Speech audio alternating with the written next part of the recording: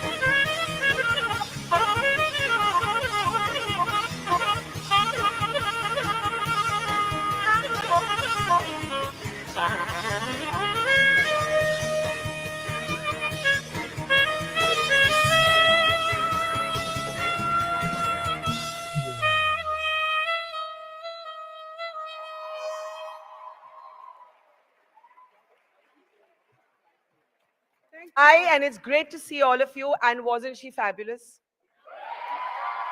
Can we have another huge round of applause for the lady that we call, let me help her up here with her saxophone, the lady that we lovingly call Saxophone Subbalakshmi. And you're going to be seeing a lot of her through the day. She's got some great songs. But I think I'll ask her just one question before we let her go, right? When you decided you wanted to play the saxophone, because you're a woman, was there a lot of opposition? Yes, it was. What did they say? They say stop learning saxophone, learn cooking so that everybody can uh, they can enjoy in the future because everybody thinks women can cook only better cooking, not other things. So she was told, don't learn the saxophone, learn how to cook. Learning how to cook is a good thing for both men and women. Yes. Um, how long have you been playing now? More than 25 years. And how and also you just became a mom. Yes, I am. He is now 18 months. 18-month-old baby. When I was pregnant, I attempted for a Guinness World Record. I played continuously 26 hours, 23 minutes. And I won it. I'm the first woman to get Guinness World Record in the whole world. Fabulous. Thank you. What do you want to say to everyone here? Okay, first, how much does this weigh? It's 5 kg. 5 kgs, right? And the sari gives you the complete look. Yes. What's the story behind the sari? Everybody thinks saxophone is a very modern instrument and it's a Western instrument. So I want to give an Indian touch. It's a fusion. It's my tradition and it's my culture to wear sari and perform. This is my style. Everybody says sax with sari. Let's give it up for Saxophone Subbalakshmi. We're going to have a lot more of her music through the day. Firstly, I'm delighted to be here. I'm delighted to see a full hall. I want to tell you that this festival, that is now in its 7th edition, travels to different cities every year. And usually we have a hall that takes about 200 people at one time. This hall has a capacity of 555 people and it's full. So thank you, Sophias. Thank you, everyone from Mumbai. Thank you to all our partners, our sponsors who made this moment possible. You'll be hearing from all of them during the day as well. My name is Barkha Dutt. I have now been a journalist for 30 years, just 5 years longer than Subbalakshmi has been playing the saxophone. I have reported everything from war zones to riots, to natural calamities, to international conflict zones. And it took me many years to own my gender. When I was a young girl entering journalism, I was overshadowed by the memory of my mother, who was India's first woman war correspondent. I had grown up on stories about how, when she applied for a job at the Hindustan Times, she was told that women are not allowed to be in the newsroom. You just heard from Subbalakshmi that women can't play the saxophone. 3 decades ago, my mother was told that women are not allowed into the newsroom. If you want a job, you can cover the flower show in the city. She rose to become the head of her bureau, and then she became India's first woman war correspondent to cover the war between India and Pakistan in 1965. When I was when I was 13 years old, my mother died, but she left me with the motto to never take no for an answer. And from that was born, and I know a lot of girls here, a lot of women here will identify with this. We are quite confused about whether to own our gender or not in the workspace. Sometimes we say, just judge us on our work. There are a lot of men here today. I'm very happy to see so many men here because men too, give a round up for the men who are in the hall today. Because boys and men struggle with stereotypes just as women do. We have so many stereotypes that we impose on men. Boys don't cry, men have to be providers, the idea of masculinity, the idea of manliness. And so it took me many years to actually own my gender and realize that to get to the same point as my male counterparts, I have to work at least 3 times as harder. And when I'm successful, my struggle doesn't end. I'll be put under a microscope and judged much more harshly as well. I remember once I was interviewing Hillary Clinton, and she told me, if you're a successful woman with a mind of your own, be ready to have a skin as thick as the hide of a rhinoceros. The challenge is, we want to grow a thick skin, we want to be strong, but we don't want to lose the softness of our heart. What is the idea behind this festival? And why do we have this door on stage? You must have seen the door even when you entered the complex. because we believe this day is all about women who came before us and men who came before us who opened doors for us. And we're here today to open doors for all of you and for each other. This day, this day will be about conversation, celebration, community building, confidences shared, and a lot of fun, a lot of music, a lot of food. I want you to be as interactive in the audience as you can. If you like something, clap, hoot, cheer, whistle, whatever you want to do. If something makes you sad and you want to share, yeah, I heard the hoot, go for it. If something makes you sad and you want to share your story, raise your hand and we'll get a mic to you. The men and women here, we're all part of a community, and that is why it is We the Women. Let's get started now. Anyone here who's dreamt of being a pilot? Anyone here? So I see a lot of boys raise their hands. Stand up, boys. Let's see you. Just stand up. I want to see if there's any girl here who wants to fly a plane. Could you stand up? Oh, I just see that I didn't announce them, but they're already here. And I was saving the secret. Follow me. How did that happen? You'll have to wait for me to announce my guests. But let me welcome them, because here's a statistic that I want to share. What percentage of pilots do you think in India are women? Any guesses? Somebody give me a number. 15% of India's pilots are now women. 15. And India has the highest percentage of women pilots in the world. And I want to welcome on stage, I was going to do a proper introduction, but being the agro pilots that they are, they actually just whizzed in. I want to welcome Captain Kriti Sanon and Captain Ishita Bhatia to the stage. Please, can we have the microphones for our guests, please, on stage? Need the mics for our guests on stage. Let me start here. Okay, so I did see a girl raise her hand. Run up here, a young girl who wants to be a pilot. Run up, you've got to run. In the meantime, I need mics on the stage, please. Mics on the stage for the guests. Yes, please. Where's the girl? Come on, come on, come on, come on, come on up. Come on up. Come on up. Okay.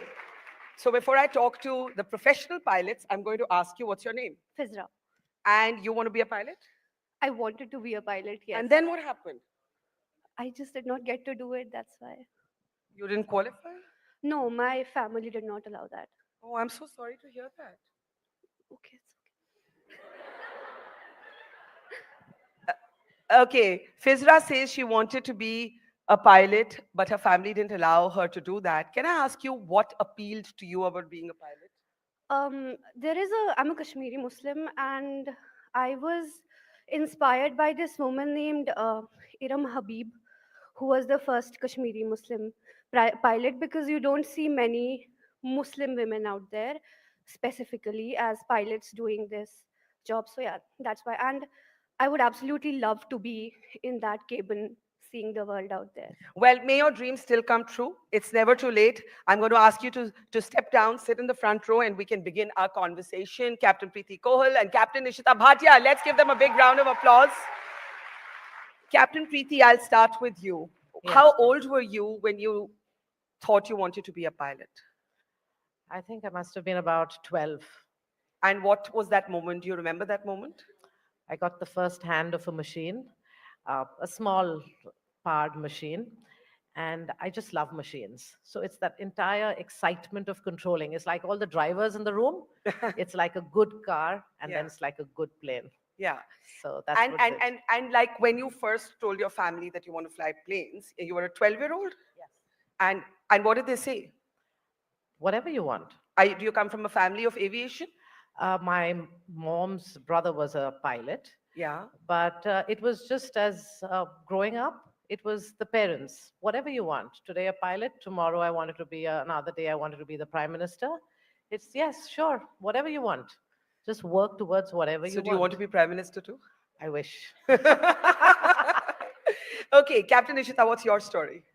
So I actually wanted to be an engineer, and I was preparing for my exams, engineering exams. Good Indian girl, huh? No, I enjoyed the physics and maths, so I think that's where it was coming from. Yeah. And my dad was a fighter pilot in Air Force. Fabulous. And I remember one day I was studying and he came to me and he said, he brought the newspaper to me. He said, aviation is growing. It's a great opportunity, a once in a lifetime opportunity. So why don't you think about it, do your research and come back to me. If you want to do it, I'll guide you. And I did exactly that and decided to be a pilot. So a lot of people are going to ask, is it tougher for women to be a pilot than a man? And I'll start with you, Captain Preeti, because while 15% is the highest percentage in the world, it's still not 50-50. It's still not even 40-60. So what do you think? And when you sit in a plane and you say your captain is about to make an announcement, raise your hand, most of you who still assume it's going to be a guy. Raise your hand if you still think it's going to be a guy. Come on, be honest. No one's going to judge you. So a lot of people here are raising their hands. By the way, can I get the timer on here? I don't see the timer on. A lot of people here raise their hands thinking it's still going to be a guy. Who raised their hands here? The photographer. Come up on stage. Come up on stage. I want to understand where this conditioning comes from. So this is Ananya, our photographer for the day. So come here so you can see our fabulous pilots as well. Why do you, when you think the captain is going to land now, to put on your seatbelts, why do you think it's going to be a guy? Because in my experience, I've never had a woman pilot. Really? Ever, except for when I was flying to Bombay for this event for the first time in my life, there was a woman who was a pilot for me. But before that, I'd never had one. So the conditioning just comes from that experience. And it's unfortunate, but yeah, it's just, I've never had one. Right. So thank you for sharing that. Honestly, we're going to let you get back and get some photographs. Let me put to you, Captain Preeti, what is the toughest thing about being a woman in aviation? Is it very easy? Was it very easy? Did you face no obstacles? Did you face no sexism from colleagues, which they thought was jokey? But, did you ever get weird comments? You do get weird comments. Basically, you're left out from a lot of group activities because they don't know how to deal with you. And so when I got into aviation, we had a lot of senior colleagues and who had never dealt with women pilots. So they're a bit wary. I mean, we all agree that we're great people, but a lot of people don't know how to deal with us. So saying which, it was a little bit uneasy for them, not on my part. I felt absolutely at home. It doesn't, honestly, it doesn't make a difference. Yeah. But yes, in general, even today, it's a little bit What's different. the weirdest thing that people assume about women pilots? The weirdest thing. Like, what's the weirdest, most irritating thing that's been said to you? Oh, you're a woman. And then what? And so it's like, and then what? Ishita? So no, I haven't faced any sexism in aviation as such. But outside aviation, yes, people are surprised to find out, that you're a pilot. How can a woman fly a plane? How is this happening? And like Preeti said, you're a woman. How is it happening? So I'm like, I get equal training, same training, and the aircraft doesn't know whether a man is flying it or a woman is flying it. So that's just how it is. The aircraft is gender neutral. Most unbiased. Is the aircraft more unbiased than passengers? Oh, definitely. Absolutely. Do passengers respond differently to when they know it's a female pilot? Yes, they do. Give us an example. So this was even a colleague of mine. So he had come from Korea. So he was Korean, and culturally, they're not used to dealing with women. So every time there was a door, he would open the door for me and then realize that he's opening the door, but I was the captain. So he would want to go ahead because he's used to going ahead. So there was this constant at every door, there was this, who's going to go ahead? Because they want to be ahead. So I was doing his route check and he confessed to me, Captain, I just want to let you know, this is the first time I'm flying with a woman. And I responded saying, don't worry, I've flown with a lot of men. Well said, right? Ishita, tell me this. women professionals get asked about work-life balance in a way that men don't. But the truth of life is that many women drop out of the workforce because the pressures at home are too much. And we talk a lot about equality at work, but we don't talk about equality at home. Pilots, international pilots in particular, by definition, work different time zones, have odd hours. Has that discouraged women from remaining in the workforce? Do a lot of women stop flying because that becomes a problem because there isn't enough equality at home? Not that I know of in my organization, and I have to give, like thanks to Indigo for having a number of policies in place. So the hardest thing for me was when I became a mother and I joined back. I think I underestimated how difficult it's going to be. What was tough about it?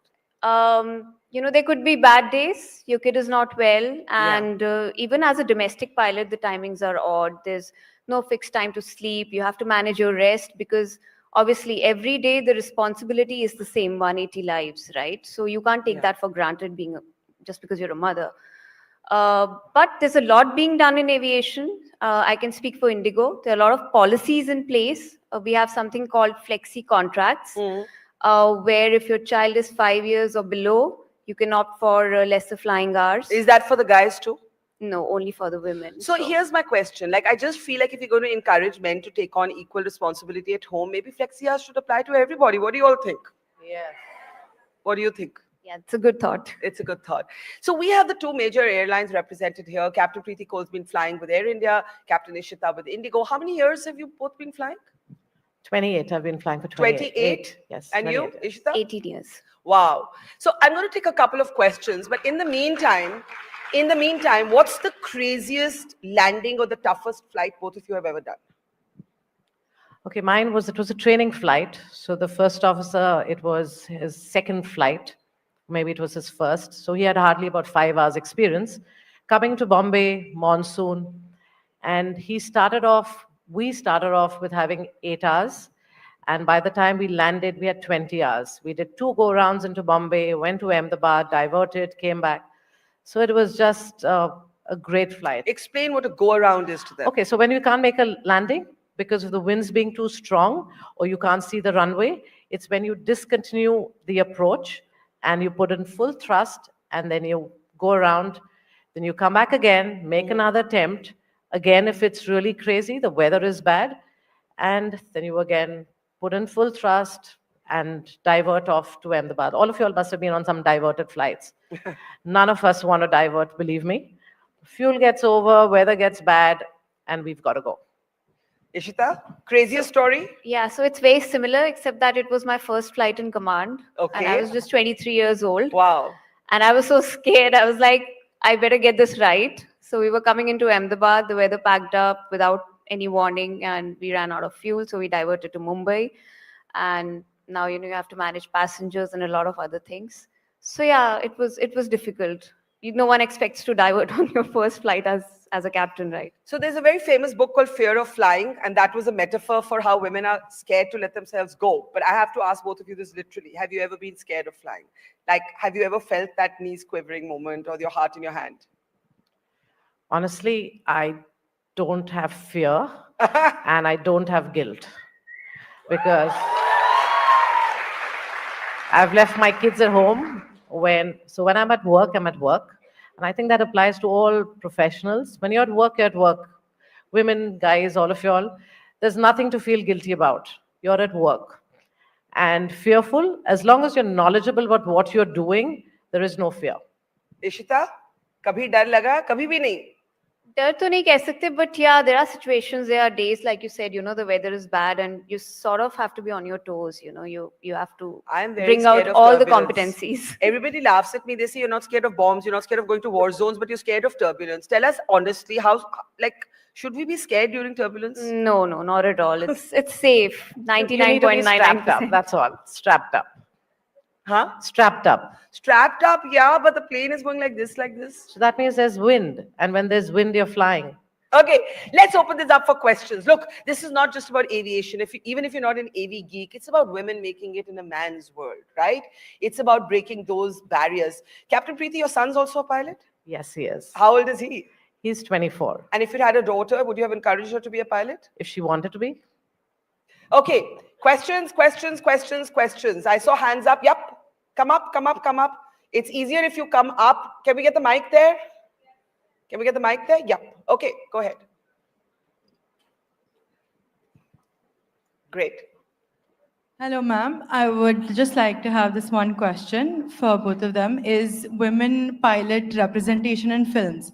One is how accurate is it, and how do you all feel about Which it? movie are you thinking of? Many, Like- not targeting any. But what is your image of pilots from watching movies?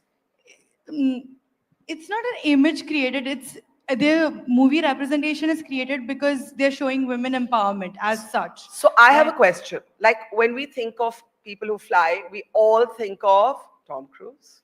Or am I the wrong generation? Who do you all think of when you think of? Anyone? Has there ever been a really cool movie made about a female pilot? No, not that I That's know the of. point, right? So what do you think when I see journalists in cinema, I don't recognize myself. And every time there's a woman journalist, they say, "Ye to Barkha ke upar hai." And I'm like, huh? How do you answer her question? So the role of a pilot is kind of dramatized in the movie. They don't talk that we haven't slept, that we can't eat everything that we want, we can't be there on holidays, and we party a lot. So that's just part of the whole myth of what it is. But so it's not really accurate, but we're good at what we do, and we are professional for sure, and we can land the plane as good as anybody else. Thank you so much. So yeah, I agree that there's a lot of glamour when a pilot is shown in movies, but believe me, it's a tough job. Requires a lot of discipline. Like I said, you have to manage your rest, so many other things. No time to sleep, to eat. So there's a lot more to it that's not been portrayed so far. Thank you so much. I want one other young woman or man. There were young boys here also who wanted to be pilots, right? Where did they go? Come on up. Come on up. It's as important to include boys and men in this conversation as it is to include women. Kriti's son is a pilot. You seem very young, though. Hi. Hi. So, what's your name? My name is Shriyansh. And are you in school? Yes, I'm in school. I'm in 9th grade. And you want to fly planes? Yeah. And what do you think about women flying planes? Nothing as such. I feel they have the right equality. You can say it properly. Equally, they have the right 50-50. They have the? Right to fly the planes. Of course they have the right. But do you think it's tougher for women to convince grown-up boys that they're as good, if not better? Nothing like that. Nothing like that? No. Yeah? What do you want to say to the two captains here? Nothing. You want to ask them something? No. Huh? But you want to fly? Yeah. Yeah? You're sure? Yeah. What do you like about flying? I wanted to be an Air Force pilot, and I wanted to fly fighter jets. Wow. And what do your parents do? My father is the head of the administration office. Okay. Nice to meet you. And may you soar high and fly planes and continue to be a boy of the next generation who believes that women have equal rights to chase their dreams. What would you say to young women here? Because really, the conversation that we're trying to have here, it's not literally about aviation alone, Ishita. It's about having the freedom to pursue your dream, whatever that is. If it's to be a chef, if it's to play the saxophone, if it's to fly a plane, if it's to be a doctor. But women are held back. While this is a day of celebration, let's not pretend that women aren't held back. What would you say to women? I think honestly, we women don't give ourselves the right to make mistakes. Whenever we make mistakes, it's like we made a mistake because we're a woman. No, I made a mistake because I'm human. So you have to understand that when you pursue something new, you will make mistakes. Okay? Don't take it seriously if someone passes a comment or something. Ignore it. Focus on your goal, and yeah, that's it. Yeah. What do you say, Preeti? I would say be proud to be a woman. Not everybody has that opportunity.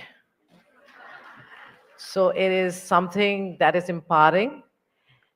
Knowledge is power. So any profession that you take up, Remember, the more that you know about it, the better you are at it, the more respect you get at it, and then there is no looking back. Fabulous. I'm going to take one last question and then we're going to honor these women. So if we can have our first awards of the day ready. One more question, anybody? Anything about dreams, biases, stereotypes? I'm just going to, yeah. Come on up. Come on up. It's just faster to get people on stage than to get the mic on you. Come on. Hi. Come here. Hi, I'm Meena Mishra.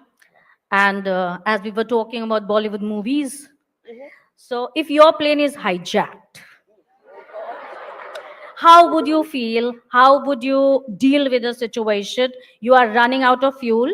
You are running out of food. No, you are already out of food now. So no food at all, running out of fuel. And they are not allowing you to land. Nobody is allowing you to land. What would you do? How would you feel? It's actually a great question because, you know, we'll have women soldiers on our stage later, and one of the reasons that they would say that women should not be sent into combat zones, a lot has changed. But in the early days, they used to say we can't have women in combat because, well, what if they get taken prisoner of war and so on. A hijack situation, we've seen IC-814, a lot of us have seen it on Netflix. What are you trained to do? And of course, the training is the same whether you're a woman or a man. Captain Preeti, I'll start with you. So we have our SOPs, standard procedures that we have to follow, which are very well vetted. And as per this, depending on the situation, so the first thing is that we listen to whatever they say, because we've got to understand it is a hijacking situation. And the safety of the passengers and the crew is paramount.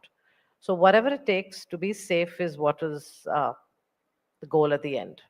And even if, there are patients and, there is no medicine around, how would you deal with that?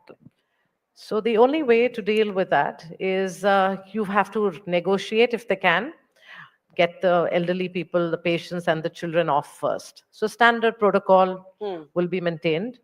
And honestly, it's all laid down for us what needs to be done, and we just have to follow it. I have to ask both of you a difficult question. Both of you are parents. I'm not saying mothers. I would have asked the same question to two male pilots as well. When you fly, it's a highly skilled profession and it's not without risk. How do you stop thinking at that moment about your family back home? Suppose you run into terrible weather, you run into a potentially risky situation, because it's assumed that women are in that way softer. This has been the assumption about us. I want to start with you, Ishita. So at Indigo, on the cockpit door, we have a very nice saying which says, cockpit is a serious place, leave your worries at home. Yeah. So whenever you enter, you read it and it sort of stays with you. Yeah. But are you able to compartmentalize? You have to. Yeah, you have to. Absolutely. Are your children here, by the way, in the audience? No, one is on flight and the other one's at work. So. Okay. Both boys? Both boys. How are you bringing them up to be boys of this generation who believe like that little child did in Equality? So they have a great role model to start with. No, so I have been telling them since they were kids, I'm going to bring you all up like daughters. Okay, so then you all will actually understand what it is to empathize with other people. And so I keep calling them my daughters. And of course, everybody grimaces at me, but that's part of it. I love that. Raise your boys as if they were daughters. So if I'm going to ask both of you to stand now, join us here. Join us here. And may I please have the first set of awards for the morning. These awards are the annual Her Awards, Hope, Empower, Rise. If I can please have them up and we can have a big round of applause for, come on, louder than that. That's for you. And here we go, Captain Cole. Come step up here. Let's hear it for our captains. And come, a photograph. And next time you're on a flight and you hear Captain Preeti Kohal or Captain Ishita Bhatia making the announcement on Indigo or Air India, you'll know that you've met them up close and personal, right? Any last message for girls here? Just believe in your goals, believe in yourself, and all the best. Knowledge is power. Knowledge is power. The best thing to say in an education is, let's have a huge round of applause. Ma'ams, please, this way, through the wing, through the, come.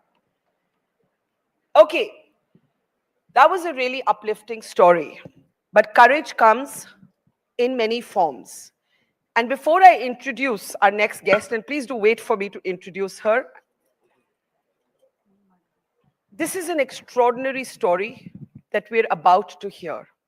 And it is the first time that the survivor in this case has agreed to come out and tell her story.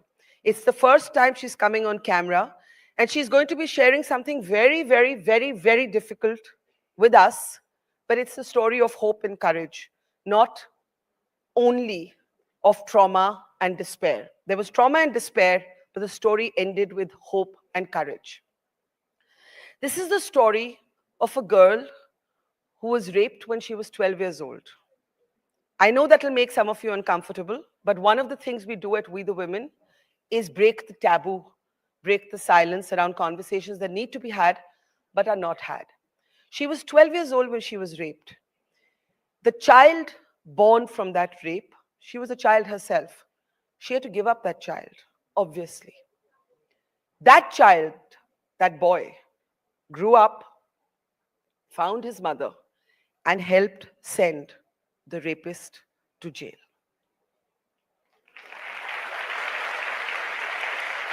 Opening the doors for Shama Singh, sharing her story today for the very first time.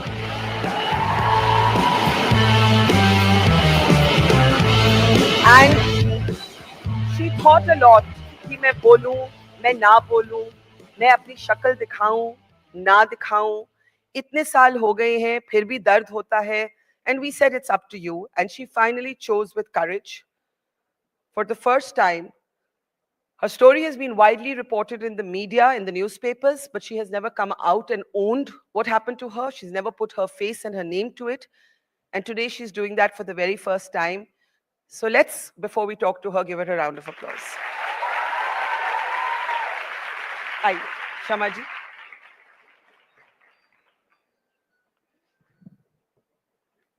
इधर इधर इस तरफ आ जाइए आप.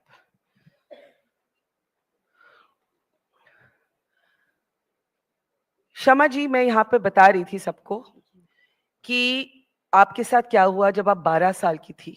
जी. आज कितने साल हो गए उस हादसे को? 28 साल तो हो ही गया होगा. पर अभी भी लगता होगा जैसे कल ही है. वो घाव मेरी जिंदगी के कभी भरे ही नहीं है. मुझे तो अभी भी यही लगता है कि जो गुजर गया वो कितना गंदा था और क्यों था. सबसे बड़ा सवाल यही होता कि क्यों था वो. तो इस बात को गुजरे हुए 28 साल हो चुके हैं. 94 की बात है, 94 95 की बात है ये. आप कुछ बोलिए. 12 साल की थी. जब ऐसा होता है तो इंसान बदल जाता है. आपकी जिंदगी पूरी बदल गई. मेरी पूरी जिंदगी बदल गई. परिवार से अलग हो गई हूँ, अकेले रहती हूँ, 2 बच्चों की परवरिश की हूँ. बहुत स्ट्रगल किया है, बहुत जॉब्स की हैं, बहुत काम किया है. मैंने सिलाई सेंटर भी चलाया है. मतलब अपने जीवन यापन, अपने बच्चों के लिए जो कुछ भी मैं कर सकती थी वो सब कुछ मैंने किया है. आप क्या करती हैं? अभी तो प्राइवेट जॉब कर रही हूँ. और क्या क्या काम किए बच्चों की परवरिश करने के लिए? मैंने सिलाई की है, मतलब सिलाई सेंटर चलाया है और मॉल्स वगैरह में काम किया है. क्या काम किया मॉल्स में? वो सेल्स गर्ल्स जो होती हैं वो. और रिसेप्शन का काम किया है और LIC का काम किया है और PNB मेटलाइफ में काम किया है मैंने. आपका जो एक दर्द था जब एक बच्ची के साथ ये होता है तो वो घाव जैसे आपने कहा कभी भरता नहीं. आपने वो हिम्मत कैसे पाई टू गो थ्रू लाइफ? सच बताऊं तो कभी हिम्मत तो कभी थी ही नहीं. इस बात को आगे लाने के लिए, बोलने के लिए या समझने के लिए मेरे पास इतना वक्त नहीं था. जो कुछ गुजर गया आज से 28 साल पहले वो एक तूफान की तरह आया चला गया. और जो तूफान के बाद जब जिंदगी लोगों की बिखर जाती है वो अभी तक मेरी बिखरी हुई जिंदगी चल रही है. क्योंकि उस सब के बाद जो है जब मैं प्रेग्नेंट हुई हूँ और मैंने एक बेबी को जन्म दिया है. हालांकि मैंने उसको देखा नहीं था क्योंकि मुझे बताया गया था कि वो अंडर एज था और वो एक्सपायर हो गया है बच्चा, रहा नहीं है इस दुनिया में।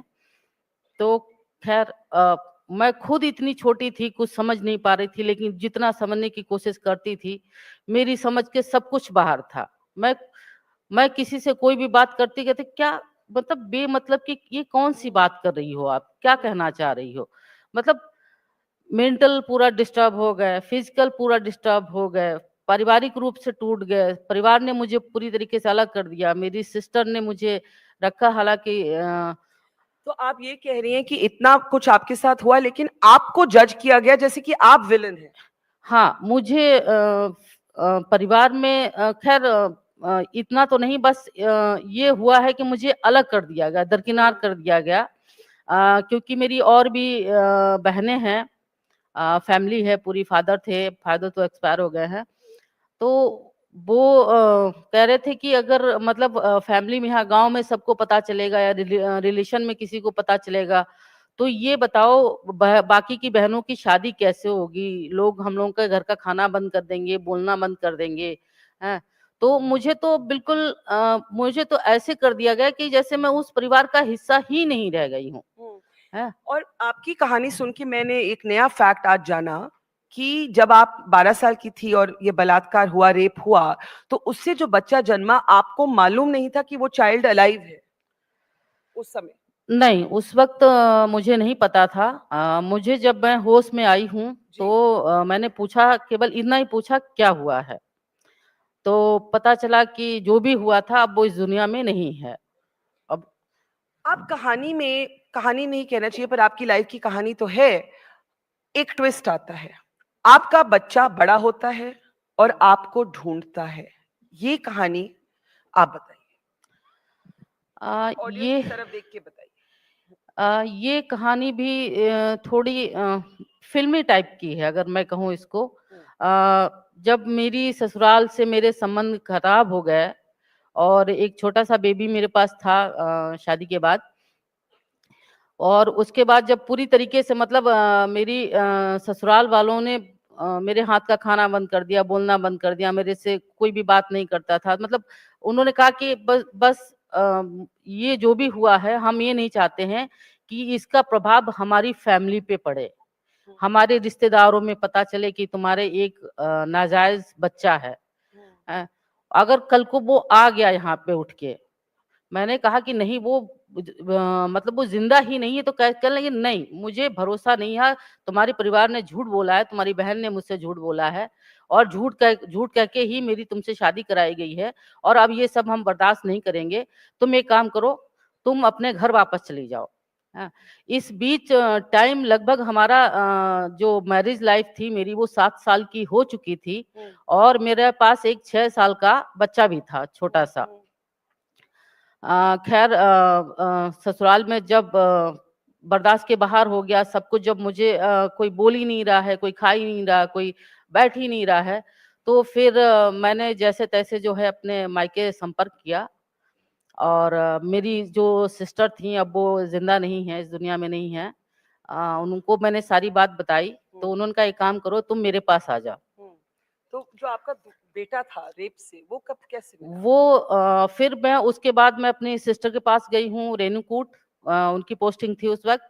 फिर वहां से मैं आ गई हूँ, उन्होंने मुझे लखनऊ शिफ्ट कर दिया और वहाँ एक हॉस्टल दे दिया, दिलवा दिया मुझे और मेरे छोटे से बच्चे के लिए। वहाँ रहे हैं, वहाँ फिर मैंने काम करना शुरू किया है। तो जो दूसरा बेटा था उसने आपको ढूंढा? हाँ, उसके बाद लगभग 2 साल हो चुके थे हम लोगों को रहते हुए लखनऊ में। तो सडनली एक जहाँ पे मैं रहती थी वहाँ पे बगल में ही कुछ बिलासपुरी जो झुग्गी झोपड़ी लगा के रहते हैं, वो बहुत सारी फैमिलीज वहाँ पे थी। और मेरा भी बच्चा छोटा था, मैं भी जॉब करती थी, मैं चली जाती थी, लेकिन इत्तेफाक से उस दिन मैं फ्री थी और घर पे ही थी अपने, और बच्चा मेरा बाहर खेल रहा था। तो एक छोटा सा बच्चा जो दुबला पतला सा था और हाफ पैंट पहने हुए था और मेरे पास आया, मुझे देखा, मैं गेट के पास खड़ी हुई थी, फिर वो चला गया। फिर वो पूरे दिन वो बार बार आता, मुझे देखता और फिर वो चला जाता। तो मुझे लगा कि विलासपुरियों के यहाँ कोई रिलेटिव का बच्चा आया हुआ है, कोई नया बच्चा आया हुआ है जो देख रहा है। जब शाम तक वो बच्चा हिम्मत नहीं जुटा पा रहा था, मैं अंदर जाती थी, मैं अपना काम कर लेती थी, मेरा नल जो था वो गेट के पास लगा था, तो मुझे बर्तन पानी जो भी करना होता था नल के पास जाना पड़ता, तो वो बच्चा मुझे दिख जाता था। तो फिर वो बच्चा फाइनली मुझे लगभग 4 से 5 बजे के बीच शाम को मैंने पूछा, बेटा तुम किसके यहाँ आए हो, क्या काम है तुमको? तो कुछ बोला नहीं, वो मेरी कमर पे लिपट गया, क्योंकि वो छोटा था और वो मेरे यहाँ कमर तक आ रहा था। तो रोने लगा मुझे पकड़ के। तो मैंने कहा ऐसा क्या हुआ है? मेरा बच्चा छोटा वाला जो था खेलने में मगन था, उसे कोई लेना देना नहीं था। तो उसके पॉकेट में एक लेटर रखा हुआ था, उसने वो निकाल के मुझे दिया, और जब मैंने उसको पढ़ा तो उसमें एड्रेस हमारा ही लिखा हुआ था। और वो बच्चा पता चला कि वो बच्चा कहने लगा, मम्मी मैं आप ही का बेटा हूँ। मैं समझ नहीं पा रही थी ये सब क्या हो रहा है, मतलब ये अचानक से एक बच्चा कहाँ से आ गया मेरी जिंदगी में। तो मैं बहुत शॉक्ड हो गई। मैं उसको अंदर लेके गई, क्योंकि मुझे याद था कि मैंने एक बच्चे को जन्म दिया है, और मेरी फैमिली वालों ने कहा था कि वो मर चुका है। हालांकि मैं उस पूरी जिंदगी मैं हमेशा एक चीज सोचती रही कि अगर मेरा जो भी बेटा हुआ होगा या बेटी होगी, तो वो अब कैसा दिखता होगा, वो कितना बड़ा हुआ होगा। और अब इसमें ये हुआ कि आप माँ बन गई उनके साथ भी, मतलब you became a mother to this boy also who was born from your rape. मुझे एक सवाल आपसे पूछना है, कभी आपको, मुश्किल सवाल है बुरा मत मानना, वो बच्चा उस रेप की एक तरह से निशानी था, कभी आपको अजीब लगा कि मैं इसको उसी तरह से प्यार नहीं कर पाऊंगी? हाँ, ये बिल्कुल सही बात है। क्योंकि उस बच्चे को जब भी मैं देखती थी, तो जो मेरे साथ जो गुजरा था और जो वो हुआ था, मुझे लगता था कि मतलब इस बच्चे की वजह से ही मेरे साथ वो सब हुआ था। मुझे लग रहा था ये अगर बच्चा ना होता तो शायद ये सब कुछ मेरे साथ ना होता। मतलब मैं उस वक्त सोच नहीं पा रही थी कि क्या बोलूं इस मामले में, मैं उस बच्चे के साथ कैसे ट्रीट करूं। हालांकि मैंने सब कुछ भुलाने की कोशिश की। सॉरी, आई नो आपके लिए मुश्किल है ये। और मैंने अपने दोनों बच्चों को साथ में रखा। और वो कितना, हाउ ओल्ड वाज ही, मतलब उस समय जब वो आया आपके पास? वो उस वक्त 12-13 साल का रहा होगा, 12 साल का रहा होगा। अब मैं बताना चाहती हूँ कि 28 साल हो गए हैं, and she still has tears in her eyes, and those are the permanent scars of sexual violence and rape for anybody here. Thank you and माफी। मैं नहीं चाहती कि आपको कोई दर्द हो, लेकिन जरूरी भी है, it is also important for us to come out and have these conversations. But ये जो पूरी आपकी स्ट्रगल है, इसका एंड में जस्टिस है, राइट? आपने और आपके दोनों लड़कों ने फाइट किया न्याय के लिए, और आज आपको न्याय मिला, वो बताइए। मुझे बहुत खुशी है कि मैं समाज के सामने आई हूँ, क्योंकि मैं तो Louder, I think.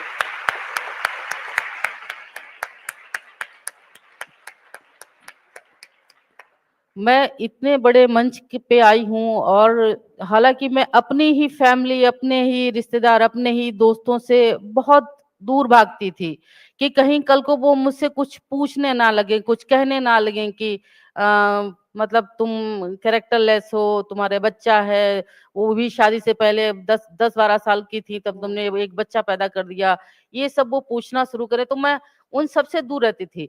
लेकिन आज इतना बड़ा मंच मुझे वर्षा जी ने दिया है बोलने के लिए, एंड थैंक यू मैम। नहीं, आप थैंक यू नहीं, मैं आपको थैंक यू करना चाहती हूँ कि आपने ये ट्रस्ट दिखाया इस मंच में, मुझ में, पहली बारी आपके साथ जो बीता देश के सामने रखने के लिए, ये मेरा थैंक यू आपको है। और न्याय जो मिला, एंड में क्या हुआ?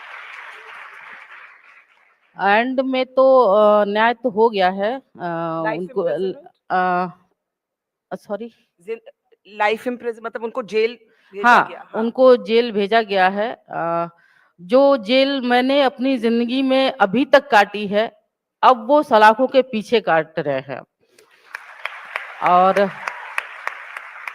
यहाँ छोटी छोटी बहुत सारी बच्ची बैठी हुई हैं, उनको मैं एक मैसेज देना चाहूंगी। आइए खड़े होके देते हैं ताकि सब आपको अच्छी तरह से देख पाए।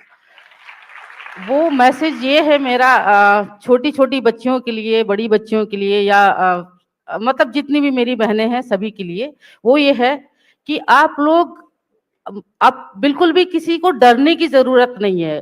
कोई आपको हैरिस करने की कोशिश करे, कोई आपको टच करे, कोई बैड टच करे, कोई आपको गंदी नजर से देखे, आप तत्काल उसका विरोध करिए, उसको बोलिए। और मेरे टाइम में तो मोबाइल नहीं था, कनेक्ट नहीं कर सकते थे, किसी दूसरे को बता भी नहीं सकते थे। अगर किसी को बोलना भी, किसी को कुछ बताना होता तो अगर लेटर भेजते थे तो वो 10 दिन बाद जाता था। और आप लोगों के टाइम पे तो एक बटन ही आप दबा देंगे तो तुरंत आपको वहां पे सुरक्षा मिल जाएगी। आपने एक बहुत जरूरी बात कही। आपने कहा अगर आपके साथ कोई कुछ करता है, बैड टच, असॉल्ट, तो शर्मिंदा हमें नहीं होना है। बिल्कुल होने की जरूरत नहीं है। शर्मिंदा हम क्यों हैं? हमने भी तो जन्म And लिया I see है। men applauding this, and that is the purpose of this forum. Sir, may I ask you to stand up? Because the first person who clapped for what she said was a man. Thank you. लेकिन हम ये कहते हैं कि हम silent ना रहें, हम बोले, हम शर्मिंदा ना होए। The stigma is not hours, the stigma is of the perpetrator. पर ये करना आसान नहीं। आपको 30 साल लगा न्याय मिलने के लिए मैम, 30 साल। हाँ 30 साल तो लगा है, बहुत लंबा वक्त है ये। बच्चे से बूढ़े हो चुके हैं। नहीं, बूढ़े कहाँ से, वी आर फॉरएवर यंग। और अब शायद मेरे टाइम में इतना आसान नहीं होता होगा न्याय मिलना, लेकिन अब जो क्रांति आई हुई है, मोबाइल की है, मीडिया की है, ये तत्काल आपको सपोर्ट कहीं भी, एनी मतलब आप किसी भी जगह हो, कहीं भी हो, जंगल में भी हो, तो वहां भी आपको तत्काल सुविधा मिल जाती है कि कोई आपके पास 5 मिनट में पहुंच जाएगा। जी, मैं तो उसका फायदा उठाएं बहनें, जितनी भी बच्चियां हैं सब। शमा जी यहाँ इतनी बहादुरी के साथ अपनी कहानी रखने आई हैं, तो मैं पूछना चाहती हूँ, is there anyone here who wants to share something that they've gone through, that they feel empowered to share today, or something that you had to speak up against, that you found it very difficult to? क्योंकि ये कह रही हैं कि बोलना चाहिए, silent नहीं रहना चाहिए, हमारा शेम नहीं है, लेकिन हम फिर भी काफी टाइम चुप ही रहते हैं, no? Anyone wants to talk about why it's so difficult to speak when you're assaulted or violated? And we are violated and assaulted in different ways, in our circle of trust, sometimes in our relationships, sometimes in public transport. I know it's difficult, but anyone raising their hand? There is a girl. May I call you on stage, please? Come. And thank you. Let's give it up. These are not easy traumas. ये आसान नहीं है कि आप मंच में आकर बताएं कि आपके साथ क्या गुजरी। शमा ने किया, and now I think she's empowered and inspired another young woman to come and tell her story. Come. You can come here. It's okay. Shama ji, आप भी आइए ना। हाँ जी. What's your name? So I'm Urvi Khadse from IIMUN, representing Sanjeevani International School here with my school. And so I'm only 15. I'm in grade 10. And I've definitely not lived life as long as many of people here have. So mostly I've not faced a lot of, discrimination or stuff like that. Because somewhere I feel कि मेरे parents ने मुझे बहुत sheltered environment में रखा, and I get why they did that. पहले I used to complain कि there's so many restrictions and we should all break these stereotypes and such. But now that I've been learning about the cases, now that I see the reality, I see कि why they did such. शमा की कहानी सुनकर आपको क्या लगा? 15 साल की लड़की, वो 12 साल की थी when this happened to her. I'm literally shaking hearing that. You can give her a hug. I can.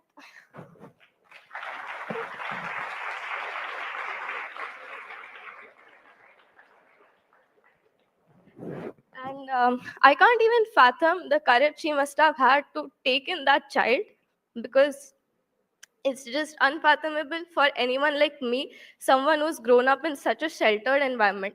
And you know how you talked about why don't girls speak out more? Yeah. I feel like as a student and as someone who has grown up in a very independent manner, that my parents have always sent it me everywhere. Like for this event, I didn't even need to ask them. I just showed them But the then you form and hear they these signed it. stories and you realize the world out there, right? But Exactly. be strong, be inspired by And her. there's also this thing ki a lot of girls don't speak out because they feel कि अगर मैंने अभी बोल दिया, then the freedom, the little freedom that I have, it will also go away. ये मैं शमा जी से पूछूंगी. Thank you for sharing your story. You can give her another hug if you want. No, okay, all right. देखिए, मैं ये बोलना चाहती हूँ कि आपके 2 बेटे हैं. जी. और जिस बेटे ने आपके घर एक दिन खटखटाया, वो छोटा बच्चा कितनी उम्र का था तब? वो 10-12 साल का रहा होगा, 12-13 साल एंड का. हालांकि he reminded you of the rep, आपने वही प्यार दिखाया उनको और आप सब इकट्ठे. हाँ, हम तीनों इकट्ठे हैं. 2 sons and the mother. Yes. दोनों बच्चों में से एक लड़का यहाँ है. हाँ, एक है. Can I call him on stage? Sharma रहा है लेकिन एक अप्लॉज तो होना चाहिए. भाई कहाँ हैं आप अमन? Yes, please. At least stand. Let us at least applaud for you. Can we call you on stage? Let's give it up for the brave boy of this braver woman. And a lot of people are feeling moved to stand. If you feel like standing and acknowledging this moment, please. I think this deserves a standing ovation.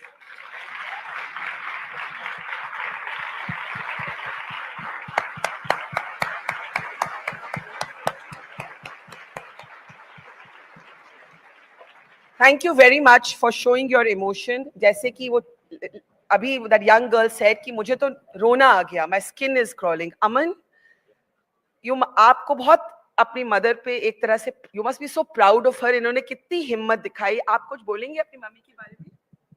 Hello.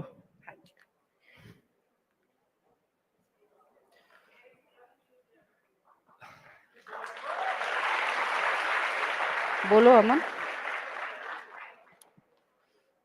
असल में मैं विकास नहीं हूँ, मैं अमन हूँ. हाँ, मैं मालूम है. आप बोले. मैं लोगों को मैंने अमन ही बोला आपको. बताइए. पर काश मैं विकास होता, तब मैं मम्मी को ज्यादा सपोर्ट कर पाता.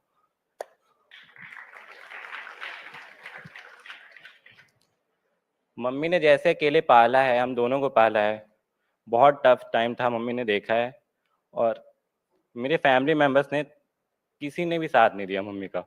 और इस पॉइंट पे मम्मी के कई बार सुसाइडल थॉट्स भी आते थे और उन्होंने बहुत मुश्किल टाइम झेला है. तो मैं सबसे यही कहना चाहूँगा कि प्लीज़ गिव अप मत करिएगा कभी भी. अपने पेरेंट्स का साथ दीजिएगा, उन्हें समझाइएगा. और एक यंग मैन होने के नाते आप अपनी मम्मी के बारे में, उनकी बहादुरी के बारे में क्या कहना चाहिए? मेरे पास शब्द नहीं है. कितना भी बोलूं, कितनी भी तारीफें कर दूं, कितना भी, बस मुझे गर्व होता है अपनी मम्मी पे.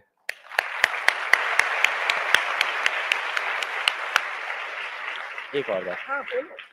मैं आप जितनी भी, मैं सब मेरी बहनें ही हैं. मैं सबसे यही कहूँगा कि अपने भाई, अपने बेटों, जो भी आपके घर में मेल्स हैं, उनको सिखाइए, उनको फीमेल्स की रिस्पेक्ट करना सिखाइए. मेरी मम्मी ने मुझे सिखाया है. हम दोनों बच्चों को बहुत अच्छे से पाला है और बहुत अच्छे मैनर्स दिए हैं. क्योंकि ये तभी हो पाएगा, सोसाइटी तभी अच्छी हो पाएगी जब मेल्स को एजुकेट करेंगे, और वो घर की औरतों को ही करना होगा. Thank you. I want to now announce our second award, her award for the year, jointly to Shama ji and her son. If we can please bring out the awards. I think this is a really, really worthy award. और पहले मैं दूंगी, ये विकास और अमन दोनों के लिए है. और thank you for being good sons. और आपको शमा जी के लिए, I think the loudest claps we must have this morning are for her. उठाइए ना. Let's show her some love. Thank you. Thank you. Please. Yeah. Shama ji, आप यहाँ से जाइए. Could I have mics on stage for the next session? Could I have mics on stage? Yeah. So that was, I would say, a difficult and a necessary conversation. Huh? Can you switch it on then? That was a difficult and a necessary conversation. How are you all feeling about it before I introduce the next guest? Anyone? Well, then I need some mics here. आप यहीं पे छोड़ दीजिए, please. Here. You can use this for the audience. यहीं पे छोड़िएगा, please. Huh? Okay. How are we feeling? Are we feeling? Come up, quickly, run up. How are we feeling after that conversation? What's your name? Asmi, my name is Asmi Gharat, and I was expecting that this will be about women's success or such an event. But when such a scenario came up, it literally made me feel very emotional because it's women who face this. Whenever I come alone from school or even from my classes, I always feel that a bit insecure because of the environment that is created now. And I guess she was an amazing example, and we can learn a lot from her because whenever we try to discuss such matters, even at our house, there are restrictions, or it only makes us feel more negative. Yeah. But I think this was a very positive one. And exactly why I persuaded and asked and requested Shamaji, come, because I felt like it showed that she fought, and she fought without resources. And it was such a bizarre moment in her life that the son born from rape showed up at her door and she gave him love and they all fought together. So thank you for sharing your thoughts. I'm ready to introduce our next two very special speakers now. One of the cruel things about the age of Instagram, and this has always existed, but it's become even crueler than it used to be, is the burden of beauty. Raise your hands if you have looked at other people's images on Instagram or any other social media and felt sad about your own body. Raise your hand if you have felt negative about your own body after looking at others. So many hands up. The two guests I'm about to introduce are very special. One, at your age, used to feel like you, and then she converted that into an entire ocean of positive energy. Today, she's a celebrity influencer for body positivity. Opening the doors for the conversation on busting the beauty myth is Sakshi Sindwani. And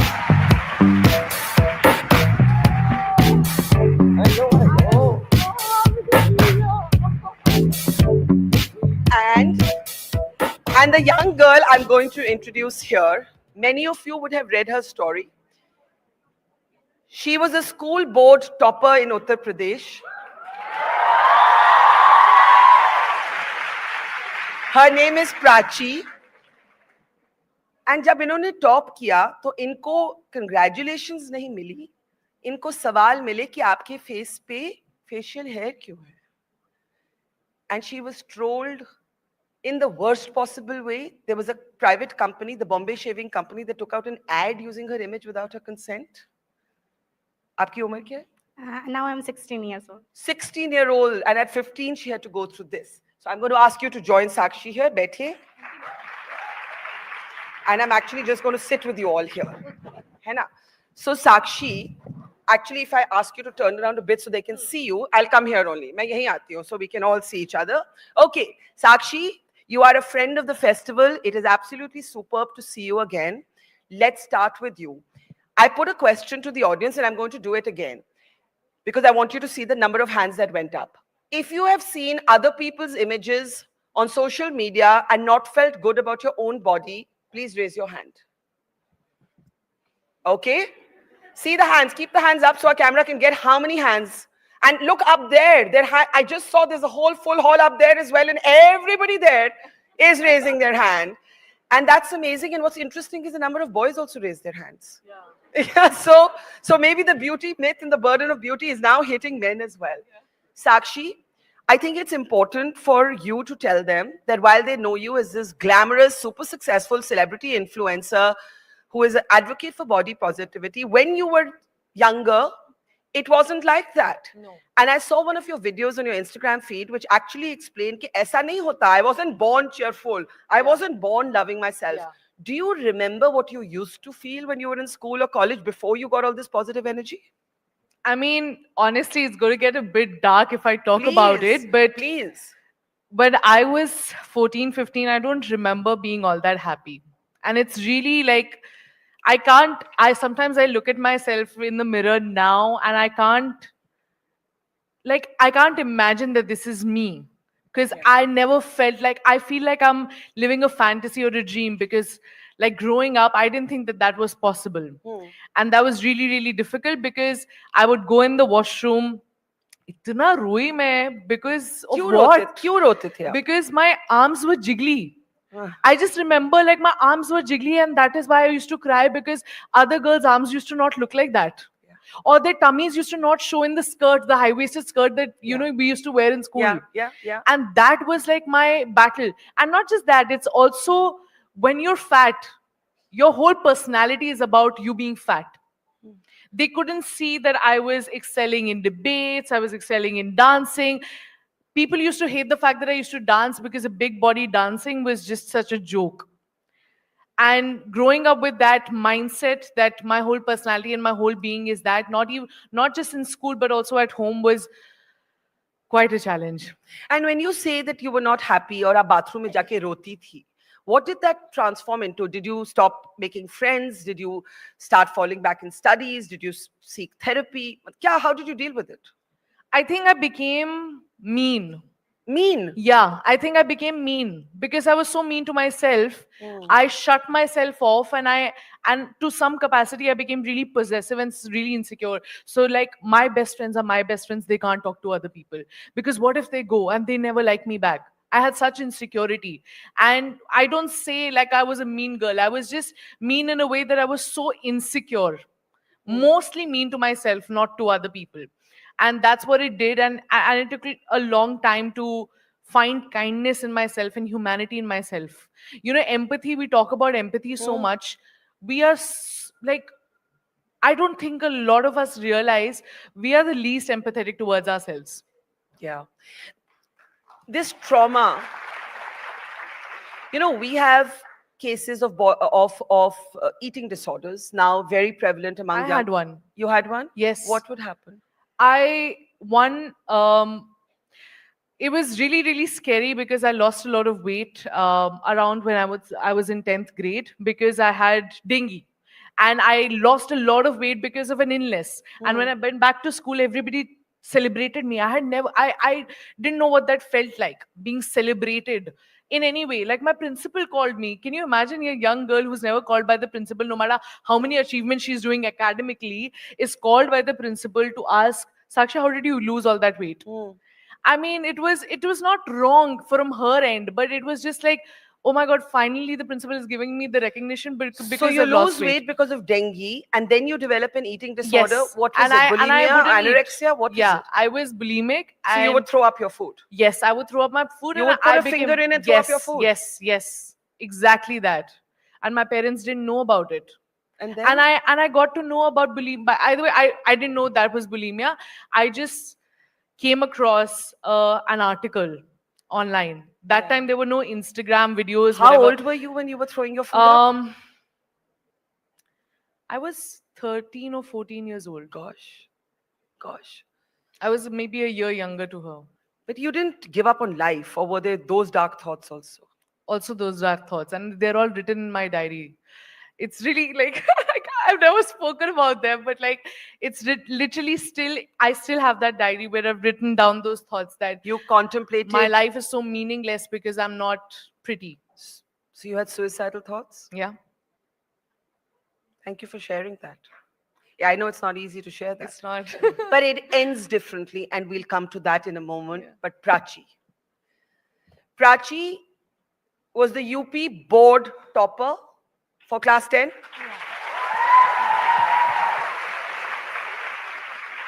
Here, jahan pe everyone should have been congratulating you, they were mean to you for some hair.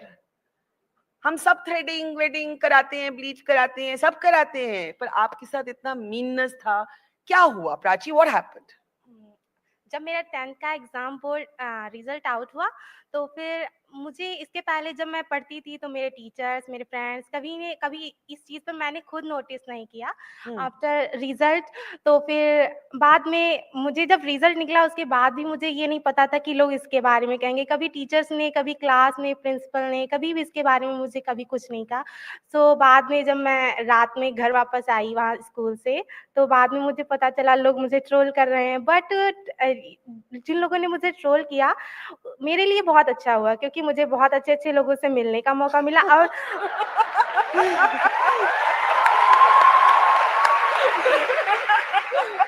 It's a great opportunity for me and शायद मैं आज यहाँ पर उन लोगों की वजह से ही बैठी हूँ,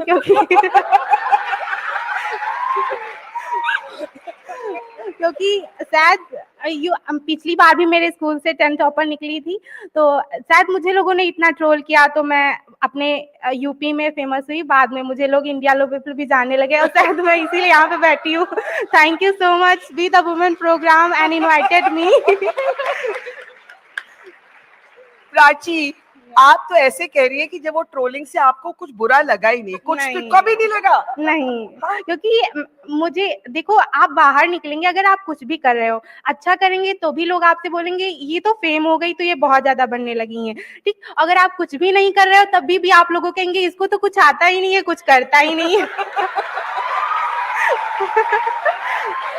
ठीक, तो आप जो कर रहे हैं, जिन लोगों को कमियां निकालनी होती है आप में जरूर निकालेंगे। आप अच्छा करें या बुरा करें, आप अपने में अगर अच्छा कर रहे हैं बस आप सोचिए हाँ ये मेरे लिए ठीक है, और लोग कह रहे हैं तो उनको कहने दीजिए, क्योंकि लोगों का तो काम ही कहना है।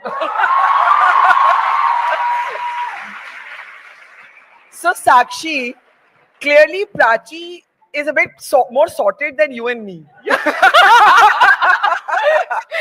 But let's go back to Sakshi बता रही थी at a certain age उनको बहुत डार्क ख्याल आते थे कि जिंदगी जीने के लायक भी है या नहीं, देखो मेरे साइज ठीक नहीं है।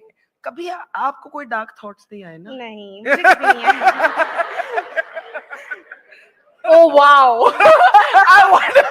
Absolutely, मैंने कभी इसके बारे में सोचा नहीं, बट मुझे ये पता था कि हाँ मेरे हेयर निकल रहे हैं, तो इसके लिए मैं अपना पहले 10th कर लेती हूँ, फिर 12 कर लेती हूँ। आफ्टर स्कूलिंग मैं अपना, क्योंकि ये हेयर जो होते हैं आप इसको तुरंत निकाल सकते हैं, लेकिन आप 10th और 12 एग्जाम दोबारा नहीं दे सकते हैं।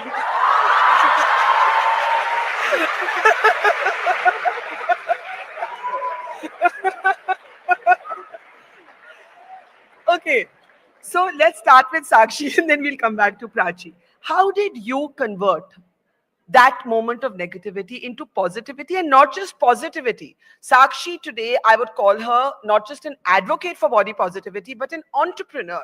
She's a very, very successful woman entrepreneur in the content creation space.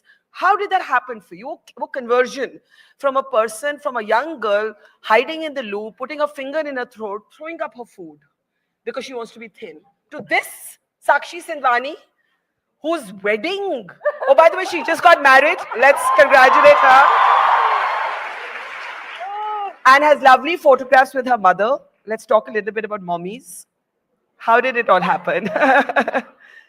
Prachi's giving you the mic.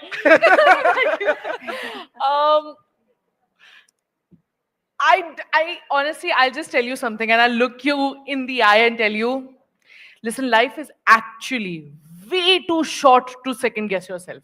Yeah. It is way too short to think that you are not good enough because instead of a 95, you got in a 93 or even a 70. And the choices that you make in your life right now don't determine the rest of your life. If I were to think that because I did what I did to harm myself when I was 16 years old or 15 years old, and that would determine my whole life, I would not be here. And I don't guess myself. And I am, self-confidence is not that far-fetched. I actually would like to tell you that. Yeah. Insecurities don't need to determine your entire life. Just because you feel so about whatever, your relationships, your friendships, your body, your skin, the acne on your face, or the dark circles under your eyes, it does not matter in the long run. You are so much more than that. And I don't just say it, I mean it with every cell in my body. I cannot begin Sakshi, thank you. And again, thank you for sharing those dark thoughts. It's not easy for a celebrity to get up on stage and talk about bulimia, suicidal thoughts. But my question to you is, you said initially, your parents didn't know. When they got to know, were they supportive? What happened? Your mother's everywhere on your Instagram feed. They would come to know through this. Really? Oh, I'm sorry. I'm not. I will have that conversation with them, and then they will have that conversation with other parents, and somebody's life will change.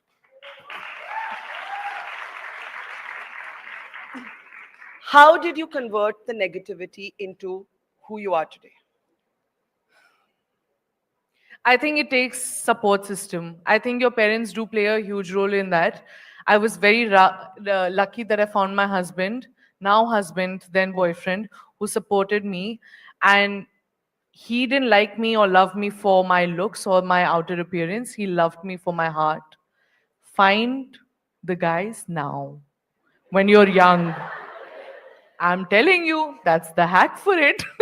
If you're in school, it doesn't matter. And if you find don't the find guy. the guy, at least don't find the wrong one. Yeah. Huh. Yeah. And honestly, being alone is better than being with the wrong person. Correct.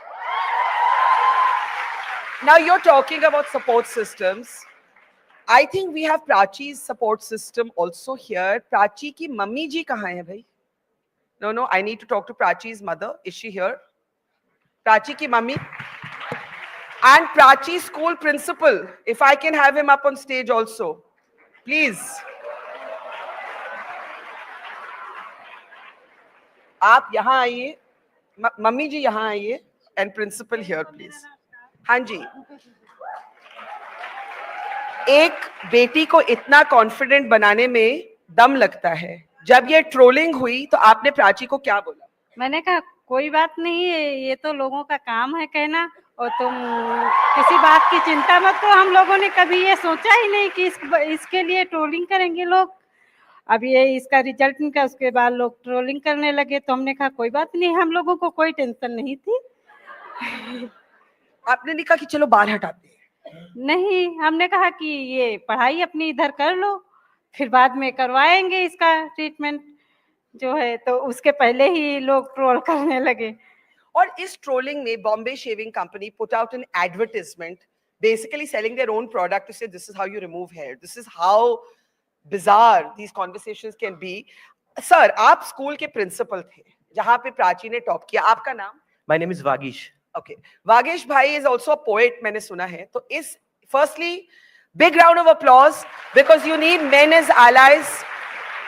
You need men as allies, and we have many men in this audience who are allies. Vagish ji, जब प्राची के साथ ये हुआ ना, she was your star student, but yet she was being trolled. तो आपको क्या लगा? मुझे ये लगा कि शायद जो लोग कर रहे थे, जैसा उसने बताया ना कि वो बहुत फेमस हो गई, तो वो इंटरव्यूज करना नहीं चाह रही थी, तो मुझे काफी फेम मिला उसके चलते. मुझे 2-3 इंटरव्यूज करने को मिल गए.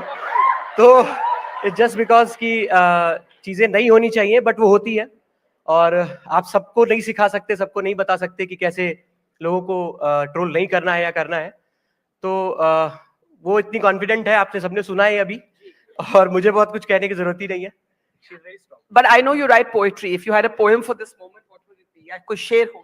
I don't write for. I have not written for this moment actually. मुझे पता नहीं था ऐसा कुछ हो जाएगा यहाँ.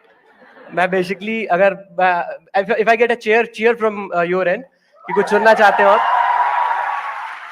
तो मैंने कुछ लिखा है. आप अगर पोएम सुनते हो तो मैं सुनाता हूँ, सुनिए. बेसिकली यंग बॉडीज हैं, तो being a young body as well, मैं कुछ सुनाना चाहता हूँ, आप सब सुनिए. And Feb is on the way, फरवरी आ रहा है, तो मैं कुछ सुनाता हूँ, सुनिए. कि देख एक टक चहकना तुम्हारे लिए. अगर वो तुम्हारे लिए आप साथ गाएंगे तो बड़ा मजा आएगा. कि देख एक टक चहकना तुम्हारे लिए, आंख रह छलकना तुम्हारे लिए.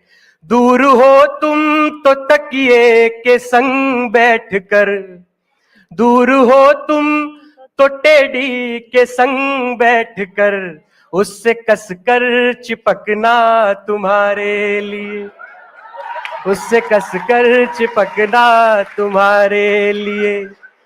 जिंदगी की कहानी तुम्हारे लिए और आंखों का पानी तुम्हारे लिए, साथ रहकर बटोरी जो हमने कभी, संग रहकर बटोरी जो हमने कभी, सारी खुशियां लुटानी तुम्हारे लिए, सारी खुशियां लुटानी तुम्हारे लिए. Thank you. Thank you. I'm going to now request everybody to stand, if we can, because I want these two ladies, these beautiful women, Sakshi and Prachi, to be here. Mummy ji can come on my right side, because we want to honor them. But I want to ask both of them, Sakshi, what would you say to all the young girls here? Be fearless. Yeah, that's it. Prachi, what next? Sapna kya hai? First of all, I want to become a good person in my life, and after that, I cleared my entrance exam, and I want to become. And my father says that to me, you become a in your life what you want to do. So what is that? Papa ne kaha ki jo karna chaho karo. Yeah. What is that? दो तीन चीजें भी हो सकती my dreams मेरे बहुत सारे dreams हैं बट उसमें मैं दो तीन मैं अभी फिल्म नहीं करना चाहती. ओके जो लड़कियां यहाँ थी जिन्होंने हाथ उठाया कि उनको अपनी फेस नहीं अच्छी लगती, वो दूसरों की फेसेस देखती हैं, फिल्टर्ड फोटोग्राफ्स देखती हैं और उनको नहीं अच्छा लगता, उनको आप क्या कहेंगी? ऐसा कुछ नहीं है, जैसे आपको गॉड ने क्रिएट किया है आप तो वैसे बनेंगे ना, और आपको जैसा गॉड बना दिया वो अच्छा है. आप दूसरों को देखिए, कोई आपको बेगर है तो आप सब घर घर जा करके उसको कुछ मांगना होता, आपको नहीं. आपके पास पैर है, आपके पास हाथ है, आपके पास दिमाग है, आपके पास सब कुछ है, आप कुछ भी कर सकते हैं.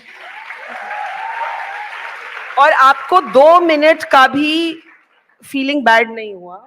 नहीं, बस थोड़ा सा हुआ कि हाँ शायद लोगों ने इसे अच्छा बढ़िया टॉप ना आती तो इतना कुछ भी नहीं मिलता और आगे तो बाद में फिर मैंने सोचा ये तो लोग तो कहते ही रहेंगे कि आप अच्छा भी कुछ भी करते हैं, तो तभी भी आप लोग को कहते हैं कि ऐसा है और that's you don't care.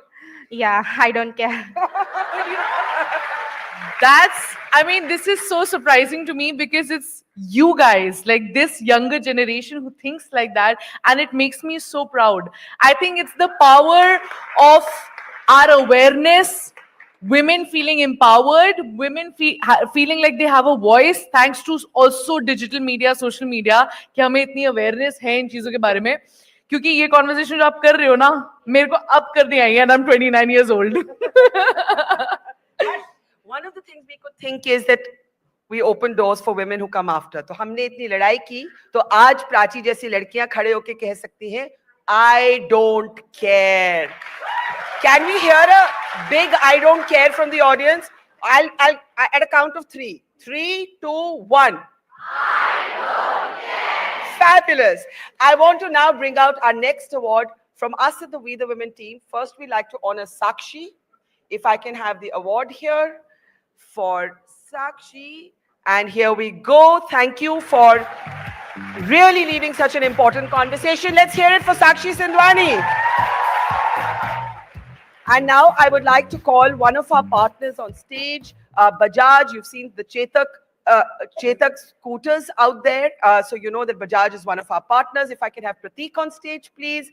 We have many male allies on the stage today, and we are welcoming one more. Thank you, Prateek. And thank you for partnering this festival. You heard the amazing women on stage. I would like you to request you to honor Prachi Nigam. Let's hear it. Come. Let's please have a little photograph here. And can I have the loudest applause? And can we do an I don't care one more time, please? 3, 2, 1.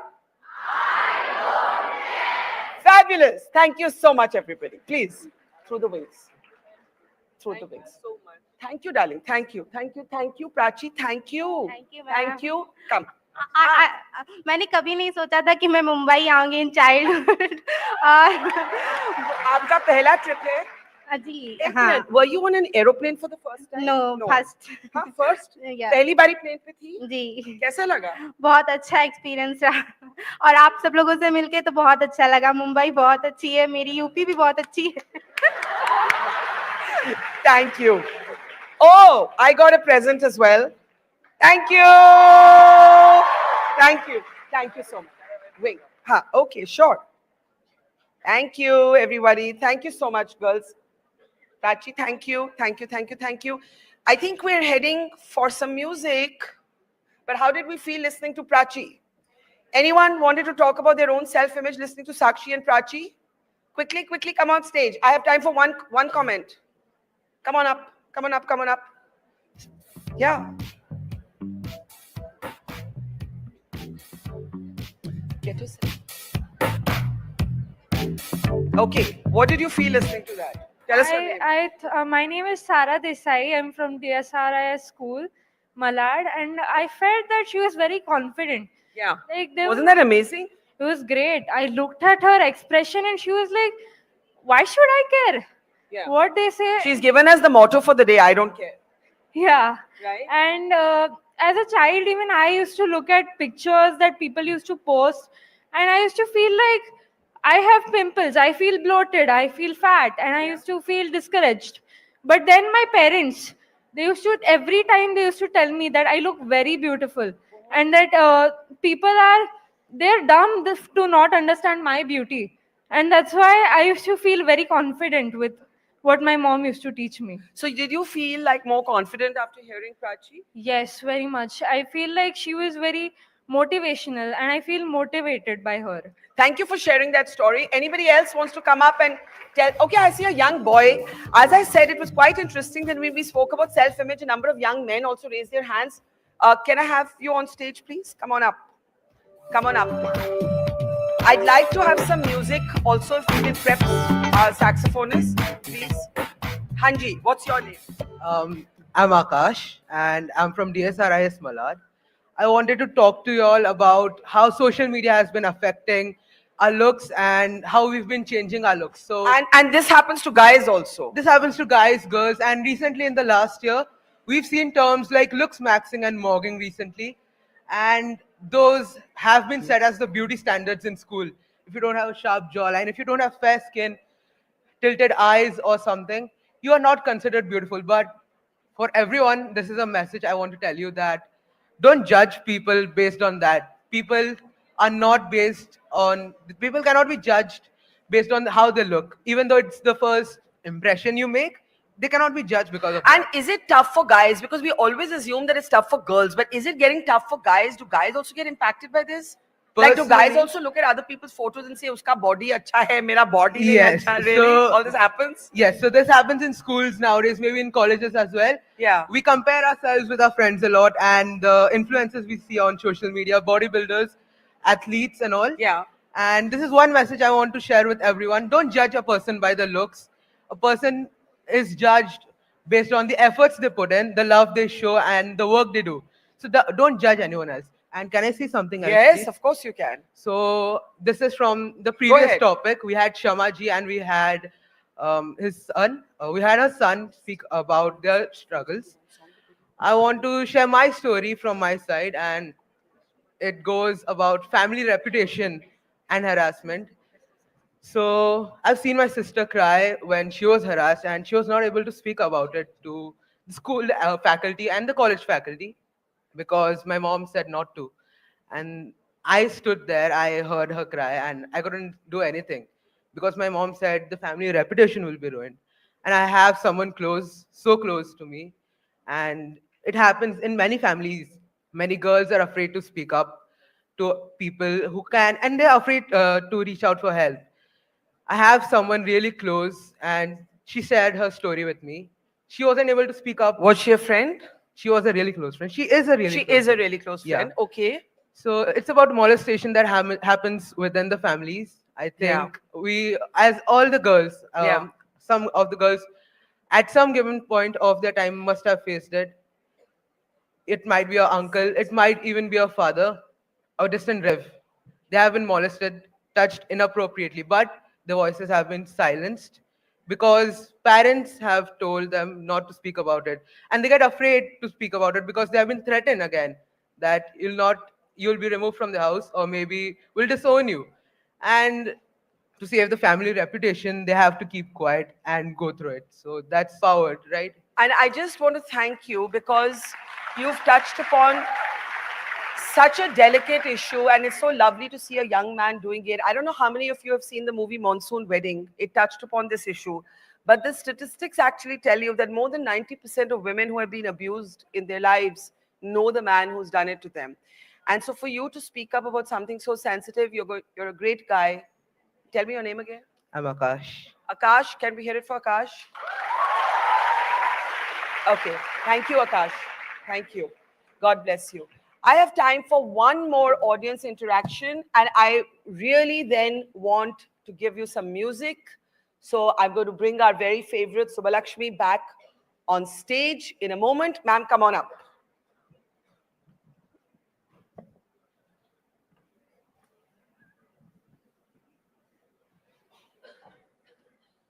Come on, come on, come on, come on, come on.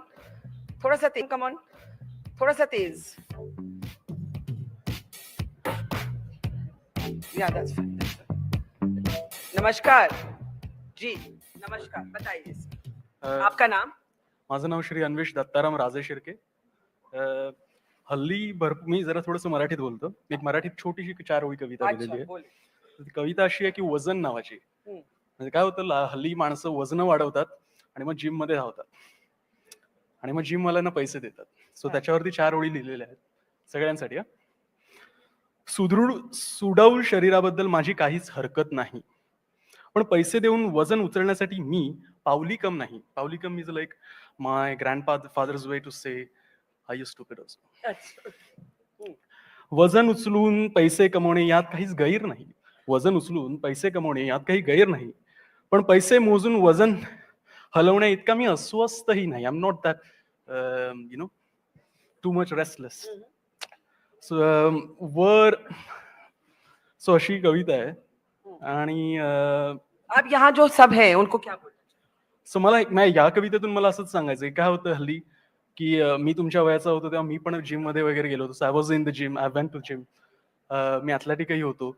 पण काय होतं ना, आपण हळूहळू विसरायला लागतो की आपण विदाउट जिम करून किंवा चांगलं व्यक्तिमत्व होऊन we can be a good hearted. So thank you for sharing that.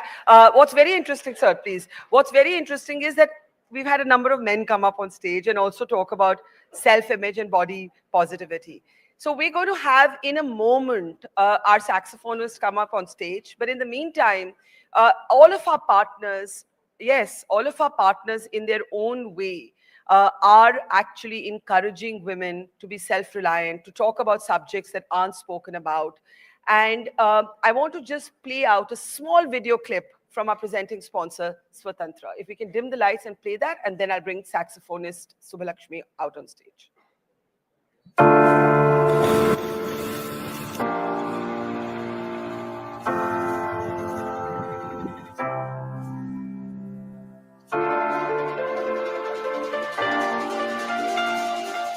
मेरा नाम मीनाक्षी सुथार है. 8वीं तक पढ़ाई करी है मैंने, आगे और पढ़ने नहीं दिया. दादी माँ थोड़े पुराने ख्यालात की है, इसलिए आगे स्कूल नहीं हो पाई. फिर 3-4 साल बाद मेरी शादी हो गई. शादी होकर यहाँ पे आई तो यहाँ की घर की कंडीशन थोड़ी खराब थी, तो मुझे लगा मुझे कुछ करना चाहिए. तो मैंने कसीदा सीखा, फोल पिकू सीखा. मैंने स्वतंत्र कंपनी से लोन लिया. उसके बाद में फोल पिकू साड़ी में मेरे बहुत हेल्प हुई है. आगे से आगे ले रही हूँ और महिलाओं को भी यही बोलती हूँ, मतलब वो भी लोन लेके जो चाहे वो कर सकती है.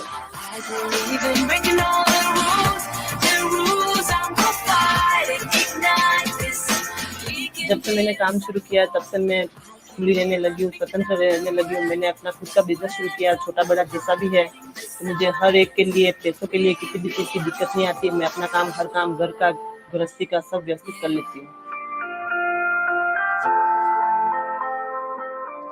अब मैं स्वतंत्र हो गई हूँ. What if everything I do, you could be in my shoes?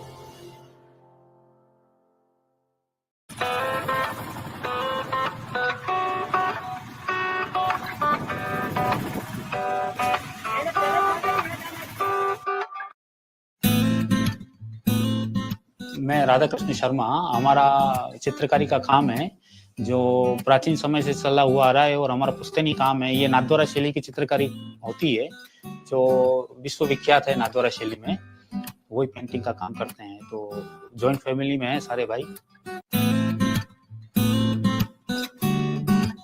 मकान के लिए हमें लोन की आवश्यकता थी तो स्वतंत्र माइक्रो हाउसिंग से हमने लोन लिया। ज़्यादा कोई फॉर्मेलिटी की जरूरत नहीं पड़ी और घर बैठे हमको लोन मिल गया।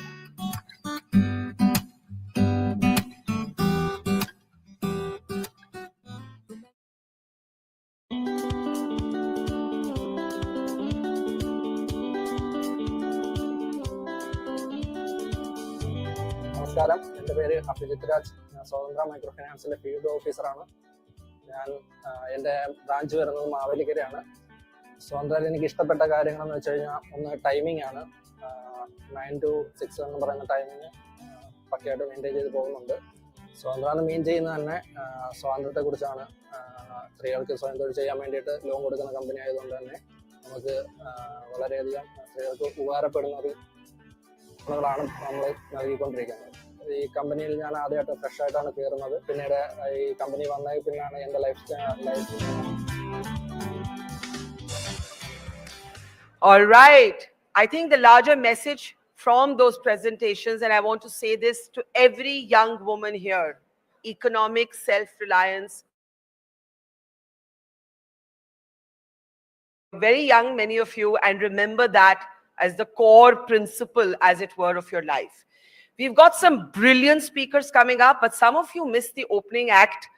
Some of you missed the opening act with our saxophonist, the saxophonist in a sari, who's been playing the saxophone for 28 years, recently became a mom. When she wanted to pick up the saxophone because it was heavy, she was told this is not for girls. You learn cooking, don't play the saxophone. She now can do both, and that's brilliant. And I want to welcome back, opening the doors for girls everywhere, saxophone Subbalakshmi.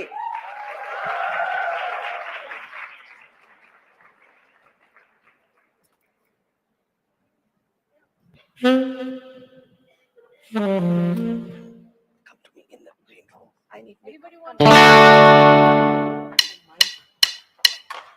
door and the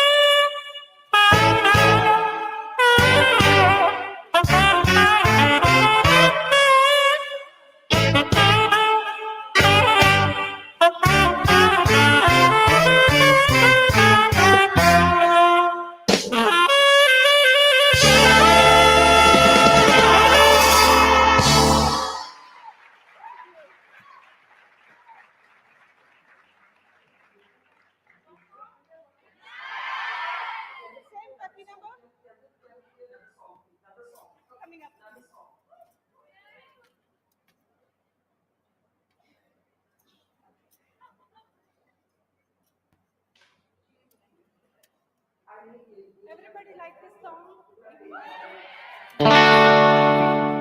Next one. Tequila. Everybody like this? From the top, please.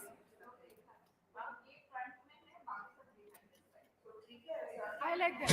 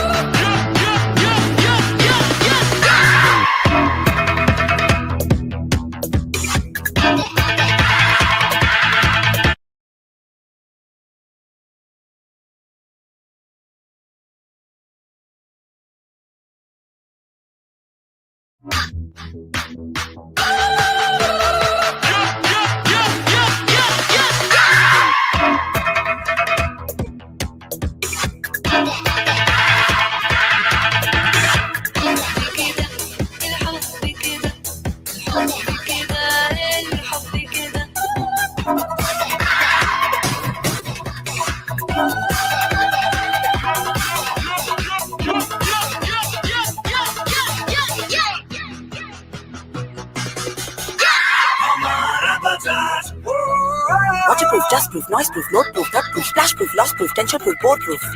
The electric Chetak, fully life-proof. How are we feeling? Okay. So we're going to get one more song later in the day from our very favorite saxophonist, Subbalakshmi.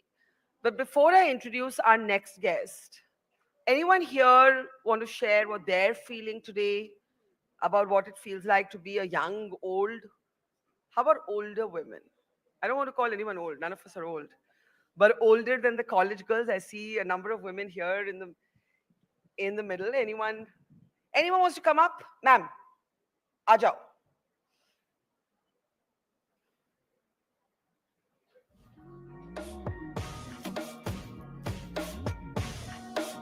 Yes, that's what we do. What's your name? My name is Kranti Sethi. So tell us a little bit about yourself. So I am a working professional. I work as a group HR head at Swatantra, which is also a part of the team here. And I'm a mother of 2 boys. One is sitting there taking pictures. Oh, hi. Stand up. Vedant. Stand up, stand up. I always appreciate men who come for these events, and I always feel we should applaud them especially. Right? Come on up. Come on up. Come on up. So how old are you? How old are you? 19. 19. And what do you want to say to all the young girls and boys here? Actually, I am a bit nervous. You're a bit nervous? Okay. What do you want to say, ma'am? How are you you know, we had one of our guests, one of the captains saying, I bring up my boys as if they're daughters. How have you brought up your boy? So, you know, I was also amazed when she spoke about it, and I was wondering how am I doing? I have a generation gap at home. So my elder one is 19, the younger one is going to be 9. Yeah. I was always brought up like a boy. Okay. Because I come from a family which is very different. My father was a crime journalist, and he was shot. He was shot when I was 11. My sister was 13, and my younger brother was I'm so 4. sorry. Thank you for sharing that. Yeah, and my mother brought us up. She was working with government services, and we had a tough life, Yeah. right? But my mother helped us sail through. Yeah. And today what we are is all because of her. And all I would want to say to everyone, each woman, and of course men, because it takes a great deal to support a woman, right? Now, That's amazing. I mean, you know, you were brought up by a single mom. Single mom. And so here's to mothers everywhere. And, you know, when we were younger, we were told independence used to be brought up the same way as a boy. But today, parents are talking about bringing up their boys like they bring up their girls. So life does come Correct. full circle. Correct. And I want to thank you Yeah. for sharing your story. Thank you for, you know, Thank you, giving ma'am. me that opportunity. Thank you, ma'am. Please. Thank you. Please, come. Come. Yeah. Thank you. So I'm going to introduce a very wonderful woman. I mean, no woman is ordinary at We the Women. No man is ordinary at We the Women. But this is a great, I know I say that before everyone, and I find it so difficult to decide which one is my favorite because they're all so incredible. But this is the story of a woman who could not complete her education. And then she used technology to teach herself English. And she now runs a YouTube channel teaching other people English. She's from a village in Uttar Pradesh. And her channel is called Dehati Madam. Opening the doors for dreams everywhere. Can we please welcome Yashoda ji on stage?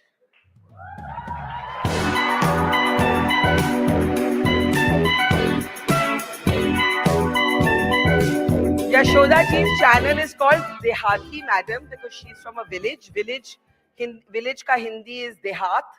So Dehati, and Madam because she's now a madam teaching people. Hai na? Yes, yes. Okay, now I am confused. Should I talk to you in English or Hindi? Anyone. Okay. You could not complete your education. आप अपनी पढ़ाई No, नहीं no, पूरी no. कर पाए। I'm only 12th. I have done all in my schooling. Okay. Why couldn't you study beyond class 12? Because circumstances were not according to as I wanted to study further. Because my father, means after completing my 12th, he got retired. And he didn't have money to. Yes, and then within 1 year, he also got he was passed away. So that's why I had to started working to run my family. That's why. And what were you doing after class 12 when you were working? क्या काम कर रहे थे आप? I was working as a sales girl. Where? In a small shop. Okay. So girls, especially, education is everything. You heard Captain Preeti Kaul say, knowledge is power. Here's Yashoda ji, who could not study beyond class 12. Okay, then what happened? फिर आपकी शादी हो गई? Yeah, but I would say I have done a love marriage, and I'm feeling proud because of that decision today I'm here. Well done. How difficult was it for you to do a love marriage in your village? कहाँ से हैं आप? I am from very small village in Kaushambi district, UP, Uttar Pradesh. Okay, so you're saying you're very proud of the fact that you've done a love marriage. You know, Sakshi stand, because we can still see you. Sakshi was on our stage earlier and she was saying one of the important things for women is to find the right guy. और अगर ठीक लड़का नहीं मिला तो कोई मत ढूंढो. Sakshi, sorry, I didn't mean to make you stand, but it was just I remembered you. Thank you. Yes. Yes. तो ये ठीक लड़का मिला आपको? Yes. Because of he supported me. You know, in life, it doesn't matter whether you have done a love marriage or arranged marriage. But the fact which matters, your husband is supporting you or not. And my husband, he was always there and he always stands by me. Can I just get Sakshi a mic for a moment? Can I get Sakshi a mic? And I'm also seeing two of our very braveheart soldiers from the Indian Army here. Ma'am, Colonel and Major, can you stand up for a second? You'll be hearing from them later in the stage. They're going to be very special guests coming up later in the stage. Just wanted to introduce you. Please take your seat. Sakshi, she's saying love ho ya arranged ho doesn't matter. Find a supportive husband. But why do women only have to find supportive husbands? We don't tell husbands to find supportive wives. It should, no? It should happen. I feel at this point of time, it does happen. Does it? Yeah. And I think the key to, and a lot of people would agree, the key to happy marriage, happy relationship is the boy has to love you a little bit more than you love them. A little tiny bit. That's the key to the best happiness. Do you agree? Thanks, Sakshi. वो कह रही है कि आदमी, man has to love little more than woman. Love. Love her. Acha, now, how did you, who could not study beyond class 12, start first teaching yourself English and then teaching other people? Actually, the time when I started my YouTube channel, at the same time, I was on my learning journey. I just started, and it's now about to complete 2 years, and means it was my learning as well as teaching journey. I was not teaching others, but at least I gave something to others that was inspiration, that motivation, and that courage, that guts. If a villager can do, then why can't we? And because of, I don't want to credit myself, but I would say I have connected with so many ladies, so many housewives, so many homemakers, and they have also gave this credit to me, ma'am. Because of you, I am here. I have also started. So how many subscribers does your YouTube channel have now? Currently, I have just completed 3,70,000 subscribers. If you had completed, you know, we had Prachi here. Where's Prachi? Prachi, where are you? Prachi. Because we're both from UP with very different stories. Now, Prachi is a school topper. She couldn't even study beyond class 12. And she taught herself English. Anything you want to say to her? इनको channel अपना start करना चाहिए और इन्होंने कर लिया? हाँ, कर लिया है. मैंने इनको कई बार यूट्यूब पर देखा हुआ है. आपने देखा इनको? या इनके बारे में क्या फीलिंग है आपका? कि ये जो कर रही हैं विलेज से होकर के इन्होंने इंग्लिश को स्टार्ट किया और इंग्लिश बोलना हम लोगों को लगता है कि इंग्लिश इज अ वेरी मतलब कि जो लैंग्वेज है इसको बोलना आना चाहिए. तो मैम को मैंने कई बार यूट्यूब पर देखा हुआ है कि इंग्लिश पढ़ाते हुए. तो या मैम अच्छा पढ़ाती है? हाँ, मैंने 1-2 बार वीडियो देखी हुई है. ठीक है, आज बहुत अच्छा है. I have also started offline teaching. Wow. So why is learning English so important? Because especially for girls from smaller towns. लड़कियों को जो विलेज टाउन होते जैसे हम लोग आते हैं कि जैसे आप डेली लोग जैसे आप सब लोग बैठे हैं आप डेली घर में अपने इंग्लिश में बात करते हैं. आप कुछ भी चीजें हैं आप इंग्लिश में बात करते हैं. और जैसे कि हम लोग एक यूपी एंड सीतापुर उसके टाउन में हम लोग महमूदाबाद में रहते हैं तो डेली हम लोगों को हिंदी में ही बात करना पड़ता है और करते भी हैं. तो इसीलिए मैंने आते ही कह दिया था कि मुझे हिंदी में बात करनी है क्योंकि I am prefer to Hindi. तो इसीलिए मैं you feel English is needed to get ahead in because आप जैसे कि मैं यहाँ आई तो मुझे इंग्लिश में थोड़ा सा बात करने में दिक्कत होती है क्योंकि मैं बोलती नहीं हूँ ना डेली इसीलिए. और आपको बात करना आना चाहिए क्योंकि आप फॉरेन जाते हैं तो वहाँ पर आपको बिजनेस में आपको पर्सनली इंग्लिश आनी चाहिए. आप किसी भी ऑफिस में काम कर रहे हैं वहाँ पर भी बोलने के लिए आनी चाहिए. तो English is very important. Okay Prachi, thank you. आ जाओ आप नीचे बैठो and we continue our conversation with. अच्छा, so how did you teach yourself English? YouTube videos देख के? Yes. Just by watching YouTube videos. I have learnt about YouTube as well as... But your class 12 tak education was in Hindi medium or English medium? Hindi medium. So you had studied in Hindi medium till class 12 and then you taught yourself English. Yes. And this naam, Dehati Madam, ye iski kya kahani? I think it's just a God's blessing. Because of God, He gave me that idea, and I put this name of my channel. And even I never ever asked from anyone about to put my channel's name. Now tell me, you take your kit everywhere. You just teach online. You also take your camera and your kit, and your husband helps you. Yes. No. You do it yourself? Yes. Sabko? Because my husband, he has his own work to do. Which is what? He's a farmer, first of all. Is he here? Yes. Dehati Madam's husband, where are you, bhai? Radhe ji.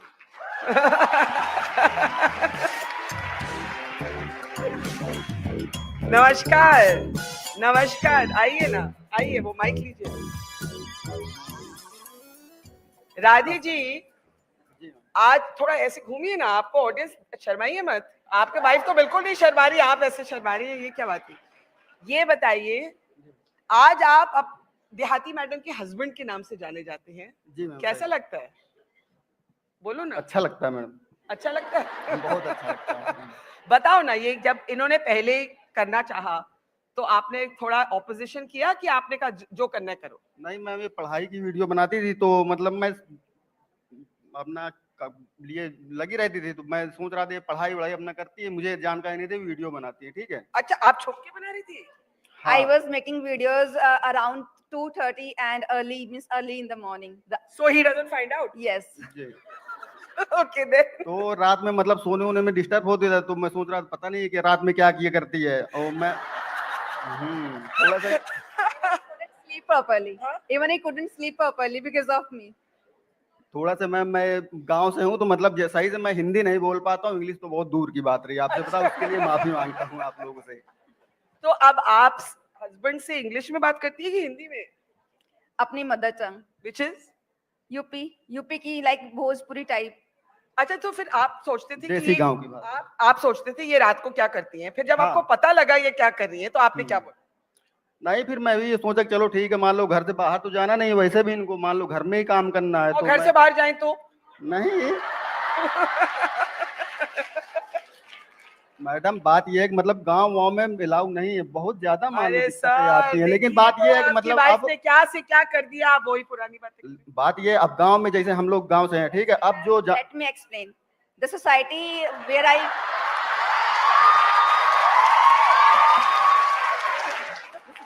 the society which I belong from the area it's totally rural area and people all the villages they don't allow their wife to go out without your husband.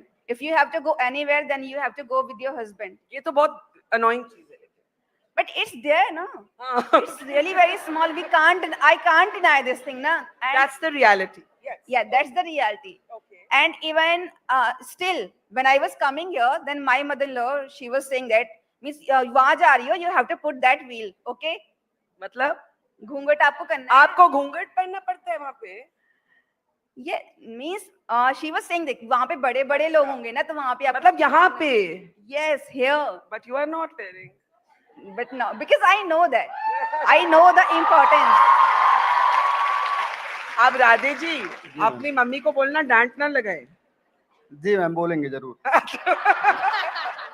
Okay so अभी your wife has become मतलब इतना उन्होंने achieve कर लिया आपने कुछ अंग्रेजी सीखी इनसे कि इंटरेस्ट नहीं है नहीं इंटरेस्ट नहीं मैम दूसरी बात ये कि मैं ज्यादा मतलब पास में रुक भी नहीं पाता हूँ पूरा दिन मैं अपना काम देखता हूँ आप क्या काम करते हैं रेलवे में थोड़ा मोड़ा काम करते हैं अच्छा सो इक्वल पार्टनरशिप चलता है now tell me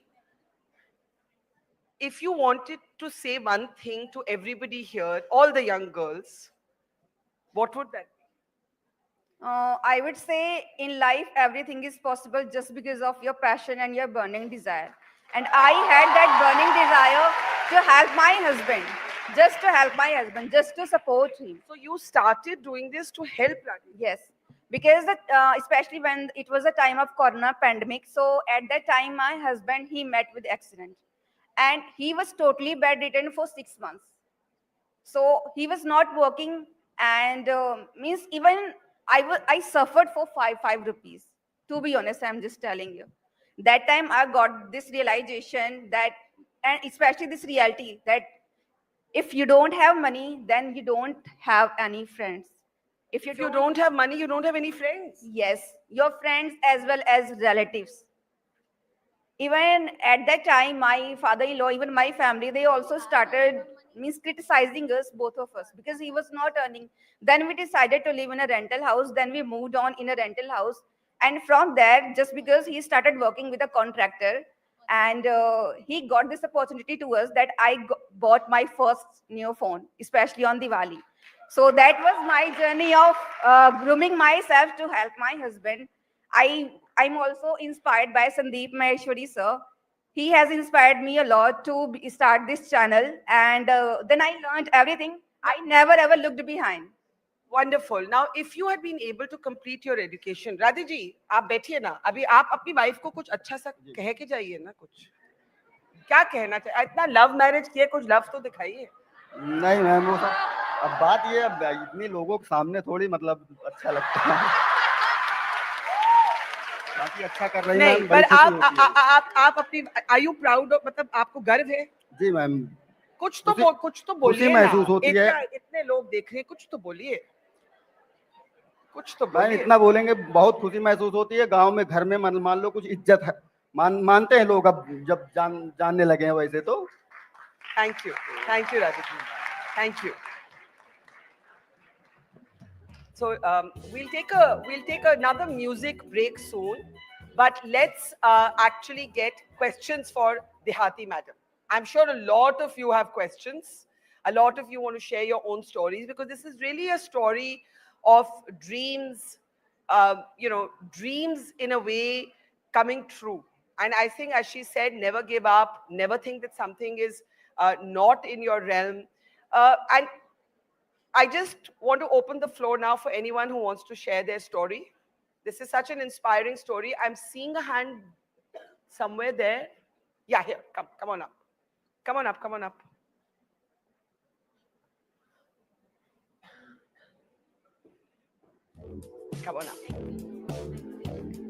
Come. I've got the mic. What would you like to ask?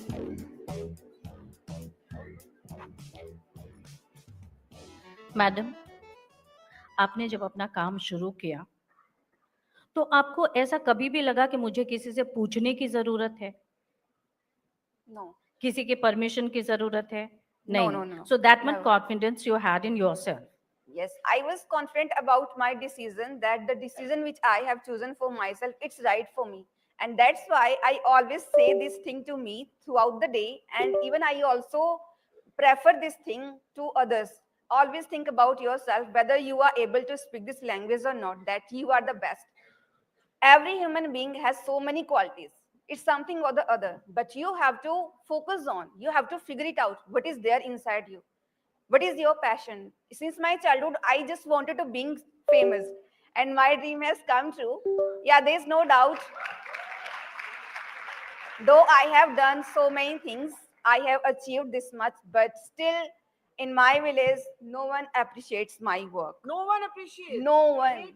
No one. Why does no one appreciate your work? Because they know only one thing, that she is just wasting time. She doesn't do anything. But you are earning money for your home. Yeah, there is no doubt. That's why not only my husband, but also my father-in-law, he also supports me. But if I talk about my nanand, bhabhi, saas, so The male members are supporting and the females are not supporting. No. So do you ever tell them that you are not okay with what they are doing with you?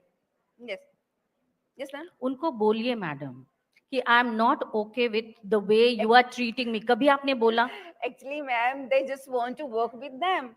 They just want me to being a helping hand for them. Well, in anyway, fields, but everywhere. we have to understand. Thank you, ma'am, for your question. We have to understand that patriarchy is. If we can have that ting go, stop on this timer. It's really distracting. Whoever's controlling the timer, thank you. We have to understand that that misogyny, patriarchy, feminism are all gender neutral. There are feminist men and there are misogynistic women, because we're all victims and works in progress of our cultural conditioning. Now, we have an award for Dehati Madam, but we have a very special guest, and I'm going to keep the mystery going about who's going to come to present that award, and our guest is running a bit late. So Dehati Madam ji, I want to ask you, अब आगे का सपना क्या है? And we'll give you an award when our next guest is here. But आगे का सपना क्या है? Actually, I haven't decided yet, but yeah, next year I would like to start my own spoken institution. Wow. In village, for the villagers. Okay. Okay, Dehati Madam ji. I can't call her Yashoda only because I keep calling her Dehati Madam because that's it. I'm going to request you to take a seat, and your award is pending. We'll call you back on stage. Now I want to welcome back. Let's have a big round of applause for Yashoda Lodi. I'm going to welcome back on stage Subha Lakshmi because we didn't really get to talk to her much. She's only been playing her saxophone. Put your hands together for saxophone Subha Lakshmi. Now, before your next track comes, and it's got to be a really peppy one, right? How has life changed, or has it changed, or has it affected your playing after you became a mom? Yes, it was a little.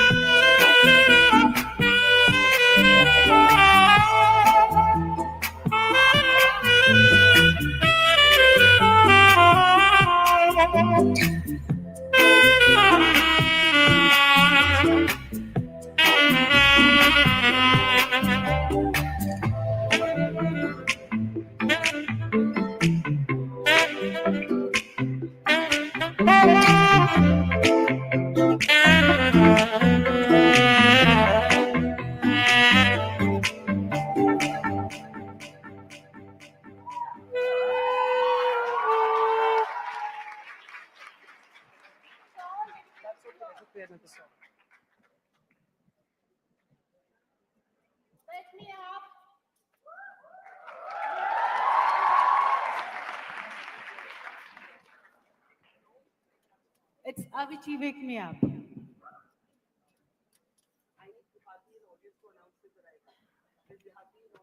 like this song? How was the Senorita? Thank you.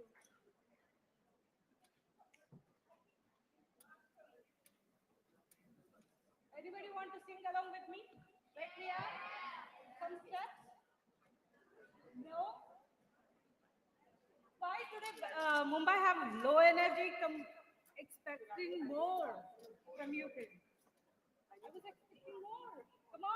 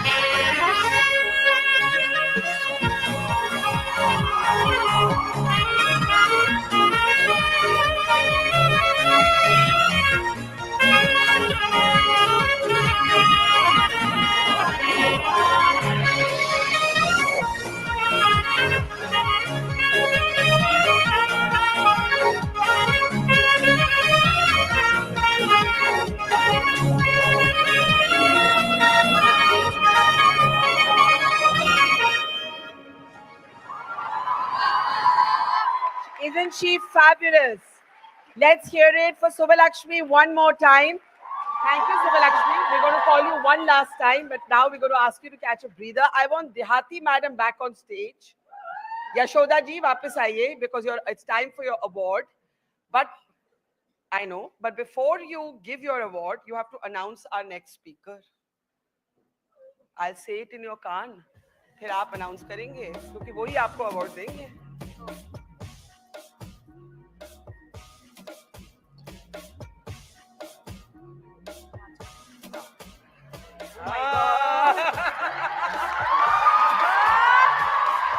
English में announce करना पड़ेगा, है ना? The next guest is. I don't have to teach you English. You have to teach me English. Nervous मत हो.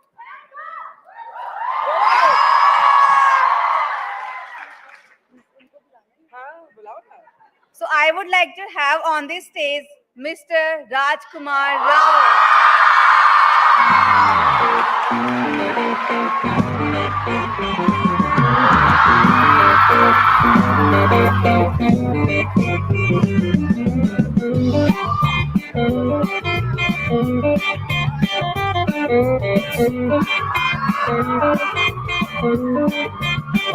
So, Raj. Can we hear it for Raj?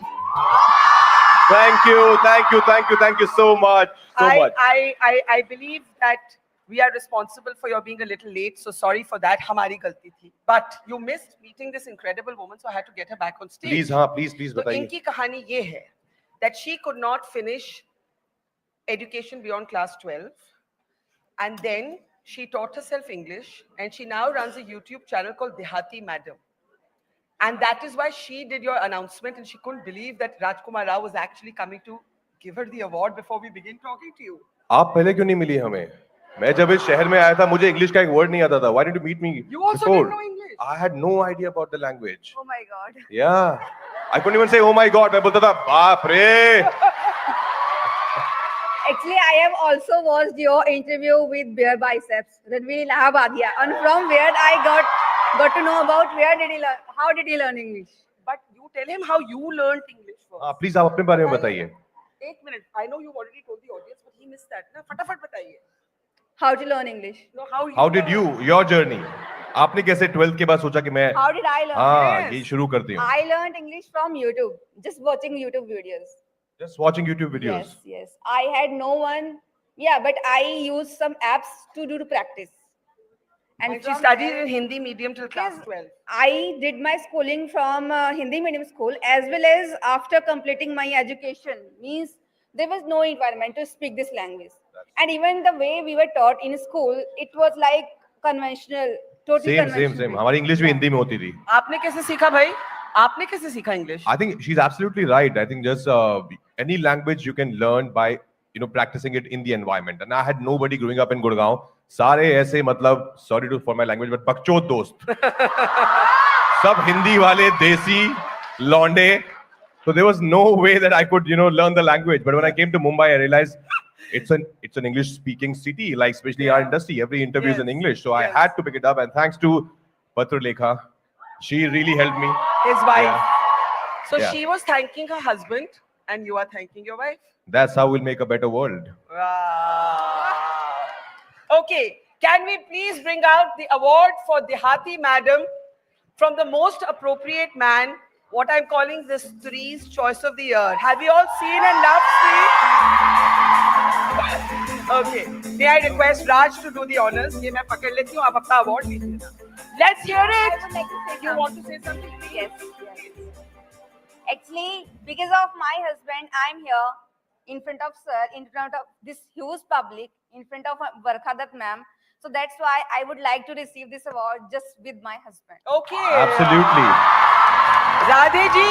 कहाँ है? Who is the lucky man? Radhe ji है. राधे जी. राधे जी और राधे जी बिल्कुल अंग्रेजी नहीं बोलते. वो कहते हैं हिंदी भी नहीं बोलता है, अंग्रेजी तो क्या बात है. हिंदी भी नहीं बोलता, अंग्रेजी भी नहीं बोलते.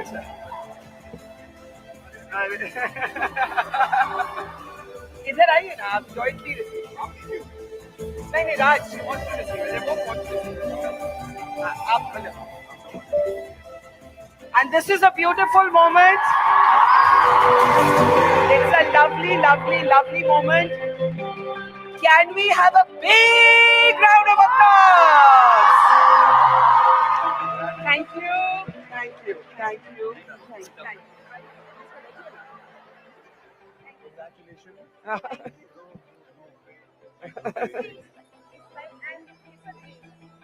आपको एक बैक स्टेज भी फोटो दिलवाएंगे आप आओ राज कम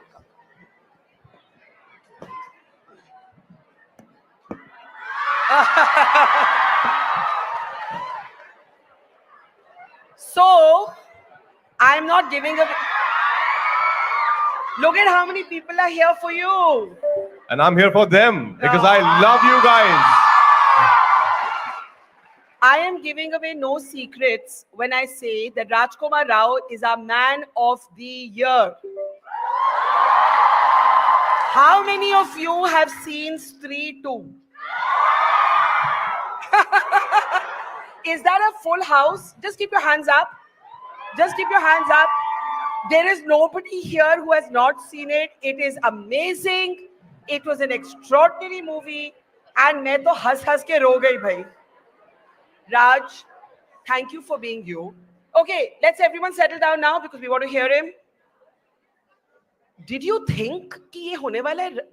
I mean, this kind of success, it has been your biggest commercial. There have been other critically acclaimed successes, but it has been your biggest commercial success. You know, not only mine, it's the biggest Hindi language box office film ever. Wow! Wow! I knew this year. I didn't know ever. Yeah, ever. Ever? Yeah. It's Wow, the biggest yaar. blockbuster. तो आप तो शाहरुख खान के बाप बन गए फिर. अरे भाई, please don't say that. Please, मैं उन्हें बहुत प्यार करता हूँ. मैं he's a dear friend. मैं I'm only उनका, joking. मैं बहुत बड़ा fan हूँ उनका. You know, actually, no, none of us expected that for this to happen. Of course, we were very sure because 3-1 got a lot of love. We were sure that people were waiting for part 2 to come, and that's why we took 6 years to make it because we didn't want to make a project. Yeah. You know, sometimes it happens that one film does well, then you want to cash out on it and make another one ASAP. We really worked hard. Our director Amar Kaushik and Narena writer. Yeah. They took 6 years to come back with part 2. 6 years. 6 years, yeah, 2018 and 2024. We knew that people would love it and it would do a decent number, respectful number at the box office. But for it to break all the records, I think that was overwhelming. That was unexpected. What do you think it is? Because it's such an interesting genre. There's horror, there's feminism, there's humor. And humor, to bhai, I mean, you were improv. I think you were doing so many improvisations that it must have been crazy for the directors. I love it. I tend to improvise a lot as an actor, especially in comedies. You can, you know, all those things that we see in the film, like the calm down, calm down. Calm down. All that is improvised in the moment.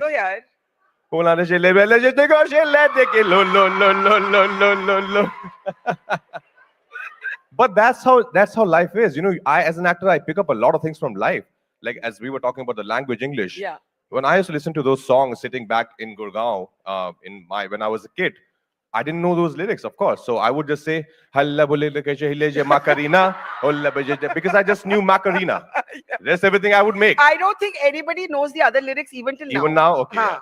Okay, then it's fine. Yeah, then I don't feel that odd. Yeah, so I think that I just took it from life because in a small town like Chanderi, there's no way a guy like Bicky would know calm down ka lyrics. Correct. Yes. Bicky, hai na? Okay, 3, 2, 1. At the count of 3, 2, 1, we're going to go Bicky. 3, 2, 1. Oh, thank you. There's that smile you have that has broken many hearts in Stree. That goofy smile, wo thoda for our girls karke dikhaiye na. Boys also. Yeah, of course, for everyone. I'm gonna repeat what you guys just said as Bicky. उसने हमारा हाथ पकड़ा, हमारी आंखों में देखी और बोली,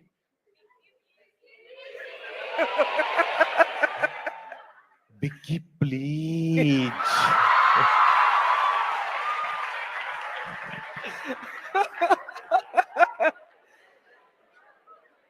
How many people here know how Raj got married and what he did on his wedding that was so different and makes him so special? Who knows? One lucky person is going to come up on stage who knows the correct answers only. Huh? Come on. Come on! Come on, come on, come on. Come on.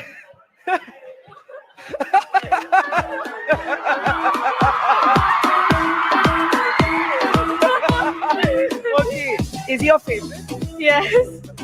What did he do when he got married? He put sindoor on his forehead. That was On like, his wife's forehead. and on himself. Ask her to actually. Yeah. That was just great. What did that moment make you? What did it make you feel? It made me feel really proud and empowered. It felt like even men feel like they should do things that women are stereotypically told to do during their wedding. So that made me feel really happy and proud and really special. What do you want to say to that? I love you. I love you too. Thank you. Come on. Aw. Okay, thank you. Let's talk about that moment. We'll come back to Vicky.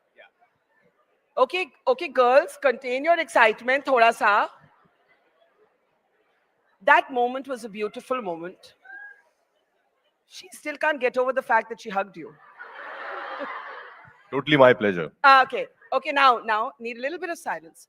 That moment was a beautiful moment, and you were basically taking one of our cultural traditions and just equalizing it. That's all you did.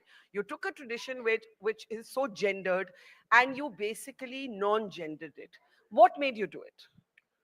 To be honest, as we were talking about improvs, I'm very instinctive in life, and I totally believe in equality. Like, I think that moment, it was just very impulsive. You know, I did that, and I just felt that why should only she wear this sindoor? Yeah. You know, why should only she wear this Mangal Sutra? Yeah. And everything should be about, like, she would wear her chuda, her Mangal Sutra. There's so much that she would do. Yeah. What am I doing? Minus wearing this ring. Yeah.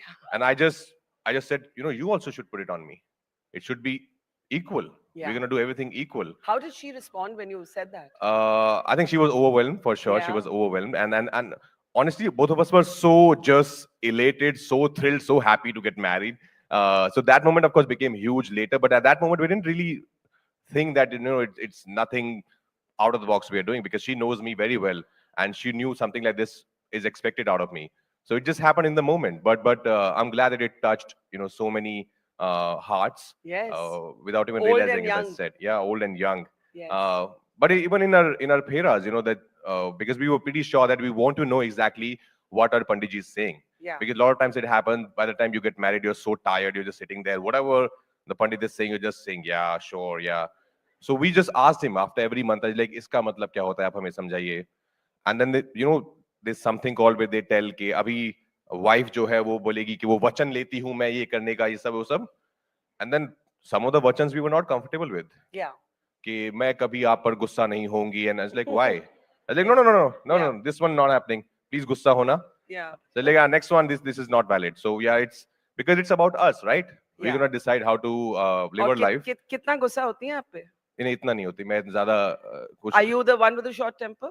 No, I'm not short. I was till school not short-tempered. I was a rowdy boy. Yeah, but not anymore. You know, I were don't you get a that. Bicky?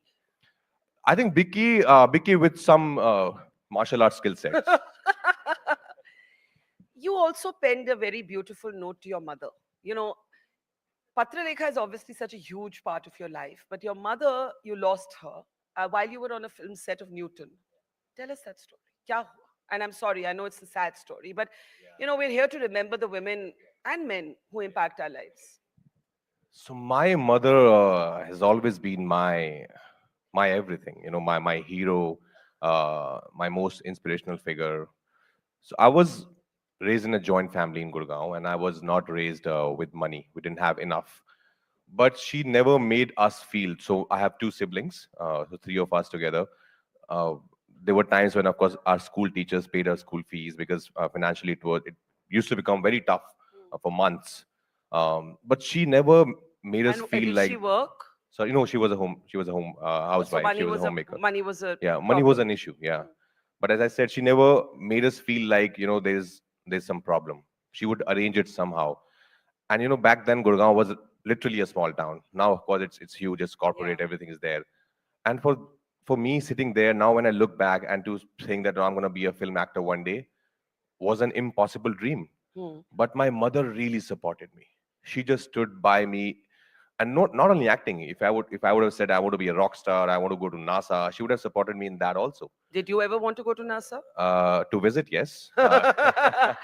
You always wanted to be an actor. Sorry, I'll come back to your mom, but always, always. yeah. क्या उम्र थी जब आपने I think I was in class 9th or 10th. So there was this tradition. My whole family, like most of us, like Indians, we love watching films. And there was a tradition that we would watch 2-3 films on a weekend on those VHS tapes. Like my Tauji would arrange a VHS tape, and then we would watch films.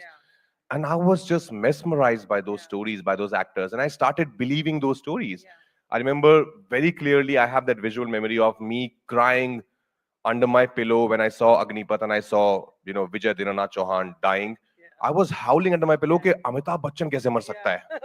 Because I believed it. I thought gone. Yeah. And I said, "Bhagwan, please Amitabh Bachchan ko zinda kar do." I must be like, I don't know, in class 5th or 6th. Yeah. But those stories really touched me. And when I of course got a little mature, 9th, 10th, I decided I want to do this because I was so fascinated. I was madly in love with the film world. I would collect, magazines and then cut pictures and then put them in my notebook. Especially, of course, Shah Rukh sir. He gave us a lot of inspiration being from Delhi. So there it started there, and then without knowing anything how to pursue this, I started doing theater in school, in college, outside college. Then post my graduation, I joined Film Institute, FTII Pune, and that changed my life. Absolutely, that taught me the real meaning of being an actor, of being an But artist. life wasn't easy even after you first became an actor. You come to Mumbai, the city of dreams, and at times you don't have enough money to do anything except buy a packet of glucose biscuits. 18 rupiah in your bank account you hit at one point. 18 rupiah. Today it would not even get you a chai. Really? I नहीं, think- मैं पिला दूंगा आपको 18। आप पिलाओगे? I think कितने अभी भी का? कटिंग अभी मिल जाती है कैंटीन में 5 चाय कितने का भाई? 5 में मिल 5 rupees, right? 5 रुपए मिलता है? 5 अच्छा में कटिंग ठीक मिल है. जाएगी। But you know what I mean. I mean, Yeah, 18 rupees is tough. What would you do? And let's come back to your mom. At that time, she was still alive. How did she support you? So when I went to FTI for the first time, I was out of my house and I was homesick. So I would call her every third, fourth day and would talk to her and my brother for like 10-12 minutes. Okay, I'm really missing you guys.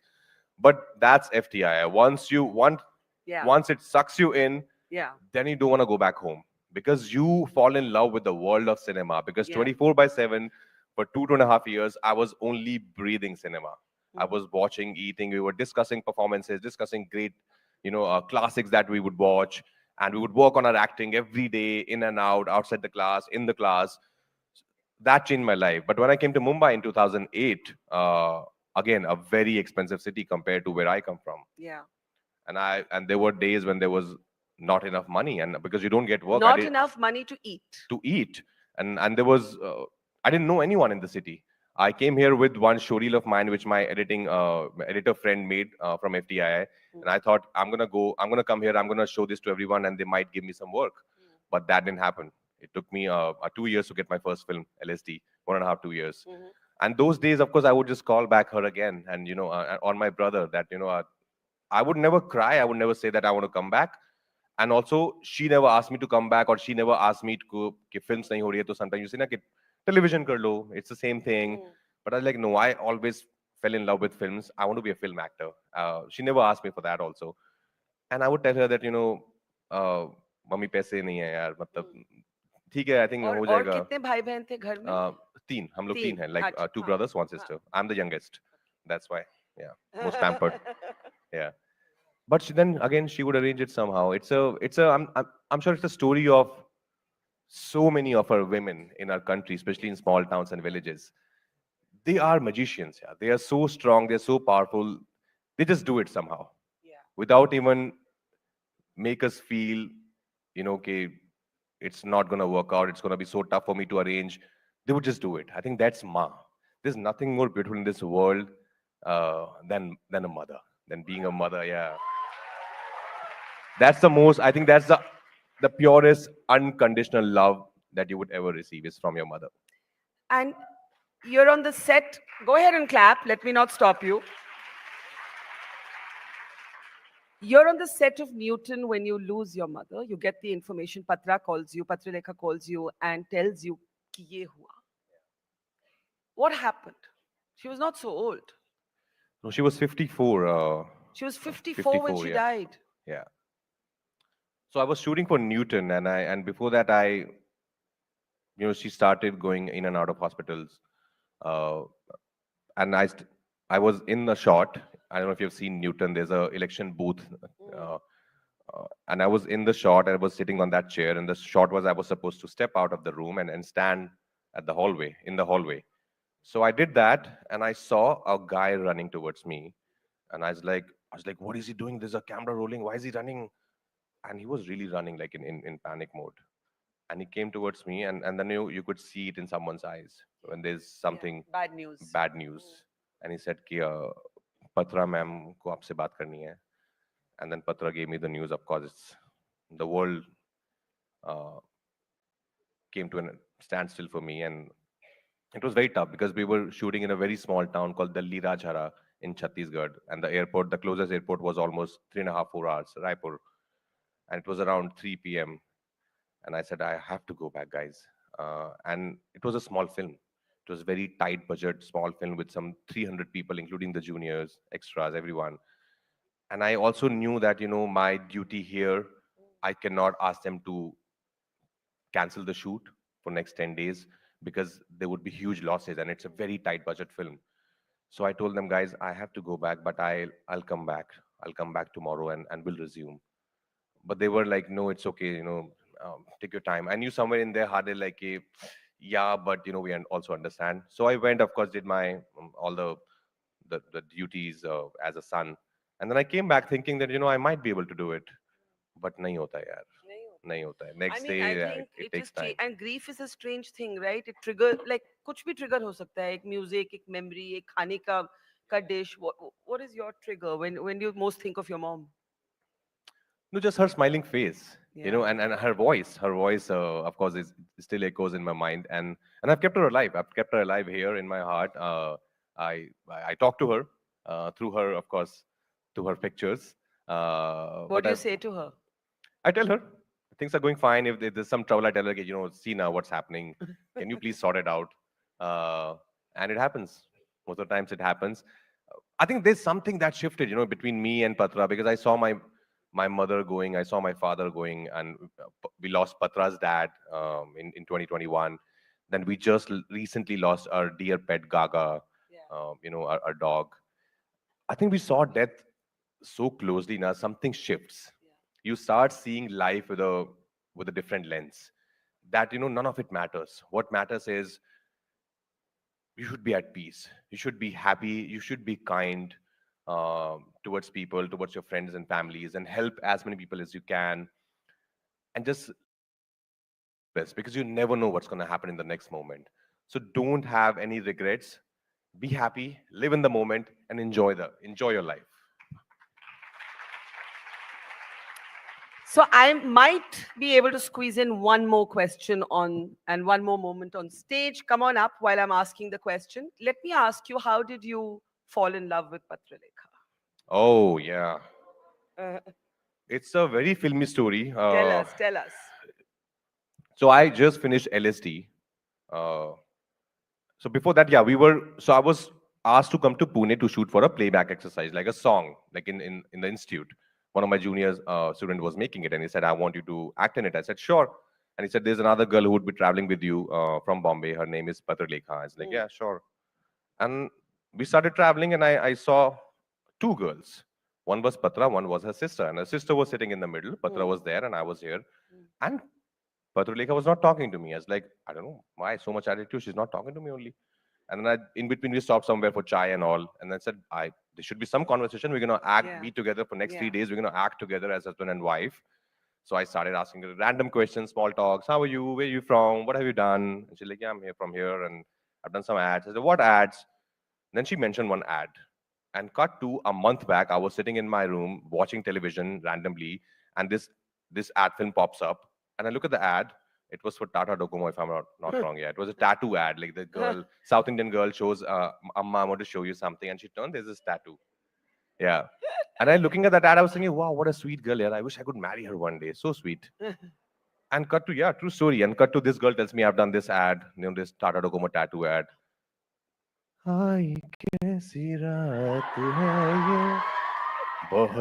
everything just turned into slow motion for me from there. I like, this is universe doing. This is all God. It's His plan. Sorry? Manifestation, absolutely. And it's been 14 years. Wow. Every day it's still, I can see that. Now, let me call this young woman up on stage and then I'll hold my question till she is able to come up. Come on up. Come. Hi. I am good. How are you? I'm good, thank you. So basically, I'm also from Delhi. Hold up your mic. Yeah. Okay. I'm also from Delhi, near Gurgaon, Dwarka.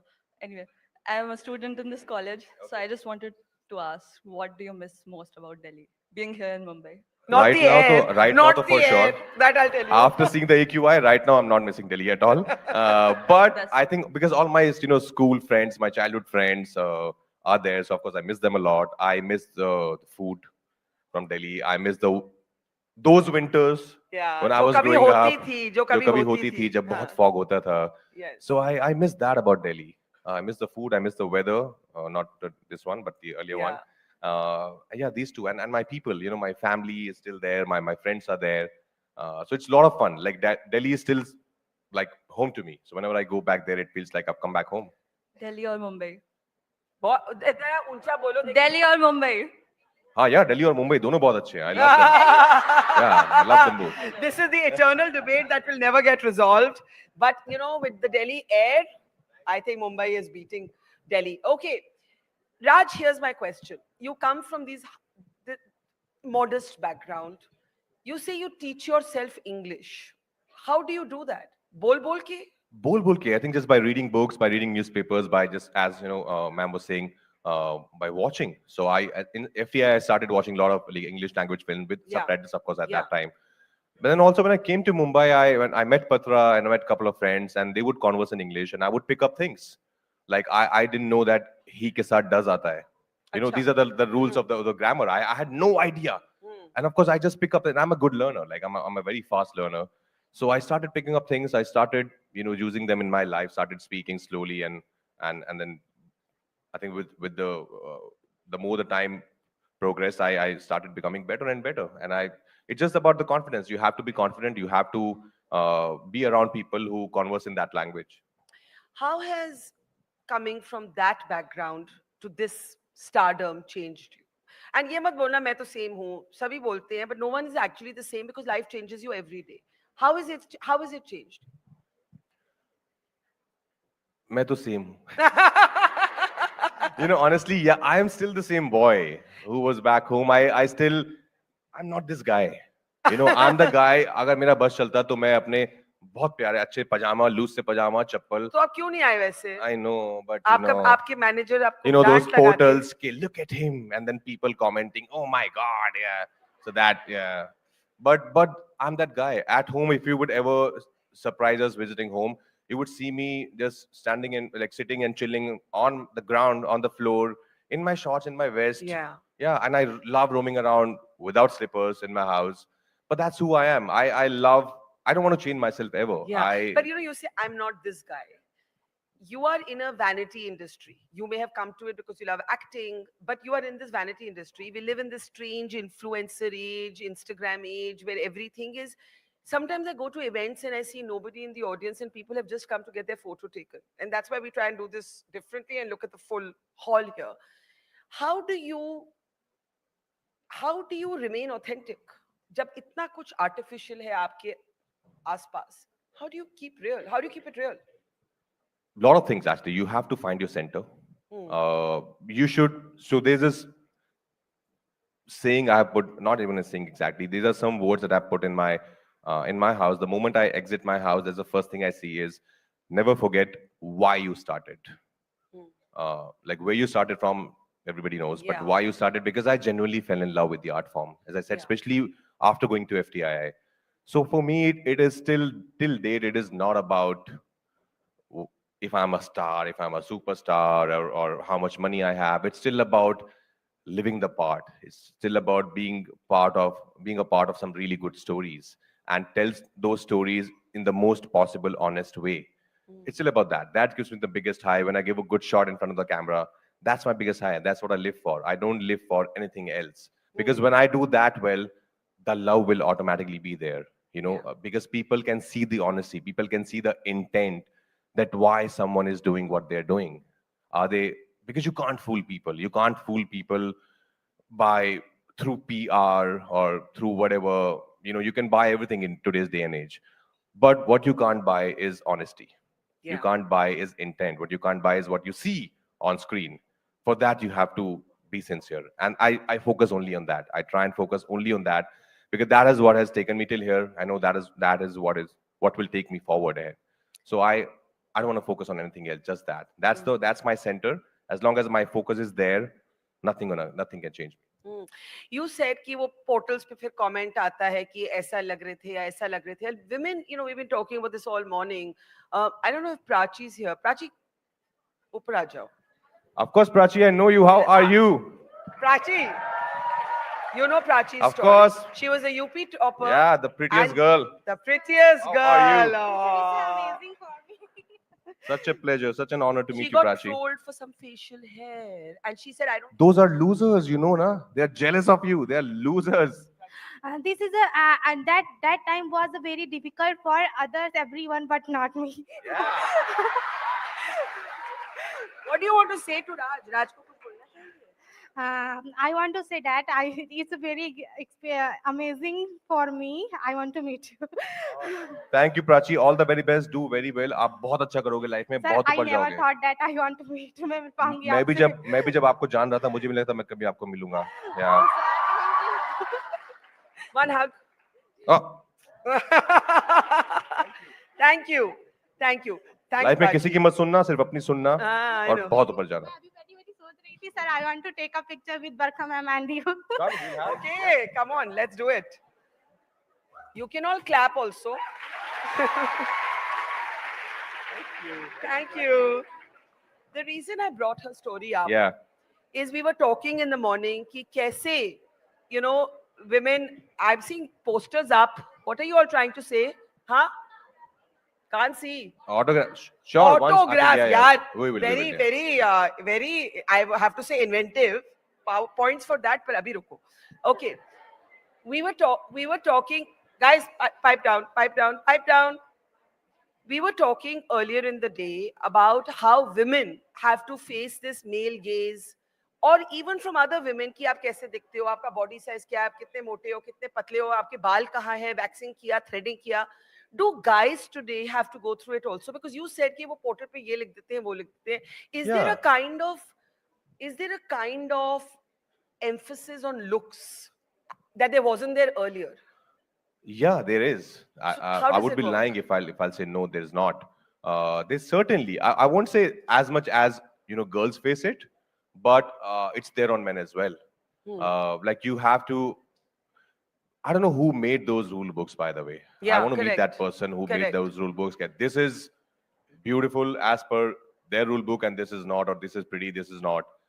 You can be who you are, right? You can be yourself, but being, especially in our industry, I know it's also a show business. Where people see you, people admire you for what you're wearing. Also, they get influenced by what you're wearing. So you have to be like, I'm not saying that I don't want to wear like whatever they ask me to wear, but I want to wear what I'm comfortable in, not under any pressure. I don't want to go that extra mile, put in something which I'm not comfortable with just because it's in trend, it's in vogue. I can't do that. Just be yourself. But still, I think there are, because of social media these days, it's very tough to save yourself from trolling. This is bound to happen, but the only way out of it is Have you been trolled? ignore it. Have you been trolled? Yeah, क्या yeah, बोलते yeah. हैं? People comment on anything. There's no way in the world that everybody would love you. And if everybody loves you in the world, there's something wrong with you. Yeah, I Yeah, agree. yeah, That yeah. means there's not a bone of authenticity No, in correct, you. correct. But मुझे ये बताइए that you have always, till this mad success of Stree, आपको एक critical acclaim की नजर से देखा जाता था. Rajkummar Rao, what a fantastic actor, and they would slot you or stereotype you in this sort of art house genre. You're now a legit, like you said, you've had the biggest Hindi film hit ever, not just of the year. somewhere do you feel that you find that stereotype irritating कि ये artsy है, ये commercial है, ये conventional hero है, ये unconventional hero है, ये होता है? Maybe not anymore. When I came to the city, it was happening. For next 5 years also, it was happening that, they put you in a box. You do 3 dramas and they're like, oh, he's such a serious actor. Oh, he's good for art films. You do 3 OTT films together. He's good only for platforms. He's not meant for theaters.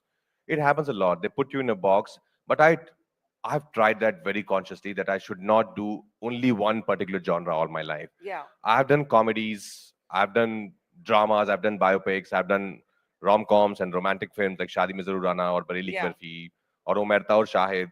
I think it's very important for you also as an actor to keep trying. Otherwise, they'll put you in a box. Then it becomes very tough to come out of that box. So that was my conscious choice, that I would never ever keep doing the same thing again and again. And do you think you've escaped those boxes now? I have. I think I that's what I love about it. When I do something like Shrikant, which released this year, which is a biopic of Shrikant Bola, it was very challenging for me to play a visually impaired man. But I thought, if not me, then who? I took it as a challenge. It was very tough, a very tough part to play. Yeah. But I thoroughly enjoyed it because fear gets me going. When I'm scared of something. What are you scared of? I'm scared of maybe I should not get corrupted. I'm scared of not get entangled in the the whole hoopla of how to be an actor. Yeah. How people tell you, how people guide you should do this, should do that, or do this PR or that story, get click there. I don't want to do that. I'm very scared of that. I should never ever And sometimes think you're like scared that. that you may become like that? I think it's too late. Now I won't. Given that you came from struggle, how important is money to you? Are you scared of not having enough money? Are you scared that one day maybe I won't have? I once asked Amitabh Bachchan, I said, what are you scared of? And he said, I'm scared that one day I'll walk into a restaurant, nobody will recognize me. I couldn't believe Amitabh Bachchan was saying this, but he said it. Are you scared of losing stardom? No, I'm not scared of losing stardom. The only thing I'm scared of not getting enough work. That doesn't happen, surely. Hopefully, yeah. That's Yeah. good. The only thing I'm scared of that is that I just want to work every day of my life till I die. I just want to be an actor. I want to keep doing this forever till eternity. That's the only thing I'm scared of. I'm not scared of not having enough money because I've seen that. I've seen that growing up. So it cannot get worse than that. I've seen the lowest. So you cannot take me lower than that.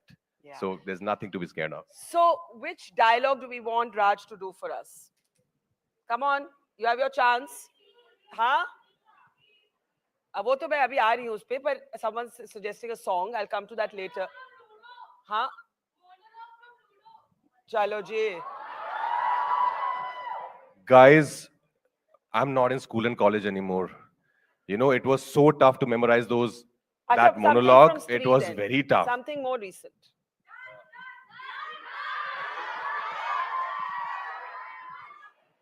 Yes. Okay, give us a second to get the track ready. Give me a go ahead when you have the track. You've been teaching the hook step to people.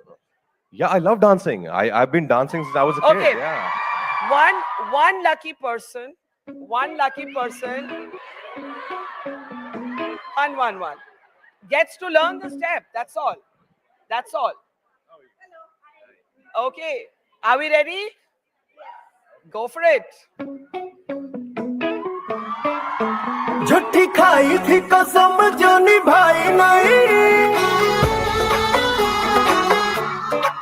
ओ झूठी खाई थी कसम जो निभाई नहीं झूठी खाई थी कसम जो निभाई नहीं काटी रात मैंने खेतों में तू आई नहीं काटी रात मैंने खेतों में तू आई नहीं ओ काटी रात मैंने खेतों में तू आई नहीं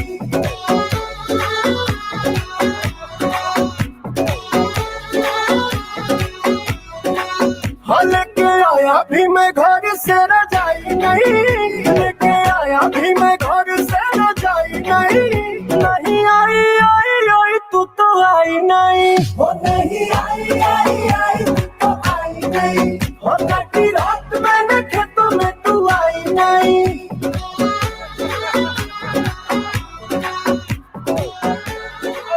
Hang on. You kind been practicing?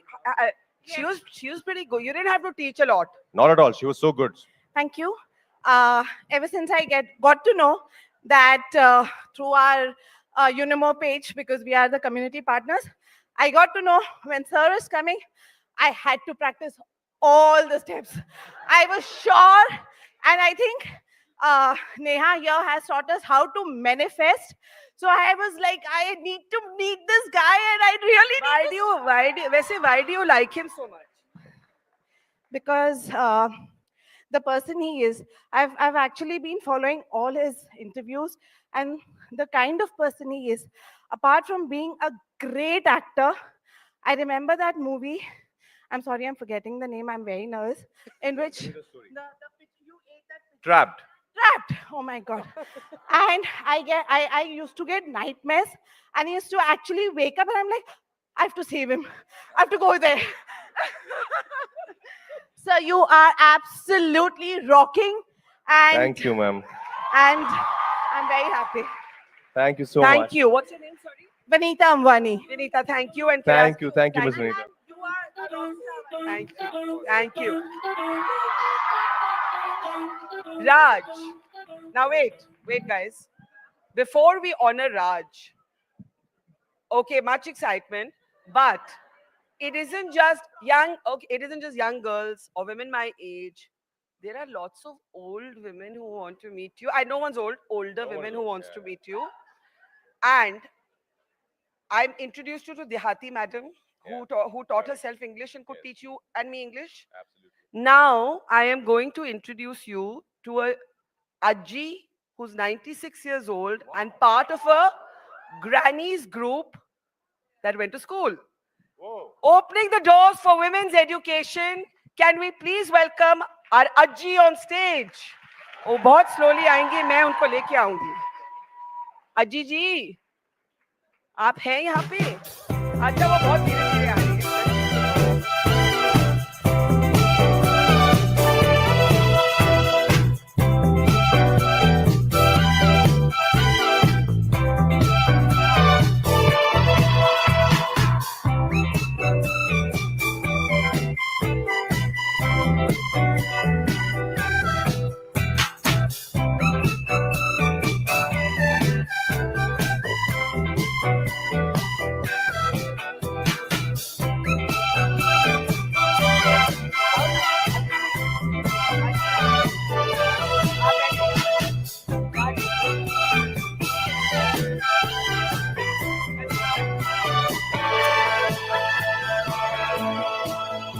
So Raj, we promised you're going to meet a variety of women today, and we are keeping our word. Namaste. Namaste. Namaste. 96. और आपकी उम्र? आपकी उम्र 75 है. 75. हाँ, वो मैं समझ गई. हिंदी भी थोड़ी आती है.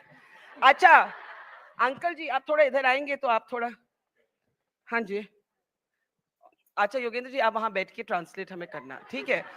अच्छा, ऐसा है योगेंद्र जी, ये स्कूल बैग दिखाएंगे. ये देखिए, थोड़ा खड़े हुई ना और हमारी तरफ देखिए. उधर दिखाओ सबको.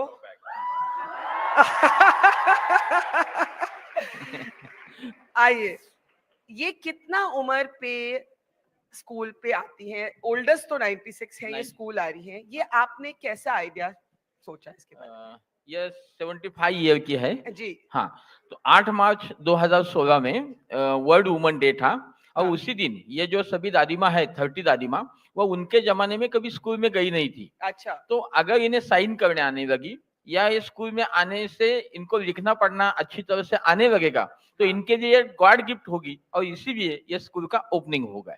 तो आपने सोचा कि कम से कम नाम तो लिखना आना चाहिए. कम से कम नाम लिखना आना चाहिए. अच्छा, तो अभी नाम लिख सकती है? नाम लिखता सकती है. वाचता पण थोडे येते हैं. थोड़ा आता है. उसको पढ़ना भी अच्छी तरह से आता है. खुद का गीत भी वो अच्छी तरह से गाती है. गाना गाती है वो अच्छी तरह से. मराठी में गाती है लेकिन गाती है. वो अपना गाना गाएंगे, आप अपना गाना. ओके ओके, चलो. हाँ, जोर से. चलो. चला चला जाऊ बाई आजीबाईच्या शाळेला, पाटी आणि पेन्सिल घेऊ जाऊ शिकण्याला.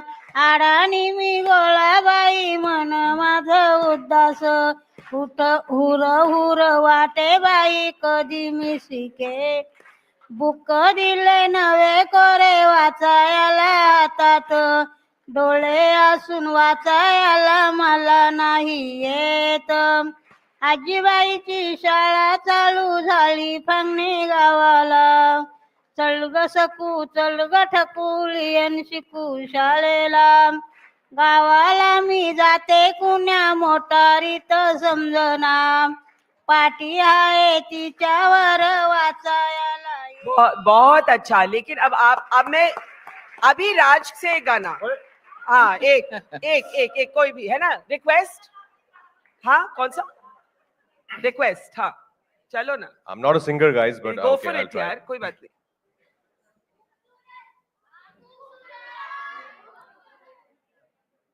कोई इतना खूबसूरत, कोई इतना खूबसूरत, कोई इतना खूबसूरत कैसे हो सकता है। Lovely. So Raj, I'm going to ask you to honor all of these Ajjis who have come, Ajji ki Pathshala, but also the man who started it. ये क्या सा idea है आपको शुरू करने का सर?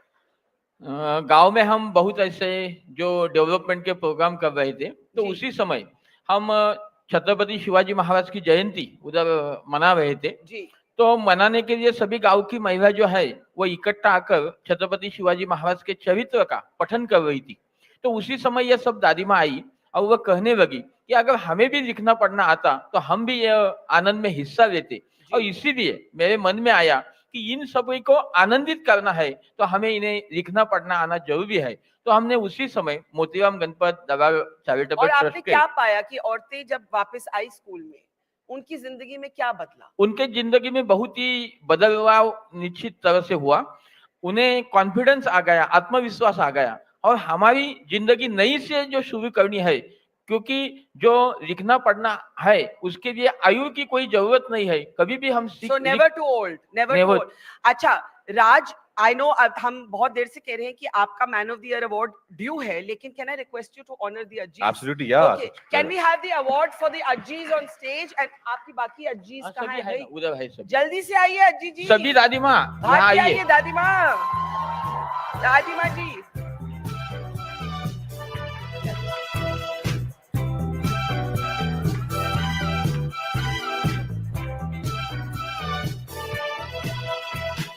जल्दी जल्दी चलो चलो आ जाओ, आ जाओ।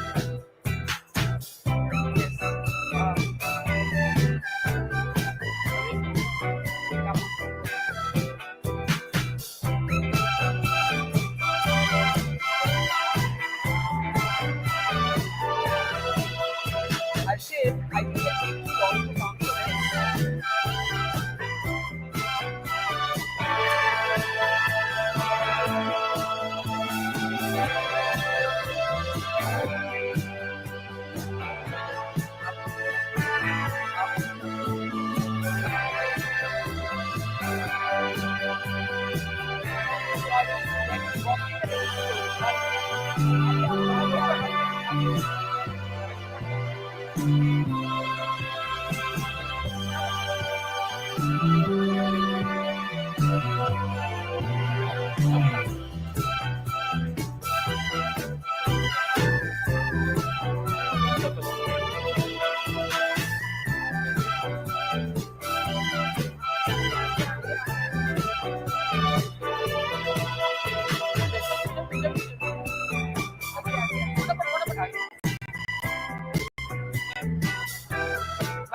इधर आओ, इधर इधर इधर।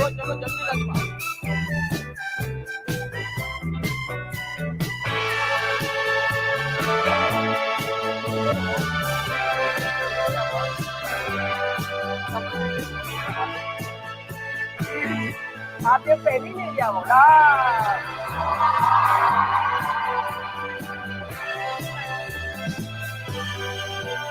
This is so cool, guys. You know, as he said, it's never too late. You want to do something in life, listen to your heart and start it today. Yeah. Thank you. चलिए Now I have to finally award Raj. If everyone got their photos, okay. Ajiji, Dadia. Let's give them Let's few give them minutes a big to round yes. of applause, our daddies. Chal. Go.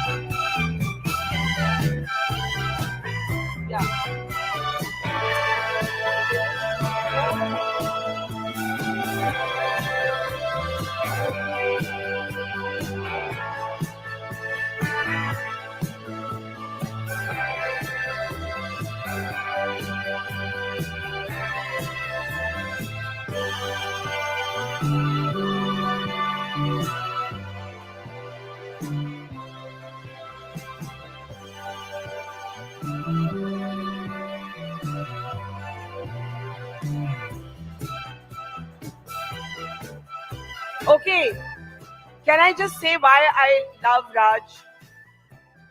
He personally escorted every single grandmother down the steps. I do not know another movie star who would have done that. Can we please have a big round of applause for him? And may I request our partners at Lokmat? Okay. I love you too, girls. Okay, at the count of 3, 2, 1. Guys, genuinely, I'm saying it from the bottom of my heart. And I know we will come to that. But I really love you all. You know, But thank you for giving me an opportunity to a guy like Muska from a small town with no background. Thank you for giving me so much love. But wait, thank you. We're not done yet. May I request our partners at Lokmat, Sanjeev ji from Lokmat, to please come up to present Rajkummar Rao with the Man of the Year. Man of the Year award. Let's hear a large and large manage.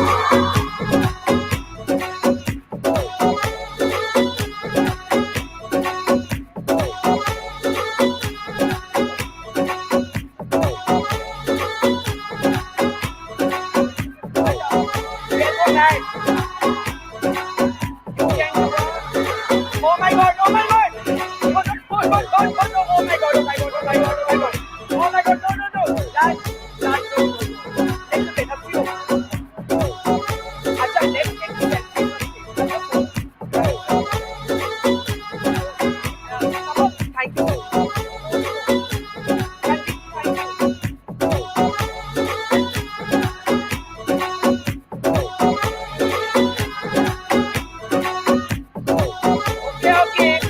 Okay, bus. We are going to do a selfie. Everybody say, we're going to do a selfie.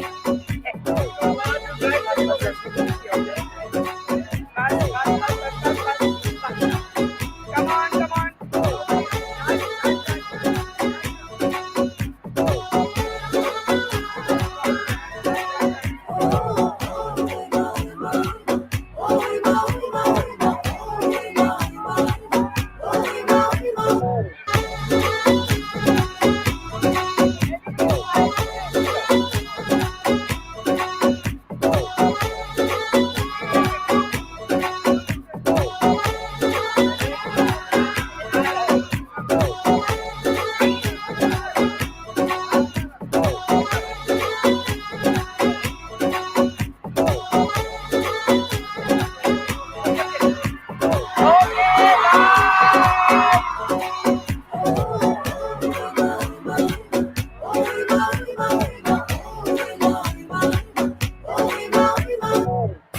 Everyone settle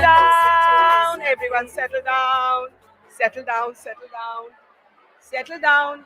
Can I have Subhalakshmi backstage? Subhalakshmi.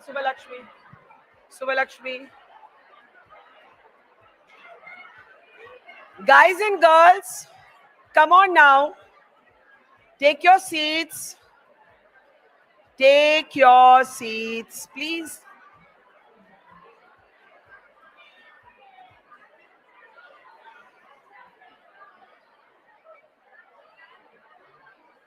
Okay, you have 30 seconds. We have to start. Take your seats, take your seats. Yeah. Girls, I need help here. I need you to keep quiet now. Come on. Okay, everybody pipe down. I'm going to ask one person what we felt after that conversation. What a kind, gentle person he was. I was so moved to see him walking down with every grandmother personally. No tantrums, no star angularities, nothing. So I want anybody who watched that conversation, what did it make you feel? Somebody who hasn't come up. I know you've already come up. So somebody who hasn't come up yet. Come. Come on. It's not easy to come up on stage before such a big audience. Right. What's your name? My name is Bijal Joshi. Bijal, what did you feel after that exchange? There were so many things that happened in the last 40 minutes, right? Yeah, first of all, those old ladies, I really appreciate. I would say that my mother was illiterate, but she started teaching me, ABC, and she was literally was my first teacher. And then I grew up and I taught her how to, write, do the signature and all. So that was really, something to relate. Now she uses Instagram and she uploads and the reels and stories and even the WhatsApp messages, she uses this automatic typewriter and all, and she's so pro. I asked my mom that, how can you do this? Even I don't know, teach me this. How can you do this, please? So pro. So I heads off to all those old ladies. And yes, Rajkummar sir, I really, admire him from the bottom of my heart. Very genuine, down to earth. Thank you, but I'm amazed to hear. So your mother did not go to school? No. Actually, we belong to an Orthodox, Rajasthani family, Marwadi family. Yeah. And I'll tell you, my story. It's about 5 sisters. And then the younger one is the son, my brother. So that's, I'm the eldest one. And we all 5 sisters. My father, he supported us like anything. All my relatives in my native place, they used to say, you are taking all the girls to Mumbai and you are settling there. So देख लेना नाम रोशन करेगी. And actually I'm telling them, yes, हमने उनका नाम अच्छी तरह से रोशन किया है. Fabulous. Thank you. And remember, I think what we really took away, you can be very successful, but you don't have to lose your core. And from the conversation with the Ajis, it's never too late. And that even a simple thing like knowing how to read and write and sign your name is actually very, very empowering. All right, we're waiting for our next guest, and she should be here any moment. But any requests for music from our saxophonist? What's the request? I have to see if she can. Subbalakshmi, can we have you back? What's the request? I can't understand. Okay, I need Subbalakshmi to be back. Is she coming? Meanwhile, okay. So Subbalakshmi, can we have you back on stage, please? But I'm not able to understand their request. You only asked 2 songs, 2 requests. Yeah. What? My favorite. Your 2? No. What is the song request? Careless Whisper. No. Young people are saying no.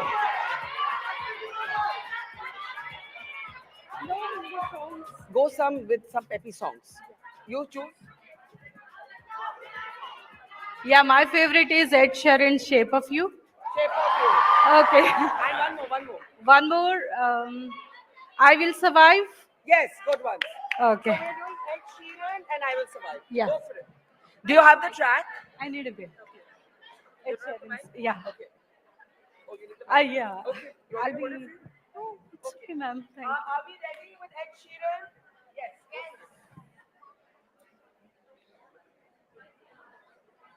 Shape of You.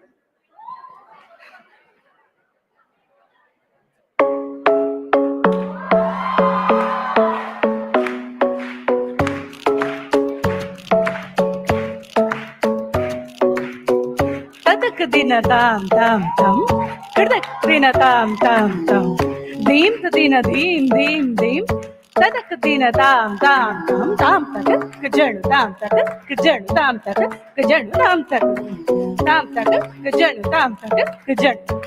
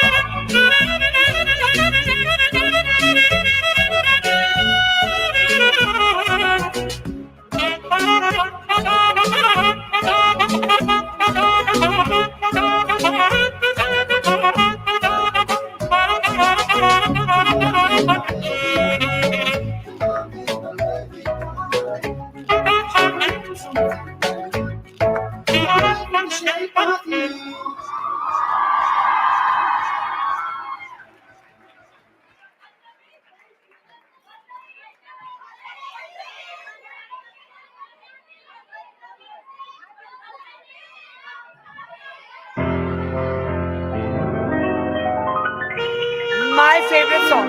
So I had to be back.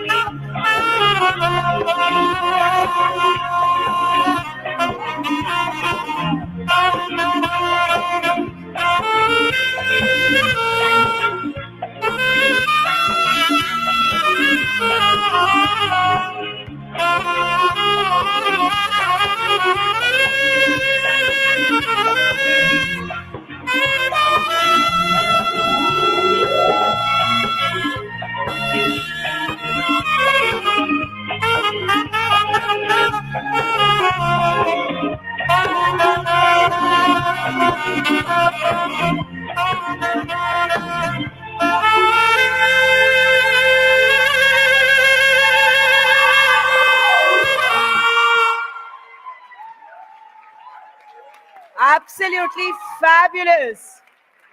Okay, I see two friends in the audience and I'm going to make use of the moment to call them back. So, Lakshmi, don't go. We're not letting you go only. No, take a breather and we'll call you back. Thank you. I see Sanjeet Shetty, one of our partners at the event. Come on up. And Preeti Davra, who's here all the way from Singapore. Both of them entrepreneurs in their own way, two good friends of mine, friends of the festival. Come on up, friends with each other also. Come on up. Come on up, come on up, sit. Just, we'll chat. Come on, come on, come on, come on.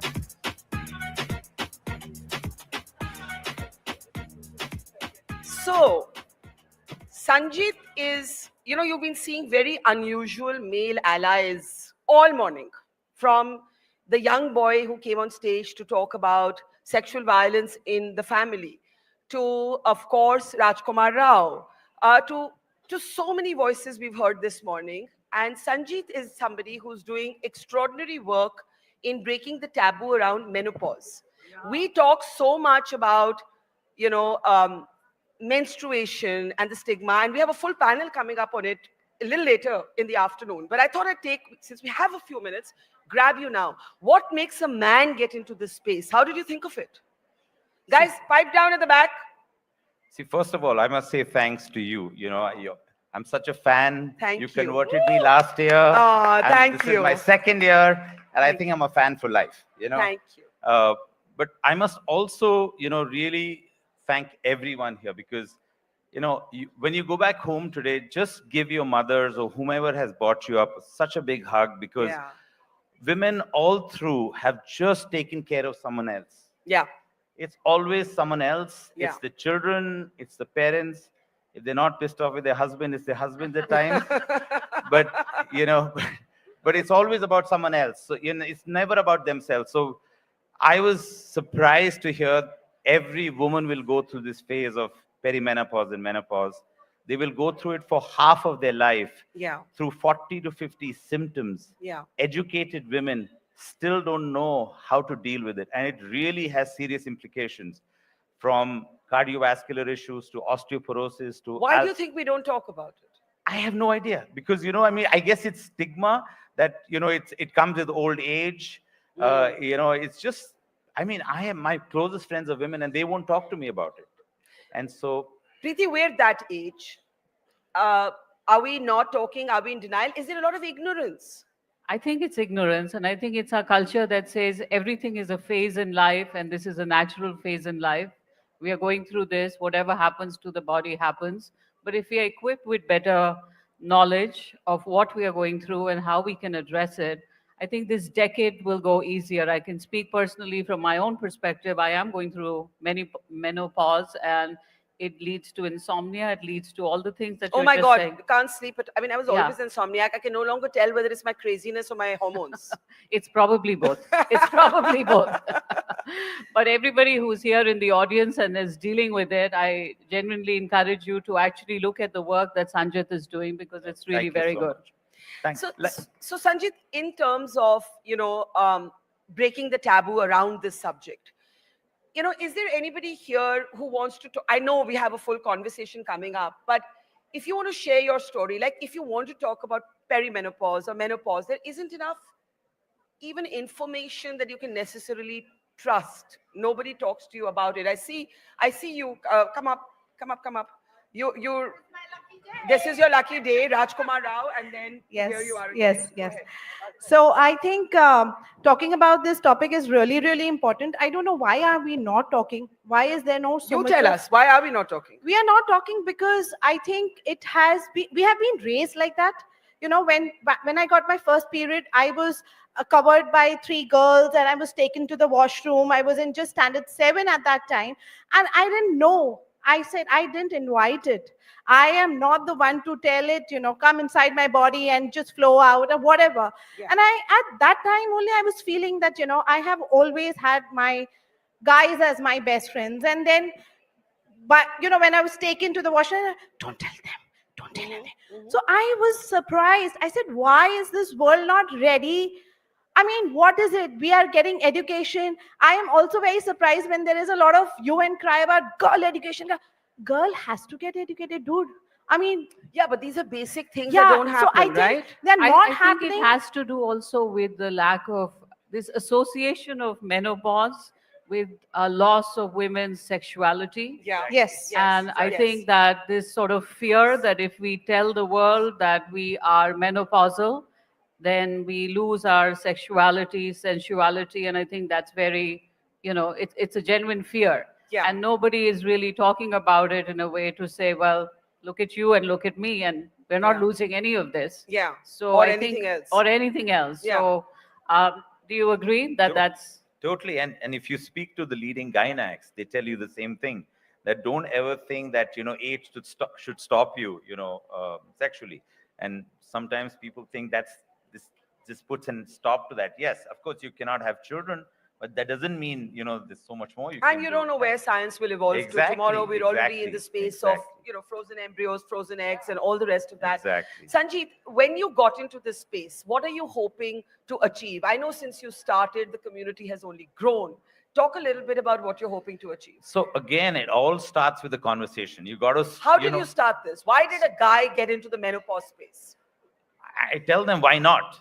No, but was there a conversation? No, I mean, yeah, my mother silently suffered it. You know, later on when I had conversations with her, and then that's when she said, listen, you know, she has so many issues today. She's in her 70s, and she has issues with migraines and stuff, which all could have been solved if she had known about this when she was in her 30s.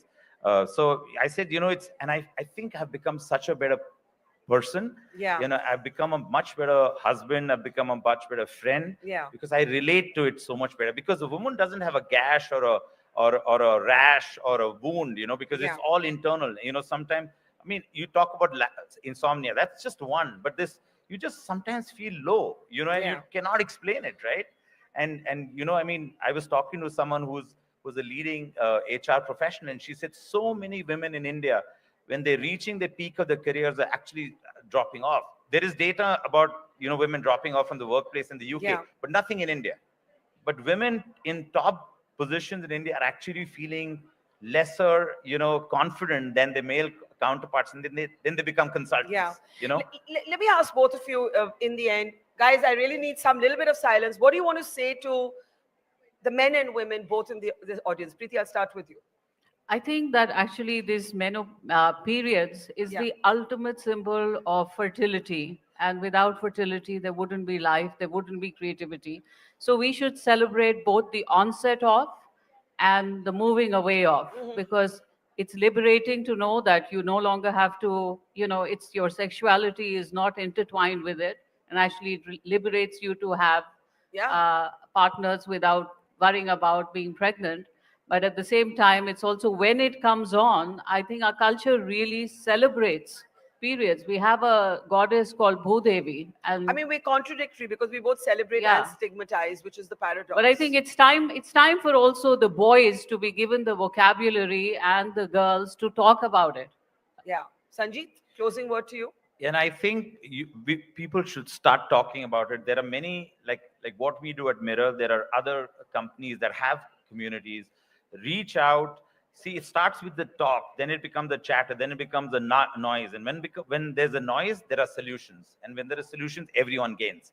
So we've got to start talking about it. And husbands and sons and brothers in the house should actually proactively come and ask. I would like my son Sahil to ask me, Mom, are you going through this? Correct. Yeah. What can I do for you? I But- would like my husband to do the same thing. You know, it's amazing. So many people ask me, can you come and talk to our husbands? And I said, I'd love to. I'd Yeah. love to. And I love to be that guy Yeah. talking about this. I'm loving it. This is the Fabulous. best part of my face. Let's hear it for Sanjeet Shetty and Preeti Davra.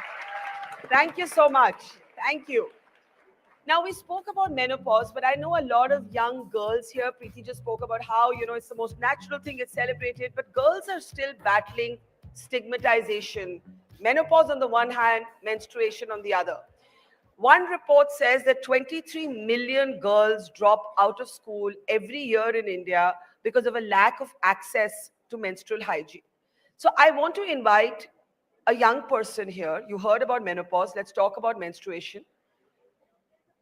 Either a boy or a girl who wants to come up and talk about your period. Come on up. Come on up. Let's hear it for her. Come on, come on, come on. It isn't easy getting up in front of some 800 people or more looking at the hall. Come on up. Hi. Hi everyone. Am I audible? Yeah. My name is Shivani. I work in menstrual health space. So starting from menarche until menopause, things have been so horrible, especially when it comes to access to resources. So, we work across India. So when we go down to Salem in Tamil Nadu, we realize that people have difficulty in access because of maybe Brahminical patriarchy. And we go down upwards and say Bir in Himachal Pradesh or villages above Bir, where we see that some women do not even have access to like panties that they can wear during their periods. Yeah. Sometimes we've seen that, very unique story. In Bir, there's a village where women have one collective sanitary napkin pack for the community. So throughout the year, they don't wear panties or sanitary napkins. It's a free flow of blood. Yeah. But if there's any occasion, if there's any festival, they will share that community sanitary napkin pack and wear it just for that particular occasion. And these are just two examples of Bir and Salem. Across India, we've been seeing issues related to this. And this is while they're menstruating. When we talk about, when you're starting your periods, then the lack of awareness, the harmful practices, the issues that they face at home, the kind of untouchability, discrimination, etc., that takes place across, it's horrifying to see that. When I started my first periods, I, like most of you, I guess, had no idea about it. I was told that it's something that just happens, and as women, we're told that this is something that we just have to endure. While it is, very magical and, it's a boon that's given to us, it's also something that we are told to just endure, which is what we have to work against. And don't you find it ironic that whether we talk about menopause, which is women in our middle years, or whether you talk about women, or girls grappling with menstruation, which is girls in their teens, there is a stigma to both. It's like you can never move beyond blood. You can never just normalize a biological process and look for ways to minimize pain, to replace hormones, to do all of that. Oh, for sure. It's actually incredible that all the issues that are faced by women medically have the least amount of funding. Every possible situation medically that has more statistics of women will have less funding. It's facts. So definitely it's ironic, it's shocking, and it's just so humiliating to see that going on right now. If there's something you want to say to both those grappling with menopause and menstruation, stigma, what would you say? I think what we are trying to do is create communities where it's easy for you to talk about it in a way that there's no shame attached to it. Like, when you talk about mental health, you say it should be treated just as any other physical ailment. You should deal with it just as any other physical ailment. Simply with menstrual care, be it menopause, be it menarche, be it any sort of situation that you face during menstrual care, all of them have to be treated exactly like that. It's a bodily process. It has to happen. Just when it is happening, ensure that everybody is getting access to it. And women are often told that access to it is something that you might not very Sorry. Go, keep going, keep Am going. I out of time? No, keep going. Okay. You might not very easily get because environmental implications attached to it, because of so many issues attached to your body. But that is something that happens to you. So access is completely your right. Menstrual rights are human rights. So, yeah.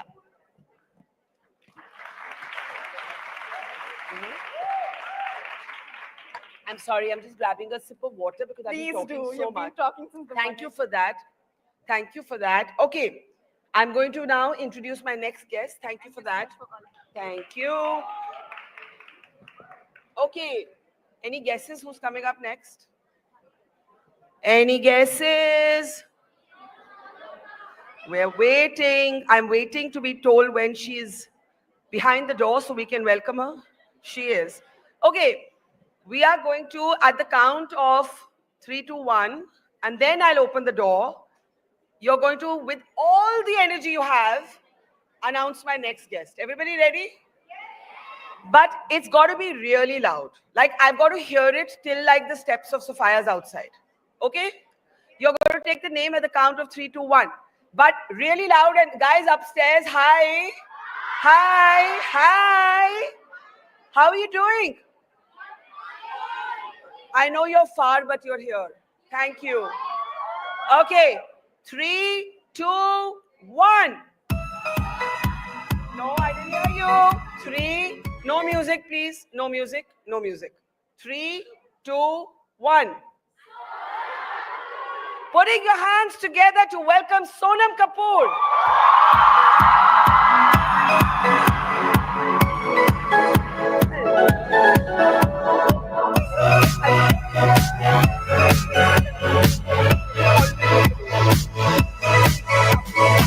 Can we hear it for Sonam Kapoor?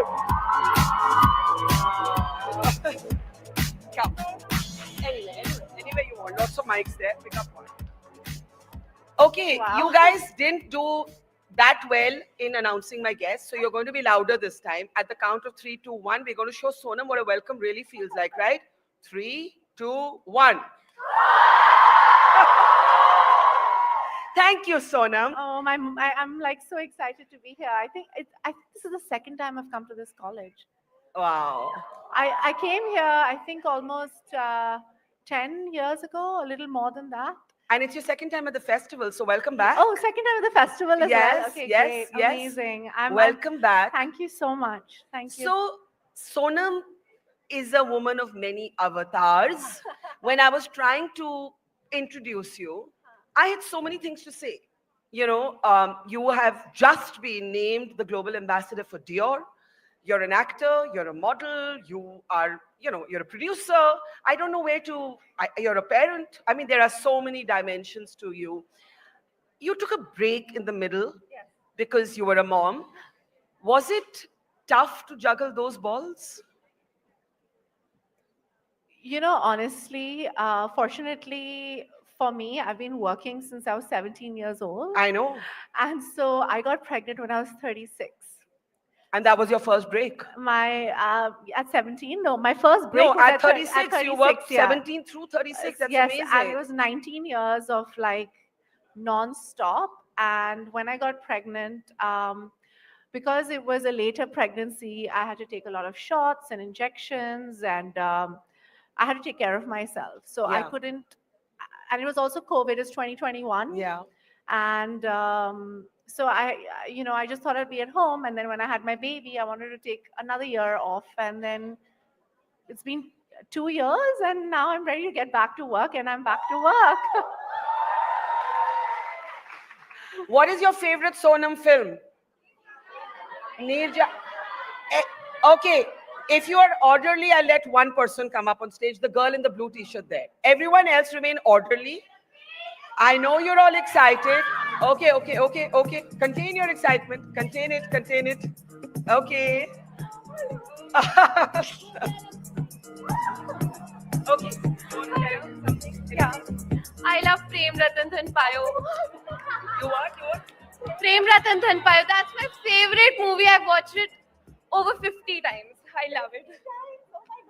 Thank you. And anything else you want to say to her? Why did you like these films? I loved your work in the film, and the way I love your acting skills. I don't have words. That's my husband's favorite film as well. Oh, really? Yeah. Thank you Sad. so She's much. very excited to meet Thank you. You're Okay, so sweet. we can pick up our conversation. Everybody settle down. Sorry, they get very excited when they get to meet, somebody like you. So I just thought I'd give them that little moment. Sonam, there's a video you posted on your Instagram feed that I found very powerful. And you had this very, you always look gorgeous, and you put a photograph of yourself looking gorgeous. And then you said, people don't wake up looking like this.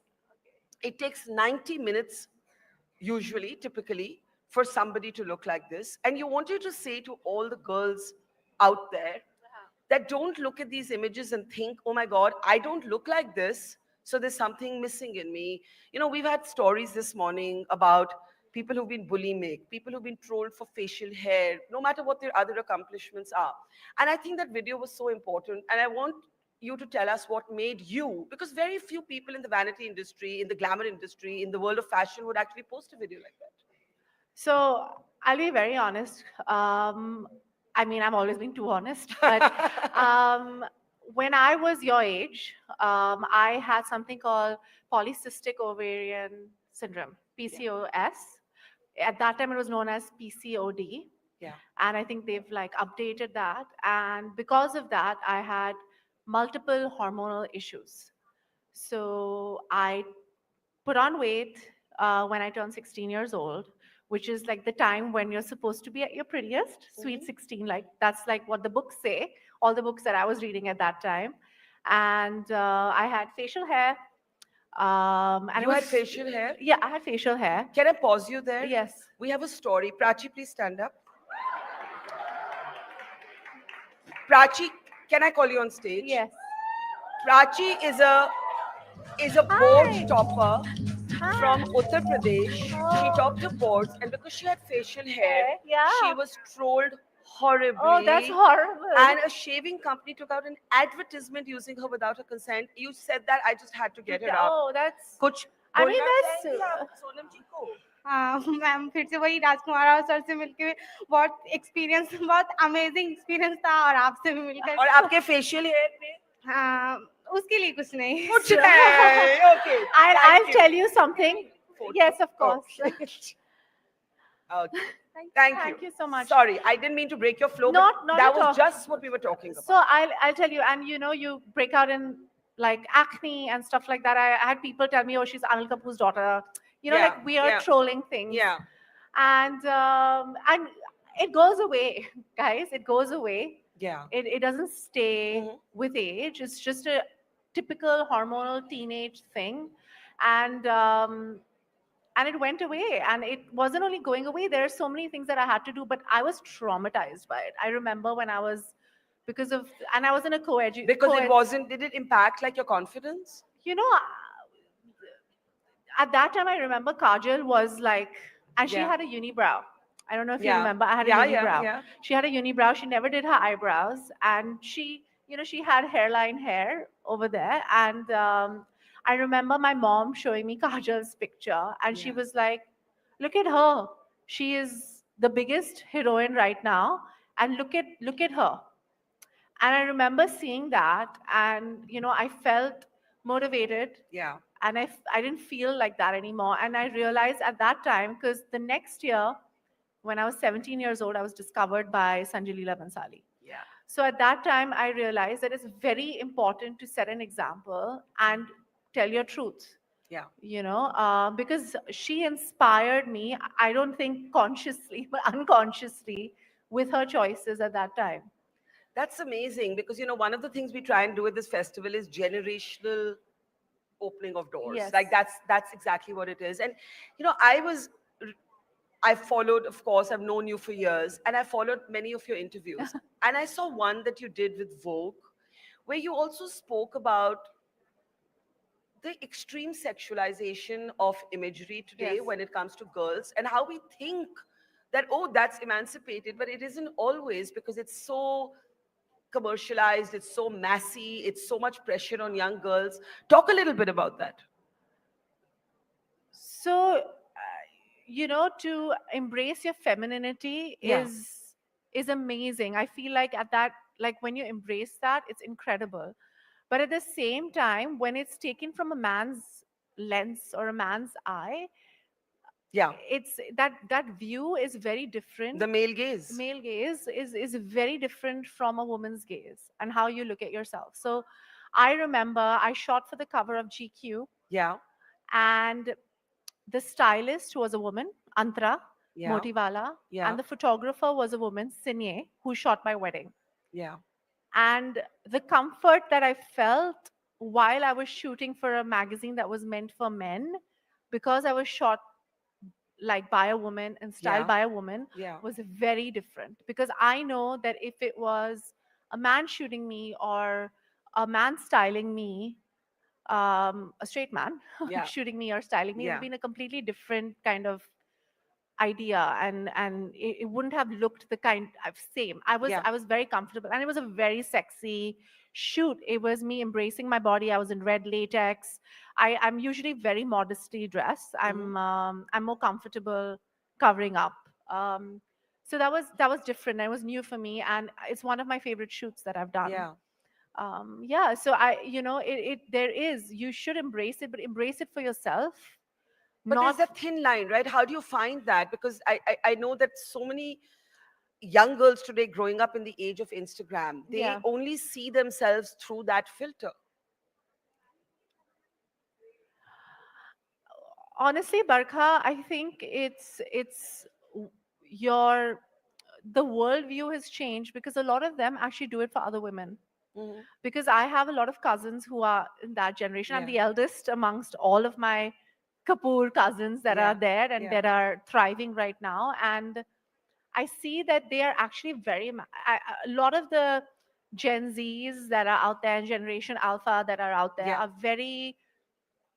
they are either extremely conservative or extremely free thinking. I think this is a generation of extremes that Yeah, are there. yeah. And they are either very free thinking or conservative in the way they portray themselves. And it's the way the generation thinks.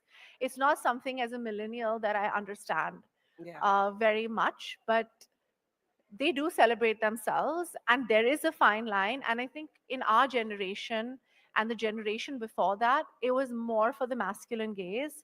Over here, I think it's more for the social media and what their friends are saying and how they're liking it. And it's that, like, it's a different vibe than what we had No, when we were I growing was up. I was telling this story. I went to receive an award the other day, and I went to this event, and it was almost like everybody had come for their photo on Instagram and not Yes. actually for that space. Yes. And there was nobody really in the hall, Yeah. and I was like, I think it's because as I know that it's my generation who's created social media. yeah, We've that's created true. we've created social media, Facebook, Instagram, Twitter, TikTok, Snapchat. It's all been created by our generation.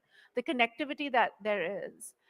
But at the end of the day, it's a tool. And I've said this before, a tool, you can either build something with it, or you can, or a tool can be very destructive as well. So Yeah. it's how you utilize it, right? And Yeah. right now, I feel there should be certain restrictions, right? Like in terms of how you use it, like some control over it. And as a parent, I'm sure, I mean, it's too young for you, but you must be thinking of these things. I mean, I do. I honestly do. I'm extremely liberal in the way I think, and I Yeah. feel like there should be complete, like, you have to have complete autonomy. You should be able to say what you want to say, put out what you want to put out. Yeah. But there should be an age bracket, like there is for drinking, and then there is for driving, right? And you utilize it at that point. Yeah, You know. that's something to think about. Now, I want to ask you, as I said, it's Sonam's many avatars. Okay. Indra Nooyi, who used to be the chairperson of PepsiCo, PepsiCo, yeah. she famously said, women can't have it all. And she told this story about how she got this big promotion and she Yeah. came back home and she was, really excited about it. And then her mother said, Maybe in her generation. her mother said, but you forgot to get the milk. And her mother told her, leave your crown in the garage, right? And she said, that made me feel women can't have it all. Now, I don't know what having it all means, but when I look at you, Sonam, I feel you have it all. Because I have a partner Yeah. who believes in sharing everything, right? Whether it's the care for my son, the household expenses. I mean, it's a complete, that was a different generation. And I know there are a lot of people in my generation who don't have it all either, but I'm extremely privileged Yeah. in the way where my husband doesn't, he's an American school, he's basically like he's brought up in the Western world, right? Yeah. And he's brought up in a way where he thinks in a very different way. It's not a patriarchal way of thinking. We're also Sindhis. It's more matriarchal society. His grandmother founded the family business. So Wow. it's a very different way of thinking, or the right way of thinking, where it's not only my responsibility to be, take care of the home and take care of my son, and it's not that he doesn't even think that, I'm so glad you mentioned that, because we were talking earlier in the day about how so many women, whatever they do, they Yeah. drop out of the workforce because they can't manage the inequality at home. And our Yeah. entire conversation is focused Where it's expected of us. Yes. It's expected. And so are you saying that you guys are pretty much equal in whatever way at home? Yes, we are. I mean, the thing is, a child wants his mother. Yeah. Okay. Or her, she Yeah. wants or he wants. I mean, in my case, it's my son. It is a biological thing where the first couple of years you are needed, right? Breastfeeding, he wants you when he's upset, when he's sick, when he's crying. It's just is biological. Yeah. But that doesn't mean my husband cannot help me with that and do Sure. the same thing, right? Like if I wanted a whole night's sleep, he was there to kind of make sure that there's a bottle there, or there's Yeah. once my son had colic when he was younger, so he was waking up in the middle of the night and he Yeah. was with him. So it's not that, it's about taking responsibility and saying that I need to take care of, so he took care of me because I had to take care Yeah. of my kid, right? Yeah. And I think that's important. How was it for you growing up? Did you have the same sort of freedom as you would want to give today to today's child? I don't know, Barkha, have you met my dad? I have met your And dad, my and he dad is the is, most, I mean, that 1-2 ka 4 is he still is- what defines his energy. Yeah, He's but amazing. he is my parents were both at St. Xavier's College here. Yeah. They met in college, and they are very liberal in the way they think, and they're very open. And we were brought up as individuals, all of us. There Yeah. was no distinction. Did you ever argue with your parents growing up? I still argue with them. And what do you disagree on? Not fundamentals. Not fundamentals, not our worldview, definitely not politics. Yeah. We agree on we agree on the main things, but like silly things like how much money I'm spending, am I saving? The usual things that Yeah. parents are worried about. Yeah. Am I taking care of myself? Am I working out, or am I going out too much? And are you Same going out? things.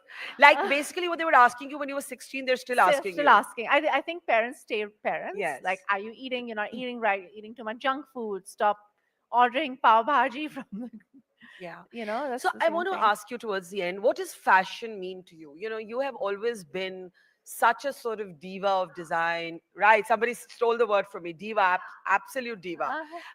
You can clap, isn't she a diva? Yes, absolutely.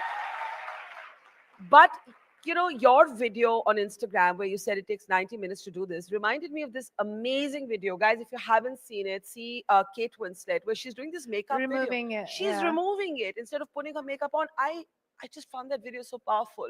So I want to ask you, what does fashion mean to you as this global ambassador for Dior, but as someone who has always been immaculately fashionable? What does fashion mean to you?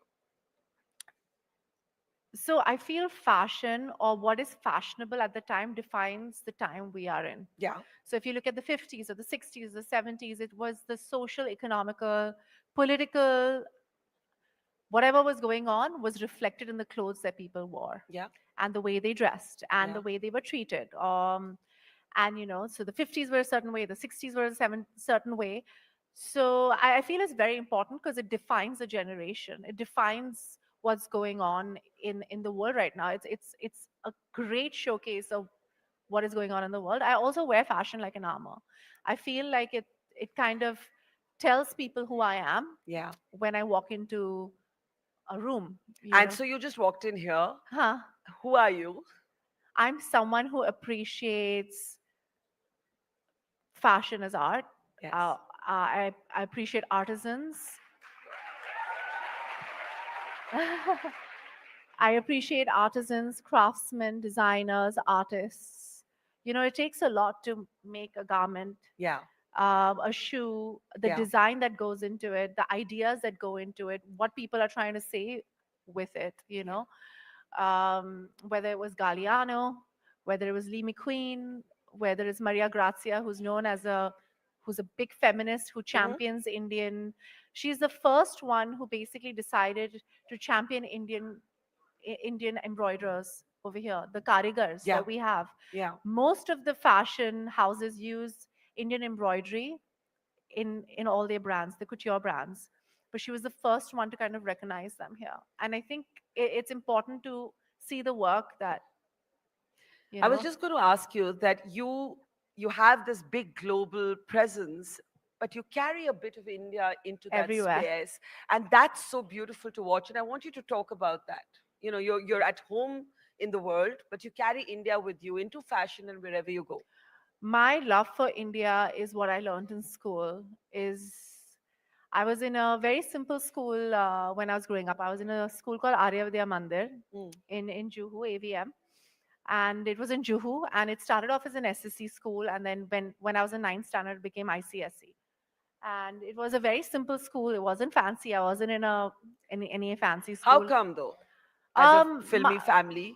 My mom, my nana, and my mom and my dad came from very modest backgrounds, and they wanted us to kind of understand that. So you know, I knew who my father was, but I wanted to be more like my friends. Yeah. And you know, and I think she was very wise, and she understood that you know, satsang, they say the people you grew up with is Your community. in your a way. community is Yeah. very important. And they came from, my friends came from like families that were all working class, and I appreciated that, and I liked that, and it kind of made me understand who I was as well. Yeah. And I don't remember. We were talking about carrying India into. So yeah. I think the You idea said you of- learned it at school. I learned it at school. The idea of having, you know, having this national pride in our you know, in our artisans, in the secularism of India, in the idea of where everything came from, and that made me really proud, right? Like the fact that we are so you know, where everything comes from somewhere. We are Yeah. so many languages, so many Civilizational in a you know, way. and it was incredible to me to understand that. And my mom was a fashion designer, Yeah. and so I understood what, you know, bandhani was, zari was, jamewars were, what, you know, what came from Kashmir, what Kanjivaram came from the south, or you know, Parsis had a different way of embroidering their clothes. And you know, as Sindhis, we wore, you know, ponchas with you know, a salwar, or a Punjabi wore a certain way. So I just loved that. I loved it so much because I saw that growing up.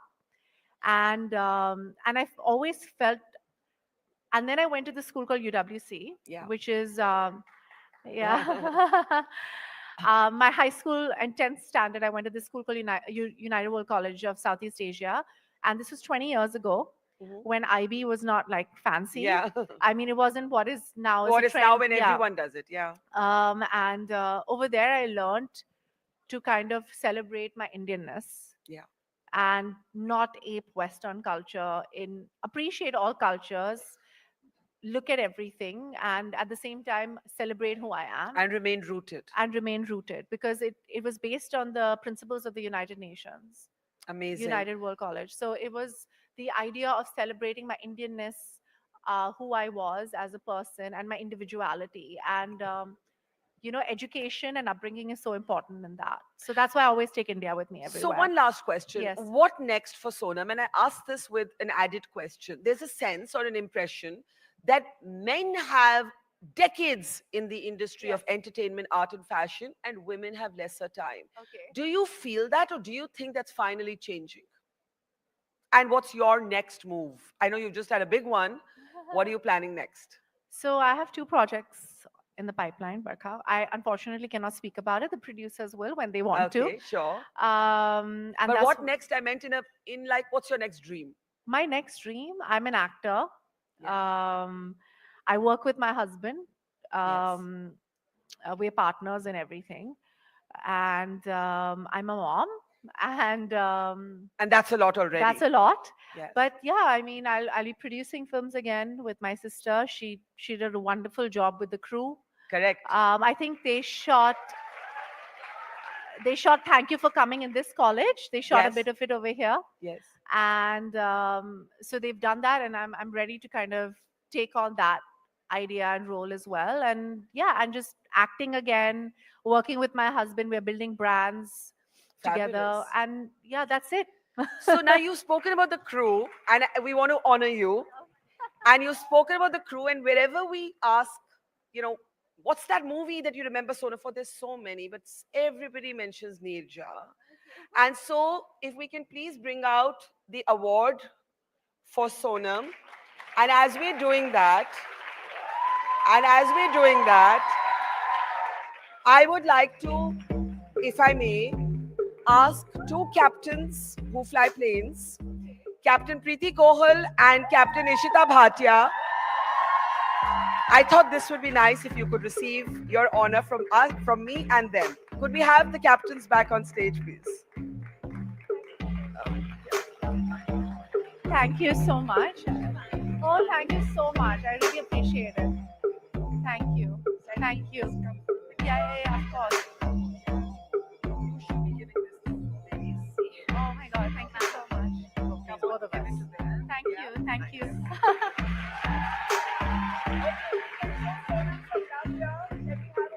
Oh, that's fine. Thank you.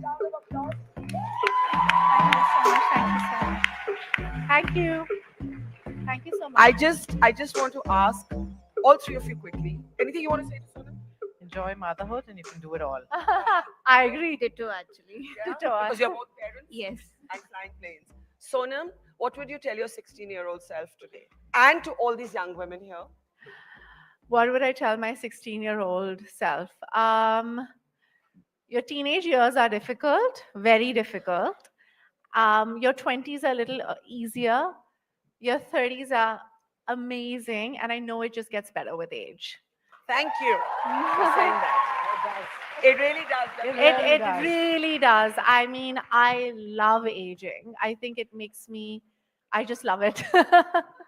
Thank you, Sonam. you Can so we much. have a huge round of applause for Sonam Kapoor and our captains here? And can I give you a hug and say thank you, and we have to catch up? Yeah? 100%, thank you. Just through the From windows. here? Okay. Girls, yes, please. Thank you. Thank you very much. Bye. Okay. Are we ready for the next? How are you feeling about how it's all going so far? Superb. Hi guys, I want to say hi to you periodically because you're up there and I wish you weren't so far. But thank you for coming and filling this hall. It's the largest auditorium we've ever hosted this festival in. I was saying in the morning, we usually have auditoriums with 200, 250 people at one go. And this is, what, 800 plus, close to 1,000? How much is it? Amazing. Thank you. Give a round of applause to yourselves. Okay. You heard Preeti and Sanjeet talk earlier on stage about menstruation, menopause.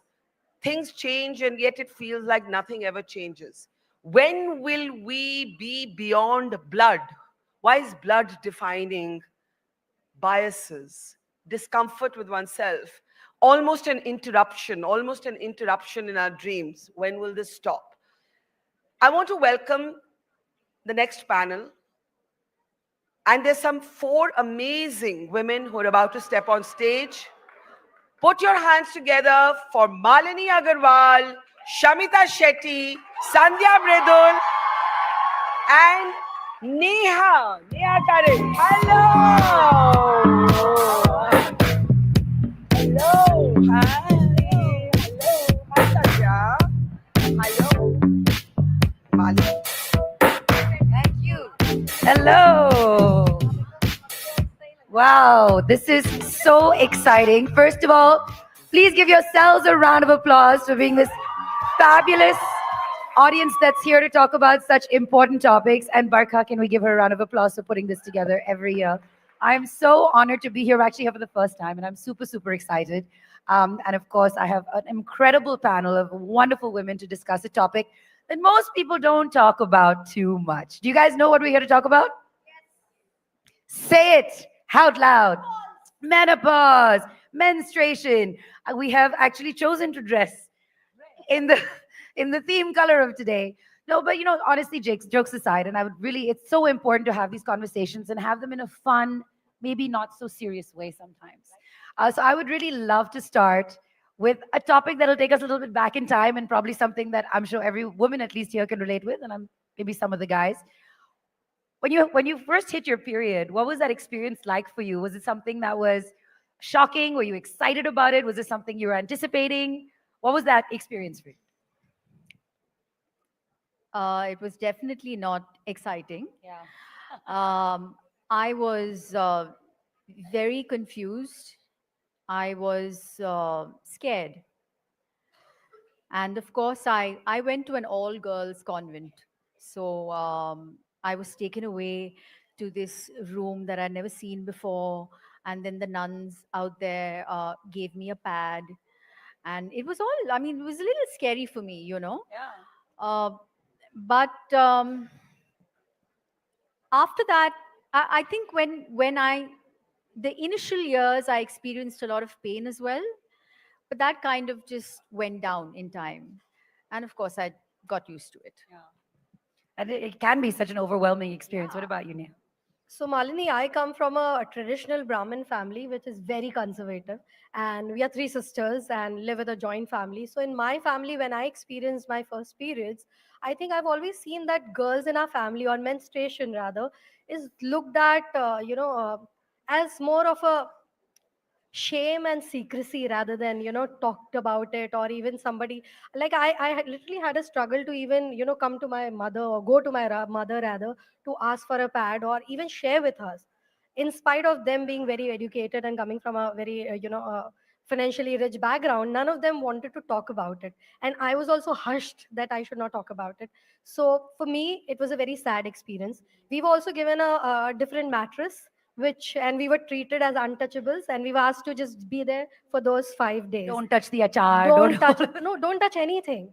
Achars are a different league altogether. Like puja ka saman ya achar is, so we are not talking about it. You can't even touch the sofa where others are sitting. You have a different mattress to sleep there. And we used to do rounds with that mattress, all the sisters and the cousins and all of us. So yeah. And that's what's crazy is that we think experiences like this happen in rural India, Yeah. or they'll happen in different societies, and they don't happen to women like us. It's happening here right It's now, happening yeah. here right now. What about you, Sam?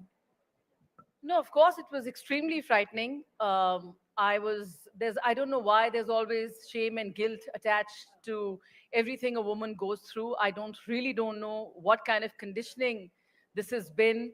I can't directly blame anybody in the family for this conditioning, but it's just an inbuilt mechanism that makes you instantly feel horrible and dirty and not good, and unable already to, it's so painful and so uncomfortable. and unable to tell anyone like you've done something wrong.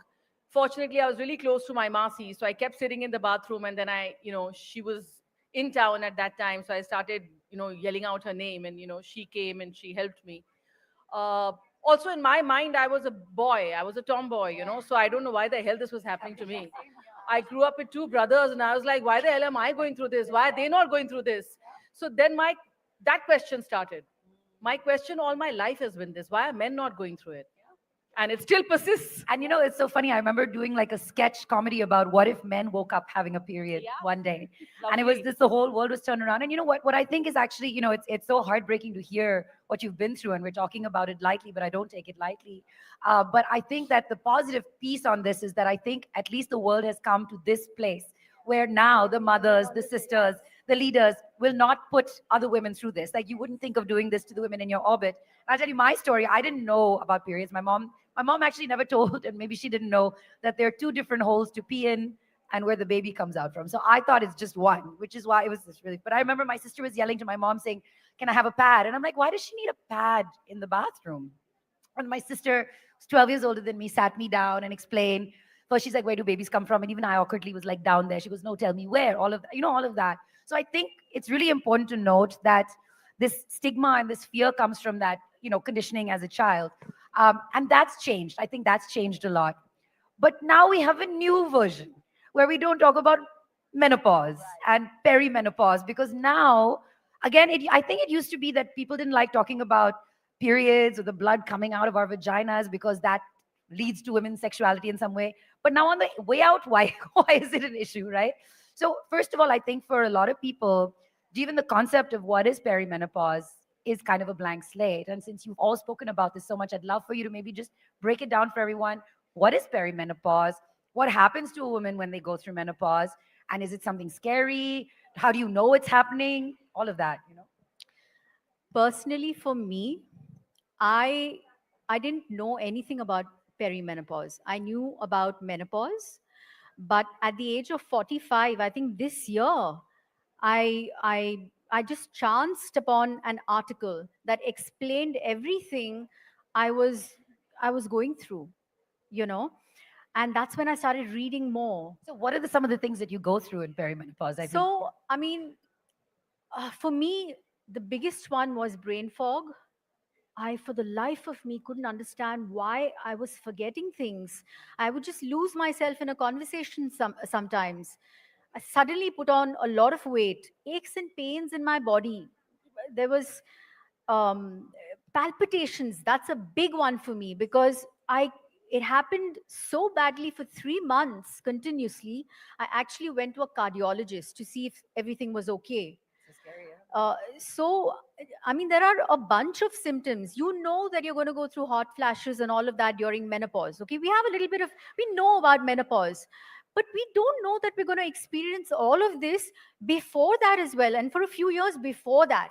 So, perimenopause was a new concept for me. And when I started talking about it, my girlfriends resonated with everything I was talking about because even they didn't know. So, I'm so glad that this generation is actually talking about stuff like this, And openly. And I think, openly, and I mean, I would just like exactly. to involve the audience here. Raise your hand if you know what perimenopause is. Just got to know, right? Very And few, understand. see? And I think, and I was telling There are this funny, about 10 hands. 10 hands. And I was telling And this you story backstage, and I think this is maybe a sign to me. Someone told me when I was like, oh, I remember in like a throwaway comment, I said, oh, maybe I'm perimenopausal. And this very well-intentioned lady said, don't manifest it. And I think psychologically, I've literally been doing that. I'm like, I won't think about it. I won't talk about it. It won't happen to me. But I would love for you to explain like a little bit more about what is it? When does it happen? I would like to Perimenopause add is something when Shamita was talking about it, Sandhya, and I was like, "Arey, ye to mere saath bhi ho raha hai. Is it perimenopause?" So I think even that kind of awareness You is know, not there. perimenopause is something that happens before the seatbelt sign comes on.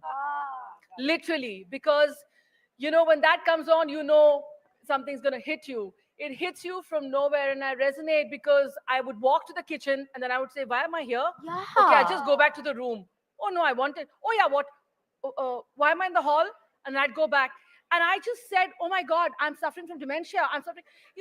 All kinds of health scares happen, and then I'm shooting for a film in freezing cold in Himachal, with -3 degrees. It's raining. We are wearing like 6 layers. So this is what happens, okay? And I have no idea what's going on in my life. I mean, I don't know, this seatbelt sign is not on yet.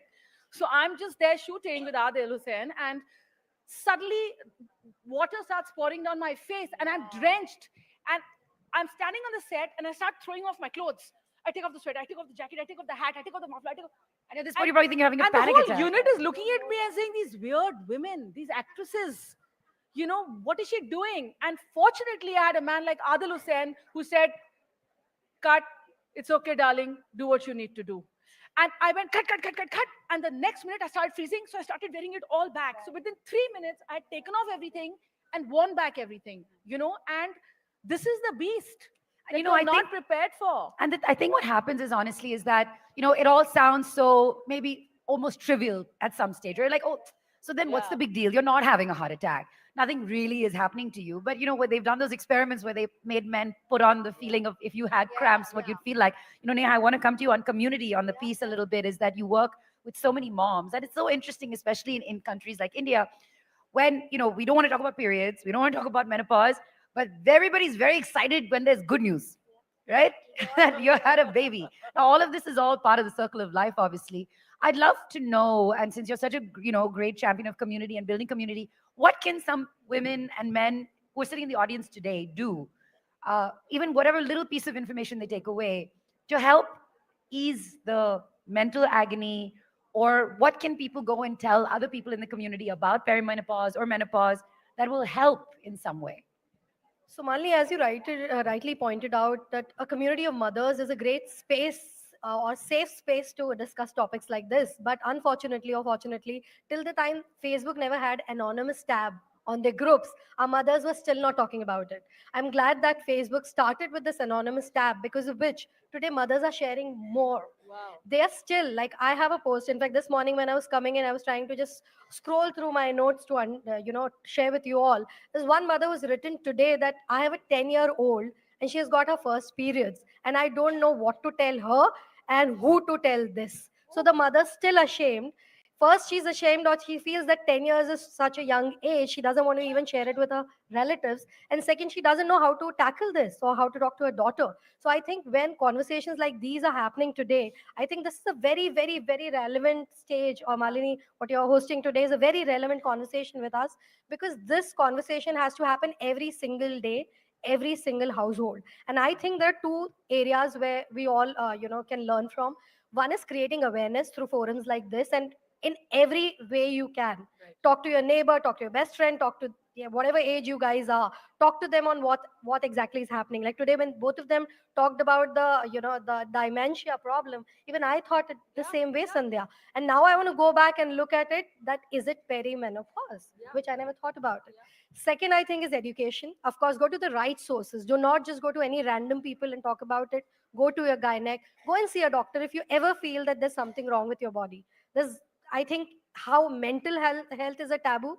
Unfortunately, anything and everything which begins with men is now tabooed, which shouldn't happen, guys. But on that note, I want to do she said it. just to add one thing. I do want to take a little moment to appreciate all the boys and men who are in this audience.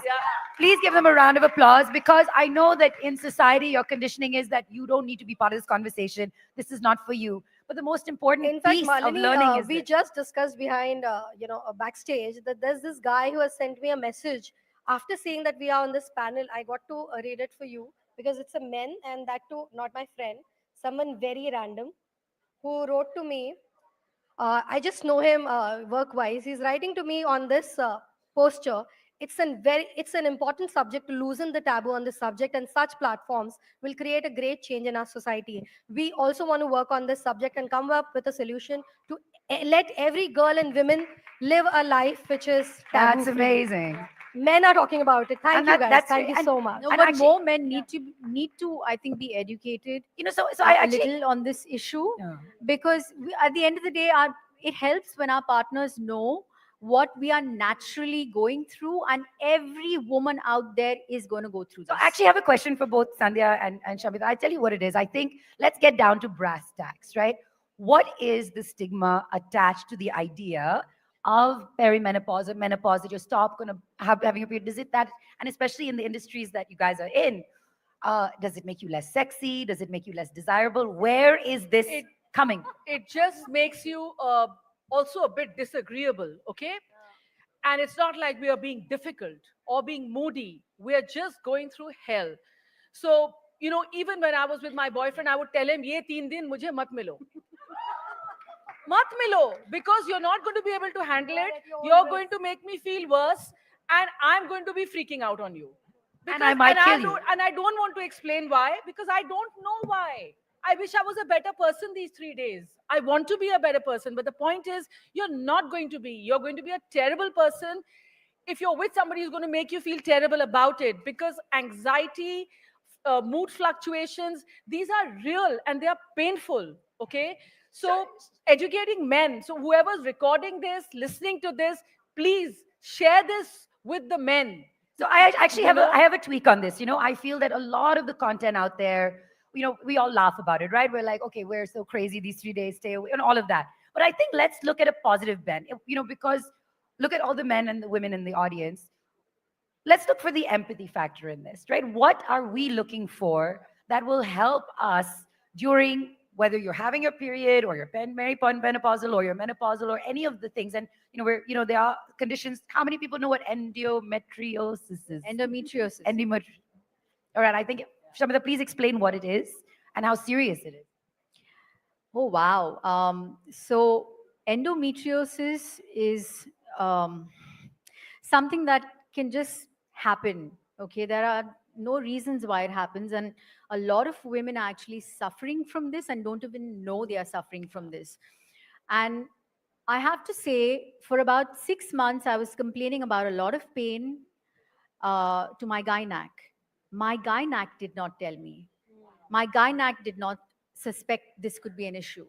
I changed my gynac and went to the right one, luckily, after doing my transvaginal scans, to CT scans, to MRIs, to everything possible. She's the one who actually suspected it could be endometriosis. So basically, it's the lining, in the uterus, okay, that goes, that obviously forms in our monthly cycle. And when the egg goes in and it's not fertilized, it comes out with the lining and we get our period, right? Sometimes this lining goes up in reverse out of the fallopian tubes, and it can just go deposit itself on various organs out there, and every month it bleeds from there. It starts to collect. It starts to collect. And it is extremely painful. Now, I am someone who can take a lot of pain. Okay, I've been through several injuries in my body. But for me to actually wake up from my sleep with this pain, I knew something was off. Yeah. And now that I've done my surgery, there's no guarantee that it's not going to come back. I still have uterine endometriosis. But what was outside at least is taken out, So, and when my own sister did not know about endometriosis, my mother couldn't even pronounce it. It took them a while, like even I'm you still just struggling. now. Yeah. So these are not things that are in our vocabulary. not They're in not our things we vocabulary. think about. There at is all. so much that women have to go through because we are literally controlled by our hormones. A lot of people. I see so many videos on social media where men are making fun of women, their mood swings, and how we overreact and all of that. Damn it, have these hormones, and then I want to see how you're going to be. What she said, what you've asked is so relevant, because then they say menopause, perimenopause, like an umbrella. It's an umbrella, but under that umbrella is very scary stuff. Okay, there's palpitations, there's endometriosis, there's fibromyalgia, there's heart, there's cardiovascular issues, there's anxiety, there's depression, there's a lot of sicknesses under that umbrella of menopause, and it starts with perimenopause. So I have one, since I only have a minute left, I would like for each of you to maybe say to your younger or older self one piece of knowledge or advice that has come to you over time that maybe you weren't aware of, that might help someone in the audience. And can everyone raise their hand and make a promise that you're going to share this with someone today, whether it's a friend or a family member, a sibling? Please raise your hand if you're going to make that promise. I want to see everyone's hands up. Yeah. Okay, so everyone, and I will do mine as well. One thing that you wish you had known that might help.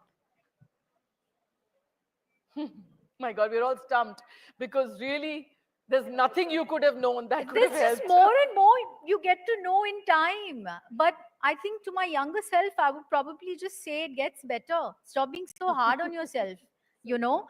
Sometimes we're always seeking validation from outside.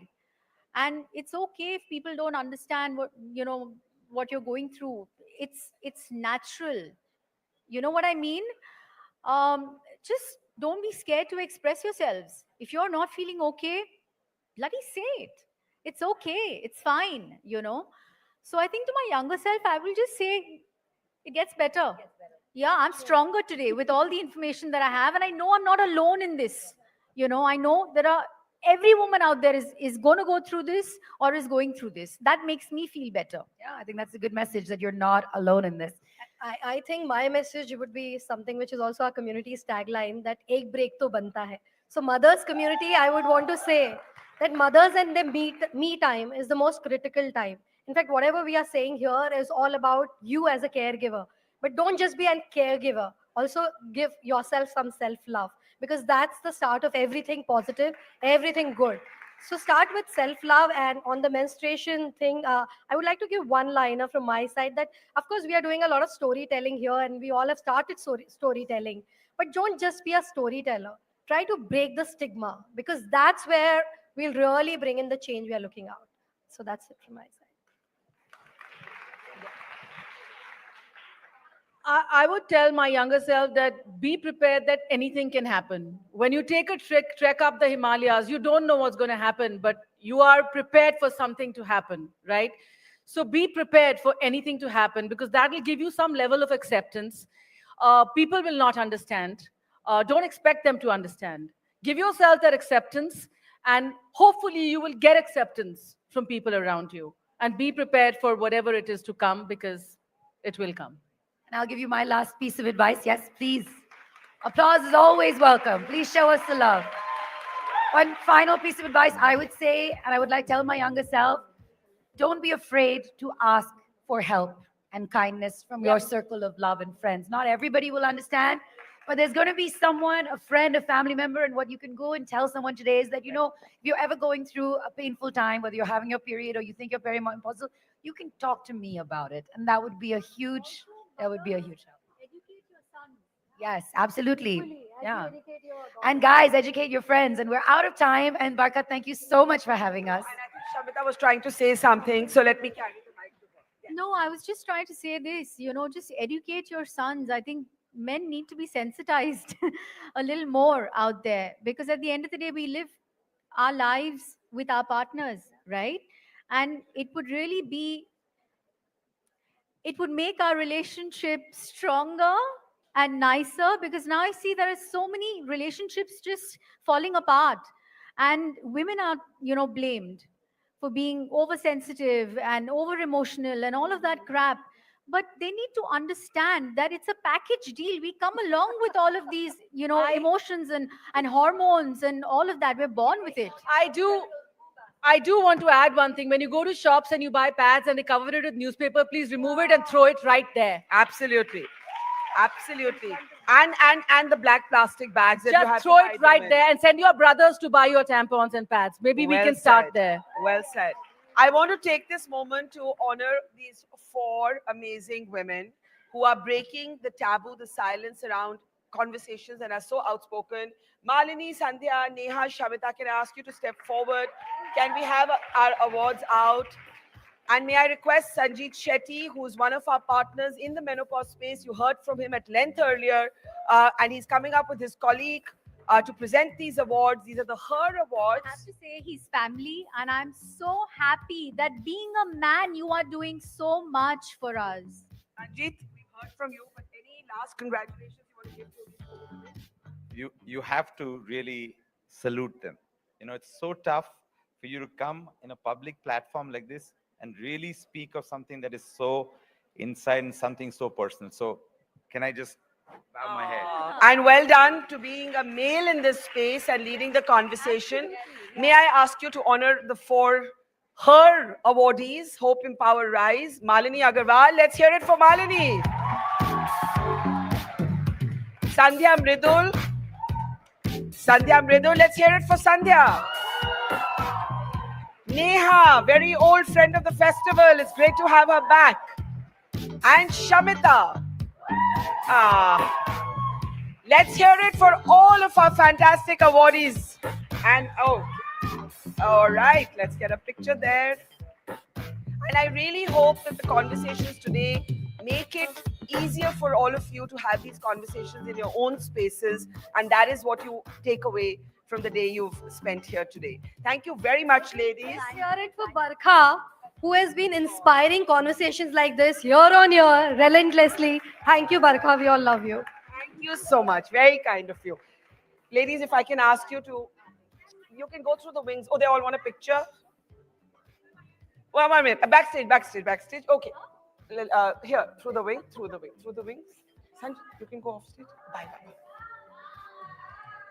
Okay, before we start our next panel, I need a change of mics, please. There's some mics that aren't working. I'm going to do a quick test on all these mics. Tell me if you can hear. No, they're not. Hi, are you okay? No. No, Shamita. Hi, everyone. Can you hear me? Hi, everyone. Can you hear me? Okay, now. Hi, everyone. Can you hear me? Cool. Hi, everyone. Can you hear me? Okay, I need one more. Hi, everyone. Can you hear me? Okay, I need one more. I need one more mic. I need one more mic on stage, please. Okay. I have a question. Anyone here wanted to or wants to join the military? So, Abhi, somebody, okay. Anybody, a young woman?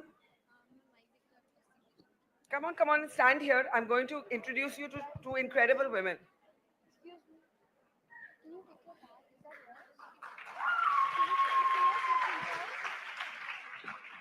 I'll call you up. You just wait here. I'm going to tell a little story to the audience. So, when I was about 26 years old, I fought with my then organization, NDTV, to go and report a war from the front line between India and Pakistan. This was 1999. It was the Kargil War. Many of you have heard of Vikram Batra. That was my interview at the front line.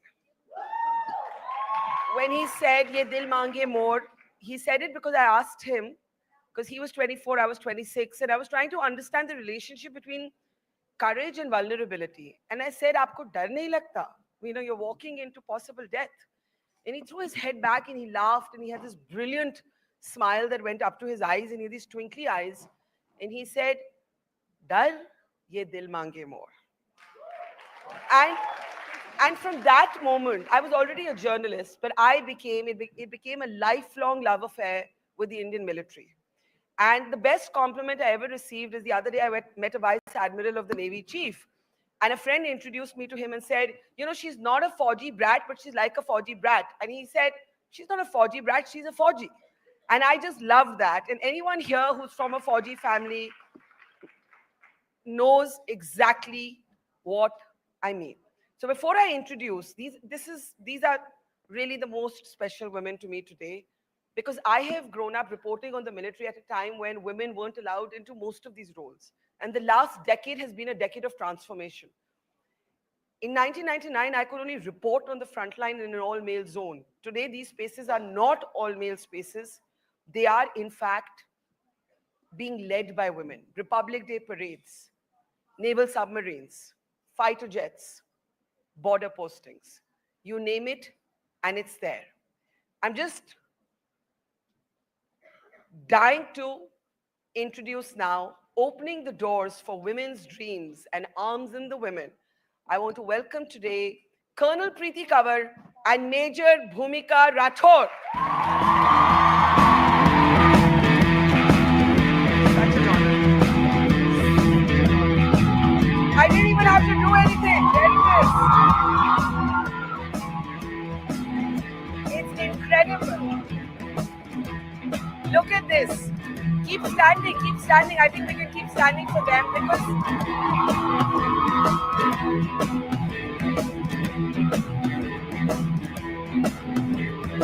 it's lovely. Okay, come. What's what's incredible, what's incredible to watch is that you see a woman. You know, there was a time when we were young girls and we used to think the incredibly bishy person was a guy in uniform. The man in uniform was considered the dream boat. But now I have to say my crushes are all for women in uniform. They're amazing. They're just amazing. You walk in and everybody feels such a surge of pride. It is such an honor. It is an absolute honor to have you with us. And I have to say, sorry, I haven't been able to look after you all morning because I've just been on stage. So thank you for being such good sports. And thank you so much for being here. That firstly, thank you for inviting us over because this is such an amazing platform to connect with not just women, but especially the younger generation, you know, the future of the nation, and to give such a platform to the various women who are doing well in their respective fields and to connect with young minds and to inspire them. It is amazing, and it is an opportunity for us also to connect with them. So thank you very much. And we have been very well looked after by your team. And Oh. we appreciate the effort which was put in. So thank you so much. It's an honor to be here. Thank you. Now, if I have a young girl standing here who wants to join the military, but before I call her up, I want to ask both of you, when did you know that you wanted to be a soldier and or someone or something in the military? And what was that moment? I'll start with you, ma'am. So when did I know? I guess I was 3 when I knew that I wanted to don the uniform. Yes, 3. I don't even remember what I thought when I was 3. So I come from a family which has served 3 generations in the uniform. Wow. Both my grandfathers. My maternal grandfather is also a martyr of 1965. His name is there on the National War Memorial. Wow. So that was one. My mother reported that war. So that's incredible. Yeah. And after that, the next generation to don the uniform was my father. And he's been an army officer. He's retired now.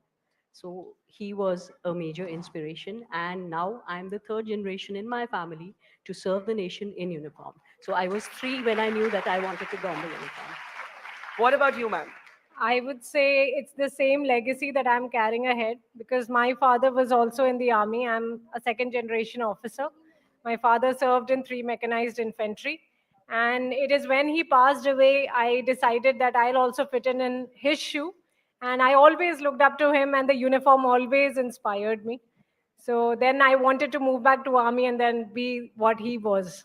So that was my reason. How did your families respond? You know, because there was a time, I mean, you know, when I was a young reporter in 1999, there were so many spaces that weren't open for women. Today, you have the NDA open for women. You have, you know, women are flying fighter jets, women are landing on warships, women are at border posts.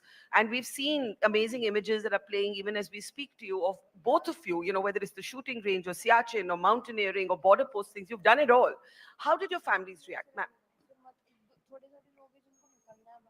So as far as my family is concerned, it was no surprise to them. Because Fauji family? Because of the Fauji family, and because I have also so vociferous in my intent on joining. Would you kind of dress up as a child in your dad's uniform? uniform? My father's shoes. You say, you know, trying to fit into your father's shoes. Yeah. So his military boots, his military jackets, his caps, and his hats. I used to try it all as a child, and they knew. And even after I finished with my bachelor's in science and bachelor's in information technology, it was always very clear to my family that I wanted to join the forces, and they have been supportive throughout of my decision. So yeah, so the families have reacted absolutely normally. And even after I got my commissioning, wherever I've been posted to, the length and the breadth of the country in various field locations, or whether it was peacekeeping in the United Nations, they have been okay with it. You've served in Lebanon. I've served in the Democratic Republic of Congo in the Congo. MONUSCO mission. I was in one of the provinces of Congo, that is the Ituri province. As part of the UN peacekeeping force? As part of the UN peacekeeping force. So whatever postings were there, whatever field locations were there, the family has been supportive, and kind of it's normal. It's the par for them. But you par for know, the course. whether you're a man or a woman, the jobs that you do in public service, they come with a risk. You know, I remember meeting a young captain at the Kargil war front, and I said to him, I said, I was again asking all these young men about fear, and Vikram Batra, Sher Shah, he of course said, Ye dil mange more, but this other young captain, Vishal Thapa, he said, I have been trained all my life for this moment. If I feel fear in this moment, it means my entire life has failed. Yet, courage is not the absence of fear. Everybody has human attachments. You know, you have families, you have children, you have partners. How do you manage fear, ma'am?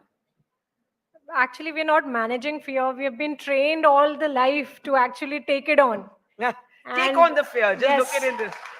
And more than that, I would say it is more of an honor for us to be there and represent our unit or our Paltan there.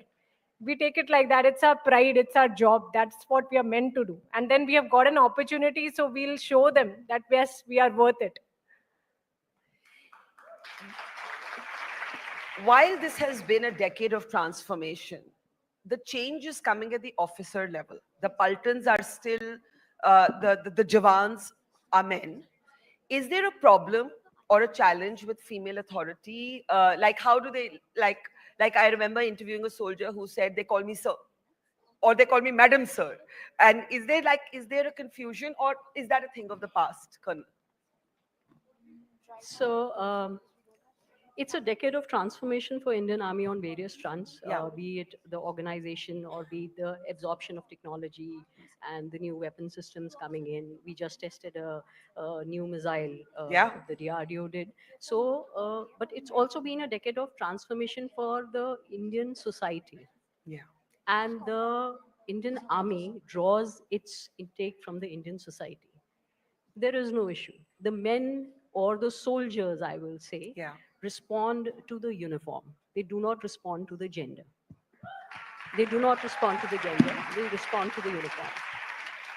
So there are no issues. And I'm reminded of a saying by Field Marshal Sam Manekshaw.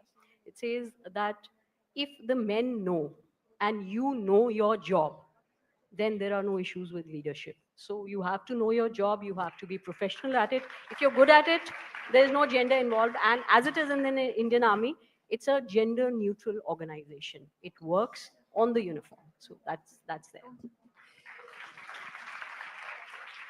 What has been the toughest? I know no operational details at all, but in terms of mountains, shooting ranges, mental training, probably the toughest. What has been the toughest thing you've done so far? Well, I would say in Army, I've got an opportunity to do shooting. They have given me an opportunity to become a mountaineer since I did 2 peaks. Yeah. So, Tell them that story. It's an amazing story. Okay, so I did Mount Bhagirathi too, and I did Mount Momastang Kangdi, which is somewhere and the heights are 6,500 something meters. 6512 is Mount Bhagirathi to be precise.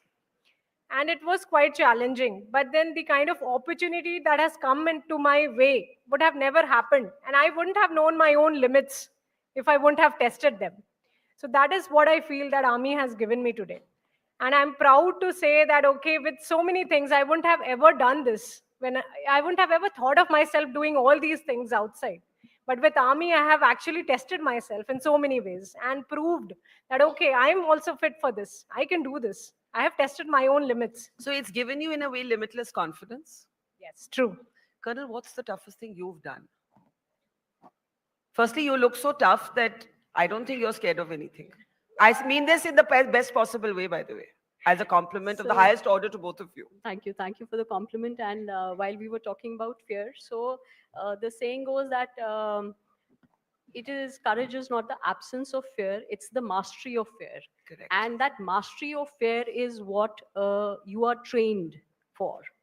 Because it is human nature to feel worry or to feel fear when you are in uncertain times or situations or circumstances. But the Army trains you to handle anything which is thrown your way. By what? There's a larger cause, a larger purpose, The a larger passion. cause, the larger cause is to serve the nation. There is no doubt. Anyone and everyone who dons the uniform is drawn to it as a calling. It's not a job. That's right. It's not a career. It's not a job. It's a calling. And to serve your nation, to guard its borders, to serve it in whatever manner, wherever the army sends you, that is the cause. That is the calling. And the toughest job.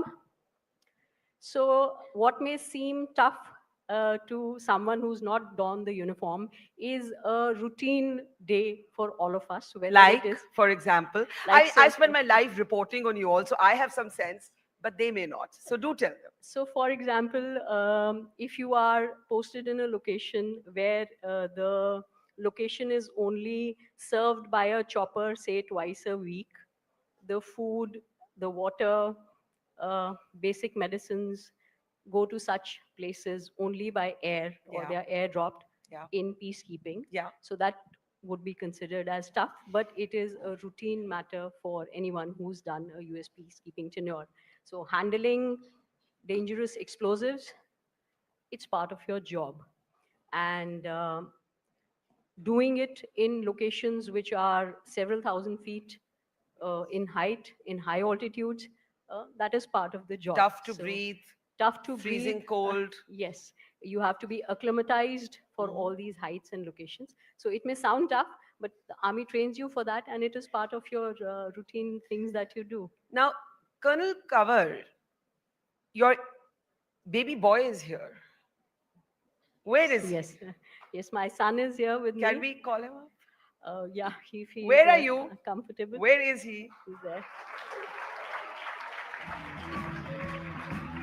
Hello, don't fall. Hello. How about a salute? Okay, come. Hi. Hello, And what's your name? Avyansh, And how old are you? 8 years old. And what do you know about what your mom does? She is in the army. She serves the nation. Are you proud of her? Yes, I am. Are you going to join the military too? Yes. Okay. We're just going to allow him that little moment with his mom there. Yeah, he's fascinated by flying, and we earlier had the pilots here. So he went up and walked up to them, and he asked that I want to learn how to fly.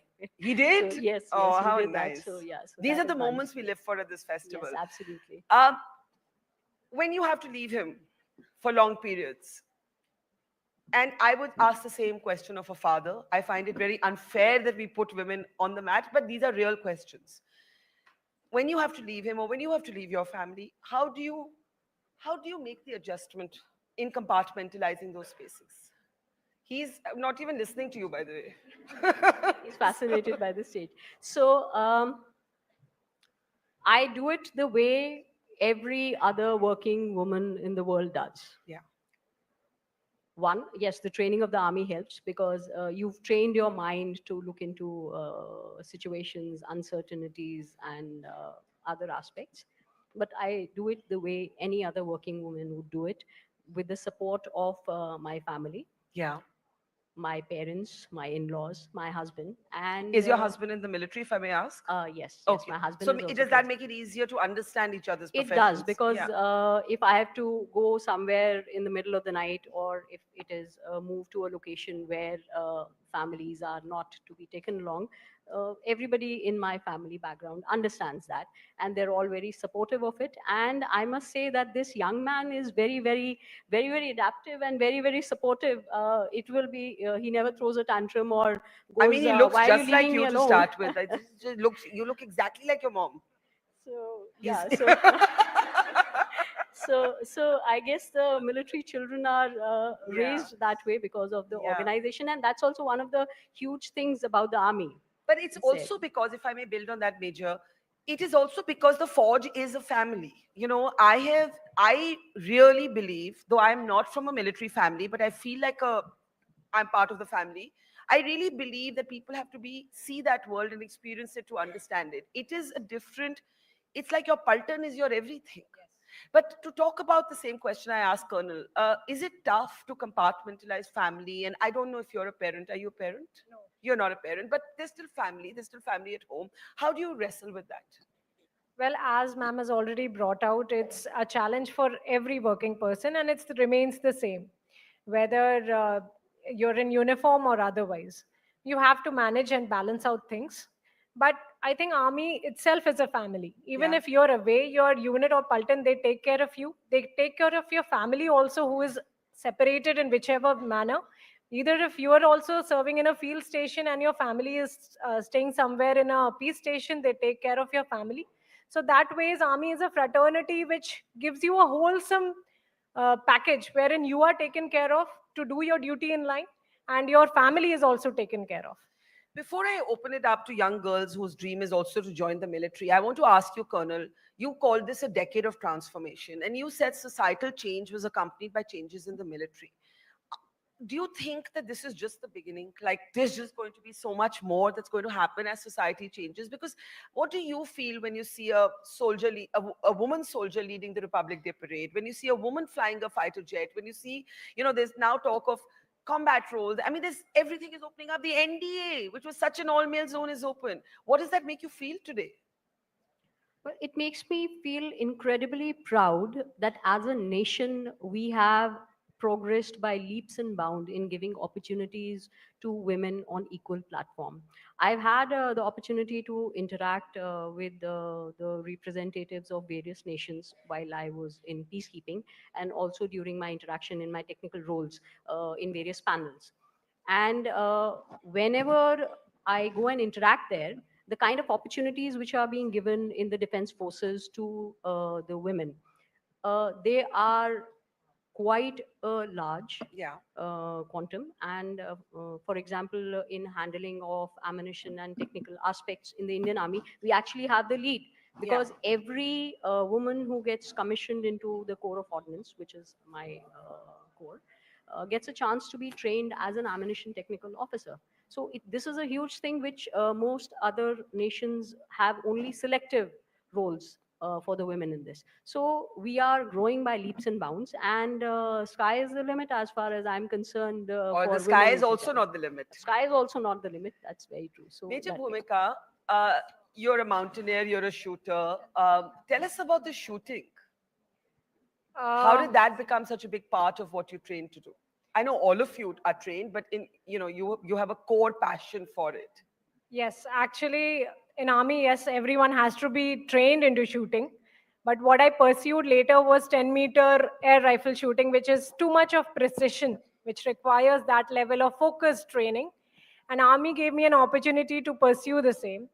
And we did a lot of trainings for the same. It was not a one-day effort. It has actually taken me 6 months to have developed that talent, and then represented at AMU. And then finally, it was such a close battle. It goes till points when you're actually fighting over there and competing in the tournament. And it was by 0.1 that I won my gold medal for Northern Command. It was such a proud moment for me.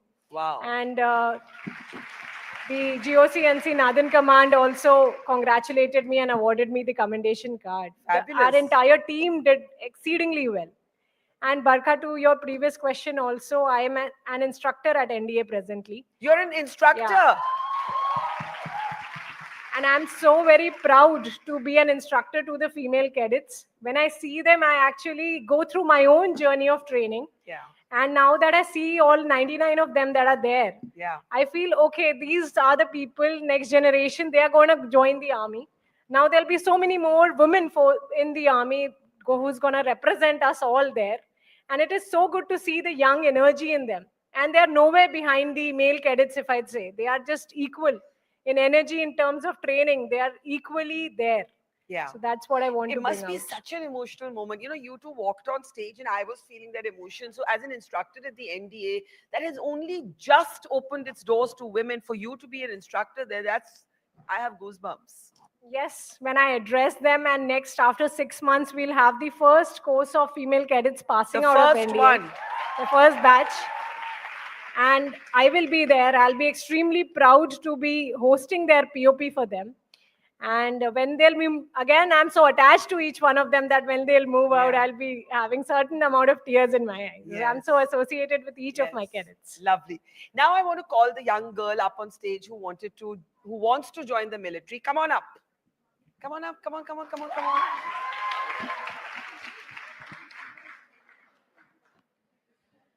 Okay, you can come here. Hello. Hello. Hello, What's your name? my name is Palak. How old are you? I am 16 years old. Okay. Are you scared of us? No. Okay, don't be shy then. Tell me, you raised your hand when I said any girls here who want to join the military, right? So why do you want to become like Colonel Preeti and Major Bhumika? Because I tell my story. Yeah. My in my shop, one my father friends comes, and he told us, my father, that that he wants a government job. So he's at BSc trying border security force for. BSF. Yes. Okay. So आप ये बताओ आपको क्यों करना है? Father की story हम कभी और सुनेंगे. आपको कब क्यों करना है for joy? because it feels me very proud that for India, for our family, for so much people, yes, that she is securing our country. You can shake her hand. You want to shake her hand?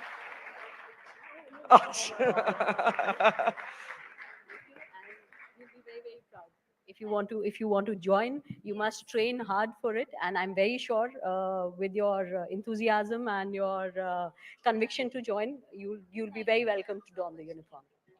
Meet Major also. Congratulations, and you must join the own, please. Join the NDA and see me there. I'll be there. Okay, come on. Anyone else who has dreams of the military, who comes from a military family, who understands, ma'am, please sit, who understands what a transformational change, these moments are about. I know I'm seeing some hands at the back, but you've got to help me come forward because I can't actually see you. Okay. In the meantime, what would you say to young girls? Because, we always talk about how the military, as you said, is not a job. It's a passion, it's a calling, it's not a career. But today, there is the lure of corporate high salaries, an easier life. The forge is an act of love to your country and that higher calling that you spoke of. What would you say to young people? Why would they consider a life in the army? We all love the army. But for those who don't know anything about the army, what would both of you say, especially to young girls? Okay, so the army is an adventure, that's true.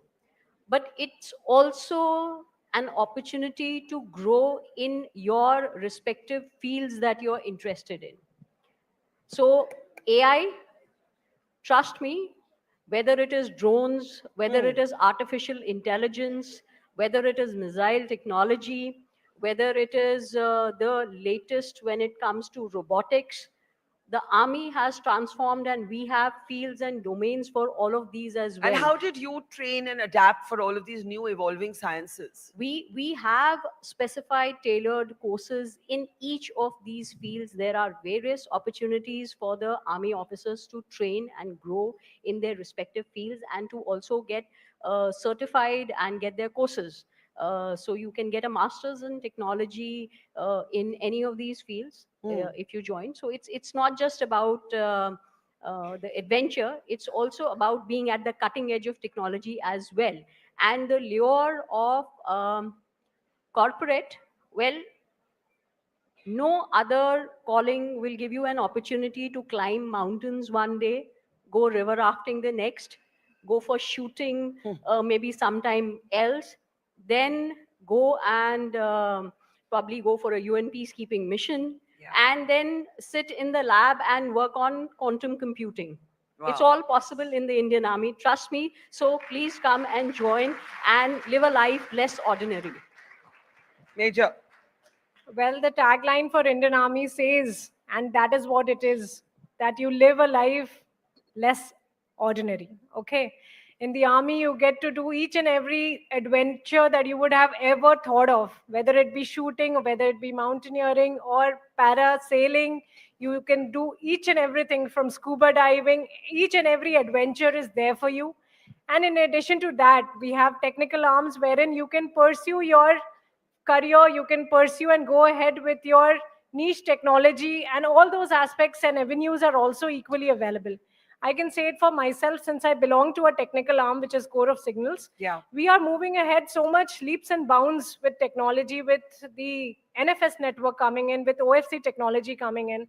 And the Indian Army does give you avenues to pursue your MTech and your post-graduation degrees also. So those avenues are also open, along with all the adventure that you have it within this package. What did both of you study, like before you became a soldier? What did you study? Were you all science subjects, I think? So I have a bachelor's in science in information technology, and I also have a bachelor's of science in industrial microbiology. Wow. This is before I joined. Wow. And after I joined the army, I've done my master's of science in munitions technology from the Indian Army. So, Wow. like I said, you can do all these things with while working in the army, and I've had the opportunity to put to use during my profession my IT knowledge as well, and my bachelor's of science, and while pursuing the munitions technology. So yeah, it's a package. Major Bhumika? And I would like to say, being in the uniform, I'm also an engineer. I've done my engineering in IT.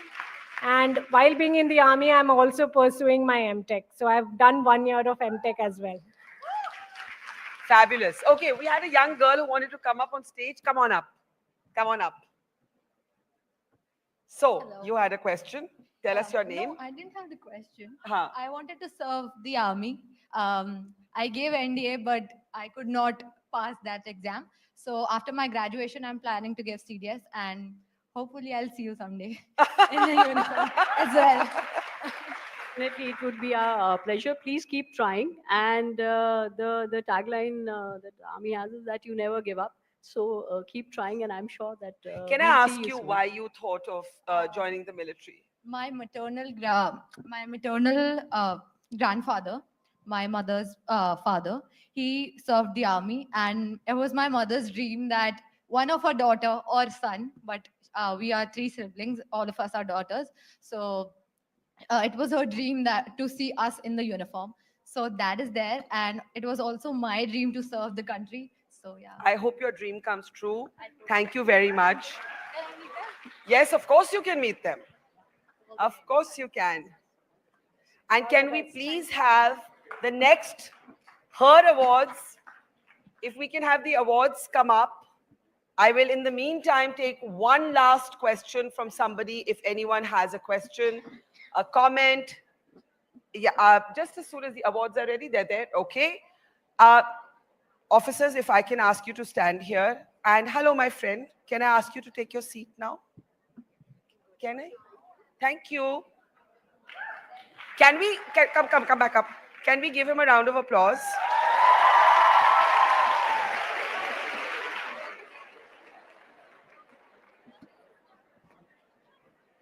Now, the thing that makes this festival what it is that A, no woman is ordinary, no man is ordinary. Everybody has a special story. And across generations, we hope to make connections. As we honor our wonderful women in uniform, I want to actually welcome to the stage in a moment somebody who has emerged as a star of this year. And I think for many more years to come. And I think that this meshing of different professions, different stardoms,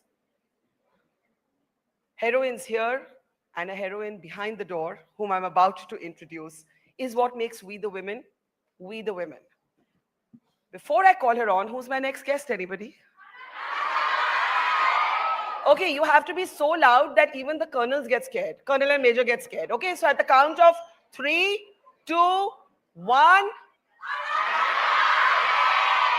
Let's put our hands together for Ananya Panday to walk through the door.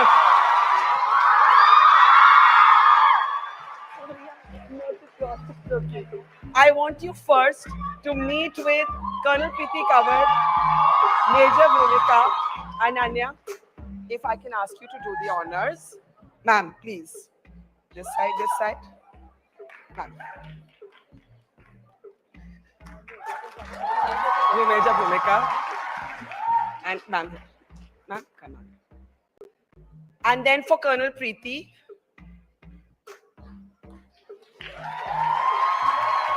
And can we have everybody here for a photograph? Yes. Now, isn't this an incredible cross-generational moment? It's wonderful to see because every woman has a story of achievement. Young, my age, older, no one's old here. You're just young, older, and then oldest, right? And Ananya, you missed this incredible conversation with Colonel Kriti Sanon and Major Bhumika, but we were talking about how many strides women are making in the Indian military. If you just want to say something about your award, you watch Ananya's.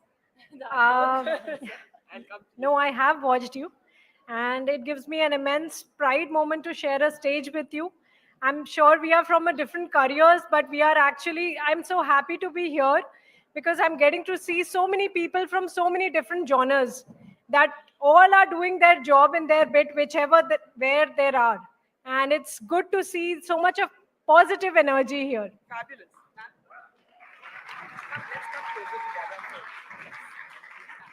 Thank you very much for the award. It was an honor to get it from someone who is also a pioneer and trendsetter in her own way. So thank you very much. It's a pleasure. Hello, hi everyone. I'm honestly really overwhelmed right now. No, but thank you so much. I'm so sad to have missed the conversation, but I'm going to catch it on Mojo's story back at home.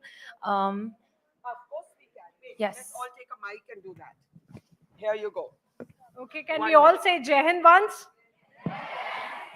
In the equal tone that we had just the cheering right now. Okay? Yes. Okay. 3, 2, 1, मैं करती हूँ. 3, 2, 1. Jai Hind! Thank you so much. Thank you so much. Thank you. Thank you so much, ma'am. Thank you. Thank you. Thank you. Thank you, Major. Don't go anywhere. Just come, Ananya. Hello. Hi. I'm carrying so many mics. Okay, can we have a proper hi, Ananya? Welcome. They did very sweetly already. One more. Come on. Hi. Hello. And they're also up there. Please to wave. Upar. Yes. Hi. So sweet. And I might ruin a few surprises. Is it my mom? Okay, I won't ruin. Was it my mom? I mean, that's not a She's right surprise. there. She's in my direct eye line. Okay. Ladies, please stand. It's all the fabulous Oh my God. Y'all have got more Oh cheers my than me. Guys? The Bollywood Wives are in the house. Can we welcome them too? We know what everyone's been watching. I know. So, that was going to be my big backstage surprise, but they've come and sat in the front row. And they're not trying to hide themselves at all, clearly with Seema. Yes, please take a seat. Okay, that was going to be like, you all took away my headline moment from me by coming and sitting in the front row. But They're good for reality you. stars. What do you expect? They know how to grab the eyeballs. Ananya, how does it feel to be where you are? The bay of Bollywood won't be controlled. You're emphasized. I mean, it's like, has it been your best year? Yeah, it's been my best year, honestly, because I feel like everything I've done the past few years has worked up to this moment. It honestly feels like that. And I couldn't be more grateful and more happy to be here right now. What's made you happiest this year? What's made me happiest? I think the reactions of people and the audience. I think I've not felt this connected to the audience before. With Bay coming out, with Control coming out. Actually, starting from Kho Gaye Hum Kahan, that was really a film that changed everything. Thank you. Yes, so I received a lot of, not even, I would say, like, I'm not saying about my performance, but it was more about how the character connected with so many young girls and boys out there. And with that, I truly understood the impact that cinema can have. You know, it's not about the box office numbers or always about praise and performance. Sometimes it's mostly about touching people's lives. And I really felt that difference with Kho Gaye Hum Kahan, and then with Call Me Bae, and then with Control. So that's why. Let's start with this idea of touching people's lives. You actually have your own YouTube channel, your own program, which tries to look for positive stories in an environment where trolling is really cruel. And, you know, all day long, we've been hearing stories from girls who say, this was said about our weight, this was said about the hair on our face, this was said about the color of our skin. Before you had this dream here, have you been trolled in a really horrible, I know you have, but everybody may not know. What hurt you the most that was said about you? Honestly, a lot has been said about me, so I can't really choose one incident. But you remember a moment when you said, oh shit, you know, I have a thick skin, but that feels really rotten. I think sometimes when I can't control a narrative is when that makes me upset. So, for example, when I just started out in my first year, someone made like a fake account on Instagram, and they started writing that they were in school with me, and I was like this, I was like that. I lied about my education, I lied about getting into college, and all sorts of things. And first, I was like, oh, no one's going to believe that. Why would someone believe it? But people did believe it, and then when that kind of spun out of control, and I couldn't control that narrative, that really upset me, I would say. And then that's actually the reason personally why I started so positive. But once I started it, it wasn't about me. I think it was. No, it I know became you more have than now that. like a whole Yeah. range of guests walking in, but something triggered you to start it. Do you remember that feeling? Because I really think we undermine how, look, you're Ananya Panday, you still have the strength, the community to stay online.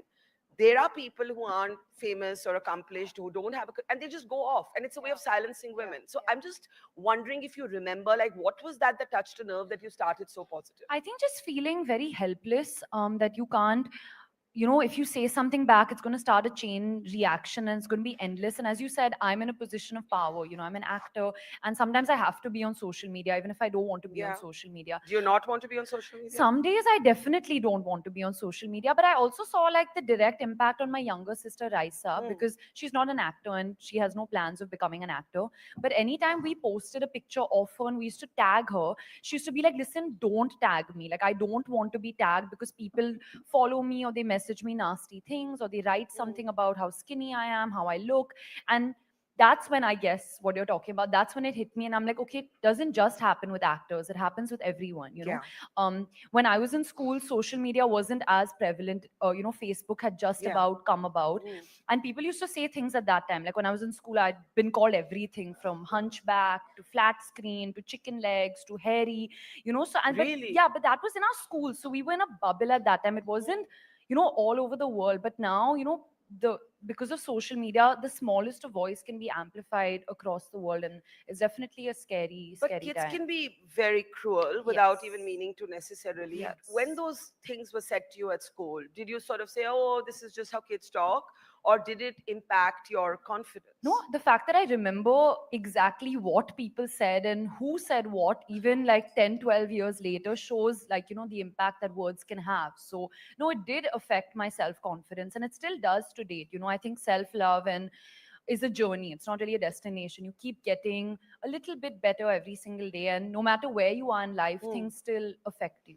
You know, I was reading this data point just this week, that between 15 and 45, women actually don't take decisions regarding their own health, not even their own health. And when we talk about women and how we're feeling and how our health is, we forget to factor in how we're feeling up here. And somehow when we talk about how we're feeling holistically, it's considered like a rich person's problem, a privileged person's problem. So I know you must get a lot of that. You know, you must get a lot of the whole, you're from the industry, you're a Nepo baby, all the rest of that. Has that impacted at any point your peace of mind, your sense of wellness, your sense of sort of just well-being? It used to at the start. I think it Like had. what would happen? Like I would just break down. Like I wouldn't be able to. I didn't want to go on set. I didn't want to work. I felt like I'm not good enough. I felt like I don't deserve to be here. I don't belong here. So I used to really like When not. was this? This was at the start when I just started out. I would say the first year when this college thing happened, and then that whole round table thing happened, which I think everyone obviously already knows about. No, tell You all them. know, na? No, but tell them properly. Okay, so basically I said something on a round table where I was talking about how everyone's journey is different and you can't really compare any two people. The fact that Yeah. I may live in a certain city Yeah. and someone's not in a certain city, I already have an advantage over them. So things like that. Yeah. And I was sitting with Sid, Siddhant Chaturvedi, and he said something in a very like gully boy fashion, rapper, funny way, he said. And then I think it got picked up out of context and people started making memes about it and joking about it. And it really, I think till date is something that's stuck with me. And I felt like, oh, I need to go and defend myself. I need to clarify myself. I need to, explain what I said properly. And I've realized that nothing speaks louder than your work. Honestly, you just kind of have to sometimes put your head down, do your best work, and it'll reach people at the end of the day. But when you would break down on set, who lifted you? I wouldn't break down on set because No, we I don't mean, have the before liberty to do set. that. Okay, before But I guess getting my onto mom or like my family or my friends, I've had a really strong support system. I've done therapy also in the past. I'm not as regular now. But you with did therapy, seek but professional I help. have done therapy. What made you do that? I couldn't articulate my emotions. I used to just feel very, very down. And the thing sometimes I feel like with mental health and social media is that you may read something in the moment and you may not realize that it's affecting you. Mhm. Because I'm fine right now. I'm having a good day. I'm in the car. I'm busy. I'll read a comment and I'll ignore it. But weeks later, it could still be there in your subconscious somewhere, and things like that really pile up. Mhm. So I think with therapy, I was able to just consolidate my feelings and articulate my thoughts a little better. Do you think there's still a stigma around talking about mental health, especially when you live in the public gaze? There is a stigma definitely, but I think it's gotten a lot better. I feel like a lot of people are talking about it now. Everywhere I go, there's always a question about mental health. As an actor, I went for the Indian Sports Honor Awards and I was able to host a panel with Sania Mirza and Avni Mhm. and everyone and Laksh and everyone Yeah. speaking about mental health. And so it's really opened up. I think the conversation has gotten a lot smoother, I would say. But when you like, you've just very matter of factly said, and then, I also sort of went into therapy, not very regularly, but sometimes. The first time you had to say that out loud, were you squeamish about it?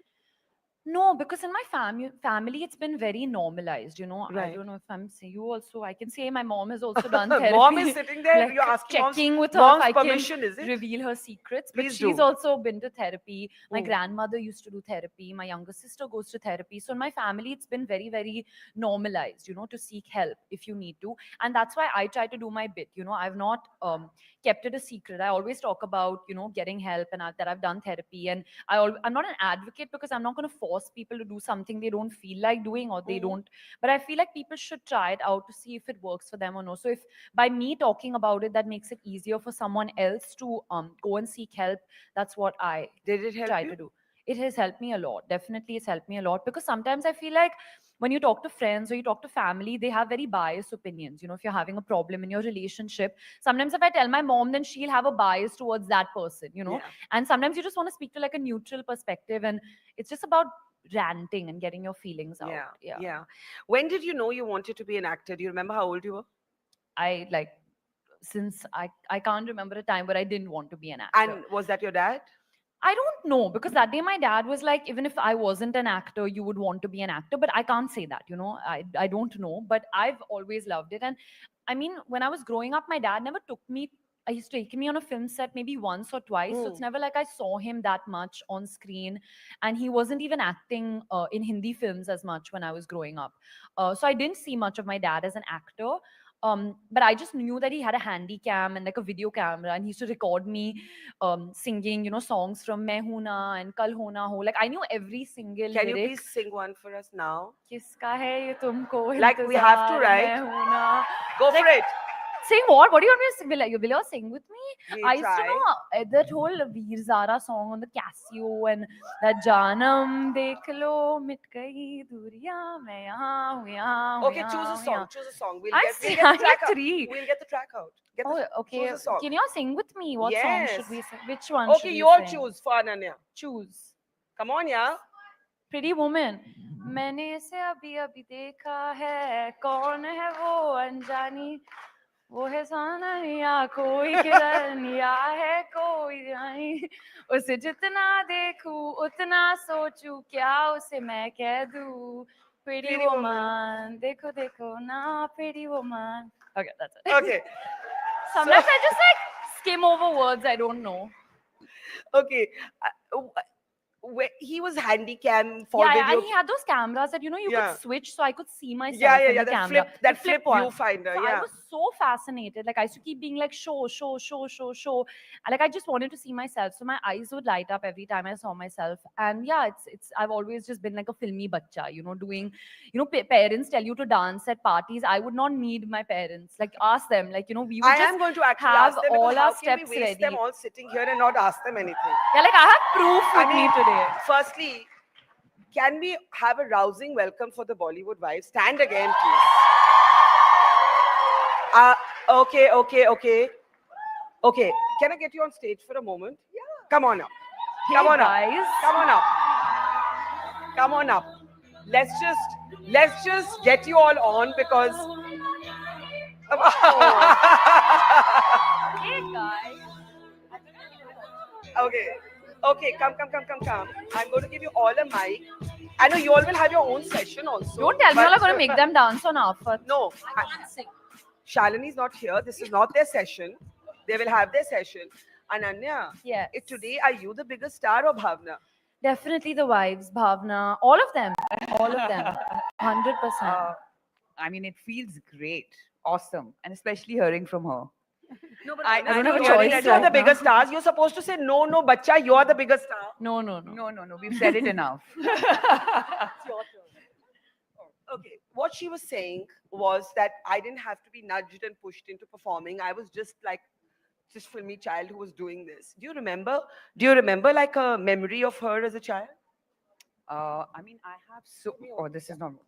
I have so many memories from all the birthday parties. There used to be Ananya, there used to be Shania, that's Mahib's daughter, I'm sure everyone knows, and Suhana, the 3 best friends, and any music that would come on. And before we could even say, girls, you all know that, how you just look, you all know this, your song, they would already be on the floor, dancing. Fab. Now, tell us, all of you, 1 month story about Ananya that we don't know. I'm feeling Some like secrets have to be revealed. it's a parent-teacher got meeting. My sir. I mean, she's already said this before, but when I was expecting my daughter, I was huge and pregnant. So I used to go to Bhavna's house and I used to order brownies. And this one was a tiny little baby in her nappy. She used to crawl on top of me and sleep.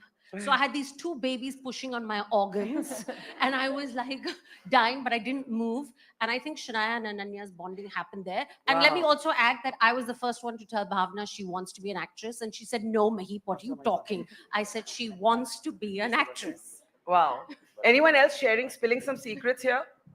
Well, I mean, it's not spilling secrets. I mean, I just heard Ananya say that, she got trolled and lied about her admission in a college and whatever. I just want to say one thing, that I know that she's a voracious reader, and not that it's a secret, but this is something Bhavna has always told me, that she loves reading and she's a voracious. Yeah. Yes. It's really embarrassing, guys. I know, you're totally under the spotlight. Thanks. Seema and I actually cousin. Yeah. And honestly, Ananya growing up was such a smart kid. I mean, I remember discussing with Bhavna, she used to take extra math classes. Ask any of those math, some particular class she used to take, like the advanced class. I remember asking Bhavna once. Kids usually shy away from that. So when she got this movie, she'd gotten into 3 of the top universities that people want to send their kids to. And she's such an intelligent and she's a super bright, intelligent girl, that I was like, no, Ananya, why aren't you going? Why aren't you going? It's actually like, why aren't you going to USC? Why aren't you going to NYU? And the third one, I remember. Ananya, what do you feel to see your mom and her sort of friends become these superstars? They're going to have their own panel, like I you know, saying. I'm But excited. in typical Bollywood Wives way, they are here. But they everywhere. were this reality show. The public is seeing it now for the first time, but we have been seeing it as kids because when they used to have their tea parties, those typical. Were they tea as parties. mad as they are in the Madder. series? Like I feel like this show has happened 10 years too late.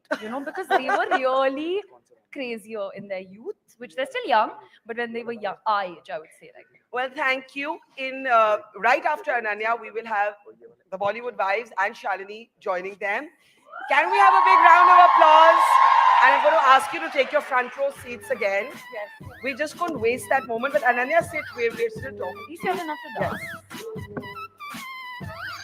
So, if you had not been an actor, what would you have been?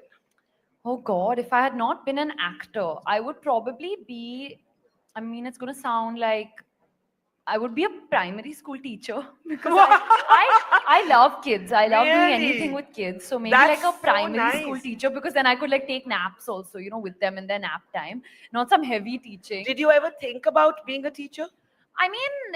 I've just loved kids. So if I have to think about something to do with kids, I would say that, or something maybe with animals, or I would say a doctor, because I know no one would trust me in an operation room. But my grandparents were both doctors from my dad's side. My grandfather was a heart surgeon, and I loved biology in school. It was one of the subjects that were my favorite subjects in school. So there was a brief period where I was like, should I become a doctor?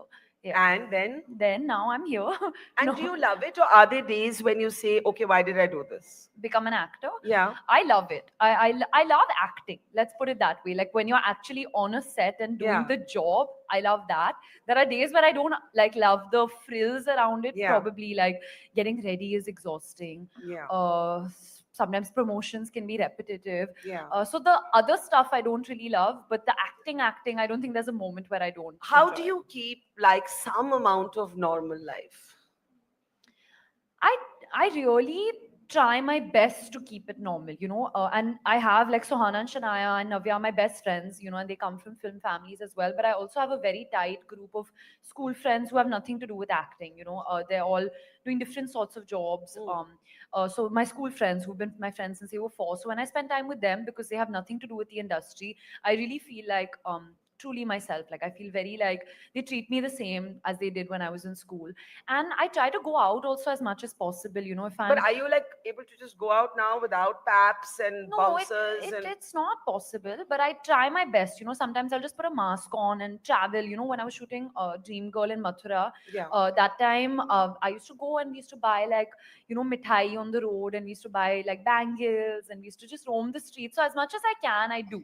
I What's try the my last best. normal thing you did?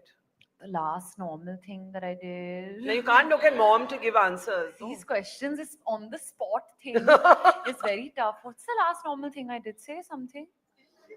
It's going to sound like not normal. Like what? Like what is normal for you? Your normal can be different from someone else's normal. Like I do clean my dog's poop and piss on a daily basis. I don't know if that's like normal. That's normal. Yeah. You clean it I yourself. cleaned my mom's house that day. She's a very messy person. So I went down and I was like, I did do that yesterday. I did clean the house. Yes. Yourself? I was delegating the tasks to people, but I didn't do a good job at cleaning. But you were responsible. I was for it. responsible. Yes. Okay, here's my question. How do you, as a young woman with a mind of your own, voracious reader, may have been a doctor, may have been a teacher, you're in this industry where how you, not just how you act, but how you look is a large part of, being a star. But you don't want young kids out there to be looking at these images and thinking Instagram is the real world, because it's not. And, we've had stories all morning of people have said we were bulimic, we used to put a finger in and throw up, we're anorexic, we had, body hair where we didn't want it. And people just fall actually really mentally ill because of this. And we live in this world which is literally all about the image. How do you approach this? How do you, what do you tell yourself? What is your relationship with your own body? What is your, what is it that you want to convey to other young girls? So for me, I try to keep it balanced. Being glamorous and looking a certain way is a part of my job. So that there are times where I dress up. So it took me time to get ready like this. It took me like an hour and a half to put on this outfit, do my makeup, do my hair, take pictures and come. And that's a part of my job. And I have to do that. I'm getting paid to do that. People are coming to see me look a certain way. And there are days where I don't look like this when I have my time off. And I show people that as well. If you see my pap pictures, normally I don't have makeup on all the time. I'm in my chappals and my, ghar ka clothes all the time.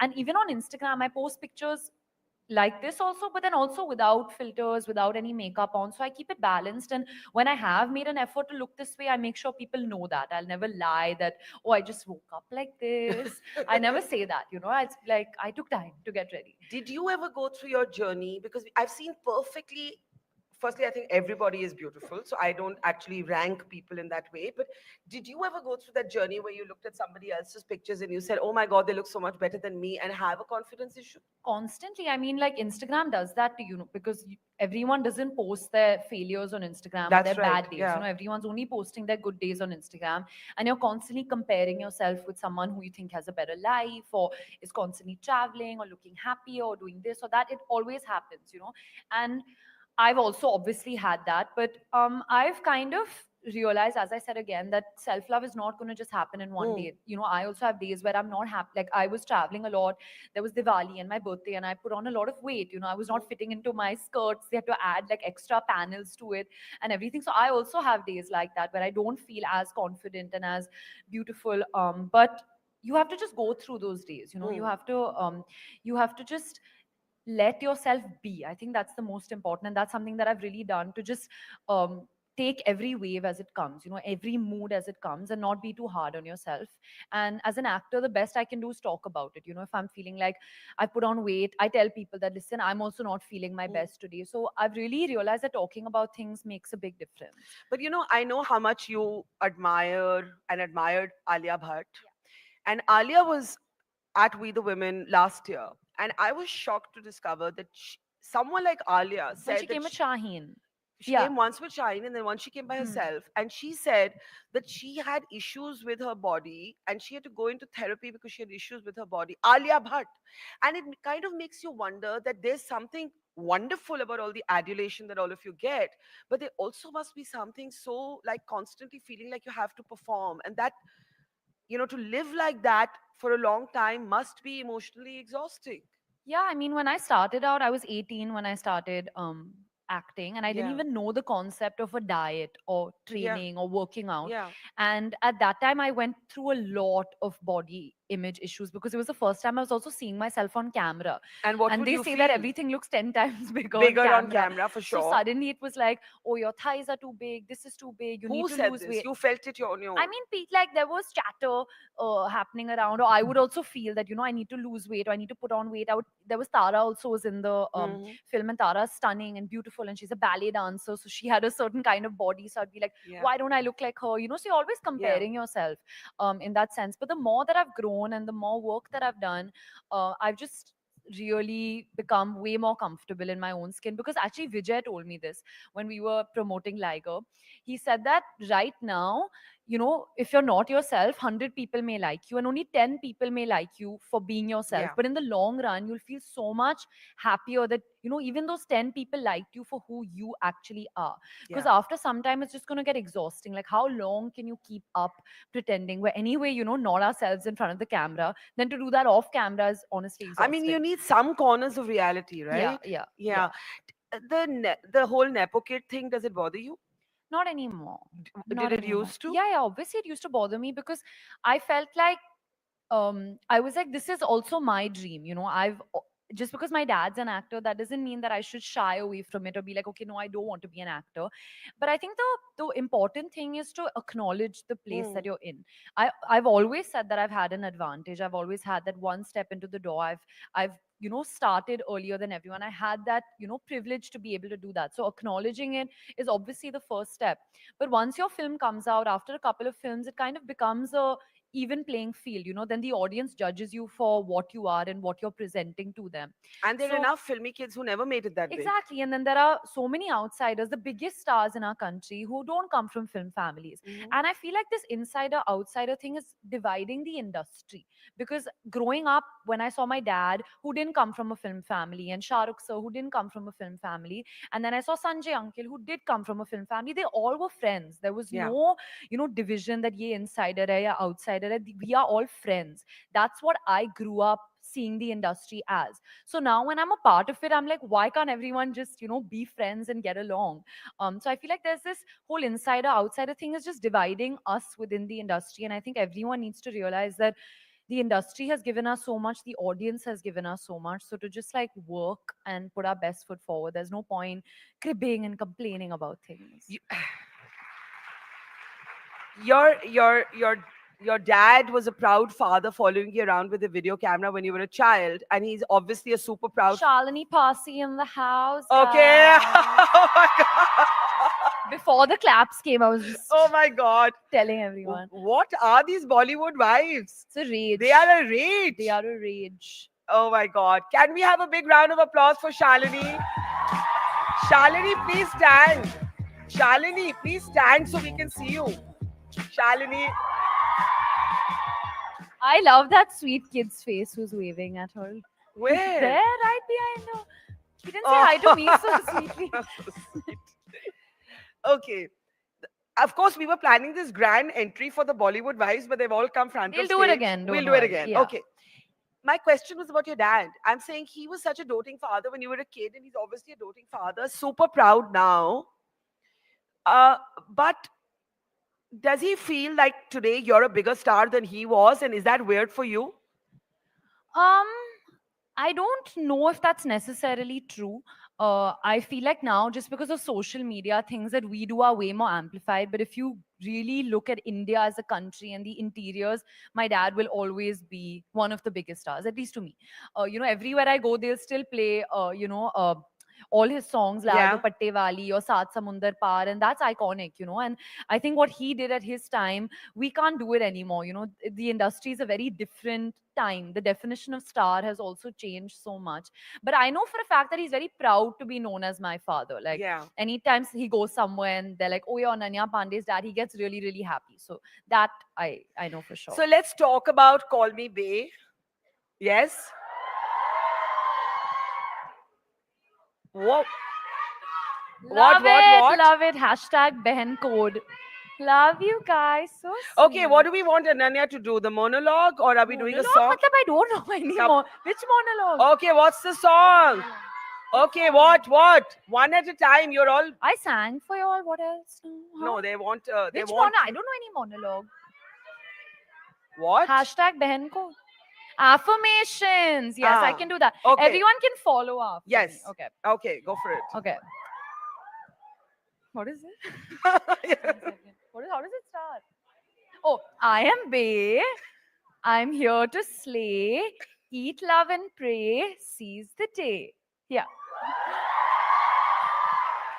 I forgot it. I was like, huh. So, Bae was such an interesting character because The you were best. like owning all the criticism that somebody could level against that character with absolute self-deprecation. What was it like for you? It was so much fun. I had the time of my life playing Bae because, as you said, the tone of the show was only very Yeah. self-aware and self-deprecating. It was very on the face about that. And I feel like rarely do we do stuff that has pop culture integration in Correct. it. And I love that it had that. It had a reference to Sid and Kiara's wedding and things that, we talk about as the youth, but we don't necessarily see it on screen. So I liked being a part of something like that. And yeah, on the get-go only they say words like privilege and bubble. So you're acknowledging that already and you're getting past that and then really getting into the show. So you're kind of owning that Yeah, you're whole owning that privilege. space. Yeah. But I also liked that, okay, the show was fluffy and privilege and that sort of thing. But Bae as a character, there was so much to her. She really had a heart of gold. Yeah. She went through a change. She never let go of kindness, even though people said lots of stuff about her. And that's something that I could relate to her. I was just going to ask you that. Did you kind of identify with it? Yeah, I mean, a lot of people think I'm exactly like Bae, but I'm not. I'm very, very different from her. How are you different? She's like me into 100. Like everything she does is like drama and 100 and like all of that stuff. And like she's obviously lived a very different life from me. You know, she's from Delhi and she got married at a very young age, and her mom and her dad put a lot of pressure on her to be like this perfect wife. And you know, she lived in an uber privileged life, and then she had to come to Mumbai and hustle and figure it out. And yeah, but I really liked her core as a person. I like it was my first time doing comedy as well, and I like that at the end of it, the show also spoke about women empowerment and you know Me Too and all of those things that we don't really address on screen. So it was nice to be a part of something that's a part of the bigger picture. You played a journalist. Yes, seeing your eyes come. No. My trick question is coming now. Is there a question you would really like to ask of anybody in the world if you were interviewing them, and what would that be? Oh God. Huh? Who to ask? What do I just okay? I really like this motivation.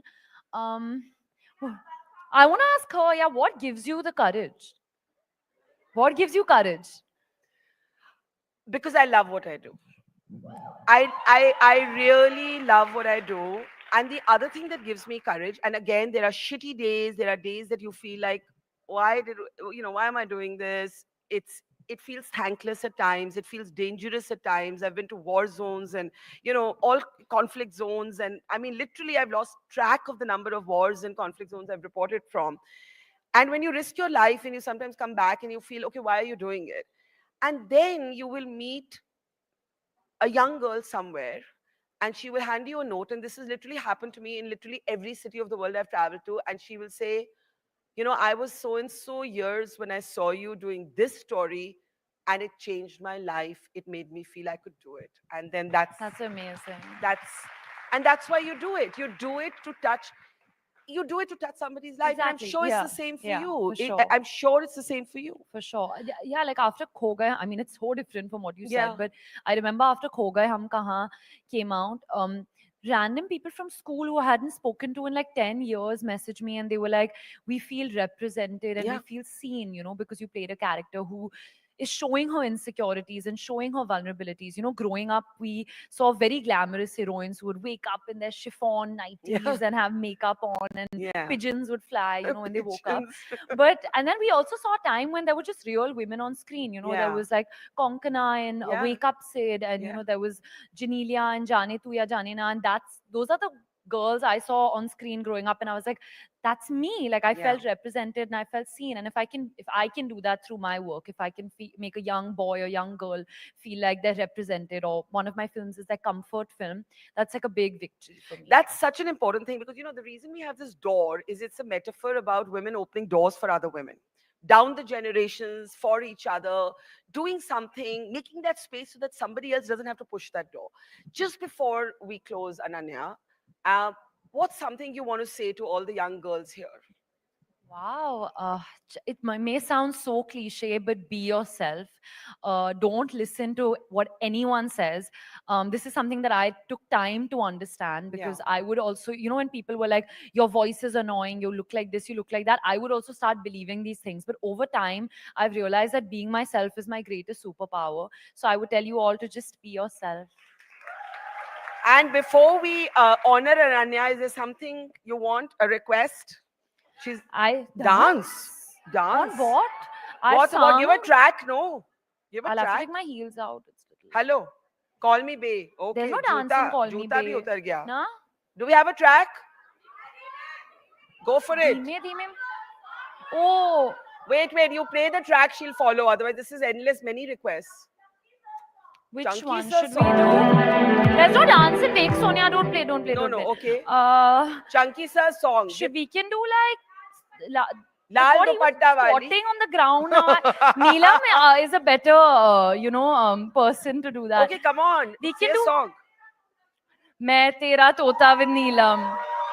Okay. Yeah. You have to give us a second for us to pull it out.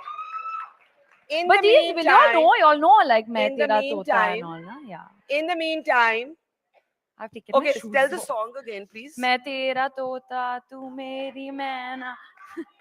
Oh my God, they know all the lyrics.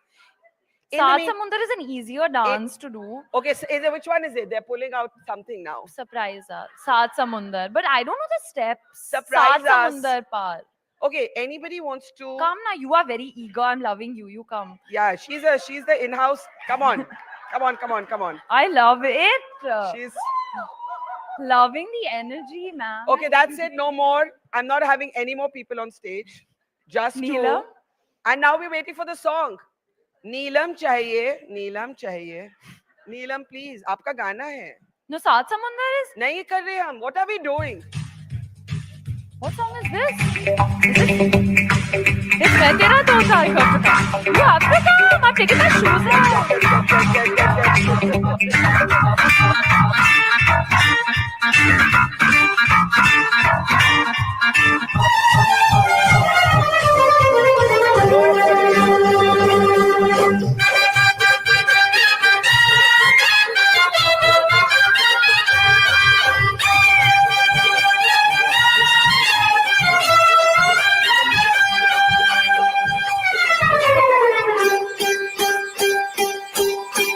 मैं तेरा तोता तू मेरी मैना मैं तेरा तोता तू मेरी मैना माने ना क्यों कहना फूलों के जैसी तेरी जवानी फूलों के जैसी तेरी जवानी जाने क्या जादू चला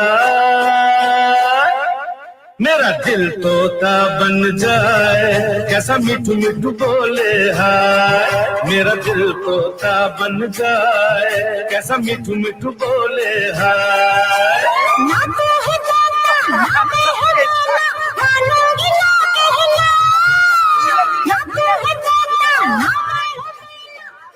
You all have to come up now. Come. Thank you so much. Okay, girls. Thank you. You're a great sport. I love these old hook steps that were just this, I know. you know, now it's become so Sorry, complicated. the Bollywood Wives have already headlined the event, so we can't make them walk through the door. But they're back. And before we let Ananya go, we are going to make all 5 of them present Ananya with that award for Star of the Year. Ananya, aa jao I'm yahan just pe. sweating my heels. Sorry. Okay, can we have the award, please? What am I getting? You are getting Star of the Year from us. how And the Bollywood Wives are going to present it to you. Thanks, guys. Mom. Mahip. All the moms. Okay. Come, Shalini. Let's hear it for Ananya. Come on, show her some love, guys. Another round of applause at the count of 3, 2, 1. We're going to do Call Me Babe. Okay? 3, 2, 1. Call me babe. My mom almost burst my eardrums. Thank you. Thank you so much. This has been like actually the best audience that I've interacted Isn't with it? ever. Honestly. Love the energy and ask them some spicy questions, guys, Absolutely. please. Thank you. Love you, love you, love you. See you soon. Bye. Come.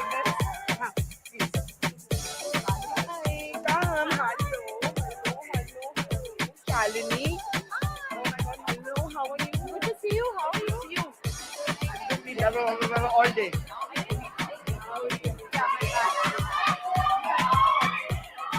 Oh my God, has Ananya gone into the audience? What's happened? What has happened? They're all doing that. Let's selfie. Selfie. Look. Let's take a selfie. Come on. Vibes. Oh no, everyone's not there. Wait. Hi. Neelam. Oh my God. Yeah. Okay.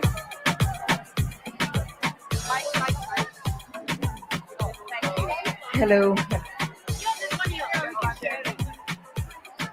Okay, I need everyone to take their seats, please. This is going to be one hell of a conversation.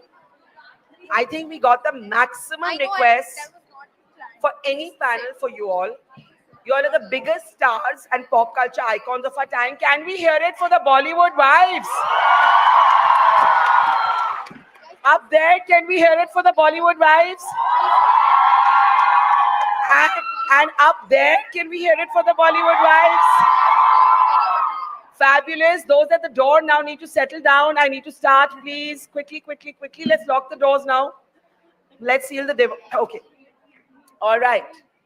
Thank you. Thank you, thank you, thank you. It's lovely. Oh. Okay, girls, I need you to settle down. At the door, please. I'll need the doors closed now. The conversation needs to start now, please. I need some order in the room. I know there's a lot of excitement, but you have to settle down now. Please. Oh my God. I love you too. Okay. Whoa. Okay. Let's. Okay, girls. Calm down. Calm down. You need to breathe. Exhale, inhale at this point. I know it's super exciting. My God, what does it feel to have this kind of stardom? Mahip, I'll start with you. What is what? Oh. God, I love you guys. This is the best audience. Best, now? I mean, the hold up your mic. sweetest. Really. Mahip, hold up your mic. Yeah. So, well, honestly, stardom came to us in our mid ages. Yeah. We're in our mid 50s. कह सकते हैं यार, क्यों घबराए? We're all mid 50s. Yeah, but it came late to us. Yeah. We had to learn a lot, but it was overwhelming. Honestly, we weren't expecting it. We were very comfortable in our lives, with our business, with our workout, with our children. So when this came to us, it was a big whammy. Did we think that it was going to do well? No. I think we were just winging it the first season. We were just having fun with our friends. But are you all like this in real life? We are. Like actually for real? Actually like this. So when the show did well, it was overwhelming. Now come to season 3, there's a lot more pressure. There's a lot more expected. Like I feel the pressure of saying the word twat all the time, you know? And Can we do twat at the count of 3? 3, 2, 1. Twat! But Mahip, is that allowed in a college? अभी बोल दिया, पता नहीं Where बाद are में the देखेंगे. teachers? No, don't look for teachers. Okay, Mahip, before I come to the rest, what's with this story of your being drunk and ending up in marriage because you were drunk after a one-night stand? But we are in college. It's okay. This is not what I want to teach It's these kids. okay. It's the real world. But yes, it is my story, and yes, it did happen. Can you tell us the story again in brief? Okay, in a nutshell, I gate crashed his party. Woo! I gate crashed his party, and I ended up having a one-night stand with him, guys. But it's 25 years later, 2 babies down, I'm settled and I'm a lot more mature and I'm not so stupid. But we were young and frivolous and whatever. Okay, now. Can you hear me on this? Yeah. Shalini. Yes.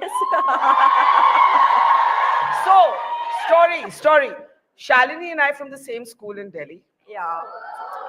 My sister and Shalini were in the same class. Yeah. This is modern school Delhi. Shalini, you are one national obsession. What is going on? I know. Like that. People have been telling me that. Do you feel like a national obsession? No, I was always obsessed with myself, and now each to its own. Huh? Wait, I'm going to sit with you all Okay, so that I can hold the. No, I have to hold the mics. I always looked up to Barkha because her sister was there, and we all used to look up to her in school and say we wish we could be like her. And still we all wish we can be like her because there's no one like her. If everybody from a batch looked up to her in school, and yeah, thank you. We all did. No, but Shalini, now to the point that you were always obsessed with yourself. Yeah. Your most viral line is, "Don't get angry with people or care about what they think because it's bad for your skin." Yeah. ये क्या इसका मतलब क्या है? So there's a whole logic behind it. Like if you're not like happy with yourself, it affects your sleep, it affects your hormones, and then obviously then if you're not functioning properly, it'll finally come out on your skin. So that was just a very short line of a very boring description. You have to draw people in with something fun, no? Yeah, That's what I did. that I agree. That's what I did, yeah. Neelam, more Yes. seriously, while Mahib says that this kind of attention has come late, the fact is, and full disclosure, one of my dearest friends, Anisha, is a creative force behind the Bollywood Wives. But as Anisha and I often talk about, the Bollywood Wives has used the vehicle of culture to talk about things that nobody talks about. It has headlined 5 women in their mid-years and made them the biggest stars of this country. And just for that alone, I think it is a remarkable, revolutionary series. Did all of you feel not seen before Bollywood Wives? I think the conversation we don't have is how this industry is so cruel to women as they get older. And Bollywood Wives is an exception. It's not the norm. And I want to ask all of you to talk about that. I'll start with you, Neelam. Well, first of all, Barkha, thank you for having us on this panel. It's a real honor and privilege. Thank you. So you said that, this Bollywood Wives, we're talking about topics that, a lot of women don't talk about. It's not been seen on Indian television. Yeah. I mean, it's so strange that you're saying this, I'm speaking for myself. I was 50 when I signed on for Bollywood Wives. I was scared to face the camera again. Really? Yes. I was scared to be rejected because I was seen like 30 years back, and Yeah. I have aged. So I was very insecure. And I think in season 1, we all discussed, Botox, we talked about fillers and, Bhavna with the face yoga. So I think this is the first time women have openly discussed treatments for the face and what they're okay with and what they're not okay with. Yeah. So I think that was also a huge eye-opener. Season 2, we spoke about menopause. Yeah. And And we're all there. We're all there, and well, some are sailing through it, some are not. Yeah. And yeah, so I think it's given us an opportunity to make a change, make a difference. And season 3, there have been topics which Seema and me have sort of discussed. Yeah. And you won't believe the amount of DMs that we get from married women saying we went through this too. We went through this, and kudos to you guys for coming out in the open and discussing it. And it makes us feel that even celebrities and known personalities do go through this. So it feels fabulous. It is. That is why the fabulous Bollywood Wives, right? But Bhavna, I think Neelam said something quite honest there about, the fear of facing the camera in your mid-years and feeling like people may judge you. Did you go through that? Yes, of course. I mean, there's a lot of fear of judgment. We had not really put ourselves out there before, except Neelam, who's been an actor. Yeah. So there was a lot of fear of judgment. There was a lot of fear of suddenly, getting opinions or people making comments on the way you look. And also for me, I think it was a time when we started shooting season 1, Ananya was launching as an actor in the same year. Yeah. So I think I was very worried because I was like, anything I say or do should not impact, her or her progress in any way. So I was like, extra worried and extra careful. But I think the amount of love we've got from everyone, all those fears have gone away. And I'm sure people must have noticed in season 3, I'm way more confident and way more opinionated than I was in season 1. It's only because of the love we got. It gave me the confidence. Yeah. Amazing. Thank you. And I think, as Neelam said, Seema, a lot of taboo subjects, right? I mean, everything, right? From menopause to Botox to diabetes to, I don't know, affairs. It's all there. It's just all there. And it's extraordinarily honest. And has it been tough to be this honest for like a billion people and plus to see? So look, before I did Bollywood Wives, I wasn't really concerned about being seen or felt unseen because I didn't know otherwise. But I think, when I did the show, the only thing, I think my mom sitting there, Yeah. she just said I was one going to, thing. can mom please stand up? There she is, being very shy in the front row, but Yeah. the camera can pick her up. So there were some, sensitive right here in the front topics row, that yeah. I had to touch upon, and question about my marriage and the status of my marriage and how I was leading my life. Yeah. So I think the only thing she said to me was, Anisha kept asking me, how do you want to put it out there? How do you want to portray it? And, she just said to me, whatever you do, just don't lie. That's the way I approached it. I will just not lie about my life because I'm not doing anyone any favors and, especially not myself. And as long as I had just one mantra in mind, like, I'll say it like it is, as long as I don't hurt anyone's feelings. And to be honest, that I get from my mother. She's the one who gave me that. And I did the show. That was my basis of the show, that just don't tell lies, be you, and just don't be insensitive to anyone. Yeah. Well, mom is being shy, but we've managed to pick her up on camera. Thank you for coming, ma'am, and for allowing Seema to share her story so honestly. I want to ask all five of you, what has been the toughest thing to talk about on camera? Shalini, anything? Talking about other people was very tough for Wait, me. I have to give you my mic. You take this. So talking about other people was really difficult for me. Can you explain? Because it's like I don't want to dissect anybody's looks, their behavior. So that kind of just puts me in a Because very- you want to do that in private or you don't want to do that? Well, I mean, no, I don't really even discuss them with my therapist, honestly, like anybody, like, it's like. Because it's bad for your skin. I get 2 hours with my therapist and I want to talk about me. And yeah, because I found it very difficult because to talk about someone else, because it's just like, that was very difficult for me. So I think one thing that everybody wants to know is, this is reality TV, but is it real or how much of it is staged? Like a lot of people don't understand that, Neelam. It's all real. It's all real. You It's all are all saying all real. these things about each other, like for real. For real. And you can be friends after that. Yeah. Look, between the four of us, there is this understanding, okay, if we do say something, they get it. We're cracking jokes at each other. Maheep is bullying us, abusing us. We're used to it. It's just part of the show. It's entertainment also. Yeah. But everything is real. And Maheep, you Not just entertainment. This is her personality. This is her.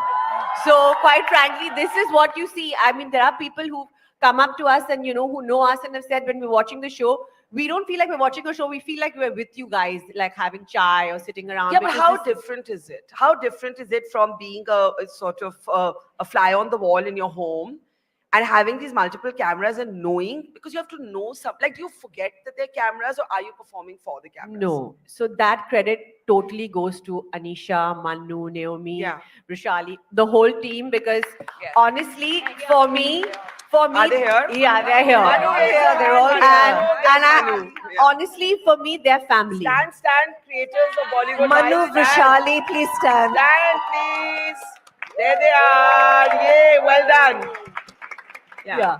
They're actually, for me, they're family to us. They're in our homes, in our most private spaces.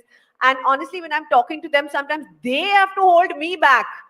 Rather than me holding myself back, they have to hold me back and rein me back in. Like, there are cameras rolling, I forget. Yeah. But it's just that, you get to be yourself. And eventually when you see yourself and coming through on the show, especially I can give you the example of season 3, I was very worried because I did shoot the show at the most vulnerable time of my life. Yeah. So I was a bit, very worried about how I would come across. And when I saw it, I actually called Manu and I said, thank you, because I don't think I could articulate it as well as he did. Or, he actually put it out there exactly how I was feeling. Yeah. I couldn't have done it better myself. Amazing. Thank you. Love you guys. Maheep, you have spoken about so many things, from diabetes to, I've lost track of menopause, so many issues related to women's health that actually are completely invisibilized for women our age, right? What's been the response to that from women who are not famous, Oh, you know what? It's very important for all of us to put in a serious topic that is close to us, what we feel. Like how we had in season 1, the beach cleanup. It was important to us. We wanted to put that message out there. Season 2, whether it was menopause, women don't talk about these things. It's very strange. We shy away from these things, and I don't get it because we're all in the same boat. We're just different reactions and whatever. For me, it was also very, very important to discuss diabetes. I got so many DMs. It was overwhelming. And one DM hit me very hard was this mother who said to me that I rewound the scene with you and Neelam where you were jabbing yourself with the insulin pen. And I called my 9-year-old son and I said, see, she's doing it and she doesn't care because he was so conscious going to school and doing this. It broke my heart, but I felt that, listen, if I can just help someone or empower someone in some sort of way, my job's done. I don't take this platform in frivolously. Yeah. You know, it was very important that we put in these serious topics. So everyone does feel inclusive and everyone does feel that, look, we're all in the same boat, guys. And it's important. And as moms, what is it that you all wanted to put out there? You know, I mean, those of you who are parents, what did you want to put out there? Bhavna? Shalini? I think, I mean, Ananya was here earlier, and what she said is like, you know, be real, be yourself, let the world know that. Yours is fine. Yeah. I think be real, be yourself, and you got to feel what you got to feel, and it comes out. Like you were asking, what were the most uncomfortable times when we shot? So, I mean, we are all in groups of friends and we all have our ups and downs. I think for me in season 1 and 2, you know, there were so many misunderstandings and, you know, things I've had with my friends, especially with Mahip and Seema, which was brought on camera. And we actually cleared those misunderstandings and we felt those emotions. I mean, there were times after shooting the scene, we've all come back and I've actually cried at home because it was almost like bringing it out what I was feeling. So I think this show has, I always say, this show has, what it has done is it's given me immense growth, whether it's personally or professionally. So I can never be more grateful than that. So for me, it was, you know, but for me, I was really concerned that I didn't want people to follow what I was doing because... You did not want them No, to? I don't want them to jump into the sea if they don't know how to swim. Like me. I was a little concerned and later on, like, you know, I don't want to become, like, I don't want people to follow what I'm doing, or it's a little impractical way of life as well. And, but like, I think they're sensible, you know, that was my concern. Like, what is it that you would say to them, don't do this at home? You know, they say, now after movies, don't try this at home. Don't jump into the ocean if you don't know how to swim. So what is the Shalini Passi ocean? The ocean, it's my world where I stay. It keeps me safe and I'm very productive in it because I sort of block out a lot of the noises which are not... But now you're a public figure. How do you block out anything?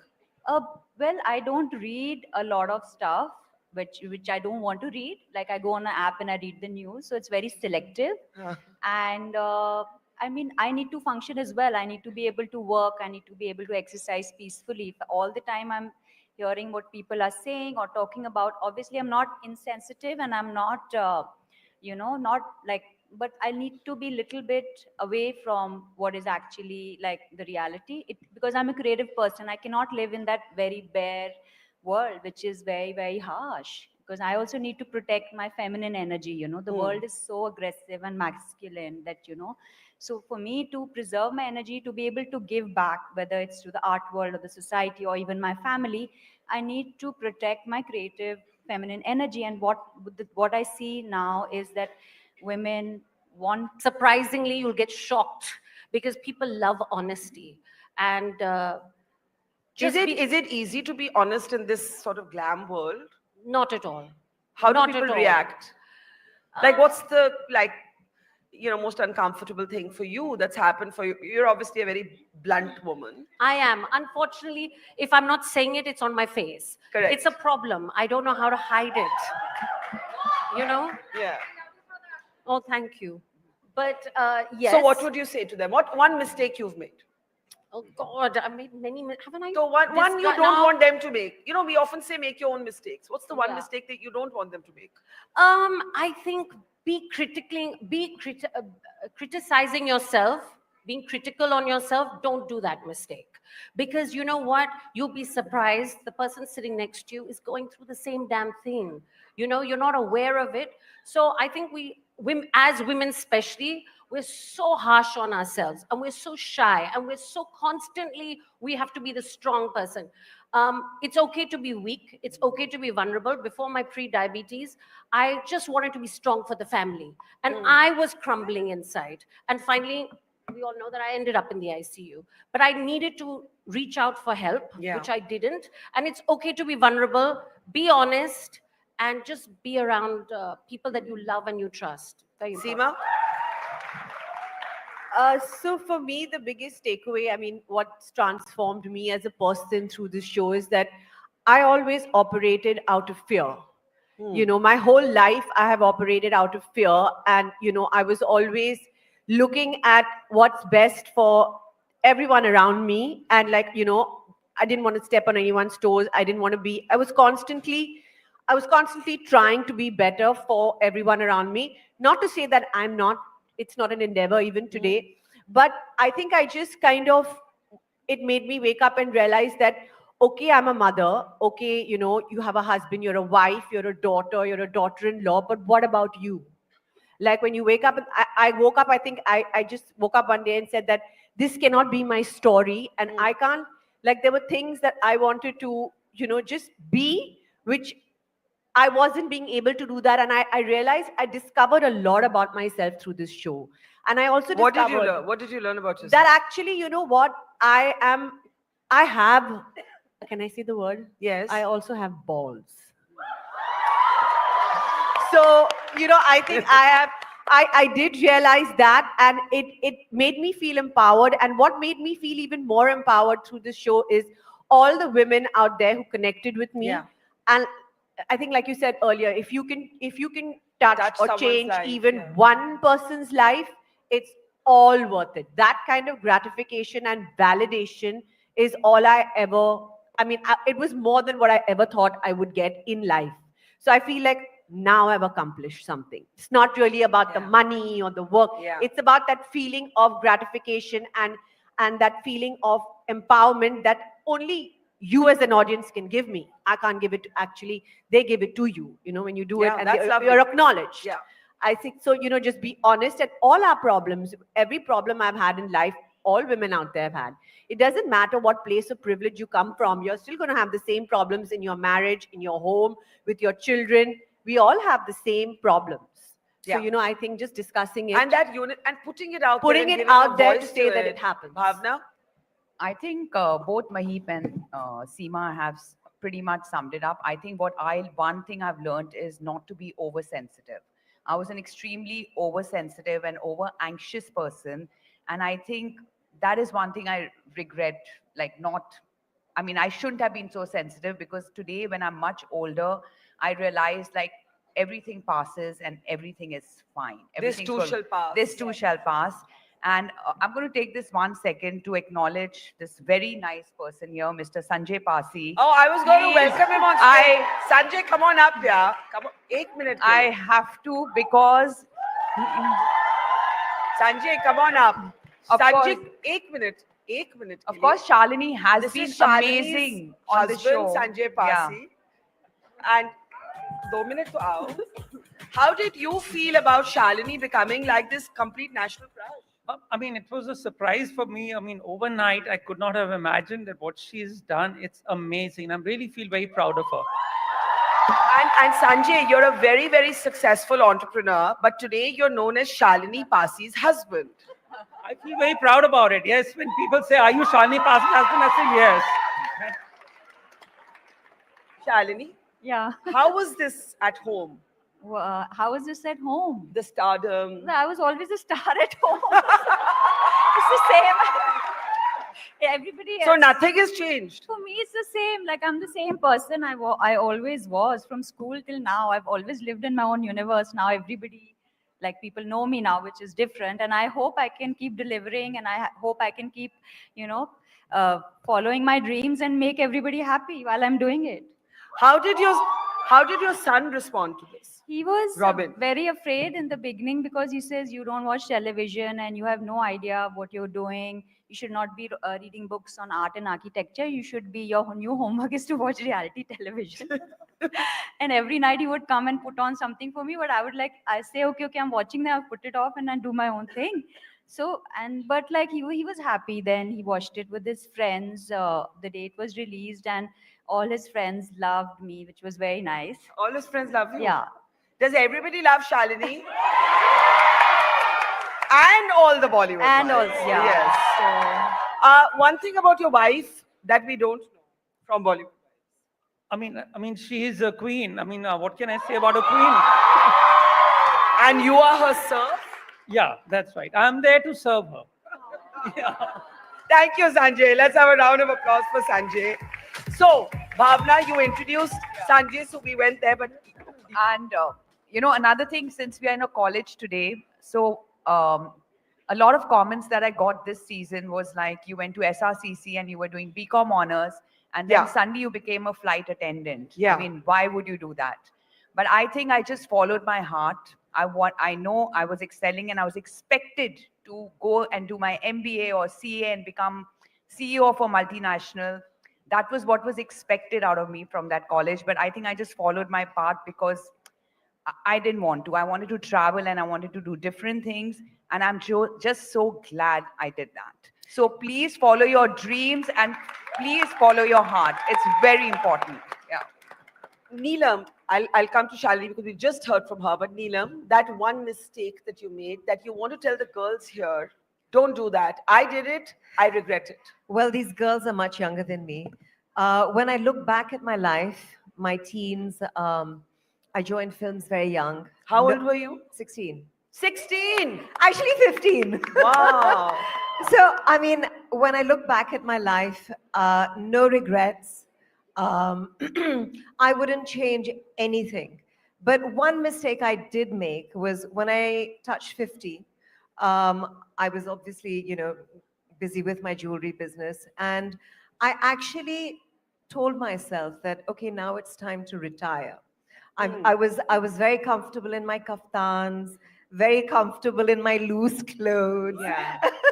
Yeah, living the kind of retired life. And I mean, I was totally wrong. Yeah. Okay, now I've got like this new beginning. Life has changed 360 thanks to this show, thanks to Karan. So I think, thinking at 50 that your life is over, women out there, that's a big mistake. Now, thank you for saying that. You mentioned Karan. Karan can get away with asking questions that nobody else can. And he asked you, Mahip, are you all jealous of Shalini? So, my question is thoda ek question jod rahi ho usme. You all actually get along or you compete with each other? And I'm adding to Karan's question. No, actually, shockingly, why the show works is we do get along. Of course, we have our issues, of course, but we address them on the show. What are these issues, apart from what we see on the show? Specifically with Shalini? Yeah. Well, I mean, my thing is, which I tell her, that if you're going to wear a Roberto Cavalli gown and just walk into the sea, I am going to react and say, what the fuck is she doing? Am I not? I mean, I can't be saying, well done, okay? I was like, what is she doing? So she gives me those opportunities to react. But bless her, she sings to the giraffe and I'm awestruck. And there are many, many moments.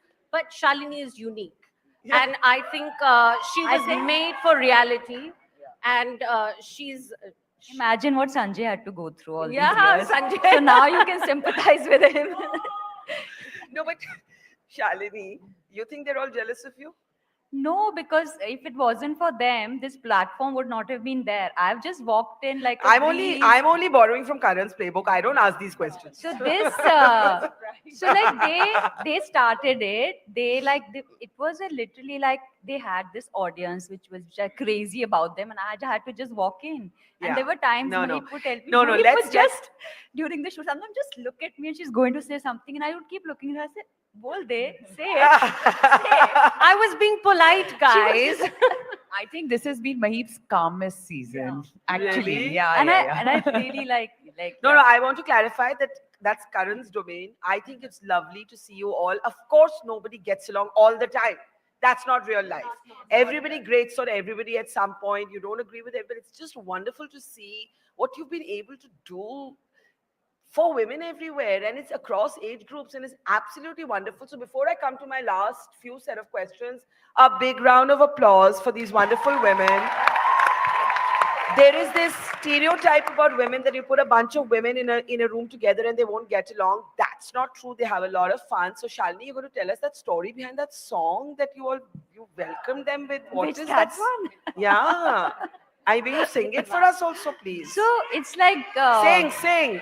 Bollywood Wives coming to Delhi. So had to be something spectacular, a mix of Bollywood culture and Master G, who's like, don't sing, you're not ready for it. So, Mike. Yeah. I said she threw us right into the deep end. Scene Yeah. one. Yeah, day yeah. one. Didn't give you any That's time. it. We knew the tone was set from that song. Yeah. So now we want to hear this song. Really? Yes. That one? Yes. I'm not trained for it. Everybody, Okay, not all- just all all. of you Yeah, have to sing. all. Okay. You want a mic? There's मेरे more mics मन here. ये बता दे तू किस और चला किस और चला है तू क्या पाया नहीं तूने क्या ढूंढ रहा है तू जो है अनकही जो है अनसुनी वो बात क्या है बता Come on, get up. कहीं धड़कने तुझसे क्या when I say Mitwa, raise my hand. But there is a song that we should have them dance to. Does anyone know which one I mean? It's Mahip. Yeah, I know. Nigori. Nigori. Okay, then you choose a song. No, Neelam's done her Listen, bit. I've danced enough. No, I've Neelam has done her bit. Mahip has to do a solo number. Mahip has to do a solo number. Yeah. Go for it. Mahip. Okay, let's have the track. Then we'll just make them do it. Do we have the track? What is this, Barkha? Nigori. Track. Start. They're trying to find the track. Do you have a preference? Wait, it's coming, I think. I think your song is coming. Come on.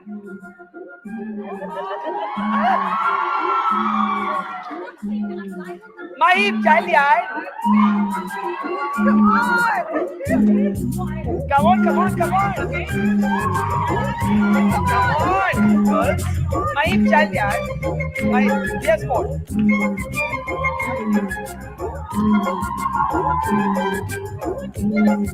कैसी जवानी है गोरी कैसी जवानी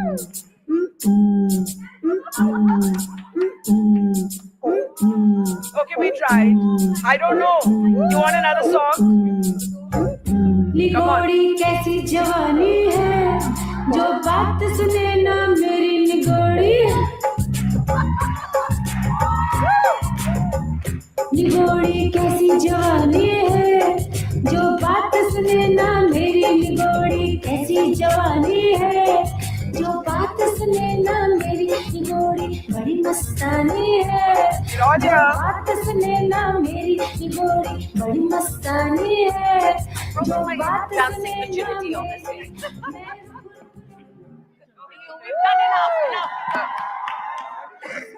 This is the first time Mahip has danced without She just- without the tequila shots.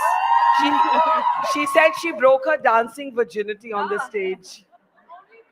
Mahip, take the mic. Mike. Hanji, Mahip. Yeah, I did break my dancing virginity. I don't dance. I'm not a dancer, only for you guys.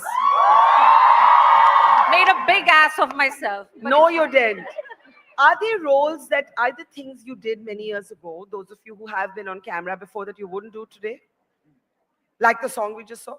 No. Then why were you so... And you know, I'm 51. So I was what? sprawled on a car. I was gorgeous then. I was 19. You are gorgeous, even more gorgeous now. Even more gorgeous. Yeah. So I was sprawled on a car. I was dating my husband. He had come on the set. And yeah, but I don't regret anything. Any of those things. Neelam, do you? Because you were so young, like you were 15 or 16. I think I would definitely not wear a lot of the clothes that I wore back then. Okay. Yeah. I mean, I've got. What do you remember, oh my God? Like weird combinations, like yellow with purple, those dhoti pants, and those. Yeah, and my mom and my masi used to do my clothes, so all my necklines were up till here. Okay, like fully covered. I think that's one thing I would definitely change. Okay, now all five of you are going to tell us. I don't know, do we have time for a couple of audience questions? You're going to tell me that. But in the meantime, all five of you are going to tell me something that we don't know about you, that we're hearing for the first time, that you're not saving that story for Bollywood Wives next series. Tell us a secret. Tell us a secret. Like, tell us something that we don't. Anisha is going to kill us. No, I'll handle Anisha. We're going to open the house for questions in a moment. No, can I start? Okay. Yes. So everyone thought that, you know, this Neelam has no temper. Okay. Oh, Yeah. you look very controlled. Yeah, very in control. So Yeah. the first meltdown that I had on Bollywood Wives was actually with Miss Anisha Baig. That's so And funny. she was in shock. Yeah. Okay. She's never seen that side of She's you. never seen that side of me. And then I saw a side of her, which I've never seen before. Lovely. And I think on this season, we saw a little bit of my temper with Shalini, a little bit, which they cut out. Why did they cut it out? They cut out a lot. They cut out a lot of her stuff, my stuff. Tell us that stuff here now. No. I mean, I just got a little irritated with her because, you know, she was having fun. She was giggling a lot. And listen, I just wanted to wrap up and go home, get into my pajamas. Yeah. You know, until you don't finish your content, you can't leave. Yeah. So it was a little difficult and challenging that day. So I lost my cool. So do you often lose your cool with Shalini? No. No? It was just that one time. I kind of like, Shalini, stop it. Shalini, you look like you never lose your cool with anybody. Do you? I do also, like, I'm human obviously, but I channel it. I like dance, I sing, I take it out on other things. Like I take that energy out. I take that crazy energy out, and my trainer will say, "Aaj kiska gussa utar raha hai?" So I'll say, "Aaj ye lagao, zor ki then I dance." You Tell know? us something about you that we don't know. I failed in math. Now everyone knows. I also failed in math. That's not some spicy secret. Tell us something better. I failed in computer science. What would you have been, or what did you want to be in school? I wanted to be an architect, but then I was really bad in math. Then I wanted to be an artist, but I couldn't go to art school. And now here I am. And now what do you want to be? I just want to keep. I want to be effective in whatever I do. I want to have fun while I'm doing it. I want to. There's so much that I want to do. I just want to be on this journey where I'm learning and doing things. I don't want to be stagnant. I want to be a new person every day. It's like this, like, you know, you change your clothes, change your energy, change your personality. Bhavna, tell us a scene. None of you are, you're being very like. One thing I don't understand. Very well behaved. This changing clothes. You know, when you ask. Wait, Neelam's saying something. Neelam? That's one thing I don't understand about Shalini. Why constantly changing clothes? We came to your house. I do change of energy, na? Yeah. Change I of think she energy. said changing clothes changes her energy. Yeah, changing clothes, like if you're wearing Girls, are you here with me? Yeah. So changing, like you're wearing a structured jacket, you'll walk in a different way and you'll sit. And you're wearing a flowing dress, you'll have a different energy. I mean, for me, I'm very, very sensitive. I don't know. So what is your energy, Abhi? This is very hot in Bombay and humid. I need the air to be here. And also, I'm like this graffiti is very much with what colleges are known for. So it's all very well planned. Yeah. Acha. Bhavna, Everything is thematic. And the heart's here. So very well planned. How long does it take you all to get ready? Mike, le lo, Mike. So in my mind, I'm like, okay, this is the thing. Like I saw the stage. It was actually like more brown, but you guys have covered it up. So I actually see the location. And then I pick out and the vibe of the place and, that's it. Okay, Mahip is wanting to say something to this and saying, yes, I just want to make it very clear. I take the least amount of time. That's a fact. They can't argue. Because you're impatient. That's written on your face. She gives us stress. Mahip. Yes. Why? Because say our call time is like 8 p.m. Yeah. or 8 a.m. Yeah. She's ready at 7:30 a.m. Okay, come on, guys, come on. And I take the longest. You all have I been the own only guests today, celebrities who've been on time. Before time. No, that we all are on Yeah, time. no, only ones. But only Mahip is always early. Yeah. But having said that, there's not a singular scene in Bollywood Wives, sorry Manu, that we have not been waiting. Actually, we are very punctual. Yeah. Manu. We are always Manu. waiting for our director Uttam, who we now call Steven. Who you now call? Steven Spielberg. Steven Pata nahi, Spielberg. he's making Mughal Azam or he's making some Gone with the Wind, I don't know, but we're always waiting. Acha, but this question, you all have answered something else. The question was, tell us something about your life that we don't know. Okay. So, Bhavna, come on, take the lead. So when you asked Shalini about not having temper and Yes. being calm, Do you I have a looked at- temper? I actually looked at Sanjay's face, and he gave the answer. Because Shalini does have a secret No, temper. because I'm trying to say the same goes for me. Because I mean, the usual feedback I get is I'm very balanced and calm, and I don't lose my. But I think we'll have to ask Chunky that. That's the Yeah. secret. Fab. Okay, we have time for some questions, I've been told. Now, I know you all are damn excited. but we're going to Actually, do this. I would have been Beyonce if I wasn't here. You would have been Beyonce. Yeah. Wow. It was my one wish. No, So I that have means such you a can bad. I called Neelam one day to say that I really want to be a singer. I envy. I would have. I wanted to be that. I said, Neelam, we'll take singing classes together during COVID. She said, you know what? Just record yourself in the bathroom and then listen to that. That was the end of my dream. That was. Can we hear your Beyonce voice? Are you asked? I'm just recovered from a viral. My throat I is- just danced. Get up and sing. Yeah, come on, Yasima. I swear I'm not lying. Come on. My one wish in life. Or for one of my children. You asked for it. No, you have to. Can I tell you something? heard So, it. Okay. so I can see your mom saying no. I want to tell you all a secret. So both of them during COVID recorded their voices and sent to Raisa's music teacher. My younger daughter Raisa sings very well, I have to say. Yeah. And he called me up and he was like, "Listen, Bhavna, I'm really sorry, but I have to refuse your friends. I hope you understand. I cannot train them. I just can't." No. Okay, that's a good story. But can you do a sound? I seriously just recovered from a viral. And mummy saying You no. sound husky. Yeah. Otherwise, she's very good. She is good. Otherwise, Seema, she's come very on, good. yeah. Seema, do 2 lines, yeah. 2 lines. No, I can't. Sing Mithra. Come on, everybody sung on the stage. Okay, Shalini will accompany you. You sing. Come on. Come on. Say singing anything. What? Come on. Just sing any song. Seema. Chalo, yaar. Murder. Acha, 1 second. Choose the song. Yeah, but I just said what I could have been. I wanted So to can be. you sing When you- your voices? Just get onto the part now. So let's see what we missed out now. Season Baba. 4. But I can't sing. I really can't. What should I sing? Twinkle, twinkle, little star. How I wonder where you are. Even that doesn't sound good. Can you say George Michael? Acha, now, come on. Let's choose. Swear to God. Okay, Shalini, you lead. You lead and she'll follow. Come on. Choose a song, Seema. Shalini will start. Since we are in a college, you sing पापा कहते हैं बड़ा नाम करेगा बेटा हमारा बहुत काम करेगा मगर ये तो कोई न जाने कि मेरी मंजिल है कहाँ Ooh, it feels so good. करते हैं। Okay, we are now opening this for questions. However, I know there's major excitement, but you're going to have to follow my rules here, otherwise we'll have a stampede. Okay?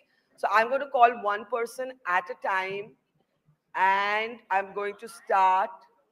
Come on then. Come on, come on, come on, come on.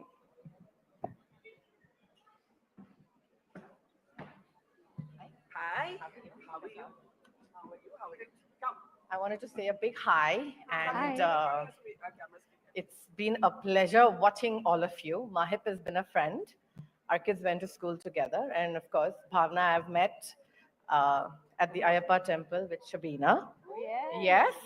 So I've known, of course, Mahip the most, and we've been mothers of kids who've gone to school together, and she's an amazing person. Thank you. You know, and I'm so happy to see each and every one of What you. is it that you would want to ask them or So say about? I didn't want to ask. Okay, This say is about this is about Neelam and Chunky, and the movie that Tu Mera Tota, that Maina movie, right? Yeah, she does. And yes, Paap Ki Duniya. yes, and I was in school, and I was a big fan of Chunky. I think I've mentioned this story, I don't know, a million times. And I used to write letters to Chunky in my, and I would post it. And I would post it, and I would get a reply. And it's only after I got married I realized my dad was writing those replies to me. And I thought it was Chunky writing. Okay, and it all got triggered with that Main Tera Tota Tu Meri Maina.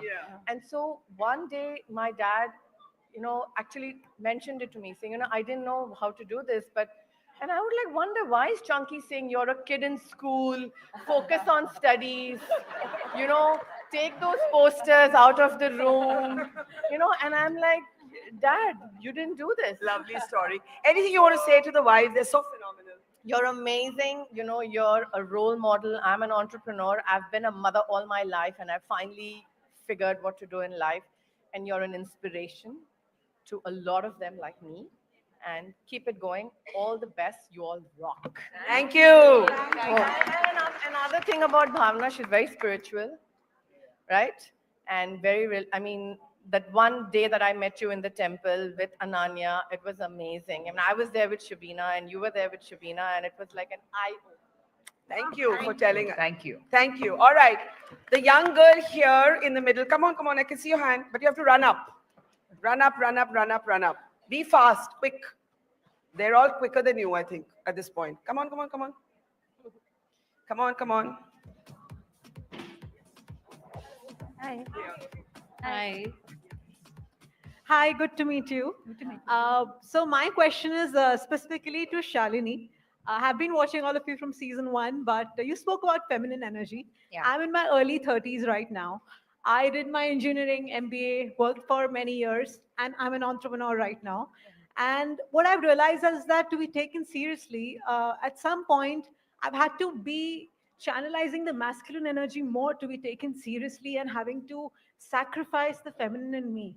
And that has left me very lonesome at times. So I really want to know that how does one do that, be an achiever, have it all, but stay true to your essence, which is being a woman. So I think, like in the 90s, we had all these articles which said that, we women have to dress in a certain way to be, taken more seriously in the workplace, wear suits, don't wear red lipstick, don't open your hair. So all that is gone now. So, and if you express yourself, if you are able to, just be what you want to be and wear what you want to wear, and just people will respect that. We need women who are educated like you and achievers like you to show everybody else that you are a woman, you have to stay in your feminine energy, you're an architect and you're actually a creator. So if you don't channelize that, how will you be able to create? You will be just creating a concrete jungle like all the men. So I think it's like a small thing which starts, and we have to respect our femininity, we have to respect the nurturing nature of a woman and continue doing what we have to do. So is it that easy? No, for me also, there was a time for about like 8-9 years, I wore very, very oversized clothes, just very black and white, just to be taken seriously in the art world. But then I realized that, this is not me. It was not making me happy, and it was just curbing my energy, and it was not worth it. And then initially people found it difficult, but they take you for what you are. They take you for what your work and what you look like should not define you at the end of the day. So, Thank you. Thank you very much. Picture with Shalini. No, not right now, because that would create a stampede. It would create a stampede of requests from the floor. So sorry about that. Okay. Okay. Come on up. Come on up. No, here, blue t-shirt. Come quickly. Come quickly. Come on, come on, come on, come on. Hi. How are you? Hi. I'm very, first of all, I'm very glad to meet all of you. And I think this is the first time I've watched a reality show. My question is very simple and only to two of you. One is Mahib. Mahib, I think you've added a lot of vocabulary to, I think, the general, the kids right now. You're in a college right now. What are the 5 top words you would like them to, To use or not use? Your choice, you could be. Why am I feeling like I'm in college giving an exam? No, this is, Abby, just be free. Just be free. Okay, so bollocks, wanker, Interesting. obviously twat. Twat. 2 more to go. Shwai shwai, obviously. One more, for God's sake, my brain is on spot. You give the first one. Come on. You give the first one. Why don't Chana Bhatura. Okay. And Bhavna, I wanted to know that, I feel that you're very invested in your daughter's growth. Is there, what are the top 5 things that, any mother should, look after them if they want their child to be successful? I think more than any other support, emotional support is the most important. And having your child's back, whatever decision they take, whether it's good, bad, whether it's a mistake or anything. Shalini's back fell. Oh, Sorry. okay, We had to sorry. pick That's it up. Yes. we have to That's a wait for serious it. thing. Yes. More serious than this. Sorry. Sorry to interrupt. No. So I think it's very important to and also, I mean, whatever decision they make, as I was saying, it's very important to back them on it. It could be wrong, but it's fine. That's what I do as a mother. Thank you. Okay. I want to ask all 5 of you now. I know that, you've given us so many laughs, so many upbeat moments, but your lives have not always been easy. And some of it is touched upon in the series, some is not.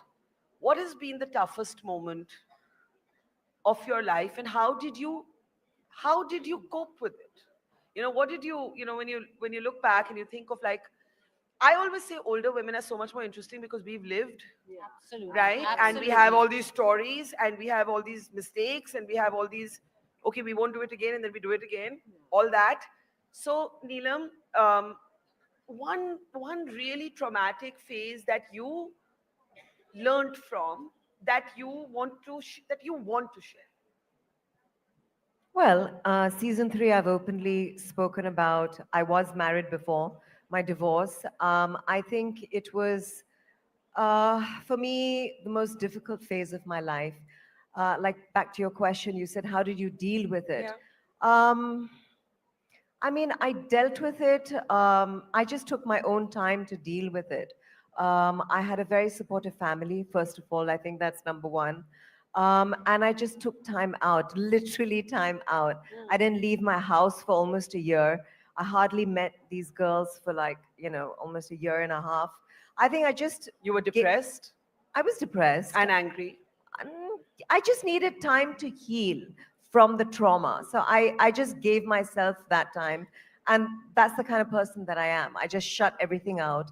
And yeah, I just look within, and I just wanted to heal by myself. And yeah, that was the most difficult time for me. Bhavna? I think it would be after my second one was born, I went through, like, I think it's PMD and postpartum depression. Yeah. And I faced a lot of anxiety. I don't even know why I was feeling that. I mean, there were I really, when I tell people this, sometimes they're like, you have nothing to be anxious about. And I'm very grateful to God for everything that I have in my life. But I don't know, maybe it was hormones, it was just anxiety, which was maybe subconscious, maybe since I was a child or anything. I don't know what it was, but it all came out after my second one was born. And I remember my friends, they used to tell me that, are you okay? You're looking sick, because I had become like 47 kilos. I was very, very underweight. I think that was the most traumatic, because I didn't know what was going on with me. I couldn't understand. And every time people just said the same thing, but what are you anxious about? Yeah. Or what are you, there is nothing to be anxious about, and there's nothing to be depressed about. But I felt that. Maybe it was my hormones, whatever. And how did you cope? Which Ananya mentioned in her session, and That she you did took say therapy. that, I don't know if I'm allowed to give my mom's secret, but yes, I took therapy at that time, and I think that really helped me. And how long were you in therapy for? I was in therapy for about a year, maybe a little longer than that, and I still take therapy off and on, when sometimes I find things I'm not able to handle on my own. Your kids, as you said, she spoke about trolling. I think her trolling affected me more than it affected her. To see it as a mother, to see your daughter being, So, put under the microscope. that's what I said. Yeah. I was a very overly sensitive person. I have become stronger. Yeah. But these are the times, and at these times, I do take therapy. And I speak a lot to Chunky. He's my best friend. But as she said, that it's always biased sometimes. Yeah. And sometimes they don't understand. And they're you like, need that professional distance. yeah, because sometimes people are like, but you have nothing to be anxious about. Even my own parents said that to me. They were like, what are you anxious about? You have everything. So it was, but I still took it, and I think that was the best decision I made. Thank you for sharing Yeah, that. of course. Can we have a round of applause? Because Thank it's not easy to open up about these very personal. It's easy to look at the Bollywood wives and make everything about who, ha ha, and who gets along with whom. And even I did a little bit of that today without meaning to. But I actually, my heart really belongs to these stories. No, that and you also share. sometimes I feel that, as you were saying, that we don't discuss it also, because sometimes it's taken it as like it's like problems of the privileged or the first world problem, and you feel conscious discussing these things, because there are really genuinely so many problems out there that you don't want to make this so important. And would you advise people today to seek therapy if they're feeling this way? Did it help you? Does it help you? I would definitely advise people to seek therapy. The only problem with therapy is it's very expensive. Yeah. Most of the time. And access to mental health for those who aren't wealthy is, mental health interventions. So, it's very easy for me to sit here and just say that, guys, go take, go to a good therapist. But that costs a lot of money. And, everyone cannot afford that maybe 2 or 3 times a month. So I think when we talk about mental health issues, also solutions, I think, need to happen. I don't know how, maybe more people talking about it. Or like platforms or a community, or even like people coming out who are studying these subjects and helping the people they have to. No, besides thank you, Bhavna, charging. for sharing No, really, that. Seema? With me, actually, I think I said it on the show. I was actually shot this show at one of the most traumatic times of my life. Even though I was separated for like over 6 years. My younger one, when actually got divorced, which was like a little bit, that final divorce came through, I did not expect him to take it the way he does. And I do realize that today I know that being a mom, everything you kind of take out on your mother. Yeah. And he kind of accused me that you are not, you're not sad. And, I didn't handle it very well and initially. And then I realized, of course, again, like I share this, Bhavna, and I know I also do therapy regularly. I have been in therapy for like 10 years, off and on. And has it helped? Oh, yes. It's helped me with this. And I realized just, that through this whole process, when a child has these outbursts, it comes out of pain. And the only way to solve it is with love. There's lots and lots and lots of love and patience and, listening to them more than correcting them. Or even with my older one, I've always adopted that policy, like even saying sorry. Like, which of your parents actually say sorry to you? But today, you have a relationship with your child. It's more about listening to them, listening to their side of it and apologizing to them, letting them feel that you could be wrong. And I think that whole process is something I kind of, went through thanks to therapy. Again, thank you. I mean, thank you. Mahi, toughest phase? I think I addressed it in the show. Yeah. It was a year of many, many things that snowballed into me reaching the ICU. I lost my house help to COVID, and she was with us for 20 years. So it was shattering for my children to explain to them and to tell them. I hid it from them because my daughter was in New York at the time. So telling her, then my dog passed away. My son went into hospital with gangrene of the appendix for 10 days, trauma. So I didn't know what was hitting me because it was just constant. And then finally I got COVID and I ended up in the ICU with 700 sugar and probably going into organ failure.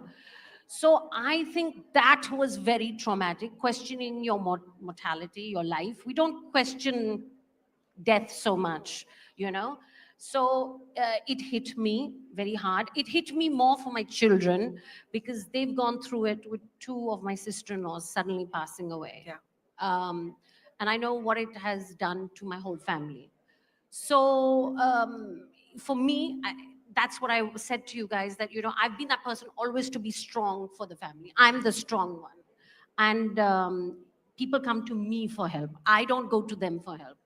Suddenly, I felt that I needed to grasp at people. I needed that help because I was sinking. And then that lifestyle change, obviously with insulin, hit me very badly because I'm so, again, in control of my life, being healthy. And suddenly, I'm dependent on insulin. I'm dependent on checking on my sugar constantly.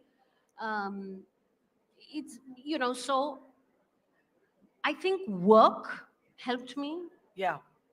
Because I got into season 3, it helped me jump into it and focus on the better things and focus on my glass being half full instead of half empty. It's an achievement that we've come into season 3. In my middle age, for me to be sitting with an icon like you, asking me questions. Thank you. In my life, I would have never thought. Thank you. It's the truth. So, yeah, so I'm giving myself a pat on the shoulder and I'm you happy. should. Thank you. Shalini, toughest phase of life? So, like Charlie Chaplin said that, life is a tragedy in close-up and comedy in long shot. So everything that happens, like there's a reason for it and you grow stronger. So at the age of 21, I had a spine injury and the doctor told me that you can't dance and you can't wear high heels. And so my Sanjay and my mom were sitting there and my mother started crying. And I said, I just said, okay, I'm leaving. So they thought I've gone to the bathroom to cry. I sat in the car, I went for my dance class. Really? Fabulous. And the doctor said you'll have to take an injection on your spine for the rest of your life. Every 3 months, I can visit you. I'm looking at him like I'm 21 and I love dancing and why should I not wear high heels? So I started doing yoga, slowly built my strength. And that's why I'm so obsessive about my health, because once you lose it, you can never fix it. You can only restore it. So since the age of 21, it's like I just said that, I have to take care of myself. And when we are younger, we don't realize we do different things and we take risks. But, that was the most traumatic for me. To lose something which I all took for granted. 5 of you for sharing this. We're almost at the end of our conversation, but before we let you go, of course, we also have something that we want to give you. But before that, what would you tell your 16-year-old self today? To all 5 of you, I'll start with you. Like I said before, don't change anything. Live life the way you did and with the confidence you did. I wouldn't change anything. Bhavna? I would say don't be oversensitive. Enjoy your life to the fullest. Don't be hard on yourself, because this time will never come back. Seema? I think I would say that be authentic to yourself, live your life, it's yours, no one else's. and I mean, have those stories to tell, make those memories like a chest. Just, it's all about making memories, keep collecting your memories. I think that's the treasure you have at the I end of the love day. that. Keep collecting memories and keep making new ones. Mahi? My 16-year-old life was so different. It was a world that you guys will never understand. It's a lot tougher for you with social media out there. And all I can say to you guys is always swim, choose to swim and be brave. Be brave. Don't compare yourself to anybody out there. You're unique. You guys are unique. And have that voice. It's okay. Shalini? Well, I'm still 16. Well, I would tell myself that don't do too many activities. Study a little bit harder. Don't do too many activities means? Too many activities in school. Like you knew there were 100 activities, opportunities available to us. So I would do everything from mountain climbing and horse riding and even things which I was terrible at. And, just because I wanted to run away from studies and not study basically. So I really wish I'd studied harder then. So I don't have to learn everything now. Well, I just want to say to all of you, you're all fabulous. You have given voice to an entire community of women. You have shared your stories with authenticity. You are the most chilled superstars I've met. And you are superstars. So let's have a big round of applause for the fabulous Bollywood wives. I want you all to stand here. Can we get out our awards here? May I please call Kauser of our partner on stage from Swatantra? Please, if we can have you on stage. But before we do anything, Shalini, what is the story with your bags? So I was very tense when this bag fell. Sorry, Neela, I'm just squeezing in here. So it's just that they are it's actually just fun notes to myself if I'm carrying a fun notes to yourself. Can we please? Here it is. Okay. That's this is the blue color for uniform. Yeah, modern school. Uniform, yeah. But what is the story with your bag? Well, it's like a personal note or a fun thing to myself. It's like I'm having fun with my own self, like a secret message to myself. That's what it is, and everybody likes it. So I want to say that I think the Bollywood wives were the women of the year. I really do think. And so we would like all of them, and you're going to not disappoint me with the love you're going to show, Kauser, if I may ask you to present each one of them with our award, and I have to match the names now, yes, so that we don't get them wrong. Yes, here's Neelam. Okay, we're going to give a big round of applause to Neelam. Shalini.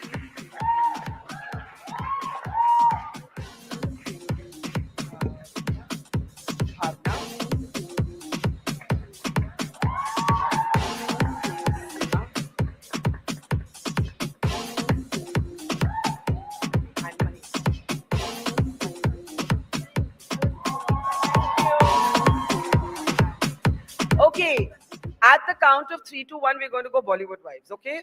Okay, everybody ready? 3, okay, and this has to be really loud. You all have less energy than me now. 3, 2, 1. Again, it wasn't loud enough. 3, 2, 1. And 3, 2, 1. No, that's not allowed. 3, 2, 1. Let's have a big round of applause for the women of the year.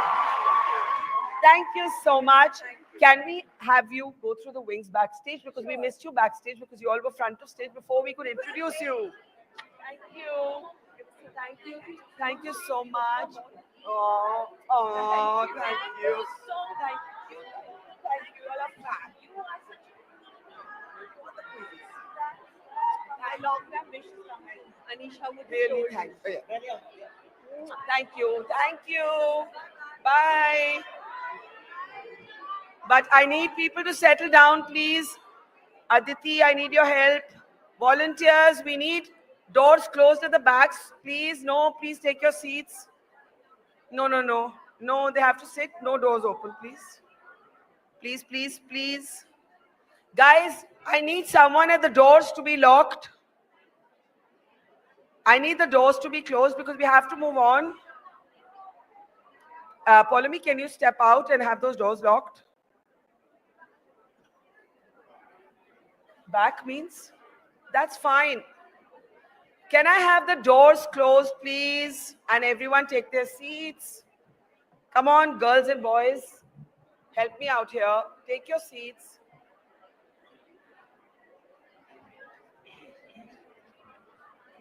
Hi, girls. We need the doors controlled because everybody's moving in and out, please.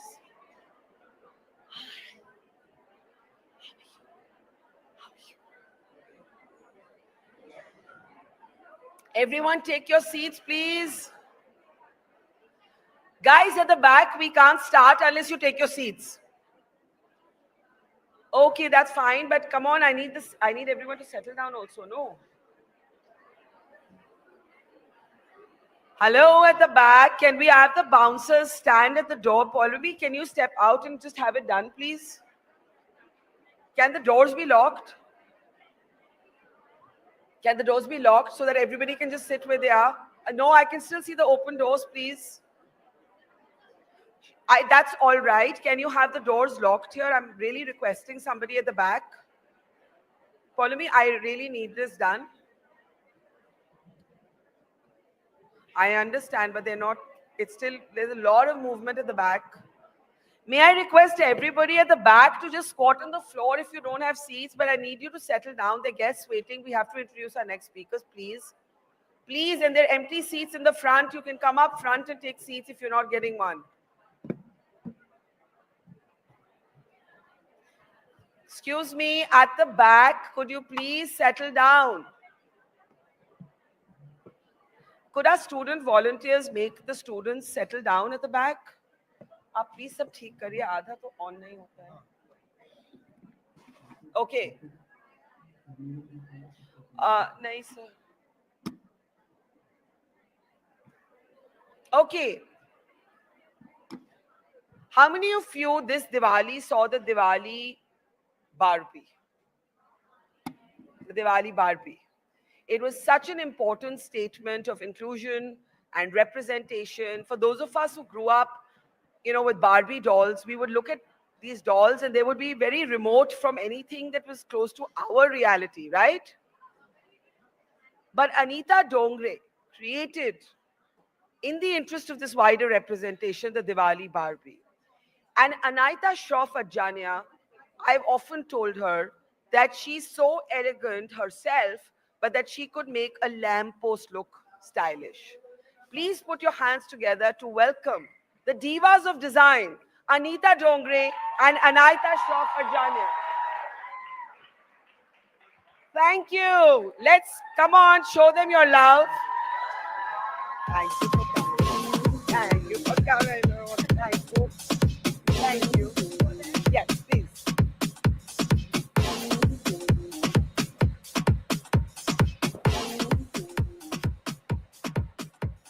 Thank you so much. Can I have a round of applause for the two A's on my stage? Acing it, the A's acing it in every way. Anita just said backstage after the Bollywood Wives, it's the two boring wives. No. Come on, girls and boys. You need to show them love because they're feeling they can't follow the Bollywood Wives. Yes.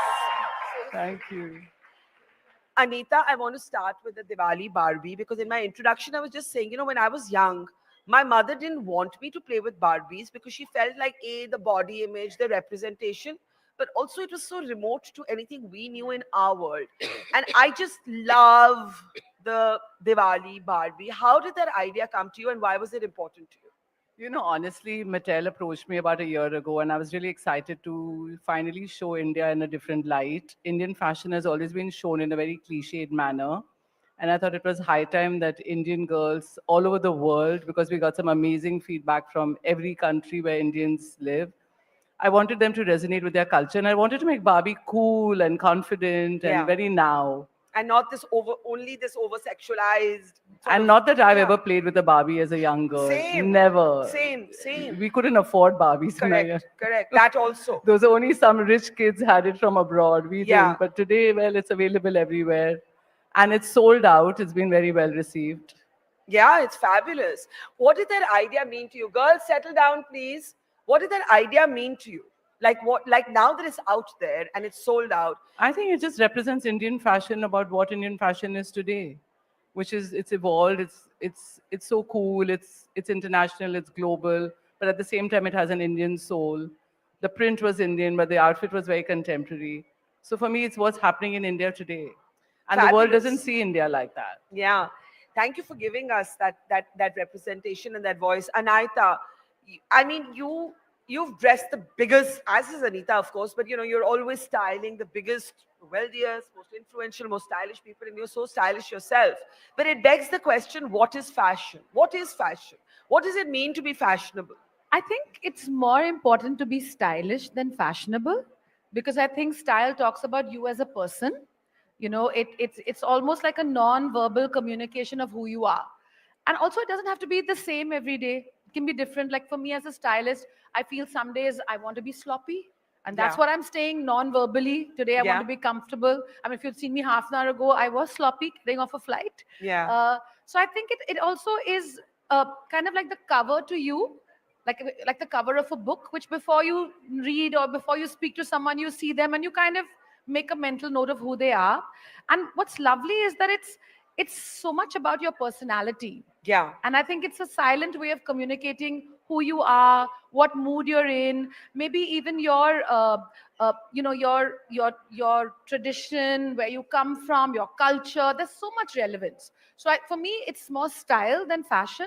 Fashion is a tool that I use to convey style. So, what does your style say about you, according to you? According to me, Yeah. I think my style says that when I have to get it together, I can. Yeah. Otherwise, I'm a mess. But what it says primarily is that comfort is very important to me. Yeah. And I have to feel good. I will not be a fashion victim and just wear anything. So sometimes I feel like, like recently at another award function, I wore this crazy red extravaganza. Like a year ago, it wouldn't be me. But today I feel it and I loved it and I felt very special. So it's follow your instinct. Yeah. It's not just as a professional, but even personally. Like if you feel like today a color, like I believe in color therapy. Like most days I wear black like you are today. Yeah. But on some days I want to throw in a color, I want to throw in an animal print, whatever. Yeah. Let your expression come from that. What does your style say about you, Anita? Barkha, I think style even evolves every decade. At least for me, it's evolved. When I was in my 20s, I dressed very differently because I How was a did you different dress? person then. How did you dress? I dressed figure-hugging clothes. I dressed for attention. I wanted to walk into a room and every head had to turn and look at me. Yeah. Like crazy We need fashion. these photographs. We need these Yeah. photographs for sure. Then as you go on, today for me, it's just, I mean, it was always about comfort, but you keep changing as a person, you evolve as a person. Today for me, it's comfortable, loose. Now I like my clothes to talk about my value system. So I usually wear a lot of hand woven like I'm wearing today. So today it's about showing craft, about showing hand woven. It's saying a lot about what I feel, what I'm going through and how I want to express myself, just like Anita said. And at a certain age and days when I put on weight, I want something loose and comfortable. The Yeah. days I'll lose a couple of kilos, I'll wear something with a waist belt. Yeah. Like for what I'm wearing today, usually I wear it belted up. Today I was feeling a little bloated, so I left it loose. But I'm comfortable in it. Isn't it all in the end about confidence and comfort? Like if you ask me, I mean, I'm not fashionable by any measure, but I'm confident and I'm comfortable. Yeah, And you have to feel great have with to whatever feel you it. wear. You have to feel you can own the world Makes you feel today. better. Sorry? It should make you feel better Yeah. than when Correct. you woke up. Correct. And I think also, more importantly, it's also about supporting talent. I Yeah. mean, for me as a stylist, it's very important that I wear younger brands, established brands, mix it up for people to be inspired and understand what people are doing, even whether it's accessories. Yeah. Not just, wear the same thing. It's also very important, like Anita said, to give a nod to tradition in terms of handlooms and our beautiful weaves. But again, it can be shown in an extremely contemporary way. So I think it's everything that we do is hoping for the industry to grow and for people to feel better. And the last is what I want to pick up, because in the age of social media, if there's a kind of standardized idea of what good looks are and what is fashionable.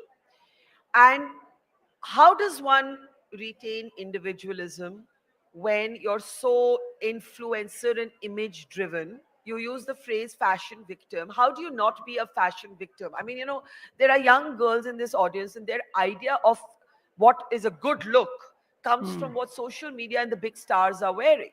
And then, down the chain, yes, it's great that people are able to access it. But how do you not be a fashion victim? Like, what are the politics of your, your sort of gaze on fashion, Anita? I think it's about, like we've just been saying, finding your own style.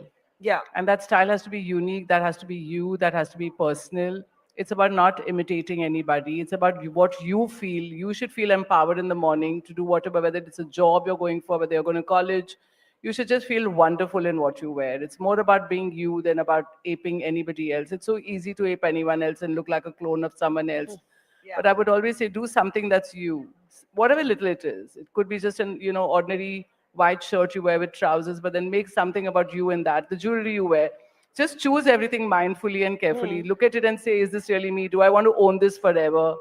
When you buy jewelry, do I really want this to be part of my life for a long time? So it's about a lot about having things in your wardrobe for a very long time, buying quality. Anything more to today add? everybody says sustainable fashion. And it's almost become fashionable to say sustainable fashion. Oh yes, it's so fashionable to say it without understanding a word of it. That's what I'm saying. What does it actually mean? Well, we don't have a standardization yet, right? Well, I think sustainable fashion is anything that is not harmful to the planet, something that's biodegradable, and sustainable fashion can also mean fashion that is great quality that you wear for a very long time. But I think biodegradable fibers that are used which don't harm the planet, anything that's made sustainably and manufactured sustainably is for me sustainable fashion. But what I'm saying is that there is no way to know whether what people are saying is true or not. There's a lot of greenwashing. True. But I mean, coming back to your earlier point, because I think it's very important. A lot of the times we hold back on what we think suits us. Yeah. And I feel like I urge people, especially young people, to try. Like if you're feeling something, try it. It doesn't matter. And again, it doesn't have to be a big buy or whatever. We are so lucky to have our darzis on every corner. I know. Get it made. I did that in college. I always wanted these in-cut halters, which were never available. My tailor made them in red and white checks. It was in fact tablecloth material. Yeah. But I just felt super cool and I felt like I was very Italian chic or whatever at that time. So try different things. And with time, you will find what works for you. You will find things that you're attracted to and things that are just not for you. Tell us about your journeys. Did you always know, Anita, that you wanted to be in design or fashion? Yeah, I knew at 15. At 15. So what was that precise memory or that moment? That I wanted to learn fashion design. And like what did you see or what did you read or I don't know, but I just knew. Yeah. It was something that I knew, and I went looking for a design school and found one at 16 and joined design school at 17. I was just lucky, not very. So you were just that focused, like you very always focused. knew. Yeah, very focused. And was there anyone you were influenced by? I really don't know. So many things influence Because you. we Probably didn't my always have trips. access to that whole array when we were younger of the great designers of the world. I would like to say my trips to Jaipur. I come from Jaipur, born, brought up in Bandra, but spent 3 months every vacation in Rajasthan. Maybe Rajasthan inspired me. I don't know. Yeah. Did you know at 15? I think I knew earlier, to be honest. Really? Yeah. Wow. I didn't know I wanted to be a stylist because it didn't exist. Yeah. So I thought I would be a designer. Yeah. And it was like designer or hairdresser, both. I was toying with both, but I knew that I had a intense passion for fashion and editorial stuff. So I was very fortunate. My father worked with Air India and would bring me Vogue and Harper's mine. Bazaar. Exactly. So it was like my life was like the chocolates were fabulous, but the magazines were the real gold. Oh, and I used to go to the Radiwala to buy the Vogue. Yeah, I did that too. But so this was it. And I would like, for some reason, like tear out pages and buy those, cardboard folders and make, I had no idea why I was doing it. Now when I look back, I'm like, clearly I was trying to make a system for my future career. Because I still do mood boarding and I still do the same thing. And finally, when I thought, oh, okay, I have to be a designer because there's no other way, but I never thought I had the talent for it. Why? I still don't think I do. Come on now, stop it. I don't. Oh, come on. Genuinely. Anita. Design is a craft that's so elevated compared to what I do. I put people's great work together. That's easy. But that's they also have to a sense create of- it first. Yeah, but that's also a sense of No, design. absolutely. Right? But what I'm saying is, I'm the first one to agree that designing is not my forte. So I was very lucky that when I wanted to go to design school, my mom was like, you should be a graduate. Now, these words meant nothing to me. So I'm like, theek hai. And she gave me a 5-year holiday, which I Yeah. loved because by being in college, it only meant I partied and know, Yeah. met some of the best people ever and had fun. And then styling happened by accident. You know, I heard about Elle coming to India, and I was like, I need to be a part of it. I don't know what I'll do, but I just want to be there. And that's how it started. What has been the toughest part of getting to the pedestals that you today stand on? It couldn't have been easy. And yes, don't be modest. I think you have to own your success, Anita. I'll start with you. Has it been tough to get to this point? What have been the challenges along the way? I think it's been very, very tough. There have been huge challenges. There are Like? challenges even today. Like? To you, I may seem very successful, but I know the challenges I will face tomorrow and day after tomorrow. For example? Challenges just don't stop. It takes a lot to run a fashion business, Barkha. It's challenging. There are loads of challenges. Is you're it more managing. challenging for a woman? No, I don't think so. Today, I wouldn't think that, and nor did I think when I started out. In fact, I always use that to my advantage. I was never taken seriously because I was a woman. I loved that. But you know, sometimes women-led businesses, it depends on the business. They don't get capital, they don't get investment. So I mean, men-led businesses, the data shows you get more investors. Yes, it does. But when I started out so many years ago, I wasn't taken seriously, and that I used to my advantage because no one really knew how serious I was, and that worked to my advantage. But today, there have been challenges, and I think there will always be challenges running a business. Yeah. You're dealing with people, you're dealing with so much of manpower, you're dealing with something that keeps fluctuating. I have to go in and create every day. It's not a standard product I'm making. Yeah. So there are a lot of challenges that one faces. Anita? I don't think I faced any serious challenges. I think it Yeah. was just the breakthrough from editorial to commercial that was difficult. Mhm. And now sometimes like in the wedding market, they still don't understand what we're doing because they're like, I have my clothes now, what will you do? I'm like, dude, that's just, it's like Yeah. saying I have ice in my drink. What about the rest, you know? Yeah. But having said that, I feel the challenge or the change for me was from being a complete behind the scenes person to now allowing myself to be seen. I mean, and, you're and a I enjoy it. You're both personas. No, I don't know. It's just a natural flow of how things went. I think the lockdown made that possible. Yeah. Because people were like, oh, we can't see you. We need a video or whatever. Yeah. And suddenly you're like, oh, I'm enjoying this. It's fun. Yeah. You know? So in the end, I want to ask you, is there something that you thought was fashionable that you today think is ugh? Oh, so many things. Like? All the time. Like? I'm just It's blank. a long list. No, she said so many things. She said, but I. So many Anita? things just go out. Like and things that you would un- never wear today. I would never, ever wear polyester leggings, ever. Polyester leggings. Ever. Okay, fair enough. And You know, I used to say I'll never wear Or acid workwear. wash again, but I did. You did? So I'm not a good person here. And you had another example? Polyester workout wear. Anything with polyester in it. So I can't basically, touch you don't like synthetics. it. No, absolutely no. But one wore it Nobody at likes one time. synthetics, but they're allowed into so many things now, right? They not- shouldn't be sold. They shouldn't be sold. That's a big statement, and I think we can all agree with that. Anybody here who struggles? I have time for one question.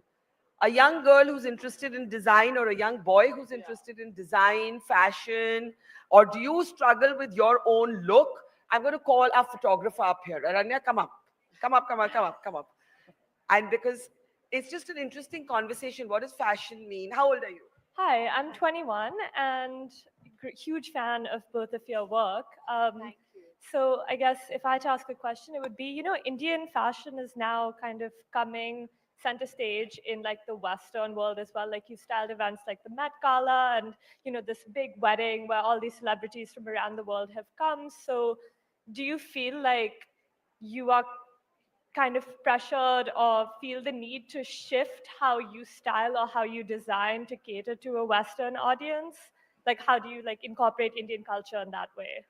That's a really interesting question, actually, Yeah. because again, it comes back to sort of this image-driven world that we live in, which has brought us all, like it makes the world feel like a very small place, but there's the danger of everybody looking the same. Yeah. Thanks, Aranya. Please respond. So for me, based on all the examples she mentioned, I feel no pressure to do that. In fact, I think it's the reverse. I think we are setting the bar for the West to copy us, if at all, or be inspired by us.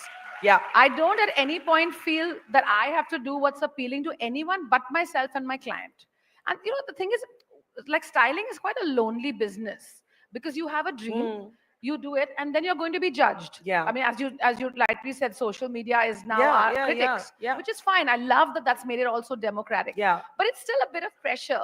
So you hope that what the look you dreamt of, and you went to a designer and said, make this and add this and whatever, is actually appreciated. So yeah, I feel we are setting the bar, and do you agree, or do you feel there is that I pressure? agree, Barkha. Indian fashion is going to take over the world. I have a store Lovely. in New York. I just opened a store in Dubai, my second store in Dubai yesterday. Second store.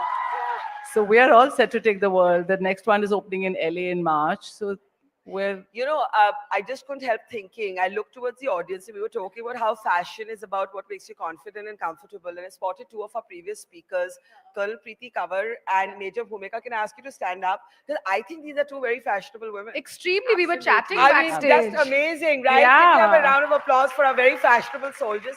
I mean, they're just so at ease. So fashionable and fit. See, they're one up on us always. They always run up on us. It's just fab. Sorry. Thank you for your I service. just couldn't resist that. Okay, can I ask you to stand up, and can we have our awards ready? I want to honor both Anita and Anaya for being the divas of design, as I call them. But before we let you go, and I call our next set of guests who are going to honor you, one thing you would tell your 16-year-old self today. dream big. Dream It can big. come true. It'll all come true. Work hard, dream big. Just today, I said these exact words. Outside, actually. I just said Really? that outside. How lovely. Dream big, but work hard. Dream big, Yeah, but work I hard. just said the same thing. And also, don't keep looking at your phones, guys. There's life out there. This is very important. Yeah, just be observant. Yeah. That's all. Just live more fully. Now, these are our divas of design, and to honor them with the Her Award, Hope, Empower, Rise, I'm going to call another three incredible women on stage, our next set of speakers, in a panel we called On Her Own Terms. They come from different walks of life, but that's the whole point of this festival, that we have this intersection of all kinds. Everybody from artists to soldiers to designers to I don't know, lawyers. So please, can we put our hands together to welcome Nisaba Godrej? Is she backstage? Vinita Bali and Sonali Bedre. Can we have them on stage, please? And I think we're still waiting for them. Are we waiting for them? Are we waiting for them? Could we? Okay, I'm going to announce them again. There's Nisaba. And Nisaba, hello. Hi. Can we ask you to do the honors? I'm very worried because I think I'm wearing a polyester shirt. I don't know how I got called out to give this award, but congratulations. Okay. Because she was just very stern about no polyester. Yeah, they just caught me and said you have to give this award. Okay. Can we have the awards out, please? Come. Yeah. And that's Anita's. And this is Anita's. Despite the polyester, you're feeling. Barkha, let me correct that, guys. I meant polyester exercise clothing. Outer clothing is... We're just joking. Okay, they all want a photograph. Please come. Can we have a big round of applause for Anita Dongre, Anita Shroff, and also welcoming the amazing Nisaba Godrej to our stage. Come on, a bigger round of applause. Thank you. Thank you, Nisaba, please. Thank you. You can, of course.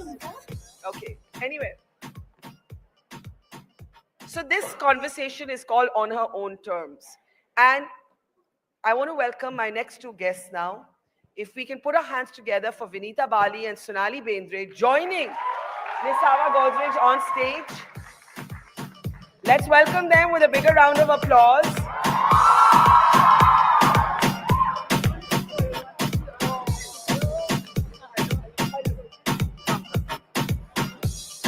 Sit anywhere, it doesn't matter.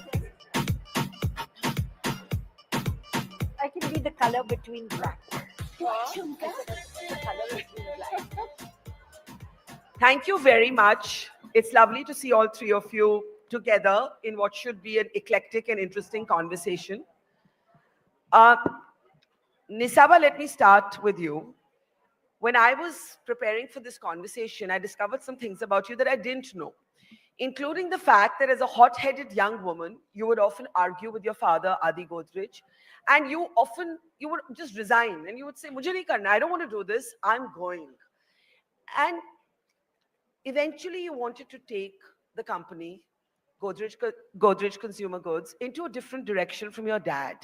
This conversation is about on her own terms. How tough has it been to lead this massive business empire on your own terms? Thank you for having me, Barkha. What a pleasure to be here Thank you. with you. I'm a big fangirl of yours. Thank you so much. I'm really lucky that my father didn't accept any of those resignation letters or didn't fire me along the way, because if I was him, I would have probably done that. I think, I've been relatively lucky. I talk about having won the ovarian lottery. What does that mean? I know you said that I won the ovarian lottery. What does that mean? I think for me, it means that, not only that did I get born into privilege, but that I got born into a very egalitarian and feminist family, which is quite rare in India. And just the fact that I was given this platform to work, and I think I did have a lot of disagreements with my father, but I think what I learned along the way was perhaps as a young person, and I think there are probably a lot of 21, 22-year-olds in this audience, we think we have all the answers. Yeah. And we probably have very good ideas, but how you land them, how you move things forward. And I think it took me a lot of, some of the people before were talking about therapy. Yeah. Did some of that to figure out, Yeah. why, if someone said no to me, was I writing a resignation letter? So I think it's been a journey. I wouldn't call it a tough path, but, I do believe that we're all diamonds in the rough. And if you really want to achieve something, before looking outwards, you have to look inwards and constantly be polishing. So What was the point of argument with your father? Was it a personality thing? Was it that you were more of a risk taker, or was it something else? I think there was a mixture of things, but I think one of the biggest things, Godrej is 127 years young. And when I joined, we had a very strong... You can clap if you want to. I know a lot of people did want to clap on that. Everybody uses a Godrej product in some way or the other without knowing it. And one of our biggest arguments was we had a very strong culture of values and integrity, but we also had this idea of lifetime employment. So if someone had been loyal to us, even if they were not performing or providing good leadership, we would still keep them on. So I think that's when you come in with a fresh pair of eyes. I think that became a very sticky point, because I was like, we need to change this leader. And he'd be like, but they've been loyal for us for 25 years. Yeah. And your values are not in the right place. And I think over the years, I learned how to frame that actually our values are about serving the consumer, the millions of consumers we serve. Our values are to all our stakeholders and not just to that individual. And you can make changes while being fair to the individual also. But I think there's always these generational gaps. So it's not that one person is wrong or one person is right, but there are different ways of doing things. Vinita, your journey to leading companies, to being at the helm, captains of big business outfits, was a different one. It was as a professional, right? So you studied, you went to management school, and you literally sort of worked your way up that chain. How tough has it been? Have you managed to do it on your own terms? Oh, absolutely. Really? Absolutely. I chose to do things which were quite unconventional at that time. For example? So, for example, in 1991, I was given an opportunity to go and work in Nigeria. I used to work for Cadbury's. And, I was on some sort of a fast track. And there was this whole thing of, we'll do an exchange. I go to Nigeria. My Nigerian counterpart comes here. And then I come back as CEO of India. So I chose to go to Nigeria.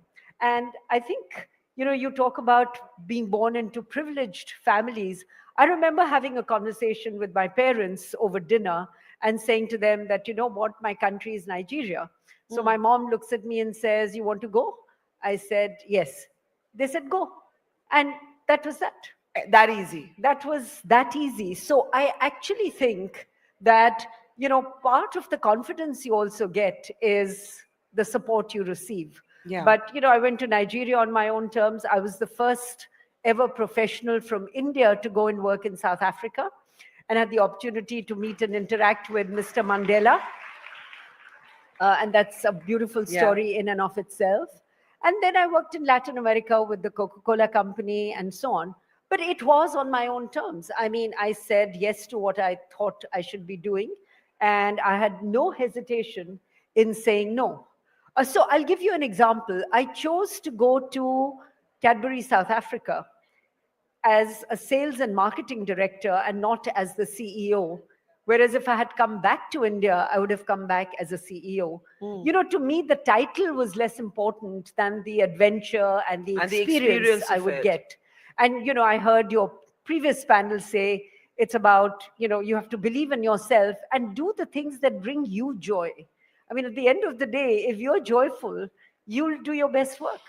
But here's the question, and that's to Sonali. Is it always that simple? Because if I look at your life, of course, everybody wants to live on their own terms, but sometimes life will hand you a hand, literally hand you a hand or deal you a hand that isn't a nice hand. And if I look at you, and I know you don't want to be defined by the fact that you battled and survived cancer, but the fact that you did made you grapple with things that you didn't choose. So when I ask you, Sonali, have you lived on your own terms? What do you say? In a strange... Should I try this? Hello? Yeah. So in a strange way, yes, Barkha, I did live on my own terms. When I started, I thought I was not doing this on my own terms. I really thought that. I mean, when I look at my younger self, the 20, 25-year-old me, I would say that, oh my God, I mean, I'm just kind of, just reacting rather than kind of, choosing. Choosing. But now when you look back, there were small choices in that also. Like, who do you work with? Who do you say no to? Sometimes you know that if I say no, I'm going to lose out a lot more on this, but I don't like this, and something about this is not bothering me. And we should not, I don't want to go into that, but like just making those choices, that there has always been a choice, and you will make those choices. And when you look back, and I see that it felt like I was not being given a choice because I needed to make the money, I needed to pay the bills. But there are smaller choices in that, and those, now when I look back, I can see that I had those, I made certain choices. And the fact was that always you say that, am I able to look in the mirror, or am I able to sleep well? And that was my criteria of how do I do this. Also, like she said, that though I come from a very middle-class Maharashtrian family, but again, parents who were very scared when they said, we don't know this line, and what is this line that you're getting into? It was more out of, we hear horror stories about this, we don't want our daughter going in here.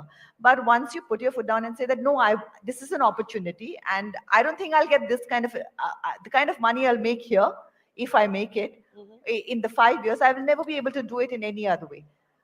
When I could explain this to them and say that, I understand what I'm getting into, and, I respect this, but I need to do it. I was allowed to do it. And then they said, okay, my mother at that point never came with me. I mean, and we were in the zone where all the actresses especially came, their mothers came, sisters came, the whole family came with them. And my mother just said that, listen, if you went to an office and you were doing a job, I wouldn't be sitting at the table next to you. You're going for a job, you better well do it and come back. And I brought you up well, and I trust in my upbringing, and I expect you to respect that. I'm so glad that you've talked about money, because one of the things I think, and maybe this doesn't apply to you, Nisaba, because you actually are the promoter of that empire, but women are often uncomfortable talking about money.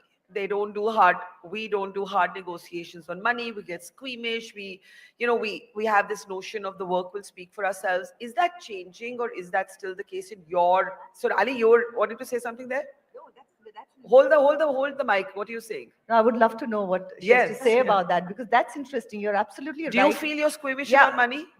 You know, it's taken a long time to be able to negotiate and say that, no, I think I deserve this. Yeah.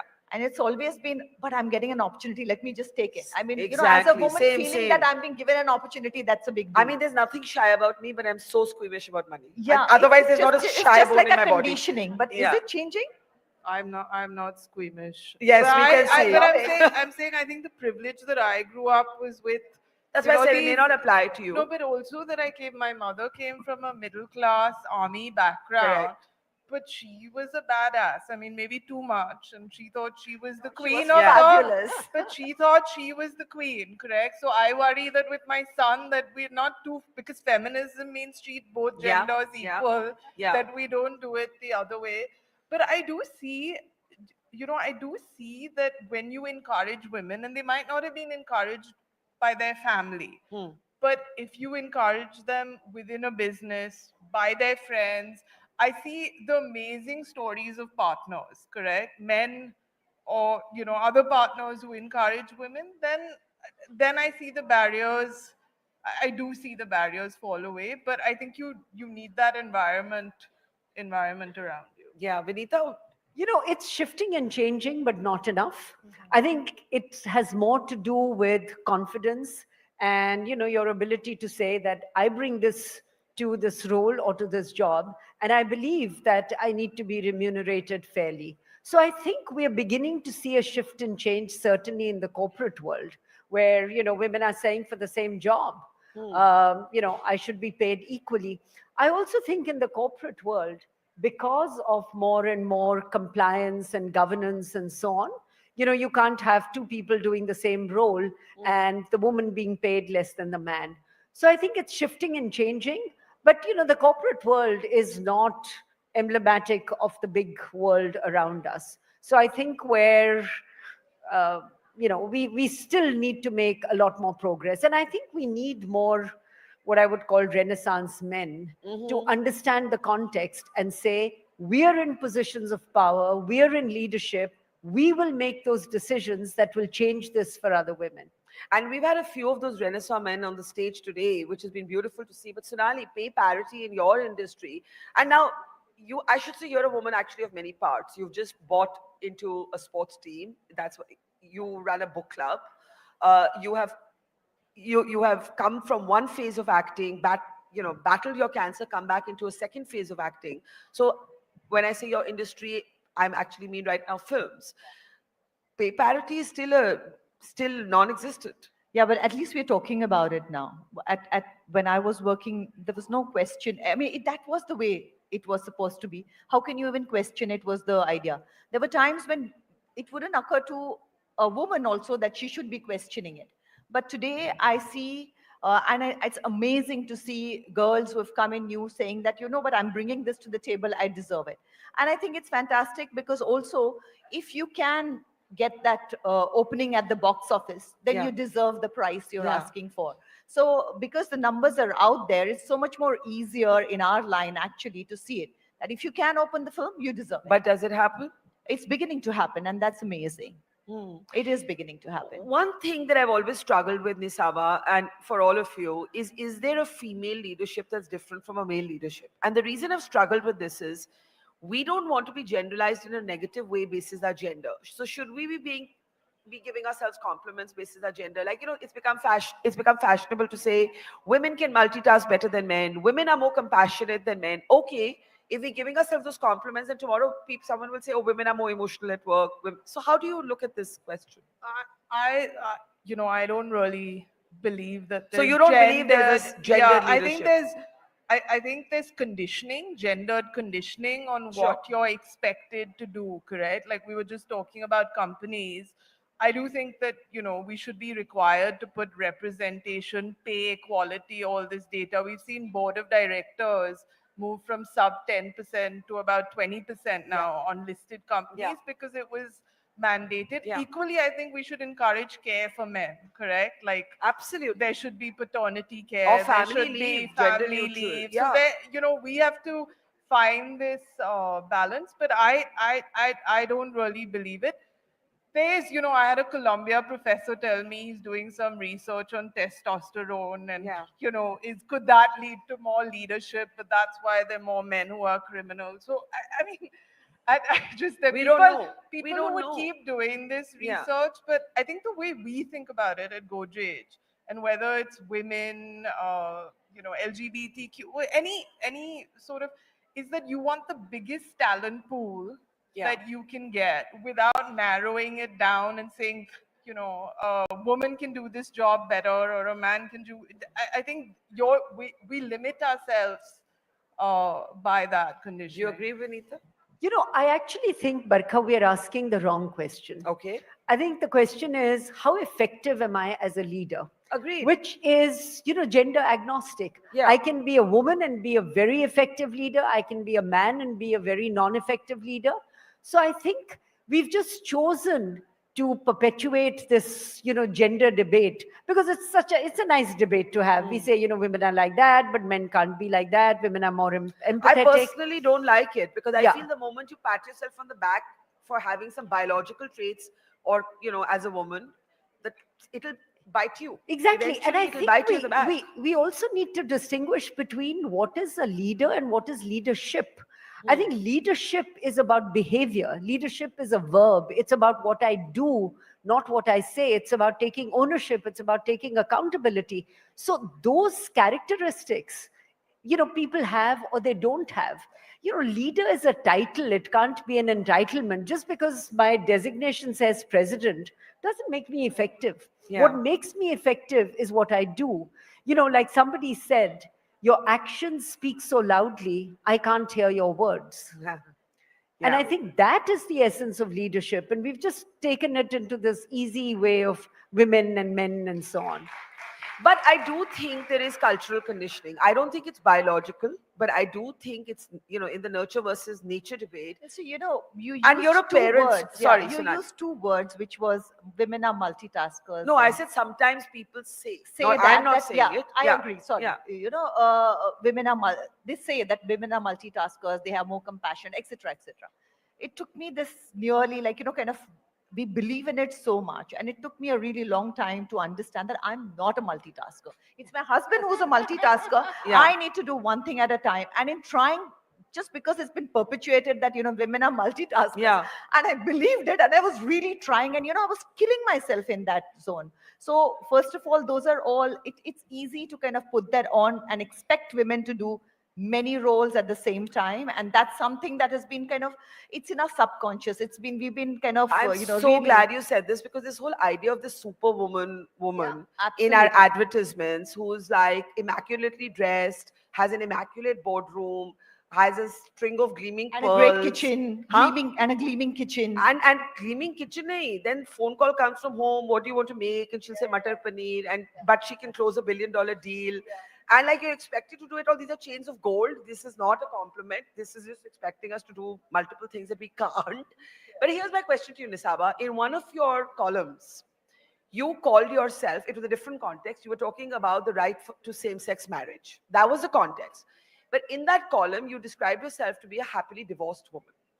And I was struck by both the things. One, the cause that you were advocating, because not many business leaders actually come out and take a position, but I know Godrej has done great work on diversity and inclusion.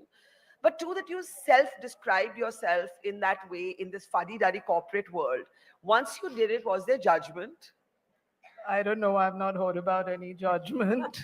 But is there an idea of how a woman is meant to live? I know your mother busted that myth long back, but is there still an idea? I can't answer for every woman, and I understand that I might not be your average, your median, or your norm. I put that thing in about happily divorced because I am happily divorced. I'll share a story. I was on holiday during Diwali with my children and my ex-husband, and my 7-year-old daughter turns to me and says, "Mama, why did you get divorced? You both get along so well." And before I could find an answer, what do I tell this 7-year-old? She looked at me and said, "Yeah, but maybe it's better. That's why you get along well." So she answered it. And Yeah. again, it's this cultural context of what divorce looks like. Yeah. Correct? It's Yeah. this cultural context. You know, my sister said your divorce is better than 90% of marriages. Yeah. So I think it's this, you know, people sometimes, and it's not stay together because, you know, your parents want you to, or what will the community say. This is what was right for him and me, and frankly for our children, correct? Because they're happy, they're Yeah. thriving. So I think a lot of these contexts are just given by the outside. And Barkha, I'll give you another example. You know, I had a personal divorce with my, you know, with my, who is my husband, my ex-husband. But we also went through a huge family restructuring. We've with all been the following that. Godrej Yeah. group, which we worked on for 5 years. A month after this restructuring, uh, the cousins, you know, cousins from both sides, we went on holiday together. This to celebrate someone's 50th birthday. So I think there's a culture, you know, you're told that marriage is good, divorce is bad, having children is good.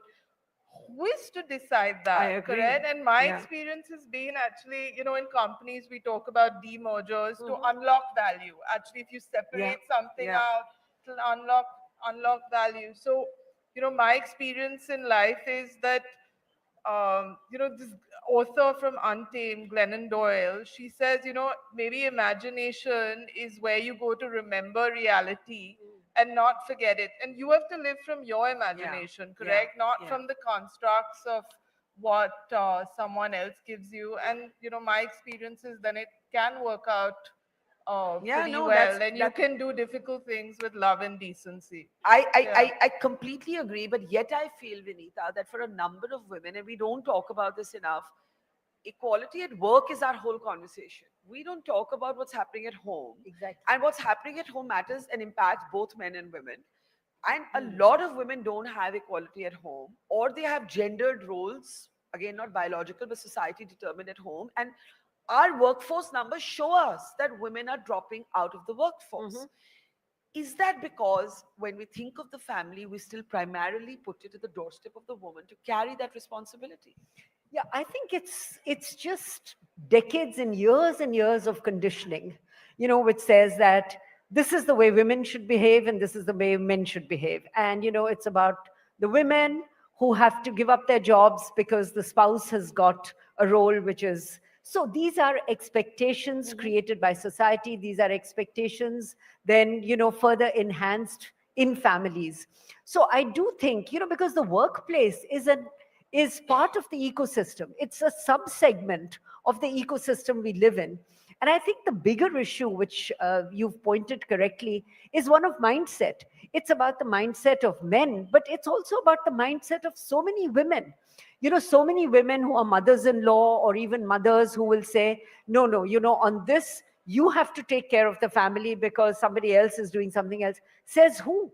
Yeah. And I think those notions, you know, that's why I think having Renaissance dads, I keep saying, if everybody had a Dangal dad, you know, things would be different But, you know, for Melinda women. Gates, I remember I was once interviewing her and she said, you know, we've got to move away from maternity and paternity leave to family leave, because if you don't encourage men who may want to go and drop their children to school or look after their child when he or she is not well, Yeah. then you're gendering the home space. And if you gender the home space, the workspace will have disparity. Absolutely. So, you know, these are things. So it is again all about what we do, not what we say. You know, if women have to, you know, come to work, and I think this whole maternity leave is also so exaggerated. In I what way? keep saying that, you know, let's say in a 40-year career, even if you have 2 kids, you're away for 6 months. I mean, that's what your maternity leave is, 3 months plus 3 No, months. but what happens, I'm not a parent, but what happens is that if the responsibility of that first year or first year and a half is the woman's at home, then they find it tough to come back. But you know, Barkha, I think there's another, at least one observation I have. If you look at the lower socioeconomic group, every woman there is a working woman. You go to a construction site, women are working side to side with men. You go to, you know, all the women who keep us who we are. You know, as they say, behind every successful woman is a maid who's taking care of our homes. They all get up and come to work. So it's only in some, I think it's also a factor of a socio-economic group that feels that they can actually condition women and so on. In the lower socio-economic group, every woman is working. They're working in the agricultural fields, they're working on construction sites, they're coming home and cooking for us. And the data shows, by the way, that there are fewer women working in urban India as a percentage of population than in rural India, which Exactly. shows you that, women who have to work. Exactly. And the Sanskritization that as you rise up the socioeconomic ladder, actually fewer women work, where the societal conditioning is deeper. Sonali, you've had many phases of working, stepping back, getting back. Some have been determined by circumstance, some have been determined by not, battling your illness, cancer. Some have been determined, I guess, by the state of the industry. Now you're venturing into kind of being a sports entrepreneur. How easy is it for women to come in and out of the workforce? Very difficult, actually, because once you kind of get away, to get back in, it's like, you have to, the try, it's literally like beginning, because I don't know, must be different for men when they come back after I don't know if they get that gap at all, but I find that, and not just me, I see that with my sister. She had her twins had some illnesses and whatever, and by the time she came back, there was no role left for her, and they wanted younger women, so there is that definitely that bit is there. Or when you have a child, you'll probably need to go back early, we want you to work late. There are all those things that we don't really speak about, are definitely there in urban India, in middle class homes. These are the factors that come to play. And I agree that usually you look at mother as being the main primary caregiver where the child is younger. I don't know how long that really goes, but in my issue, I really did want to be the primary caregiver, and I did feel that I would do better in that. That I also feel is something that you and your partner need to figure out, that, where does this work out? Yeah. This is working out for me. I can take this on. I'm more comfortable doing this. That's a conversation that you and your partner need to have. But the question is that how many places can you have this conversation with your partner? Because most of the time when you go in and you look at the homes, when I wrote the parenting book that I was writing, the main thing that when fathers want to be part of the child's life and they say, oh my God, what is this woman's job that you're doing? You hear educated women, mother-in-law, mothers, aunts, relatives, talking about this and demeaning that thing. And the men are like, I want to do it, but I'm not sure if I should be doing it. It's changing, but very, very slowly. Yeah, but I think we can see and feel some of those shifts. Just at the end, if you had to look at a tough moment in your life and how you got past it, I'll start with you, Vinita, Sonali, and then Nisaba, very quickly. Tough moment. What was a tough moment for you professionally, personally, whatever? Because we're talking about that. Are you all going to say we've had no tough moments? Was there such a tough moment in my life? I can't think of one, honestly. That's fabulous. I mean, I honestly can't a life think of that it. doesn't have those moments. But I also think a tough moment to a large extent is also defined by you. So I could say part of the reason for me to come back to India after, I was doing really well, I had no plans to come back to India. My mom had a stroke. Yeah. So I remember flying from Atlanta to see her in Delhi, and I decided that I was going to come back before I knew what I was going to do. Yeah. So was it a tough moment? It was tough personally because of the health of my mom. But once I made the decision that I'm going to come back, it sort of ceased to be tough. I mean, I hear you, but I also think that, you're being a little like, it's no big deal. Not that your mother had a stroke is not a big deal, but that this happens in life, that life is that, and you take it head on. Yeah. And I hear you, because in a way I'm like that, but a lot of people can't cope with it like that. Yeah, so I think the point I'm making is, tough is how you see a situation. Yeah. The same situation for somebody can be very tough, for others can be moderately tough, and so on. But I do feel that, whatever happens, our ability to deal with what happens at that time defines, what is really tough and you can cope with or you can't. Sonali? I think there's nobody in this world who can say they've not had tough moments. I mean, it's different. What appears tough to me might not be so tough for others, like we were talking about it, in fact, backstage when we were talking about it. And, a lot of times you're told that, the you went through cancer and you survived it and whatever. And I said, what must have been so tough for you and everything. Yeah, sure it was. But the moment you look at it from the point of view of and there are so many of the women who, when they get this disease, are thrown out of their houses with their children and don't know if they can get a treatment, if they can be treated. And then when you look at that and you say, yeah, it's cancer, but look at how lucky I am. So that is something that I think it's a point of view, and we need to. There is nobody who doesn't have tough times in life. We are all going to go through it, and at that point it can be difficult. You tide over it, and it's just the way you look at it, and it's the attitude that you look at that tough times with. Nisaba? Feel free to clap more generously, guys.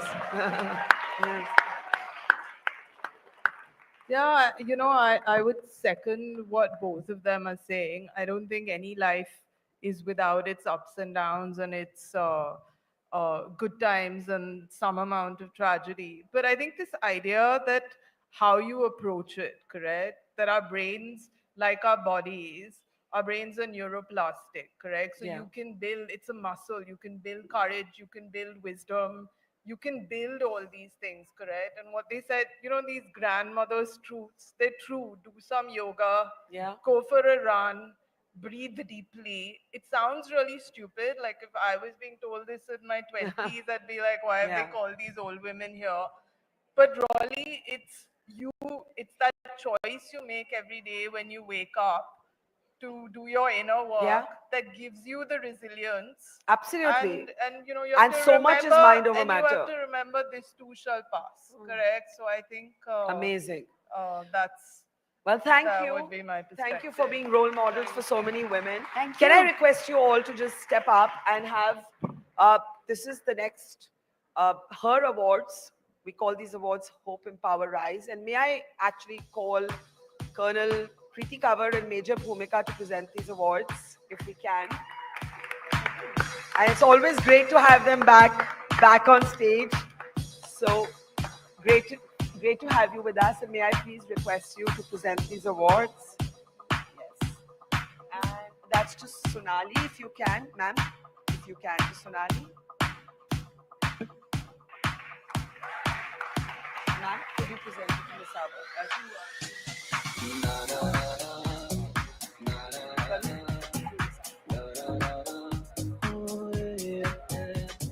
Could we all just step up for a picture?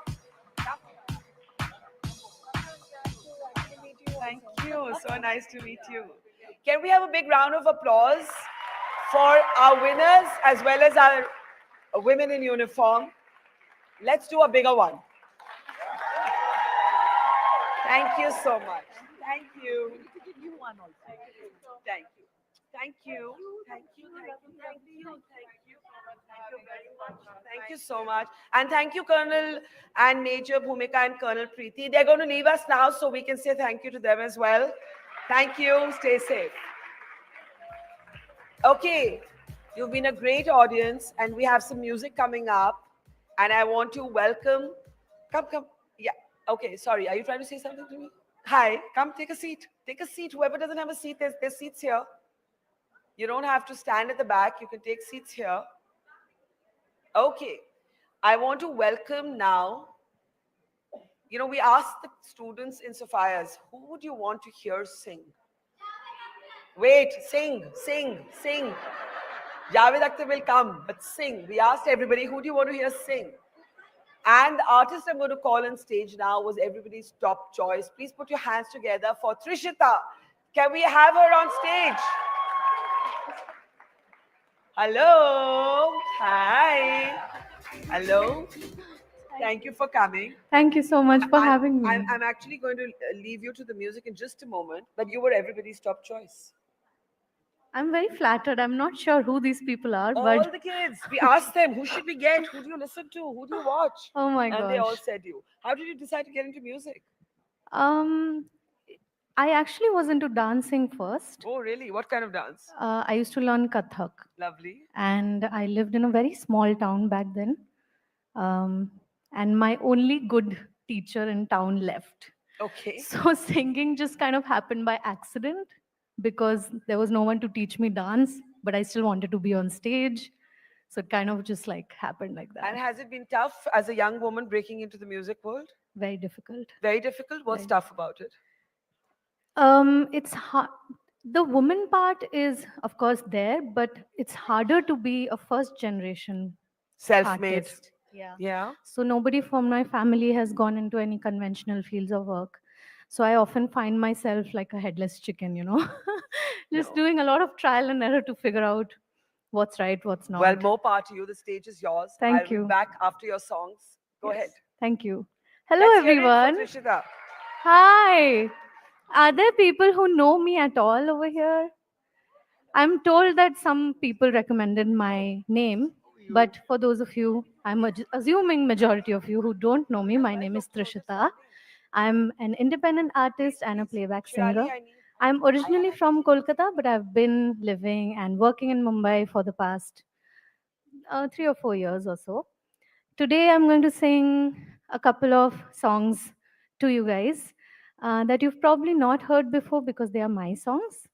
But I hope you guys enjoy it. I have not done a sound check, so this could go very well or it could go just well. We'll see what happens. I'm not giving myself a worse option. So, all right, let's get the track started.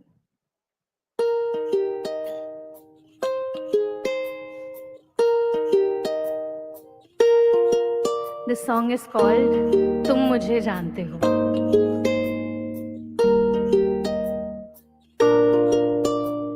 खबर तेरे आने की खुशी दे मुझको, बिना बोले तू मुझे सुनूं मैं तुझको. हर जख्म मेरा छुपा हुआ देखा तूने छुआ. मैं भी खुद को तू जितना जानू ना, तुम मुझे जानते हो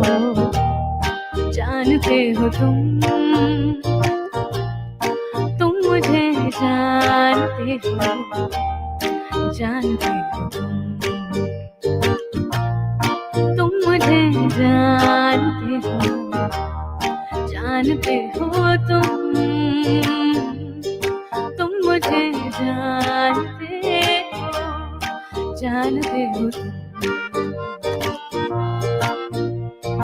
तन्हा नहीं तुम साथ कोई हो या नहीं, पाओगे तुम मुझको.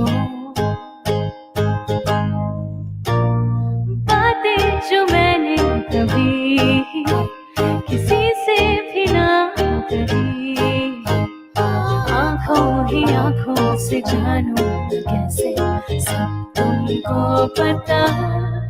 इस कदर जानते हो तुम मुझे जानते हो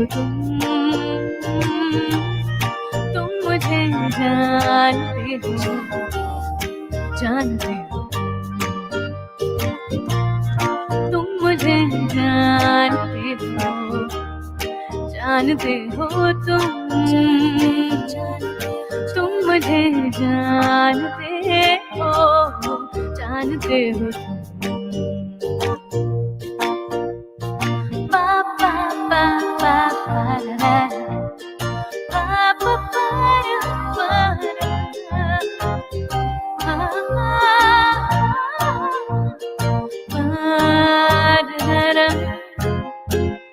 मेरा क्या सोचूं तुझको ही गिनूं,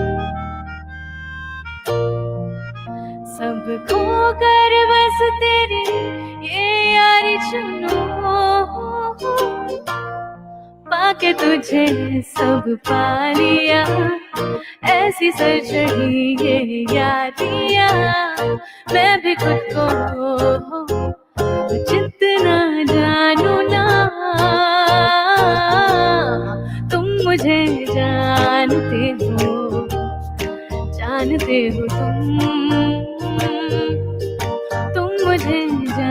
जानते हो जानते हो तुम मुझे जानते हो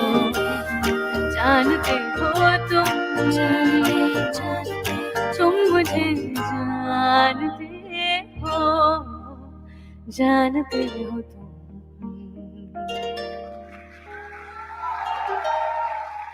थैंक यू। क्यूट है ना गाना, बहुत क्यूट है ना। अभी घर जाके अपने बेस्ट फ्रेंड्स को डेडिकेट करना, और जिनके बॉयफ्रेंड गर्लफ्रेंड्स हैं आप उनको भी कर सकते हो। आई होप वो आपको जानते हैं। So the next song is called Tasveer. Actually, nobody has heard this song. I have never played it live. So you guys get to listen to it here first. और ये जो गाना है जो आपने अभी सुना, तुम मुझे जानते हो, this is still, you know, younger Trishita. This is back. Something I released when, you know, in 2020. But अभी जो आप सुनने वाले, that is more mature Trishita, which is new age, current sound, but very, very different from what you just heard. So आप लोग मुझे बताना अगर किक-एस लगा तो we'll release it. नहीं भी लगा तो भी I'll release it. But I would like the feedback. All right, let's go.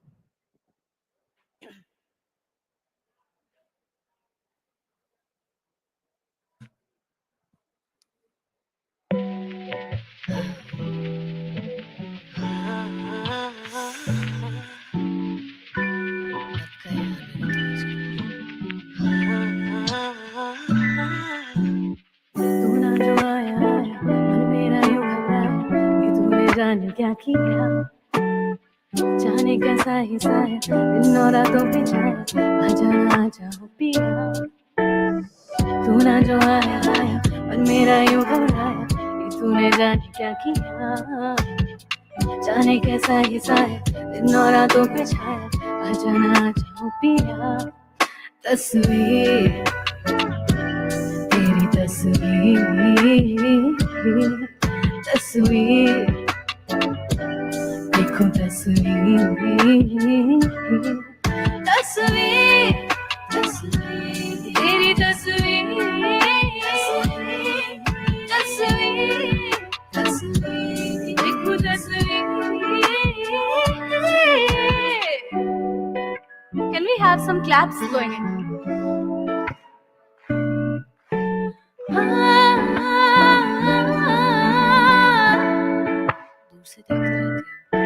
सारी सारी रात तारों के साथ बिता रही थामी थामी हाथ छोड़ो ना साथ मेरे हंसी प्यारी प्यारी बात यादों के साथ सता रही बारी बारी मैं तेरी ही ओर चली जा रही।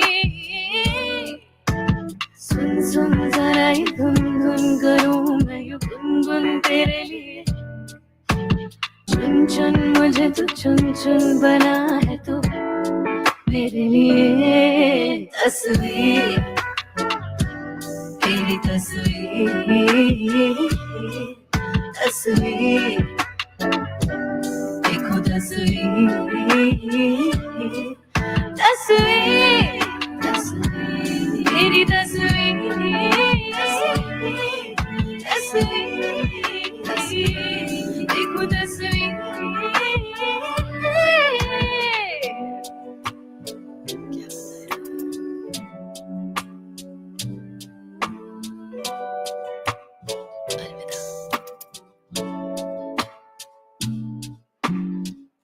Thank you. Thank you.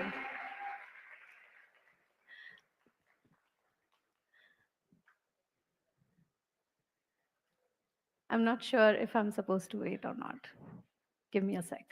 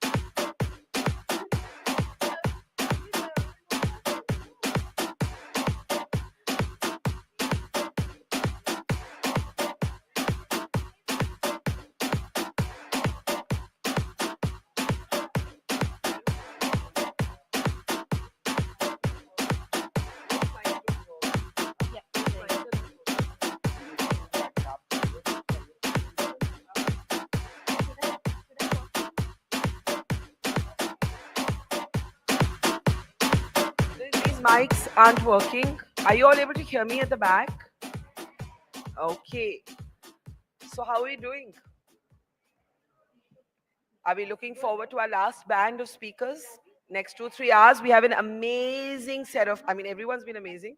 And I know I keep coming out and saying amazing, but we have an even more amazing set of speakers still to come. Now, you heard a number of our women speakers talk about male allies and male champions. And I'm going to actually call on stage today somebody who I would call one of the most loved doctors of India. Every time you ask or you talk about women's health and you say, okay, who's doing some good work in it? And you think somebody is going to talk about a female doctor. Everybody mentions the same doctor.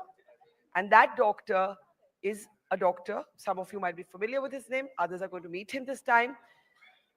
That doctor is Nausir Sheriar. I want you to put your hands together to welcome Dr. Sheriar on stage. Can we have him on stage?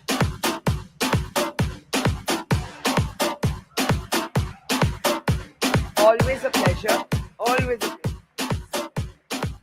Can we show Dr. Sheriar some love? I really think he's the most popular doctor that everybody, every time we do with We the Women, we have a request, please can you get Dr. Sheriar, no matter which city of India we go to. So he's that popular and that loved, and that's how much women in particular trust you. And all day long, we had Vinita Bali here on stage and she said, we need Renaissance men. And I think in the next hour or two, we're going to be meeting a number of Renaissance men, and one is sitting here. How did this journey begin for you that you became such a passionate advocate for women's health, Dr. Sheriar? It starts with having the right parentage. I had a great mother and a Oh. father, but my mother was one of the most sensitive, caring doctors in government service, but sensitive and caring. And Yeah. Just seeing a great woman, you get inspired. What would she tell you when she was bringing you up? I mean, you were being brought up right, but at the same time, when it came to looking after my patients' women, her favorite quote was, the best thing about care of the woman or the patient is caring for her. Yeah. You go into medical college not knowing what you want to do, and you go through the different terms. And the first time I saw a baby being born, I said, that's what I want to do for the rest of my life. Get up in the middle of the night and Yeah. you Feel know, free to clap. So my specialty, gynecology and obstetrics. Thankfully, I always say I only have to look after women. I consider so important because it's one specialty which gives us the opportunity of caring for someone through life. There's no one who cares for men through life. Yeah. We care for women from adolescence through their reproductive years, right through the midlife. We look after everything. And that's such a great opportunity because I personally believe that there's so much we can do when you look after women. But I want to share some data points that I was reading today. I don't know how many of you know, but only 37% of Indian women have access to healthcare. It's not an equal access at all. And the more startling data point was that women between the ages of 15 to 49 a majority of them surveyed said that they were not taking decisions for themselves over their own bodies. I mean, that is just shocking. How have we reached this point, Dr. Sheriar? It was even worse. And what you're quoting now is probably an improvement on what's happened over the years. Yeah. And I'm just looking forward to the time it will be much better. First of all, when you talk about access to healthcare, for me, if there's two things we owe to the population of a country, it's healthcare and education. And let's face it, almost every place and country in the world has failed. We are very proud of our military might and budgets, but what about healthcare budgets? And why aren't we demanding that from? Yeah. The other thing is also the fact. Go ahead. You can show your emotion. Most countries in the world are so proud. And do you understand? I once saw a statistic which said that if you just took a few aircraft carriers, the cost of those aircraft carriers would take care of all reproductive health for all women worldwide. If you spend $5 per couple per year, you would take care of everything. $5 per couple? $5 per couple per year, pregnancy, mother and child, everything. Guttmacher Institute, I'm privileged to serve on their board, puts this out from time to time. That's amazing. Okay, and it's just that much. What's even worse is the fact that most of this is self-financed. What's even worse is that in a country like ours, a lot of healthcare is out-of-pocket expenses, and you can imagine what that does to people who are not able to really afford quality. So things have to be better, and we have to make them better. We have to demand this rather than being diverted by so many other issues. We have to demand the things that really matter to us. But you know, one thing I want to say is there is a lot of romance around women being sacrificial. So you have all of these, you know, movies where you'll see that the woman is not eating, she's feeding her husband and her children first. Okay, but it's romanticized. And it's important to remember that malnourishment, anemia, these are not just phrases out of a boring medical journal. They actually impact your cognitive decline. They actually have an impact on your brain. And basically, what we're saying is that women's brain development could be different from that of men because they don't have the same access to basic nourishment, basic vitamins. And I think we need to actually say it as starkly as it is, Dr. Sharia. Yeah. To just give you a kind of a different point from this, I tell my patients today, if a doctor tells a woman that your husband needs to get this particular test done, he'll have it done day before yesterday. Yeah. She'll see to it. If it's your children, you'll rush to the pediatrician the same day. But tell a woman, no matter how confident and educated she is, she will put it off till it's convenient for the people around her for her to do it. So let's face it, this sacrificial thing has to stop because for that woman to be effective, and that's what she wants to be, she first has to care for herself. What you just mentioned has another dimension. When a woman isn't well nourished, okay, now let's take it. We're looking from the woman's point of view. There's no doubt that women definitely need to take better care. Another thing I always tell my patients is, let's talk about menstruation. Yeah. You eat the same food your husband eats. He probably eats better than you, but he doesn't menstruate. That leaves you at a disadvantage every month. What are you doing about it? Yeah. Now, when anemia, which is a major problem in our country, and for a variety of reasons, nutrition, menstrual issues not being managed well, in that situation, not only is it inconvenient, it's also medically harmful. She is not only going to impact her own health, but she's also going to impact the health of her unborn child when she's pregnant. Yeah. So society, wake up. It's not just about the woman we are talking about, but it's about your future. Yeah. And that's something we know today, that when you have nutrition and the fetal growth being impacted, that fetus is going to grow into an adult. There's what we call as, today we talk about fetal onset of disease, hypertension, diabetes. If you don't get this right then, so you have a scientific justification for getting this right. Now, where do you start? Where do we start? We first of all start with everything around us. We first of all start with the people in your life. I mean, I see a young audience here. You've got people in your life, mothers, aunts, grandmothers. You've got to start by motivating those people because they come from that same old mindset of, I have to do everything for everyone else before I come to myself. Yeah.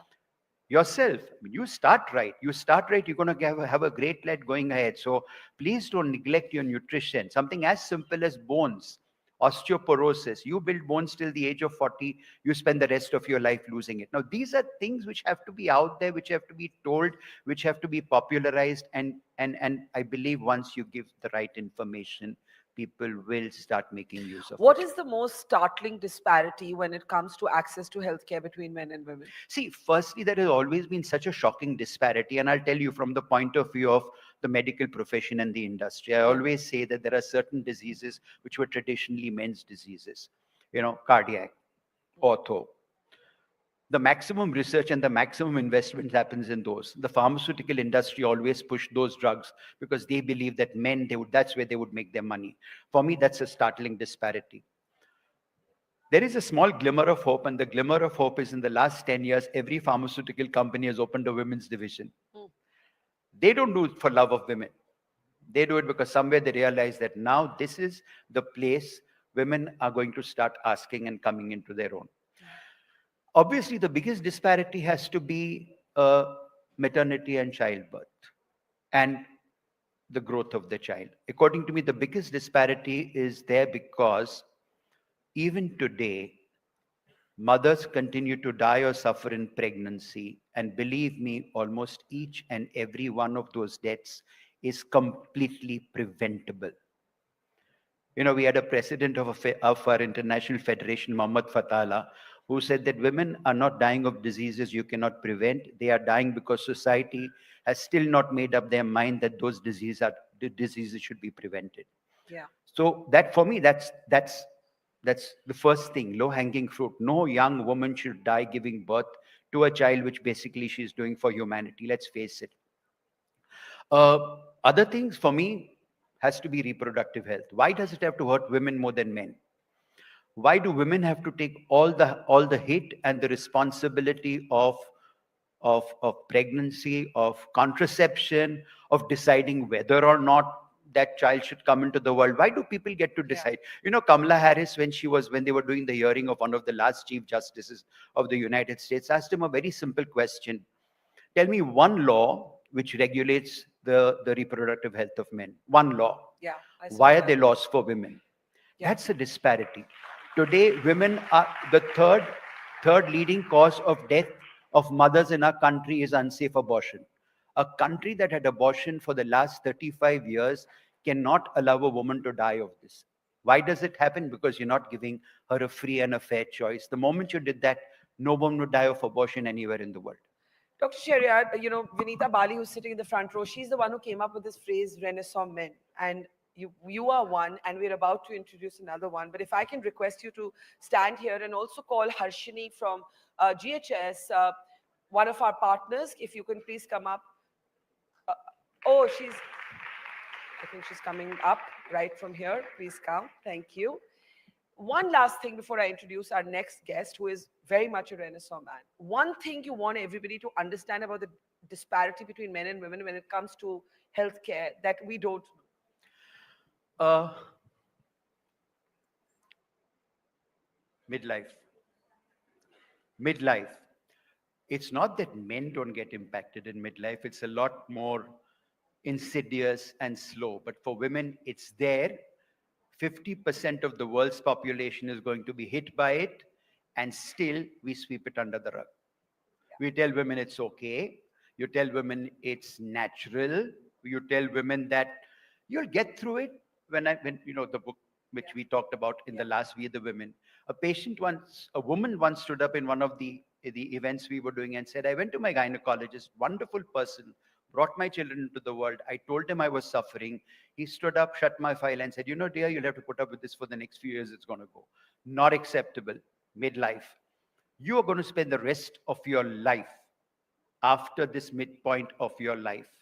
And you owe it to yourself. And if you like to be, you know, altruistic to everyone around you, to take care of yourselves and have a good rest of your life. Well, thank you for saying that. You've broken so many different taboos. And, you know, as I said, here's one Renaissance man, and I want to now welcome another Renaissance man, a man who I think is one of our most original thinkers, who I often call the most feminist, among the most feminist men I know. Lyricist, poet, a man of so many parts, you can barely count them. Can we please put our hands together for Javed Akhtar? Let's have a huge round of applause for Javed Saab. And Javed Saab, before we get into our conversation, we want you to present Dr. Shariat, who does a lot of work in women in healthcare and has been a champion for women's health. And we were talking about the inequality between men and women when it comes to access to healthcare. And we are honoring him today, which Come. Javed sir, if we may do the honors.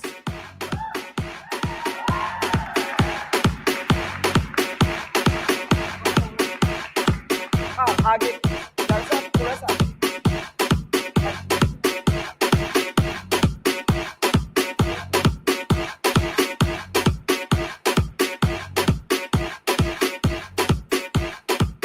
Thank you. Javed sir, there's a startling statistic, Dr. Nauzir. One statistic. Javed sir,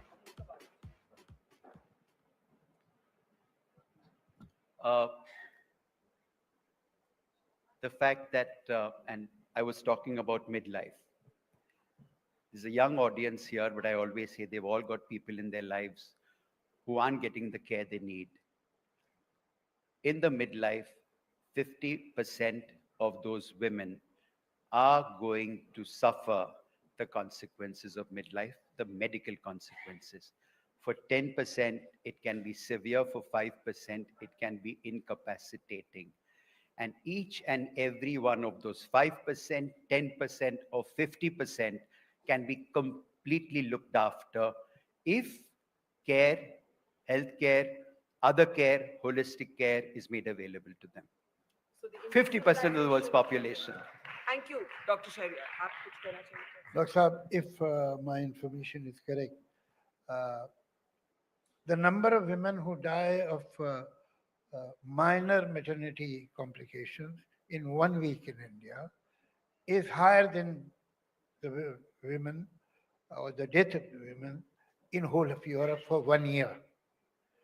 In 1 year, that they don't get that number which we get every week. Every week, it's like over a year, it's like 400 jumbos crashing with full of passengers.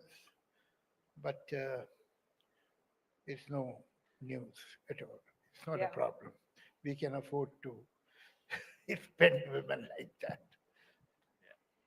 Thank you, Dr. Nauzir, for at least ensuring that there's a great invisibilization of these issues, but you have shone a light. We thank you very much. Javed Saab, if I can request you to take your seat. Dr. Nauzir.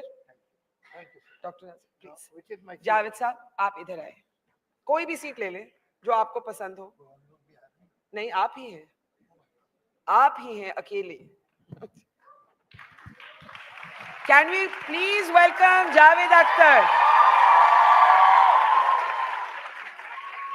One of the finest men I know, one of the finest minds I know, an absolutely original thinker, a public intellectual, a poet, a lyricist. I'm out of words now to describe Javed Saab.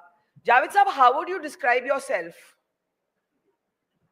You see, the shortest way of becoming mad is to start thinking about yourself. मैं कौन हूँ? Why am I in this universe? Why was I born? And so on. I think one should not think about himself or herself. Think about your work. Think about your behavior with people. Is it correct or it's wrong? But the moment you start treating like some kind of a holy unit, मैं कौन हूँ? It's meaningless. पर आपने कभी नहीं सोचा कि मैं कौन हूँ? नहीं. नहीं, it's a futile exercise and it only creates complexes in you and some kind of delusion of grandeur, which is not advisable at all. But Javed Saab, you have lived a life that hasn't always been easy. And it is a life that has been shaped by, I would say, some very strong women. Yes. Could you share? I mean, I can only respect people who respect themselves. Correct. If they don't respect themselves, why should I respect them? Achha, now I have a choice whether I look at the audience or I look at you. So I think it will be better if I sit there. No, it can cause spondylitis. अरे? So आप क्या करना चाहते हैं? बताइए. मैं यहाँ बैठूँ. और मैं कहाँ जाऊँ? वहाँ बैठिए. अच्छा, चलिए. Now it's okay. Better? Same frame. Okay. You don't look at me, you look at them. It's okay. कोई बात नहीं. नहीं तो मैं वहाँ आ जाती हूँ. How long I'll resist? Ultimately, I'll. हाँ, बोलिए. Acha, Javed Saab, who is your earliest memory of a female influence in your life? Everybody has one female in his or her life that is the mother. Is that why you said मेरे पास माँ है? मेरे पास माँ है. ये तो आप ही की iconic line हर थी एक ना. का dialogue. And you remember the mother. अब यहाँ such learned people are sitting, इनके सामने I wax eloquent about these things is rather embarrassing, but you have put me at this place. ये अजीब जो mother and child progeny का रिश्ता है वो unbelievable है. Even in the animal world, a fish, a deer, a tigress, a bird, it's unbelievable. अब ये हमारे यहाँ भी देखिए क्या है. दो तीन बातें मैं कहूँगा. रिश्ता कहाँ से शुरू होता है? बच्चे का माँ से. When the child is born and the child is crying, the mother shakes the child like this. When the child is not sleeping, the mother almost violently pats the child with both the hands. अरे भाई किसी बड़े आदमी को तुम धप धप ऐसे मारोगे तो उठ जाएगा ना. ये बच्चा क्यों सो जाता है? ये बच्चा हिलने से इसको क्यों अच्छा लगता है? क्या वजह?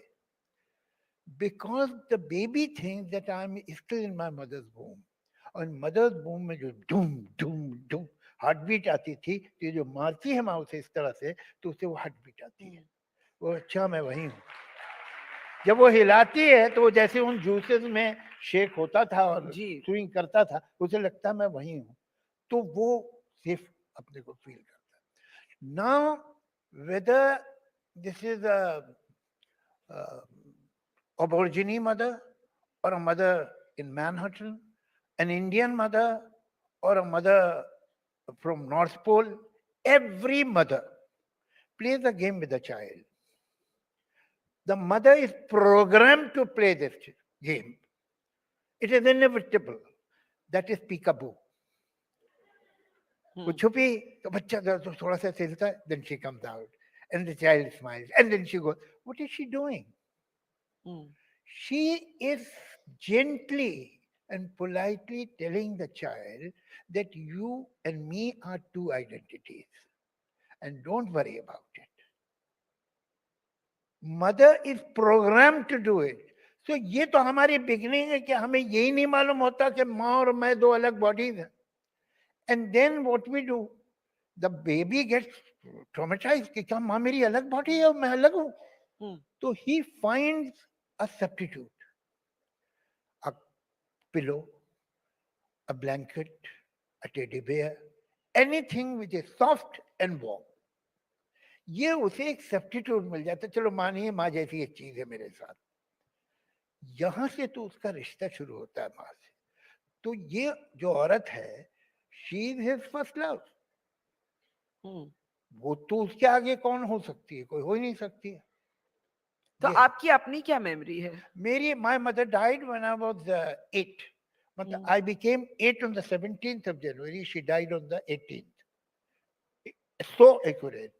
How did she die? She had a very rare disease called sclerodermia.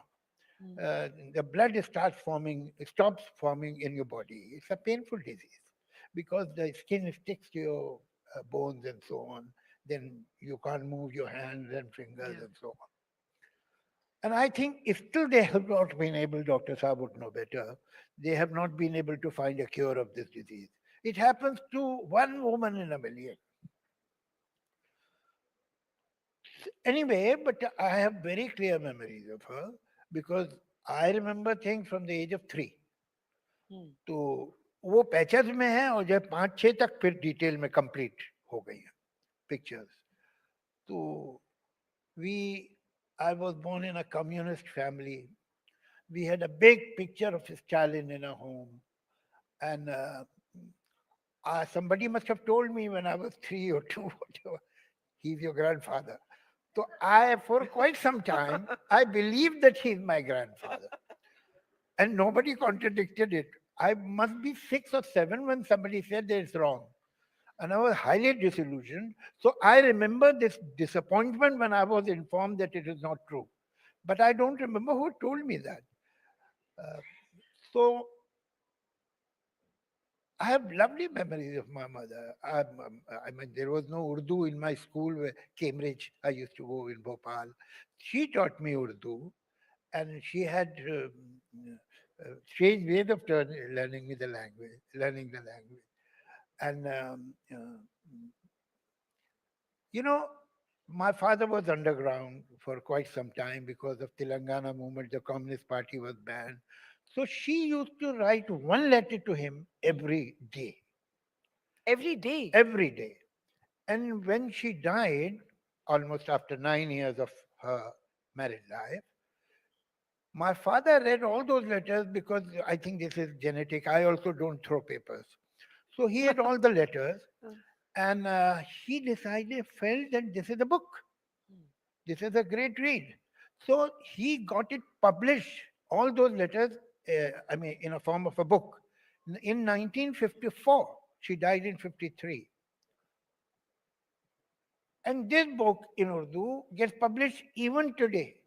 एक आध edition उसका छप ही जाता है. And it was highly appreciated by the literary circles. Raghupati Sahai, Firaq, Krishan Chandar,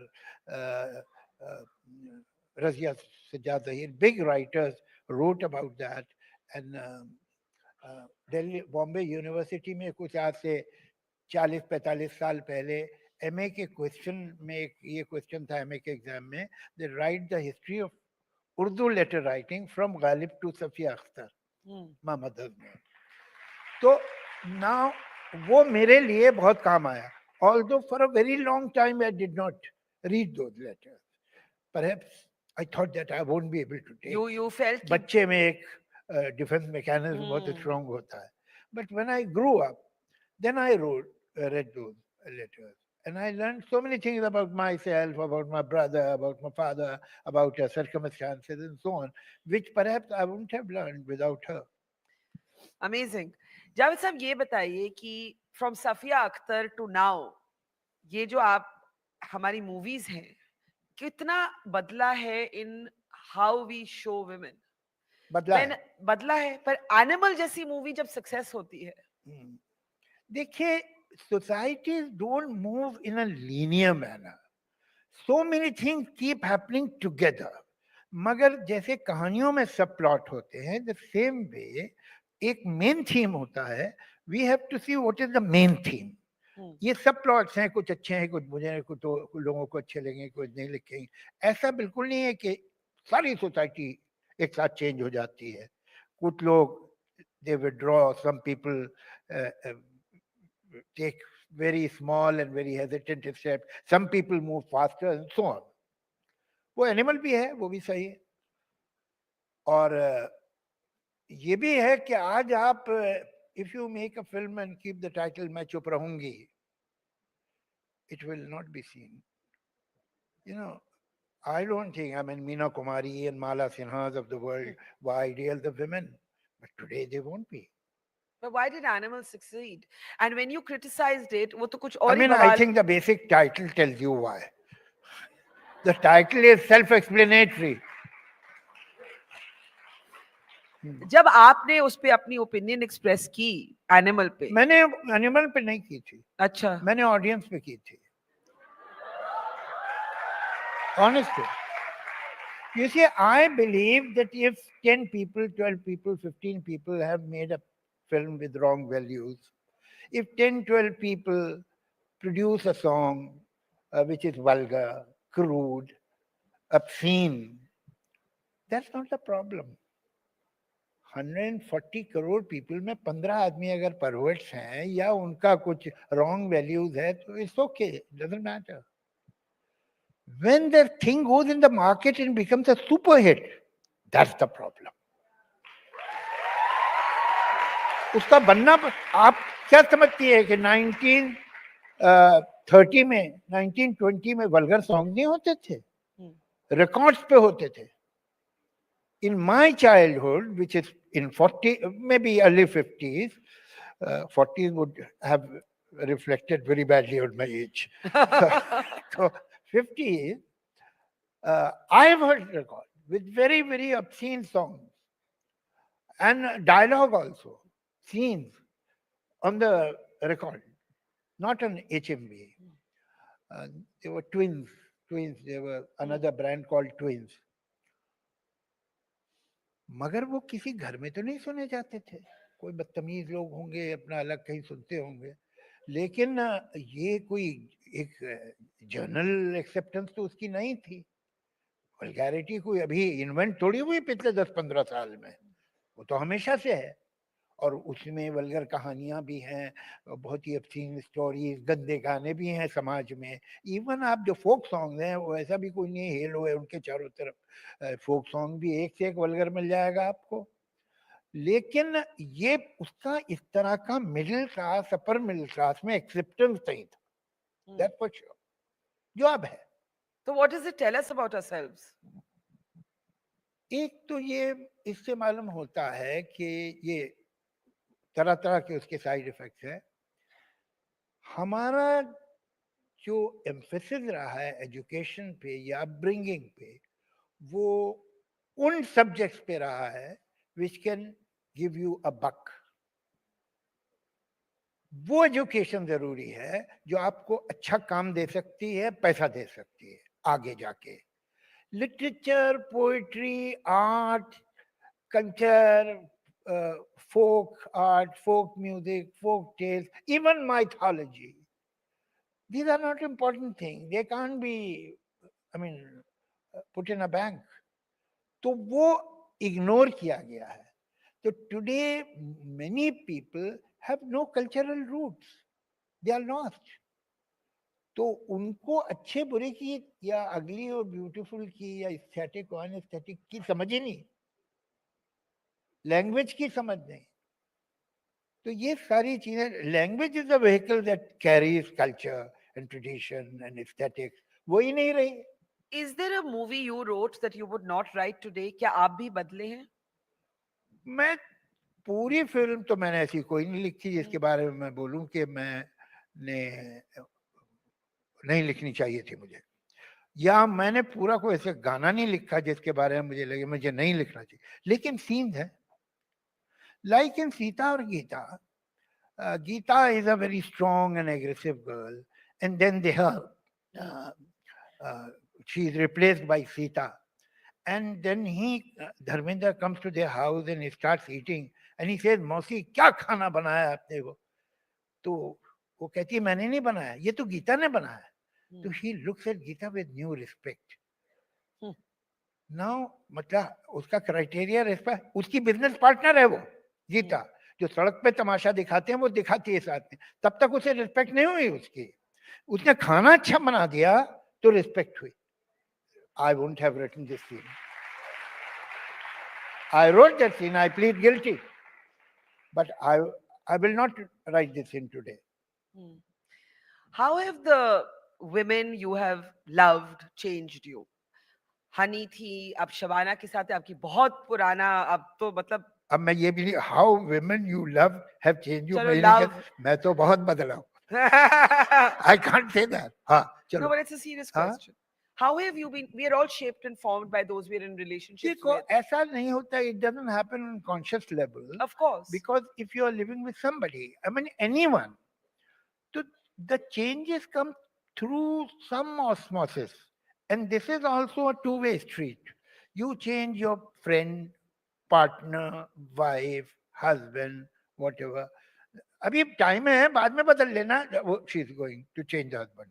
हाँ? हाँ। She is going to change her. कहती है मैं अभी चेंज करके आती हूँ।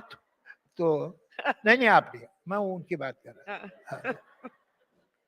तो वो कब होता है? It is like asking when you grew up, who knows. वो चेंज इतना क्वाइटली और इतना स्टिल्थी होता है कि आप you can't pinpoint when. But एक चीज मुझे याद है, आपने मुझे कभी और बताई थी, when you in your years of struggle you also struggled with alcoholism, you have spoken about it. Yeah. And I think you told me that Shabana, if I'm remembering this correctly, told you, Javed, no more. She gave you an ultimatum. No. Is that, am I remembering it wrongly? Not at all. Bataiye. Actually, when I left drinking, she wasn't around. Acha, then And I when got I my went timelines to, wrong. you must have met some other alcoholics. Nahi, aap hi Yeah. ki baat thi. Maybe I've mixed up my timelines. So, actually, I was toying with this idea that I should leave. I was perhaps 42 years old. Yes. That I should leave, but I never told anybody. because मुझे मालूम था the moment I'll tell them that I am thinking of it, they'll jump on me. अभी छोड़ दो, बहुत अच्छी बात. I wanted to get prepared. I was in Kenya, and the month was ending. It was 31st of July, 1991. And I decided that today is the last day when I'll drink. From 1st of August, I will not. तो मैंने एक Bacardi की पूरी bottle P. मैं एक bottle ही पीता था रात को वैसे, और मैंने छोड़ दिया. उसके बाद next day I flew to London where she was there. She came to receive me. I was smelling of alcohol, stinking. And I could see that she was, she resigned to the idea कि ये फिर वही एक यहाँ पर एक orgy होने वाली है शराब की. My friend Shabana, they would have beer in the day, gin in the evening, whiskey in the night, every day. वो का दिन आज का दिन, I have never even taken a sip of champagne. And I told her that I have left drinking. मेरा एक बात बताऊं आपको, सिगरेट मैंने कैसे छोड़ी. I told my doctor कि डॉक्टर साहब मैं चलता हूँ अभी, ये बात को भी हो गए 30 साल के करीब, तो मैं जरा ब्रेथलेस हो जाता हूँ. तो कल ये तो बहुत खराब बात है. This is not good. I'll send you to a cardiologist. ठीक है. तो मैं और शबाना अपॉइंटमेंट हमारे फैमिली डॉक्टर ने दिला. हम गए वहाँ, विजिटिंग रूम में बैठे थे. There was some other patient inside. तो मैंने शबाना से कहा कि we'll go in, whatever he may find or not find, he'll definitely tell me stop smoking. ये तो मैं किसी और के कहे पे तो कर नहीं सकता हूँ, ये तो मैं खुद ही करूँगा. मैंने पैकेट निकाला, बेंसिल हेजर पीता, तो उसमें 3 सिगरेट बची थी. मैंने उस डॉक्टर का जो बाहर विजिटिंग रूम का डस्टबिन था उसमें फेंक दी. मैंने कहा I have left smoking, I will never smoke again. अब चलो. तो अंदर गए तो डॉक्टर ने देखा anyway it was a problem of my diaphragm, not my heart. तो कल फिर anyway you are not getting any younger, तो आप ये सिगरेट पीना छोड़ दीजिए. मैंने वो मैं छोड़ चुका हूँ. I didn't tell him 5 minutes back. And that day and today, I have never taken a puff.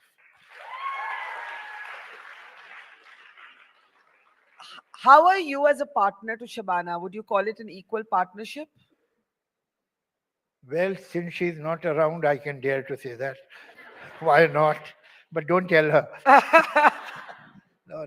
Of course it's equal. Actually, we are, hardly married. We are friends. और मेरा क्वालिफिकेशन जो है एक अच्छी शादी की सिर्फ ये, आर यू फ्रेंड्स और यू आर नॉट. बिकॉज शादी वादी तो सब बेकार काम है. ये हुआ क्या है, यानी because it's a centuries old tradition. Yes. So this is the stone that has been rolled from the mountains of centuries, and as it was coming down the hill, it has collected lot of moss, lot of kachara around this stone. तो उसका shape भी पता नहीं अंदर क्या है. ये जो these words take so many traditions with it. Wife, husband, just forget about it. Two people, whether they are friends, both of them are women, both of them are men, whether they are partners, whether they are married to each other, whether they are business partners, whatever, two people, irrespective of their gender, how can they live happily together? It needs mutual respect. It needs mutual consideration. It needs giving certain space to each other. आप मेरे कितने भी पास हों, कोई तो मेरा private area होगा, personal zone होगा, कोई आपका भी होगा. However we may share, there'll be something, there'll be a little part of the world which is only mine, which is only yours. ये अगर हम एक्सेप्ट करते हैं, अगर हम ये एक्सेप्ट करते हैं कि the other person is a human being, उसका जेंडर क्या है वो सेकेंडरी बात है, पहले तो इंसान है ना, और उसके भी एम्बिशन, उसकी भी तमन्नाएं, उसकी भी आकांक्षाएं उतनी ही हैं जितनी मेरी हैं, और उन्हें पाने का अधिकार उसे भी उतना ही है जितना मुझे भी है. That's all. इसका कोई बहुत कोई इसमें रॉकेट साइंस नहीं है, ये तो सिंपल बात है. You can only live happily together if both of you are happy. इसमें कुछ कोई बहुत बड़ी डिस्कवरी नहीं है. एक बात जरूर है, love without respect is a fraud. Love. Brilliant. And respect without empowerment is fake. बस. अच्छा एक बात बताओ, it's not very convenient, particularly for men. An independent, strong woman with her own opinion, her own point of view, her own ambitions, her own business is not a very convenient person. ये बात आप सुन लीजिए. Because obviously somebody who is living with you and who is not your slave, तो inconvenience तो होगी थोड़ी, लेकिन आपको मानना पड़ेगा कि ये स्लेव नहीं है भाई. ना आप स्लेव बनिए, ना उसे स्लेव बनाइए. तो आपको तकलीफें कुछ होंगी, वो आपसे डिसएग्री करेगी किसी बात पे, और वो भी करेगा डिसएग्री किसी बात पे. अच्छा, इक्वालिटी क्या है? There cannot be a single moment where two persons are equal. क्या मतलब? मैं और शबाना मूवी देखने निकले या रेस्टोरेंट में खाना खाने. उसने कहा वो जाके हम थाई फूड खाएंगे, मैंने कॉन्टिनेंटल खाना है. दोनों में से एक की बात मानी जाएगी ना. तो उस मूवमेंट में किसी ने डोमिनेट कर लिया. मैं और शबाना पिक्चर देखने निकले, तो उसने कहा ये हिंदी पिक्चर मुझे नहीं देखनी भाई, वो पिक्चर मैं तो ये देखना चाह रहा हूँ. तो उसने मेरी बात मान ली. अलग अलग मूवमेंट्स में अलग अलग लोगों के डिसीजंस प्रिवेल करेंगे, कभी इसका कभी इसका. अगर ये रोल कॉन्स्टेंटली एक को दे दिया गया है कि इसकी ओपिनियन प्रिवेल करेगी तो गड़बड़ है, और अगर ये है कि कभी इसकी कभी उसकी तो ठीक है. मतलब अगर नेट नेट इक्वल है तो ठीक हाँ है. हाँ, कभी तो आप उसकी बात मानेगा, कभी वो आपकी बात मानेगी. हमेशा तो दोनों की ओपिनियन एक नहीं हो सकती है.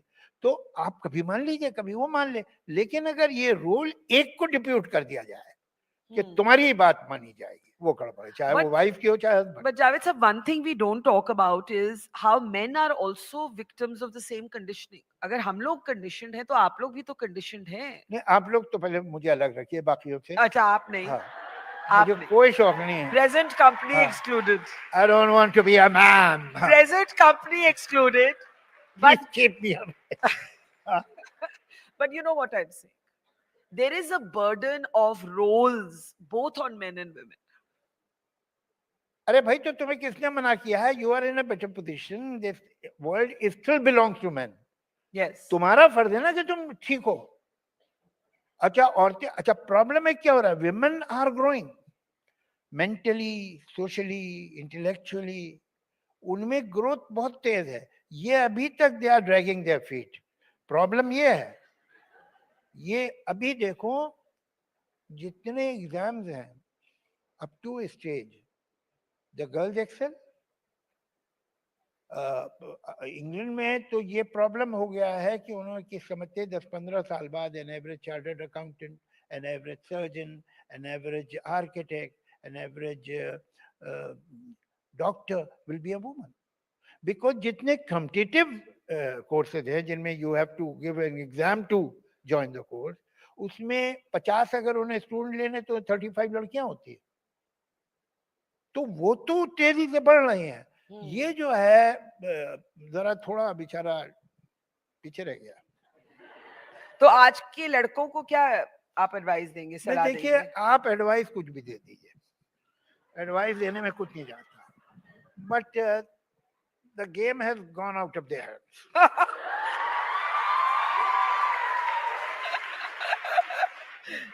And I am not saying it because here the majority of the audience is girls and women. I'll tell you why. There have been civilizations like, say, Greek civilization, Egyptian civilization, Roman civilization, Ming civilization, but they withered away. And they withered away for some reasons. ऐसा ही थोड़ी है कि एक दिन खत्म हो गए. उसके सोशियो इकोनॉमिक रीजंस थे कि क्यों आउटडेट हो गए. There has been a civilization called civilization of man, Hmm. which is there perhaps since last 7 or 8 thousand years. Now it's withering away. Why? Is it some kind of a poetic justice? No. Poetic justice दुनिया में नहीं है और universe में नहीं है. Justice is a man-made concept. Justice होता ही नहीं है नेचर में. दो बातें हैं which are ostensibly totally disconnected, apart. One, for many historical reasons, one doesn't have to go into it. Women had a very small canvas to look at. When you have less to see, you develop an eye to see more in the less. On the other hand, whatever you start doing, whether you're making cuisine or writing an article or making a house, building, whatever, everything starts with broad strokes. And as you move forward, उसमें subtlety और nuances आते चले जाते हैं. आप building pillars बनाया, slab बनाया, उसके बाद उसमें फिर walls बनाई, फिर जब walls बन गई तो उन्हें पेंट किया जाता है, स्मूथ हो जाए, फिर विंडोज में ग्लास लगा के स्क्रूज बारीक बारीक ठीक करते हैं, फिर उसका इंटीरियर डेकोरेशन होता है. तो जैसे जैसे आप आगे जाते हैं उसमें nuances आती है, subtleties आती है. शुरू में broad strokes. Technology has brought human race, human civilization to a point जहाँ even you can fight a war with a feather touch button.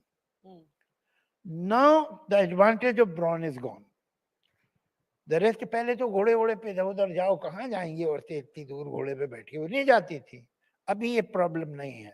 पहले तलवार चलाना है, अभी जिसे बोलो एक बटन दबा के मार डाले. तो चेंज हो गया है. The same way जो हर चीज में subtlety आ गई.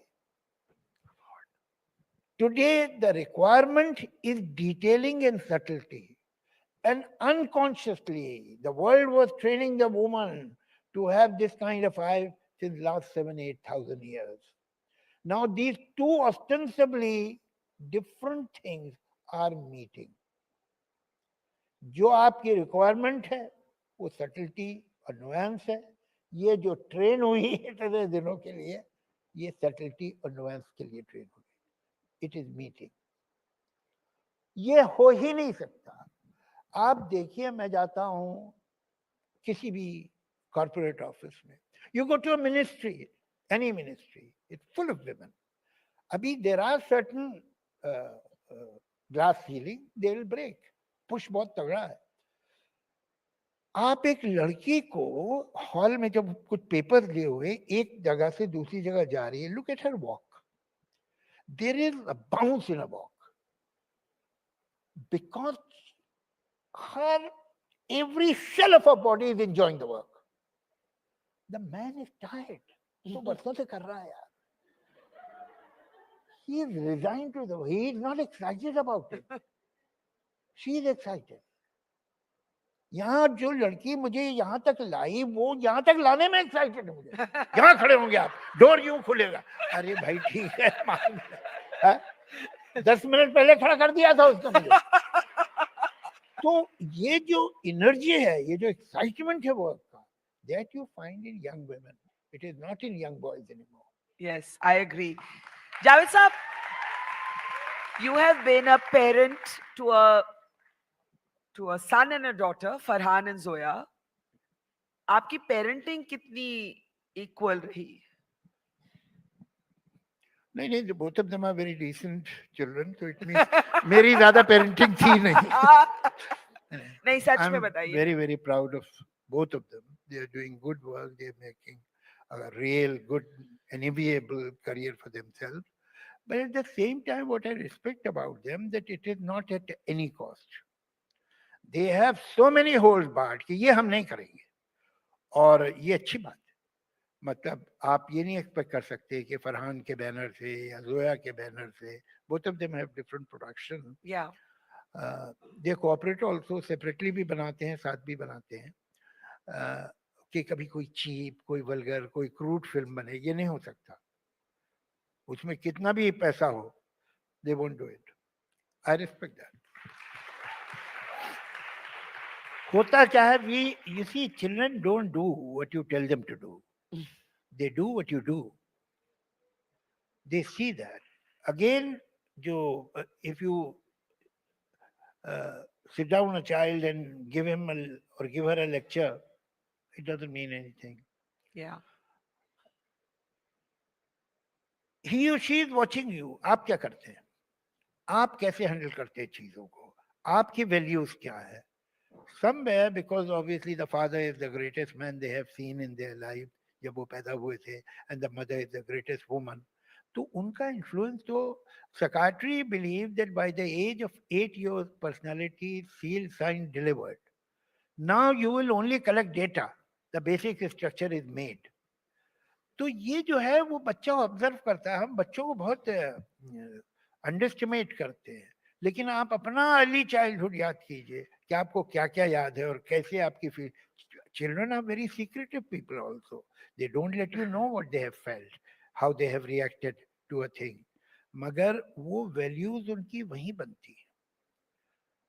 जावेद साहब, आपने कहा कि इंडस्ट्री में बहुत कुछ बदल गया है. जी. I recently discovered that women had to petition the court for women makeup artists to be allowed on the sets of Bollywood. अब मैं आपको किसी एक ऐसे इंसान से बुलाने, मैं I'm going to introduce you to her, whom you may already know or may not know, because it's very interesting to also remember how women of an earlier generation had to fight opening the doors for women like us, and hopefully we will open the doors for women onwards. Is Reshma ji here? Reshma ji है यहाँ audience में? Reshma ji जरा आए. Reshma Pathan is India's first stunt woman.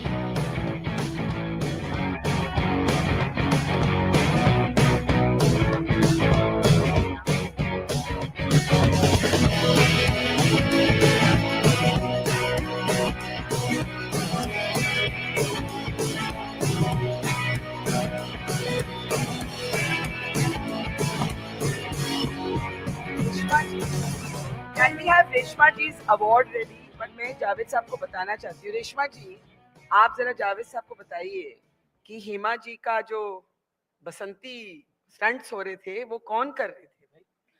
Javed साहब खुद जानते हैं, पहला अवार्ड उनके ही हाथों मिला है, रमेश सिप्पी, और उनके हाथों मुझे मिला है, और वो स्टोरी उनकी ही लिखी हुई है. मैं तभी वो अच्छी तरह से मुझे जानते हैं. जी, तभी मैं याद दिला रही. और मैंने शमारा जी का भी डुप्लीकेट किया है, ऐसे नहीं. तभी तो मैं जावेद साहब से बहुत दूर रहती थी, क्योंकि वो राइटर थे और मैं एक मामूली स्टंट वूमेन थी. लेकिन जब से अवार्ड दिया है उन्होंने, तो मैं ज्यादा क्लोज हो गई हूँ. Well, हम आपको अभी जावेद साहब के हाथ ही अवार्ड देने वाले हैं. If we can please have the award come out. उतनी देर में रेशमा जी, यहाँ पे आपने जावेद साहब की बातें सुनी कि बहुत कुछ बदल गया है. आपके टाइम में to be a stunt woman कितना मुश्किल था? बहुत ज्यादा मुश्किल था. तभी हमको कोई फैसिलिटी नहीं थी. हमें क्या कहा जाता था, गिर जाओ तो नीचे 2 गद्दे डाल दिए जाते थे, जो गिरने के बाद उसके अंदर जो पत्थर लगते थे उभरे हुए, वो हमको बॉडी पर लगते थे, और इतनी फैसिलिटी नहीं थी. और यानी बहुत टफ हम लोगों ने स्टंट किया है उस जमाने में, और अब तो बहुत ही अच्छा हो गया. और जावेद साहब इन लोगों की स्टोरियां ऐसी ऐसी बनती है कि हम लोग उसी के वजह से ऊपर आ गए. शोले में मैं काम की, शोले सुपर डुपर हिट हो गई और मैं भी हिट हो गई. तो आज भाई रेशमा जी का अवार्ड अगर यहाँ लाए, मैं इंतजार में हूँ. रेशमा जी का अवार्ड प्लीज ले आइए. जावेद साहब का थोड़ी देर बाद में, पहले रेशमा जी का. रेशमा जी, यहाँ पे आप सब जो यंग गर्ल्स हैं उनको क्या कहना चाहिए?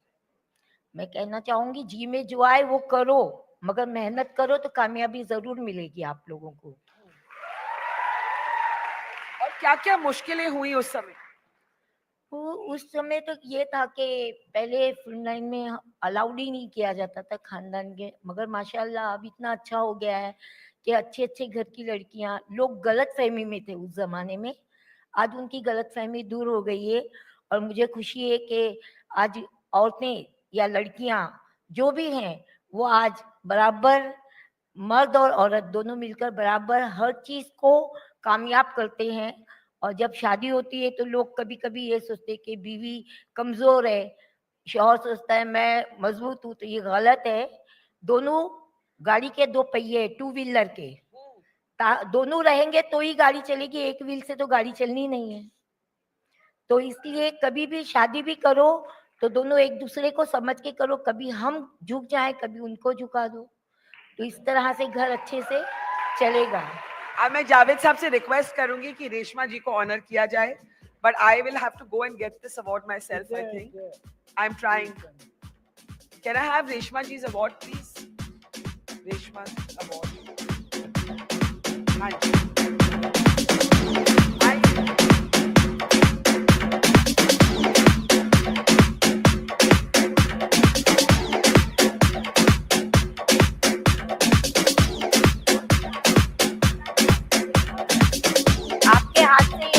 अवार्ड मुझे मिल रहा है। सबसे पहला अवार्ड भी जावेद साहब और रमेश सिप्पी जी के हाथ से मिला है।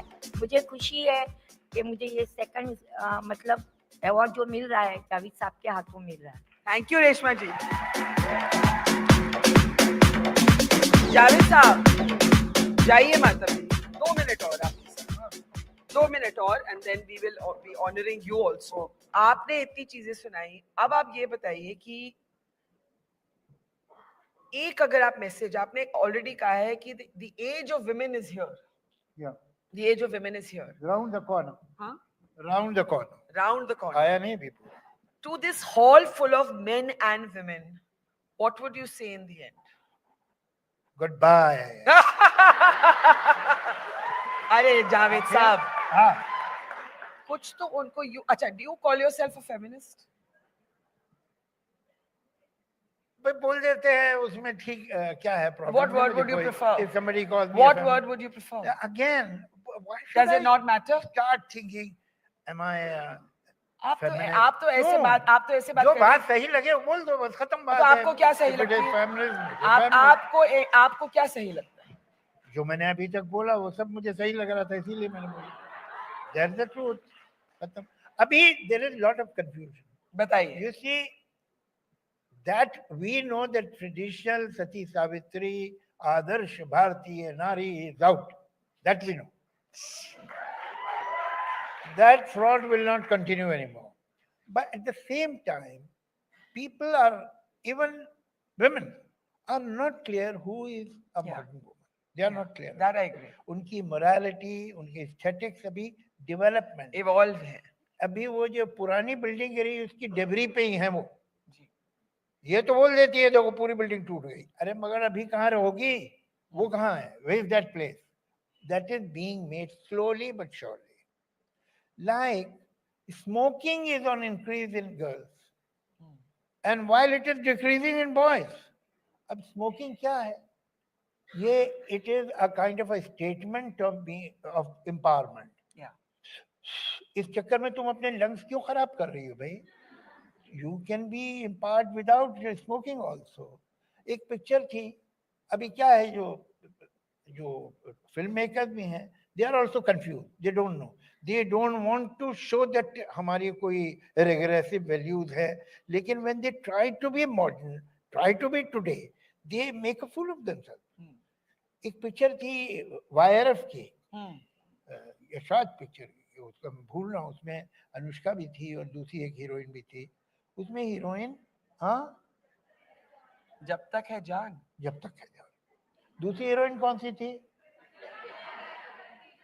कटरीना कैफ। मगर ये डायलॉग मेरे ख्याल से अनुष्का का था कि of course I will get married, Hindi में था कि मैं शादी करूंगी, लेकिन दुनिया में जितनी नेशनलिटीज है उसमें हर नेशनलिटी के एक आदमी के साथ सोने के बाद। अरे भाई तू इतनी मेहनत क्यों करेगी? You don't have to work so hard to prove that you are empowered. Stupid. क्या जरूरत है? तो अभी हम खुद ही क्लियर नहीं है अपनी मोरालिटी के बारे में, अपनी वैल्यू सिस्टम के बारे में। इवन अच्छा फिर क्या है, जो मैन है, जो लिबरल है, दे आर स्कैर्ड कि कि भाई हमने जो बताया कि ये है मॉडर्न वुमन, तो somebody will out liberal me. अच्छा बस इतना, तुम्हें शर्म आनी चाहिए. तो जो कंजर्वेटिव है वो डिफाइन इसलिए नहीं करना चाहता कि he lose a lot of territory. जो women है they are also at the moment in confusion. Time लगेगा. Let the dust settle down, then you will be able to see the clear picture. Work in progress. Work in progress. That is fair enough. Javed sir, now I have to ask you to stand for the last time. And on this stage, we have tried all day to give you the male perspective across generations. So I thought it's only fitting that we have one of our youngest partners, Rishabh Shah, if we can put our hands together to welcome him on stage. Okay, Rishabh, there you are. And can I get Javed Saab's award out, please?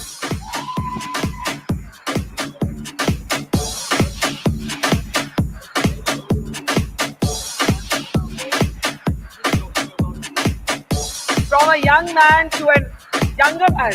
From a young man to a younger man. Can we have a big round of applause for Javed Akhtar? Thank you, Javed sir. And now, bye Javed Saab, thank you. As I said, we've heard perspectives from all ages, and I'm going to hand the floor now to Rishabh, who's here as an equality charmer, as a young man looking at all of these debates. Rishabh, it's over. Thank you so much, Barkha. Thank you. Mike is okay, yeah. Everyone's going and getting an autograph of Javed, sir. Please get one for me as well. I'll keep my part a little short. I currently sound like Arnab Goswami's met Taylor Swift. And this is because it's been 4.5 countries, and then I was in Delhi, and the flight from Miami went to Heathrow. It went from Heathrow to Delhi, and then in Delhi we couldn't take off because nobody could see what was happening next. I'll begin with something that I've prepared, and I've been given a piece of paper saying, Rishabh, you need to be politically correct.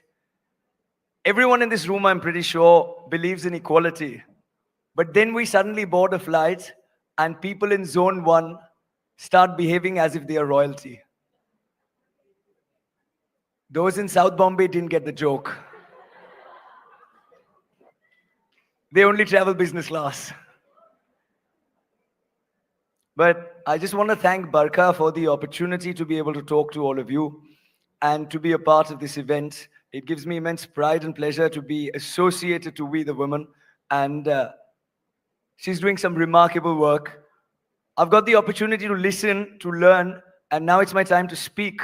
The only problem is I sound like this, so I'm going to keep it limited, like I said. So now let's talk about the elephant in the room, and I'm not talking about Donald Trump, of course. I was told that be politically correct, so that is what I'm trying to be. 50 years ago, women were leaders of tomorrow.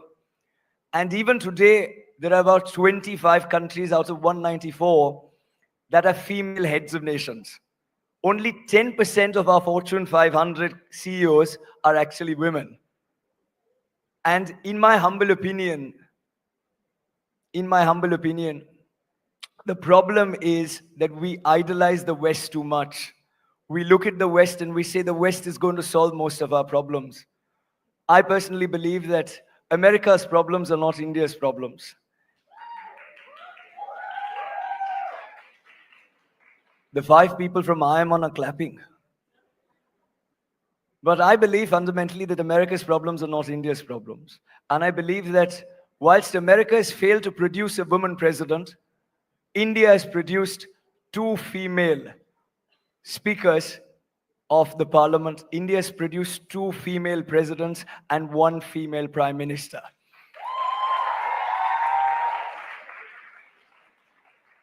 The sad reality is this, that despite women being worshipped in this country, and this is the only country where women are actually worshipped. There is no other religion where women are worshipped. You've got Ma Durga, Ma Saraswati and Ma Lakshmi that are worshipped in our culture.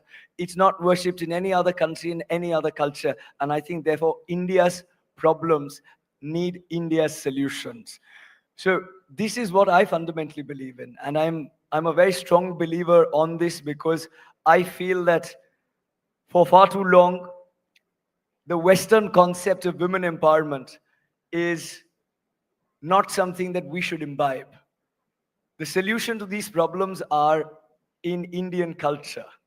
For Gen Z, and how many of you are Gen Z, make some noise. I'll use an Instagram meme, which I think you'll understand better. It goes by Parampara, Pratishtha, and Anushasana. And the dichotomy of two Indias is not lost on me. I understand the fact that whilst we worship goddesses, at the same time, 4 women are raped every hour in India. Education for girls is increasing, and for every 1,000 boys, we have 1,020 girls. We're bridging the education gap. We have 70% literacy for girls and 77% for boys. But I feel the solution essentially is not Beti Padhao, or not Beti Padhao, Beti Bachao, but it is fundamentally also Bete Ko Samjhao. And that is something that is missing in our society.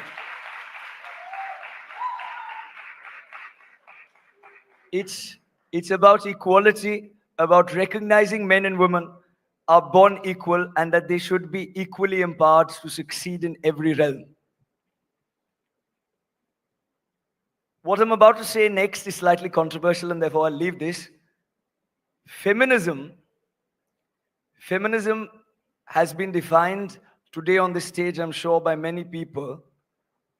But feminism for me is not about demanding more rights by pushing somebody else down. Feminism for me is the fact that everybody should be treated equally, and the fact that there should be a more egalitarian society. And that is what true feminism should stand for. Because otherwise it'll be a tit-for-tat game, which will be just like politics, where one politician gets jailed for 106 days and then the other one is jailed for 105. For the 4 people who understood that, I'm very grateful. For the ones who didn't understand that, I'm even more grateful. For me, what feminism is that yes, women should be fighter pilots, women should be soldiers, women should be what they want to be. But at the same point in time, I think for far too long, and especially in a generation that is very woke, and you can cancel anybody and anything. And I'm a slightly older generation of millennials, just one generation above Gen Z and 2 above Gen Alpha. I get worried because I think traditional roles for women should be as celebrated as when women take up more challenging and arduous roles like being female fighter pilots. What I'm trying to say is, I was raised by a homemaker, by a housewife, and she did this out of choice. She took on the role of being a home giver, being a homemaker out of choice. In today's day and age, I don't know how many people celebrate homemakers as much as they would celebrate people who would take more unconventional career choices. Let's not start canceling out people who are the most important fabric also of our society. India's culture has been intact. India's society has been intact because we've had a tradition of homemakers in our families, something that does not exist in the West, where there is a nuclear setup, and in that nuclear setup, everybody is for themselves. Here, your mum, I'm sure, is yet concerned what you're doing at 8 o'clock at Sophia College. And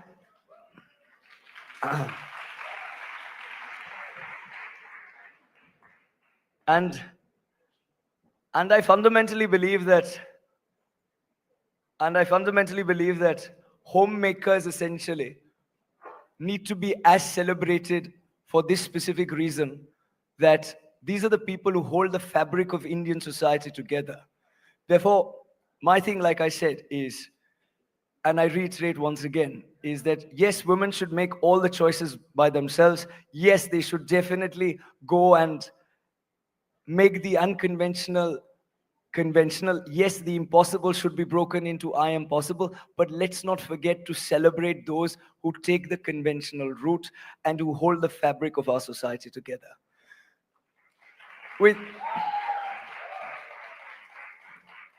some people in the audience organically are clapping, thank you. And I'll summarize and end this with a couple of things. I fundamentally believe, at least, that women are the better leaders. There is no doubt about it. I believe that women are the ones who should lead the country and the globe. I think 25 out of 194 heads of nations is too little. I feel it should be 194 out of 194 heads of nations if you were to ask me. But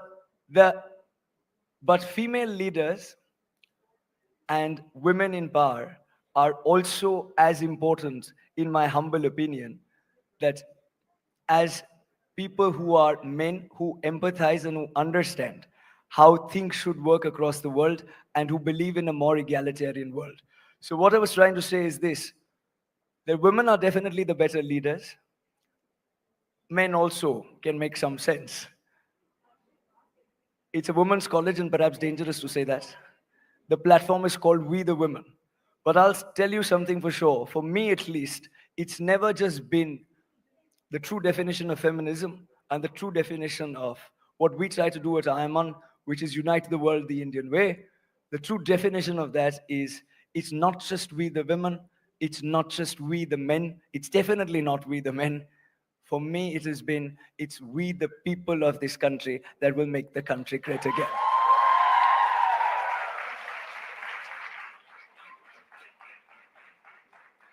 Thank you. One teacher is waving a hand and saying, well done. But I don't study in the college, so you can't give me credit. But thank you very much for being such a wonderful audience and listening in a slew of luminaries to listen to somebody who dresses like this, looks like this. And then Barkha had to say, because she had to say something nice. So she said, a youngest partner. But thank you so much, Barkha, for having us. Not at all. And there's a young woman here who has a question for you. So we have time for just one question. So you spoke a bit about the importance of homemakers, which I agree. I mean, it's important to have caregivers in the family and how we should celebrate women for being caregivers. I'm just curious about how you feel about encouraging men and fathers to take on the role of a homemaker, a caregiver in that kind of proportion. I think it's equally important, and many of my friends who are starting young families, many of them, the role has been reversed, and men are the ones who are homemakers per se. So I definitely agree with what you are saying that men should also be pushed to take on roles such as those. There is no denying that. Like you did mention at the very outset, the important thing is also to realize that women should also be celebrated for choices that are slightly more conventional. And men should be pushed to do things such as homemaking, which I completely agree with. Thank you, Rishabh, and thank you for being a part of this event. Lots of love and come. Okay, are we ready to hear our next speaker? Because for those of you who from Sophia's, how many people here are still from Sophia's? A lot. This is her alma mater, and she's going to be coming out any moment. Any guesses who? Correct. And she's actually has a very interesting monologue piece that she wants to do. She studied here and she had this very interesting idea of talking to all of you. But while we're waiting for her to get ready, anyone wants to talk about what their takeaways were after listening to the perspective of men? Come on up. Come on up.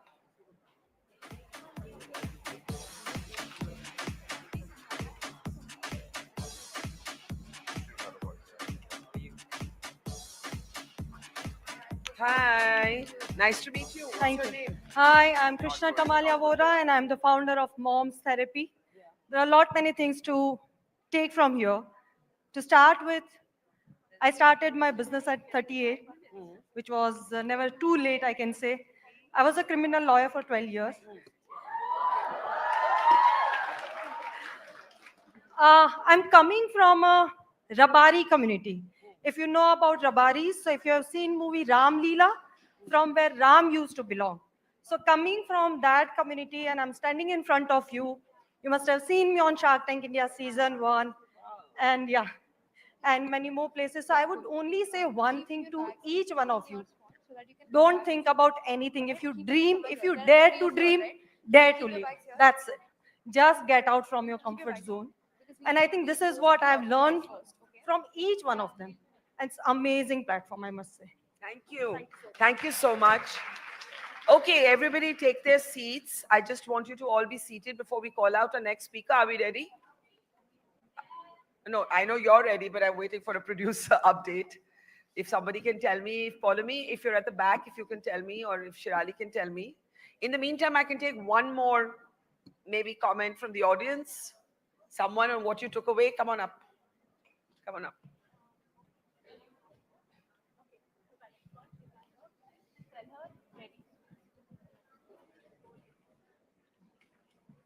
I can't hear you. I can't hear you. Quick comment because our next guest is picking up. Okay. So I would like to thank you first that today we saw very great personalities.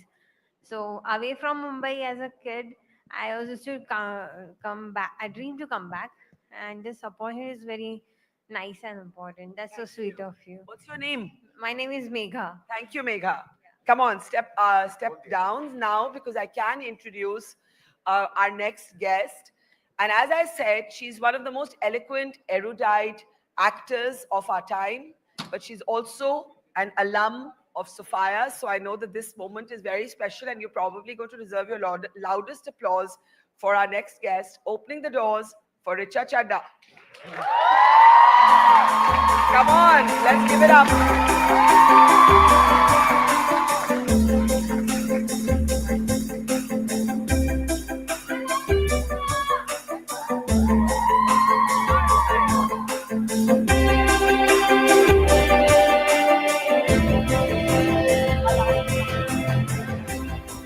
So Richa has this very interesting topic that she wants to speak about. Richa, come sit with me. I'm going to give you the mic in 2 minutes.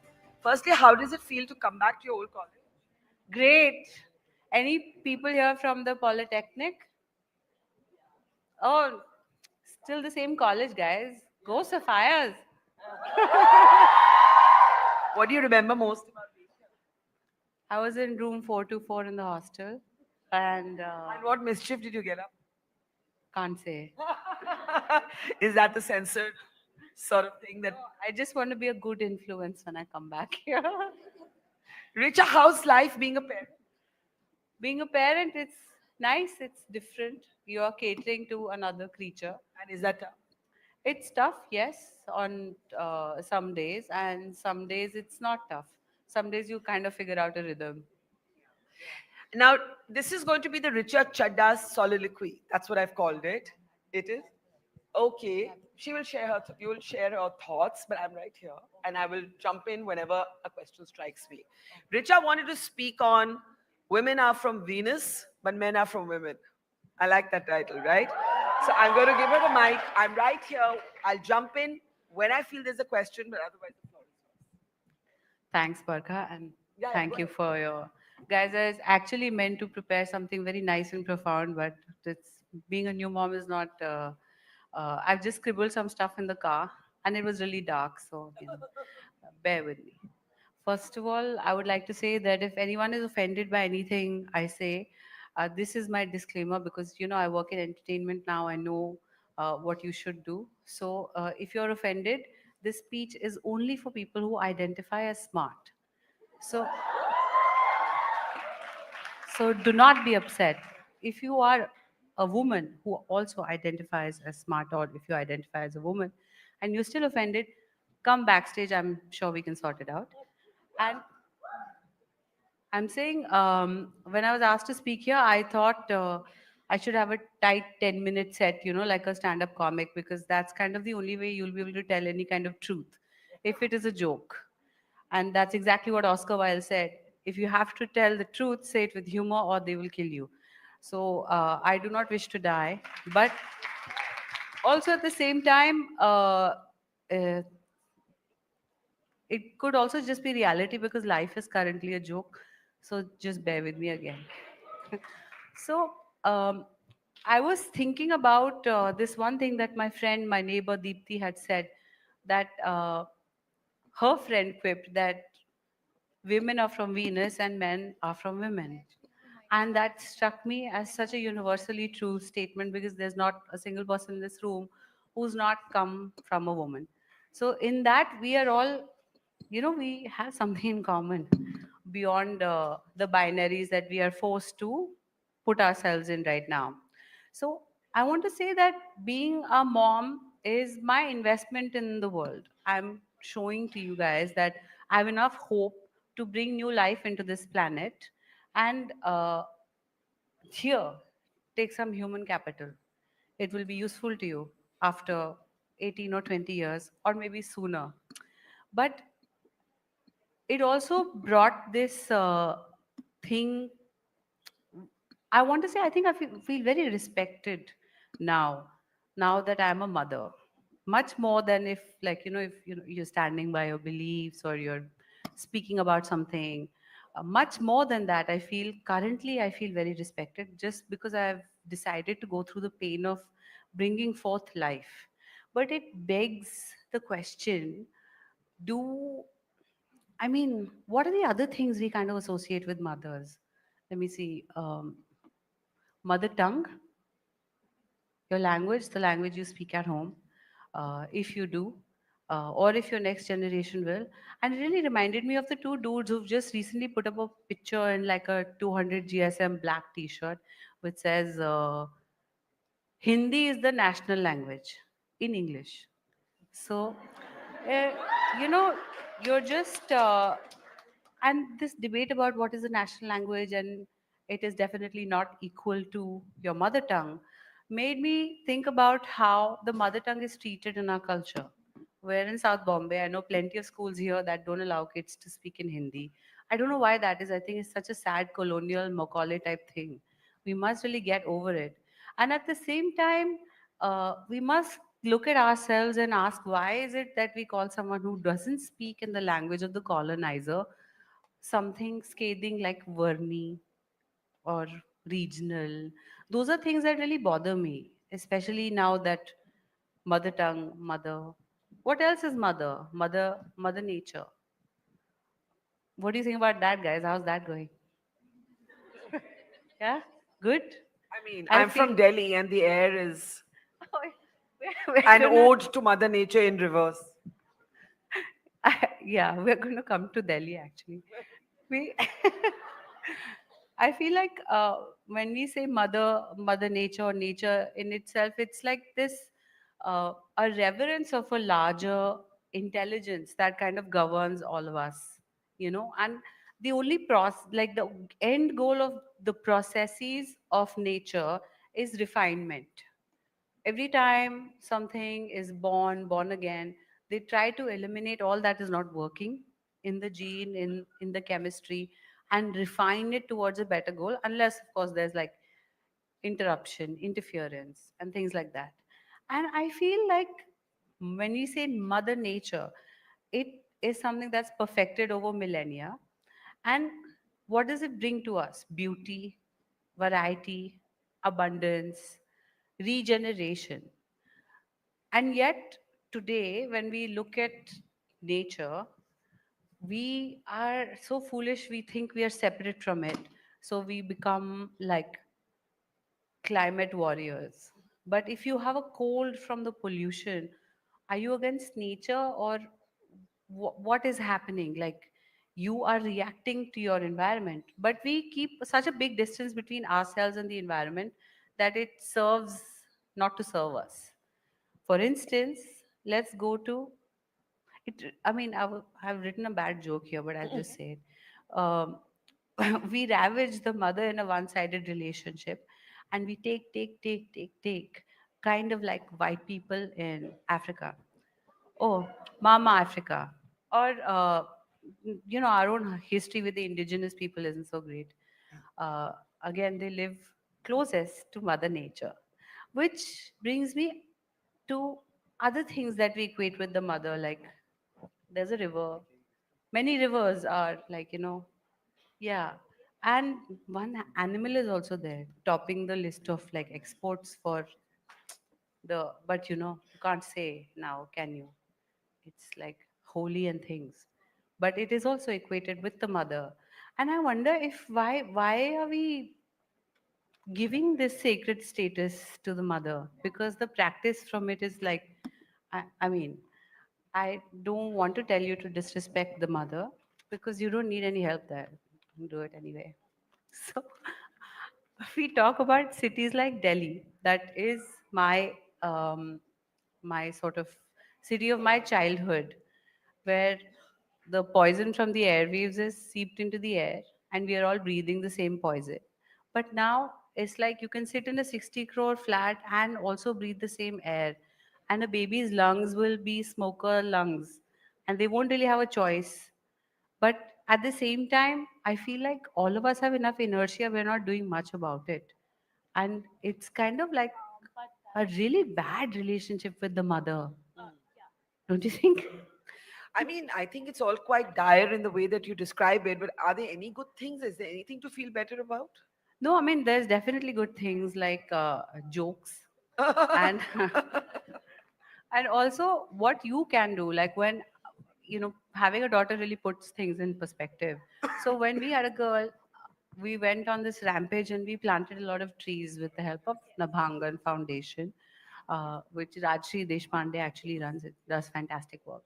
Yeah. Because that seemed like, a lot of people thought it was generosity, but I think it was just anxiety. It's like there's one more person who needs to breathe clean air, and there's this much time left. No, no, don't ignore the timer. It's Okay, not thank actually God, working. I Can we was turn off the scared. timer? In fact, yeah. No, no, it's fine. Yeah. So, to summarize what I've been feeling and saying is 1975, there was a strike uh, in Iceland. All the women struck work. Basically, they struck everything that they do. If they are in a paid job going outside the house, if they are taking care of the child at home or doing housework, they just stopped working on that one day to show to the rest of society, which is basically men, uh, the mental burden and the indispensable nature of what women do in society.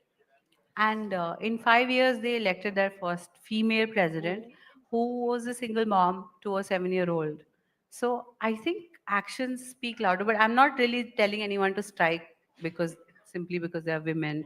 I mean, that's so left wing Yeah. of me. But if you want to, you could totally do that. And why women don't really need time off, right? So no ideas I for. hope everybody's getting your humor. I really don't know because there's so much I know silence in this room. they're all like, okay, does is she really saying all this?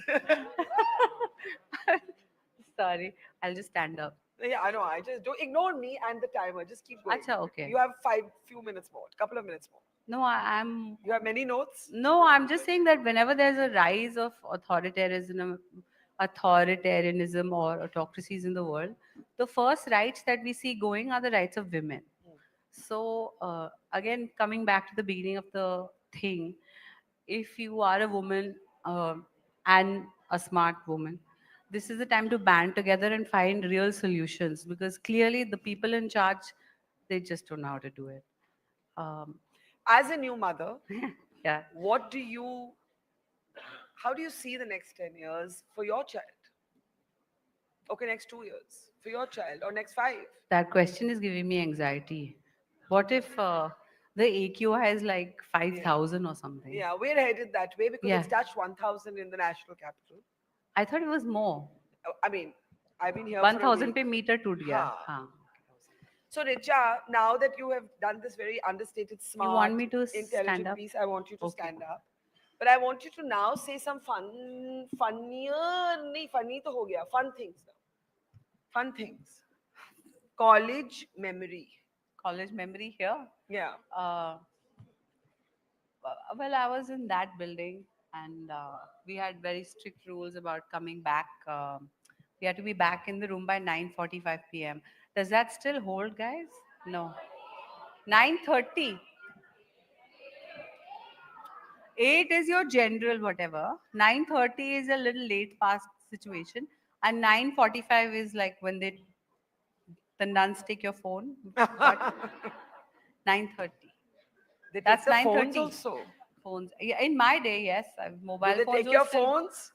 No. They can't, right? It's like attached to your hand. You can't get rid of your hand. What are you going to do? Okay, one thing you would have told yourself, one thing you would tell yourself today, throwing back to the age you were when you were here. Nothing. I just say keep going. It seems like any kind of success seems like a very linear path.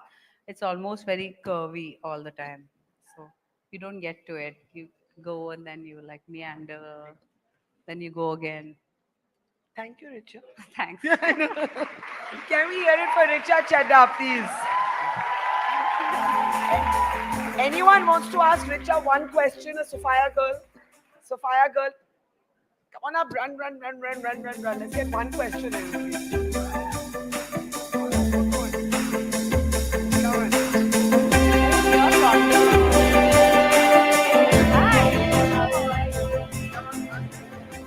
Hi.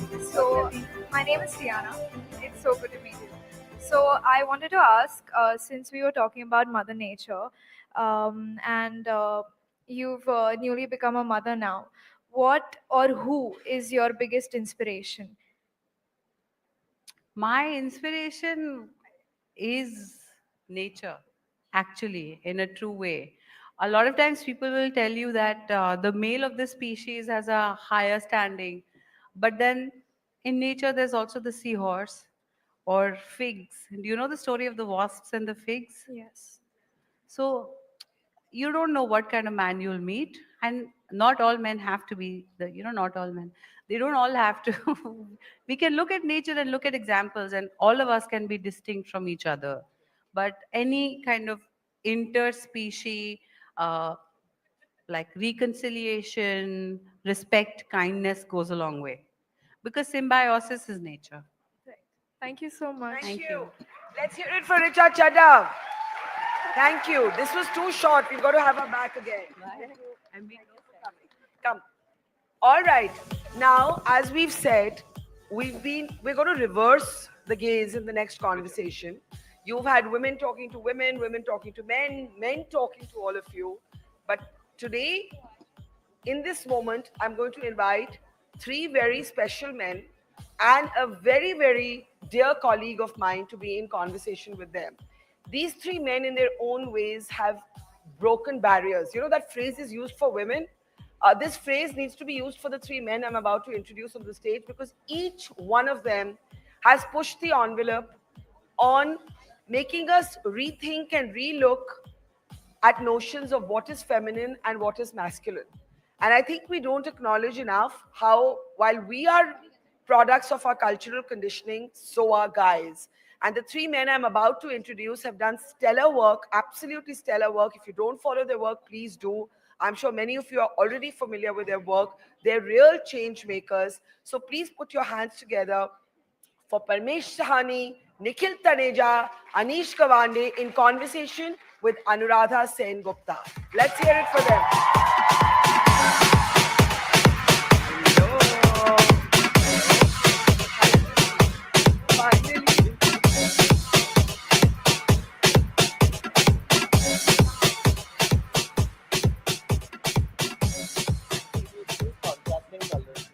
Whoa. Thank you, Barkha. Are you tired? I've been watching her in and out as I work through the day, in and out of the live feed going out of here. And this thing that Barkha's created, it was like all these warm vibes, all this excitement, the positivity. So it's very cool to be here. Thank you for having me here. And you guys, my God, you really kept the momentum going. And now for these lovely, lovely men here, we're going to talk about how to be a man. How to be a man. How to be a man, yaar. That's the name of your show, isn't it, Nikhil? Yes, yes, it is. Thank you so much.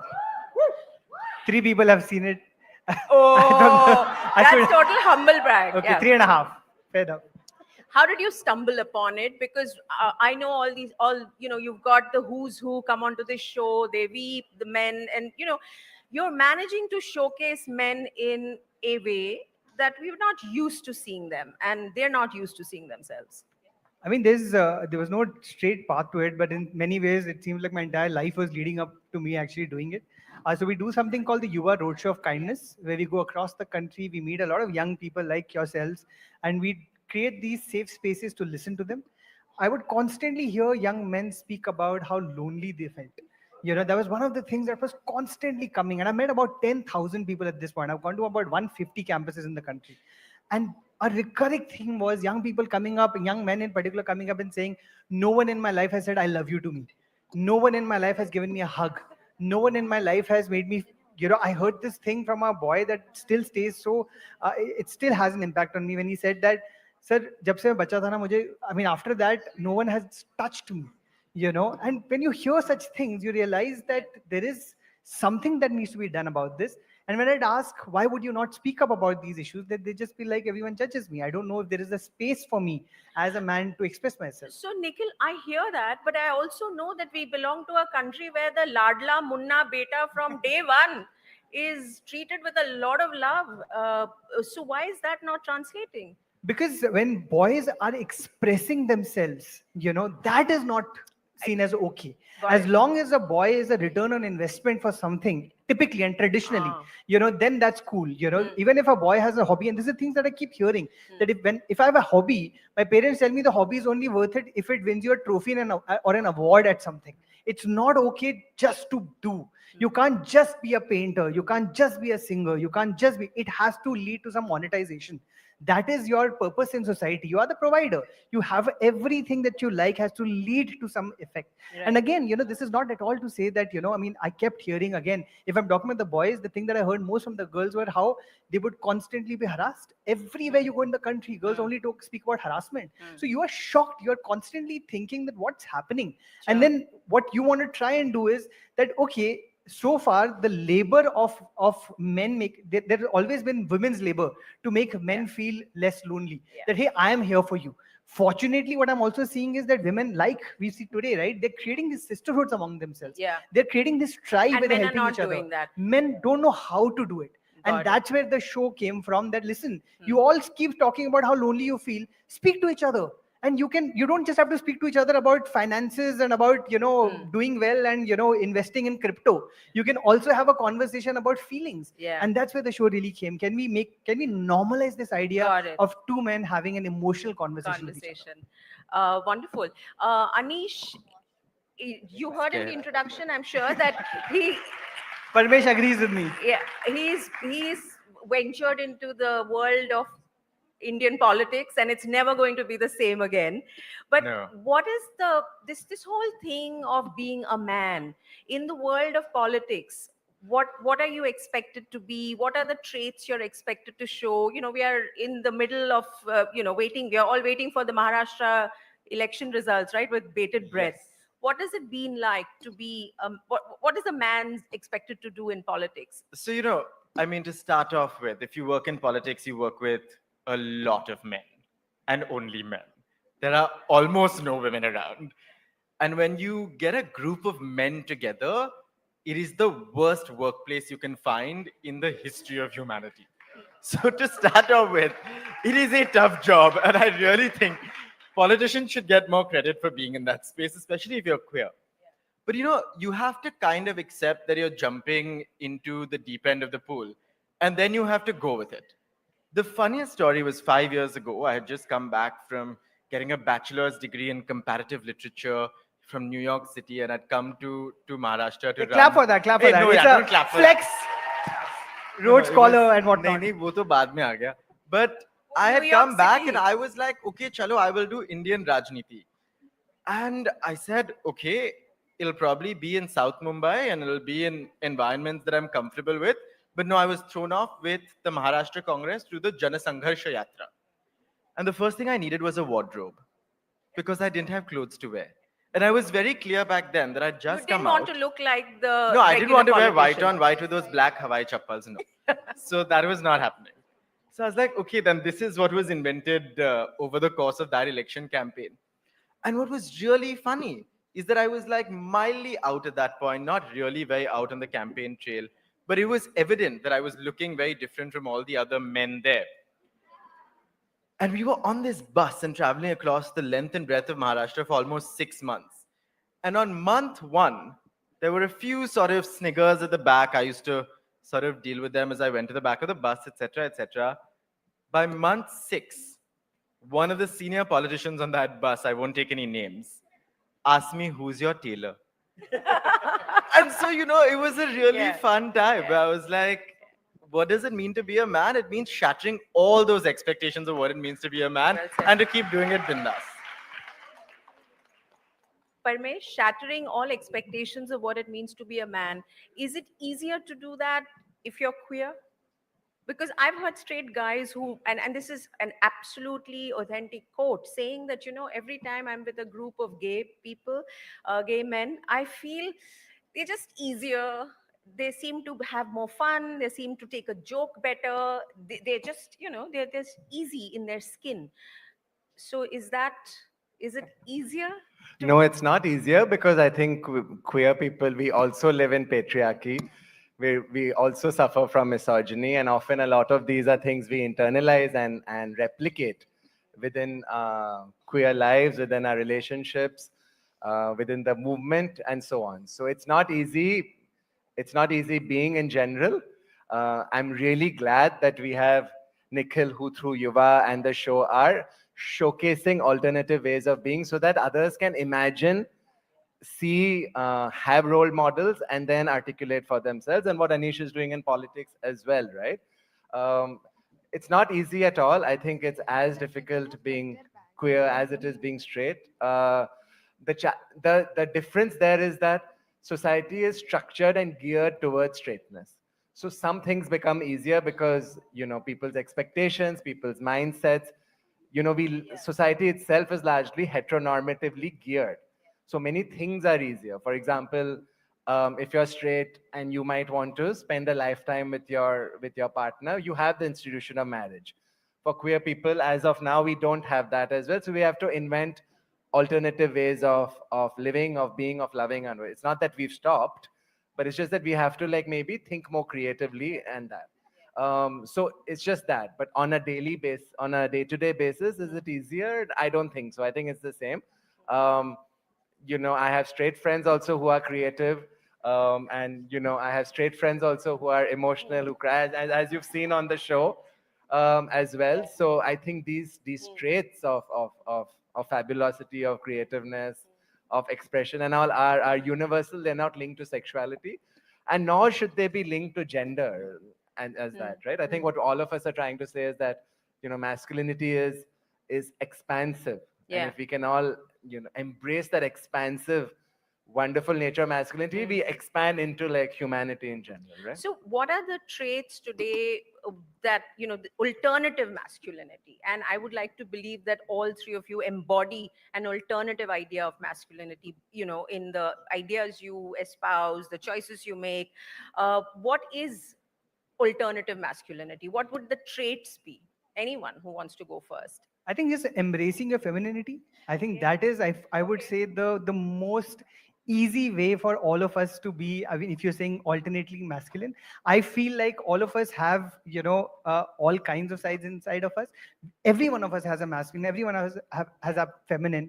Unfortunately, when it comes to, and this is what society and patriarchy do, right? Like with women, they tell them that, anytime they are slightly more masculine, you're too loud, you're too arrogant, you're too bossy.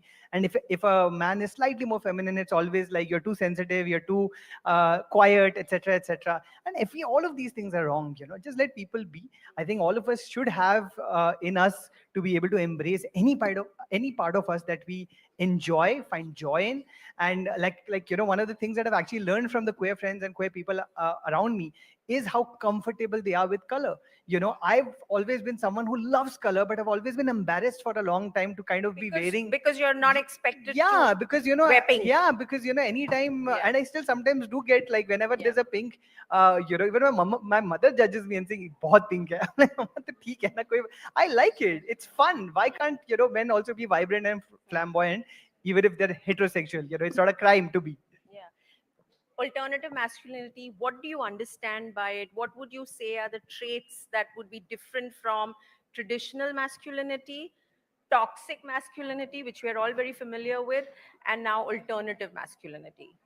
You know, I think one, if you are a man performing masculinity, you're changing what masculinity means to begin with, right? So you have to stop making it alternative and make it sort of something that is accepted as the mainstream.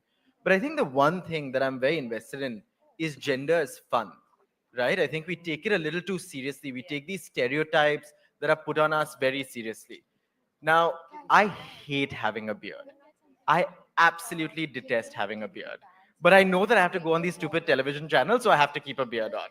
And it's No, fun. I didn't get the connection. No, it's you seem a little more authoritative. You Listen, seem a little more formal. I also don't look 17. Glasses also. Okay. Listen, I also, by the way, I started having a beard when I started my company because no one would take me seriously enough because my face is like very cute. I'm sorry to say, Correct. it is. No, right? 100%. And the moment I had a beard, suddenly I seem more of a man They than are doing others. alternative. They are all both conforming to No, like but we're not stereotypical conforming. masculinity. Then I'm not wearing what you're meant Beard to and wear. pink. So you're sort of, you to play. compromise. You lean in sometimes. But you have to be fun with it. You know, you can't sometimes take it so seriously and take it as a sort of matter of life and death. The minute you do that, it sort of becomes something that weighs down on you and then weighs down on others as well. And then you have people sort of using that as a way to take digs at you, be able to sort of undermine your masculinity. When you can have fun with it, then I can go on having a beard and then still have ruffled hair. You know, and then you sort of play around, push the envelope, go a bit further and backward. So play is very important for alternative. Playfulness, to being Playfulness. to being playful. Pardon me? If I can just add to what Anish said, this idea of play, this idea of fun, I think no one symbolizes it more than Shah Rukh Khan. So any Shah Rukh fans in the house? So I think to be, I mean, you know, not alternative because I don't think it's alternative. I don't like that. It's you know, Shah Rukh is as mainstream as you get, but progressive would be a better word. What is progressive masculinity? It is this idea of play. It is the idea of being in touch with your emotion. It is the idea of, you know, yeah, but you know, so to me, there is, you know, masculine and feminine are behaviors. I don't think that there are sides. I think these are coded behaviors that we have. So we have attributed over years that this is feminine. The truth is, crying is a behavior. It's not linked to any it's not gender trait or whatever, right? In terms of that. So I think someone like Shah Rukh, who is fun, who is witty, who is emotional, who is kind, who is loving, these Flamboyant. are all flamboyant, Yes. beautiful, but also plays. You know, the idea of play would be great. So if anyone wants to know how to be a more progressive man, be like Shah Rukh. And not like animal. So, you know, I don't know if you heard Javed Saab was here and Barkha was talking to him and she asked him very categorically, why did Animal, why was it such a big hit? So now, given your perspective, try and explain to us why Animal was such a hit. What did it, why did it connect with so many men? You know, and why did it become such a monster hit? You brought it up. Listen, anytime this question has been asked to me, I always point out, and it's so interesting that he said Shah Rukh Khan, because I've been asked this question a lot because my show also released in the same year as Animal, and where you had Animal on the big screen, you had, for whatever it's worth, my show on digital, and there was both sides of masculinity. But for us to be spending so much time talking about why Animal exists, while taking away at the same time a bigger hit that happened in that year in Shah Rukh Khan's Jawan and Shah Rukh Khan's Pathan, where he was constantly worshipping women. In Jawan, he meets Nayanthara for the first time, he's shaking. And she tells him, listen, I've had a kid out of wedlock. And he's like, that's cool. You know, he's constantly showcasing what a progressive man looks like. In Pathan, the first scene where Deepika is introduced, she saves him. And he's never fighting her. He's never like, hey, listen, I don't need to be saved. He's so happy. He's like, wow, I'm being saved by this really cool women. And that's why are we not talking enough about in the same year that behavior that made much more money than Animal, by constantly also talking about Animal as it's one thing that happened. And I feel like, there's going to be several movies like that. But I think at the same time, this year's Three making 600 crores, in last year being the biggest hit, being a film called Animal, and this year the biggest hit being a film called Three. That also tells you we are still okay. We are still okay as a society. But this tussle yeah. is what's important, and this is the tussle that is going on in Indian society, and which is why we the women, everything that we do in our lives showcases to people that other worlds are possible. This masculinity is also possible. Absolutely. One quick question. How do you break through to people who have been brought up without the opportunities or the worldview that you have, or the experiences that you have, or the parenting that you may have had? How do you make this attractive to people who don't come from similar backgrounds and experiences, to who all the traits associated with traditional masculinity are easy? Can I? So, we've been struggling with this at Godrej. We have factories in places like Malanpur, which are incredible, where there are so many men and more women. And what we've found that succeeds is, of course, hiring more women, but showcasing men that help. So when we hire more women, we also show videos of her husband who is saying, I'm so proud my wife is working in this factory. I love making her dabba. So I think a lot of it is in showcasing, this positivity, showcasing that this is also a way of being. I think one way is also not underestimating the goodness, the kindness, the ability of most people to rise up to their better selves. I think we can do some of that. It really helps. I'm going to add to that, because in politics, you can't afford to ignore those people. I can't say I'm going to ignore you. I have to convince you. And I think that change starts at home. I think my biggest success even now is convincing my father not to vote for Prime Minister Narendra Modi. That took 10 years. And it took 10 years of fighting, watching Barkha's show, actually. I remember screaming at each other, watching NDTV, because he wanted to watch Times Now and saying, no, we're going to watch this and I'm going to change your mind. But it takes those 10 years and you have to keep fighting. You have to keep fighting, keep being invested. And boys should be treated differently when they're growing up, right? You do a thing on your show called, you'll ask your guests to look at their childhood or boyhood. Unboxing boyhood, yeah. Yeah. So that upbringing, that time is different, right? I mean, that is where it all falls I into think place. again, we need to we need to raise our children in the same way. Any kind of children, whether it's a boy, whether it's a girl, no matter what gender the child is, it needs to be treated with the basic love and kindness that I feel like we reserve sometimes a little less for the men, a little less for the boys. I think I always say this: we force our boys to be men before they can learn what it means to be human. Well said. You got a peek of our next guest, so I will request you to say thank you now, Anuradha. Okay, thank you. Thank you. Thank you, Anish, Nikhil, Thank you so much. Anuradha, and Parmesh. Okay. Thank you. Thank you. Thank you, guys. Sorry. Not sorry, sorry. I was just saying to them, sorry, we're running a little bit late. And the joke was, Ori, you can come on out now. The joke was not sorry, just Ori. That's the opening. I was saying, we're really sorry, we're running a little bit late. And one of our guests going out said, not sorry, just Ori. So that is the opening.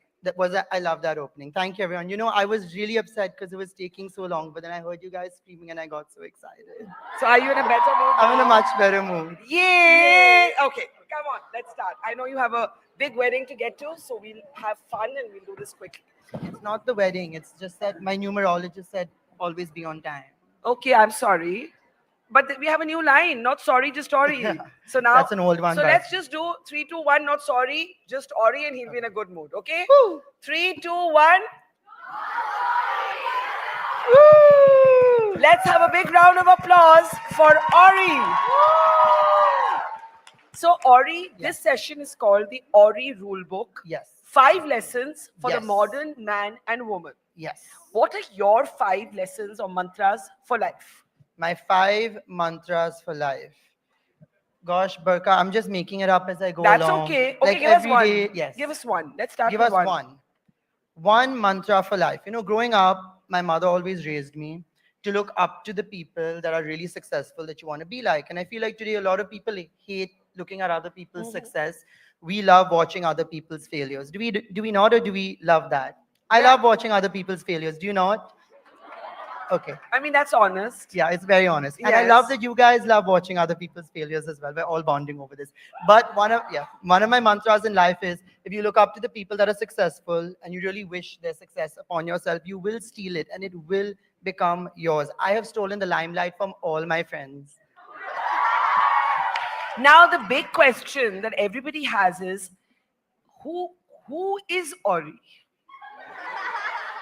Not sorry, just Ori. What does it say?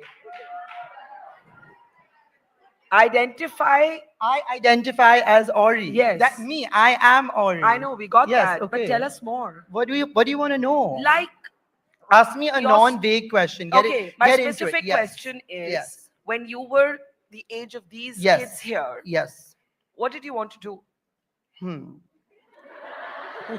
Growing up, I always thought I would be a cosmetic surgeon. Really? I did. I always thought I'd see people on the surgery table and make them look beautiful. Now I do it on Face App and Photoshop. But you never thought of doing stand-up comedy? no, Because you're pretty funny. I'm not a comedian. No, but you're funny. Well, thank you. That's so sweet. Yeah, you are, really.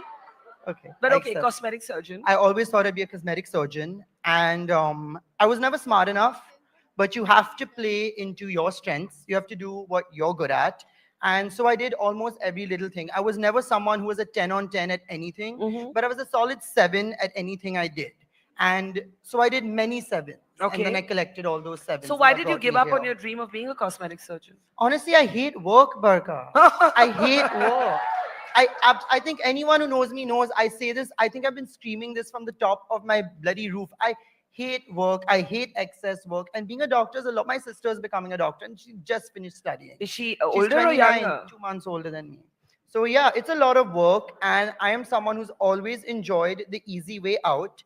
And if you can make the easy way out, make you more money and fame, then what is wrong with that? So here's my question. Is it easy being Ori? No, it is not easy. Then? It is not easy because a lot of people think it's easy, and I'd love for you to assume it is easy. No one knows the hard work and stress that goes behind the scenes. I would like to say I was a victim of virality for the longest time. A victim of virality? A victim of virality. Okay, kindly explain. Okay, when I'd go out for dinner, I couldn't have the meal because people would surround my table. If I came home at 5 in the morning, cars would follow me home and drivers Really? and bikers would. And I used to take pictures of the bikers outside my window because I'd get so excited. You know, I'd be like, wow, this is new for me. I didn't grow up with this, right? And then one day I realized that they're staring in the camera of my phone and they're going to hit. And that should not be on my hands. No, please. Yeah. So yes, I was a victim. I am a victim. The trolling never stopped. I do love it. I'm not going to lie. But I feel like I have been a victim of virality. No one educated me on how to handle it. No one taught me on how to handle it. And, you know, What once people mean, or were they just like stalking you types? they were stalking me, people were also mean. You know, the tormentators, they were very mean. I mean, I don't know. I guess I always had a thick skin or it never really Yeah. affected me. But one day I asked myself, should it affect me? There are 2,000 comments insulting me in the comment section. Why? I don't know. I'm not affected, but should I be affected? You guys tell me, should I be affected? Not sorry, just sorry. Exactly. I was like, maybe I should. And one thing someone doesn't train you is for when the success goes, when the limelight starts fading, that is when you are truly a victim of virality. Because we've seen many people shoot up and then they fall flat on their face. No one trains you for that. And that's something that's important. Maybe in not the fame department, in any department. Remember, success is a con artist because success does not last forever. So if you succeed at anything, no, you will fail at the next thing or you could fail 5 steps later. So this day when you had these thousands of mean comments. That's today as well. It was this morning. Is this something, okay, a lot of people who live in the public gaze get this, but you live fully in the public gaze. I do.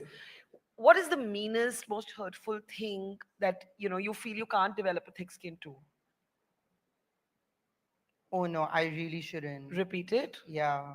You can if you want to. But No, if you don't want to, it's quite politically incorrect. Okay, but I guess my question is, how do you cope with it at that time? Oh, I insulted the person back. Oh, babe, like, oh, no. So a lot of people are like, oh, you're a celebrity. You can't insult people. You can't like attack people in the comments. Yes, I can. I live my life by my rules. And if you call me something, I'm just going to give it to you 2 times worse. And then they get more insulted. They're even more hurt. How could you say that? I'm like, you started this. So that's Can I just be politically incorrect, guys? Yes. The other day, oh no, I don't. No, Yeah, please okay, no. I'm gonna avoid it. No, I censored that one. Okay, but we just got your second mantra from the rule book. Which is that you don't take shit lying I down. don't. I fight fire with fire, and just know that in my pocket I have a kerosene gun and I have gasoline, and I will right now? burn. No, not right now, but metaphorically. This is a metaphor. Yes. I will burn you to shreds. So if you mess with me, I'll mess right back. So yeah. That's a good mantra for life. I It is. think. If you bully me, I will bully you. If I Okay, but you're a bit like. I will not turn the other cheek. Okay, I will turn your cheek and slap both. But talking about turning the other cheek, in a godlike manner, you're omnipresent. Yes, I Ori am. is omnipresent. Yes, he is. How does that work, and how many hours do you have in a day to be present everywhere? I'm so happy you asked this. Yes. The other day I was talking to someone and I was like, I can pause time. I can pause time and do 100 different things and be at 100 places. I just feel that is my secret talent. And I hate saying no to people. Yeah. So if you invite me somewhere, it's guaranteed that I will be there. So 7 people invite me to 7 different places. How many of you guys have seen me out in one night at 7 different events and 7 different outfits and 7 different hairstyles? There we go. How do you do that? How do you do that? That is my talent. That is my secret talent. Is it exhausting? No. Do you love it? Yes. Do you love it and hate it? No. I just love it. I love it. What about it do you love? Is it the attention? But fame and attention hurts who? Nobody. Who doesn't like Nobody, but everybody wants some private time. No. What? No. I worked hard to not have private time. I worked hard to be a public figure. The fame life did not choose me. I chose it. Explain that. Explain What that. do you mean? I did not grow up famous. You all have only suddenly started seeing me. I was always popular, yes. Famous, no. And so I worked hard to be it. You too can be famous should you choose to be.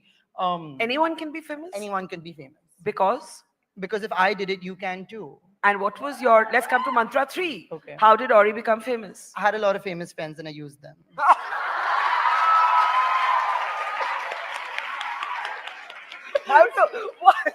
What do they feel about that? They're very supportive. They're very supportive. Okay, how do they become famous if they don't have famous friends? Never ever feel bad or feel ashamed to promote yourself. Never feel awkward to self-promote because I am a product of self-promotion. Okay, mantra I 3. only See, I told you we get the promote mantra. myself. Yes, you said, don't be embarrassed to promote yourself. Do not ever be. I have so many people. Raise your hands here if you're embarrassed to promote yourself. That's a lot of hands. What would you say to Okay, them? raise your hand if you're honestly shy to self-promote. Be honest about it. That's more hands. That's a lot of You hands. must shamelessly self-promote. I am here wearing a t-shirt with my own face and name on it. So if anyone posts a picture, the media puts me out there, my face and name is on my own bloody t-shirt. That's how shameless I am. Were you always like this? Always. Okay, we've got 3 mantras Yes, from we you. do. Now, the next mantra, Yeah. if the age of the influencer Instagram ends, what will Ori do next? I don't really consider myself an influencer. I don't go out of my But you're way a phenom of the times. A phenom of the times, a celebrity, yes. A public figure, yes. I don't like the word influencer comes with a lot of hard work. Okay. Influencers, is anyone here an influencer? We've been Just one? Just one? We've had many on stage all day. Well, it is a lot of work. A lot of people like to dilute the word influencer and like, oh, you No, I influencer, wasn't oh, being. that, I that. wasn't being disparaging. I'm saying people in general, Okay, but sure. it's a full-time job. You wake up, you breathe content creation. I don't think I do that. I'm not promoting things at you. I'm not making reels or videos to sell you fashion tips. I'm just being myself, really. Yeah. But if the age of the influencer ends, what would I do? Like if social media, social media didn't always exist, and it may not, something else may take its place. I don't know, Barkha. What would I do? I don't know. Oh my gosh, I've never been asked a question where I don't have an answer to it. Yay, I finally got a moment. where Ori is thinking and doesn't have the repartee like that. But serious question. You mentioned in your conversation that the thing about fame and success is what happens when it goes. What happens when it goes? So let's put Yes. it like that. What happens Yes. when fame and success goes? What will Ori do next? You're not going to stop. You're not going to suddenly not want that fame. You're going to want it. And So remember, then- the only thing that hurts someone famous and relevant a lot, the thing that'll hurt them the most is when it goes. Yeah. This was advice that Salman Khan actually gave me right after Big Boss. He said, you're getting a lot of attention right now. You are in the limelight, but be careful, because while I have put you in this place of envy, the world, I mean, that spot, it's a tricky position. Do not allow people to get to you. Do not allow the jealousy of other people to get to you. And when that limelight fades, do not, he said this to me, he looked at me and said, do not go crazy. Because Okay. we've seen a lot of people go crazy when the limelight Yeah, fades. We've yeah. seen a lot of celebrities when their star, the brightest stars burn out the fastest. And when they burn out, they go absolutely cuckoo. Finally, what would you tell your 16-year-old self? Do exactly what you're doing, because I'm exactly where I wanted to be 10 years ago. Yeah. Fabulous. Let's hear it for Ori. Come on, let's show him some love because he was very angry with me for being late. Thank you, everyone. What a great audience you all have been.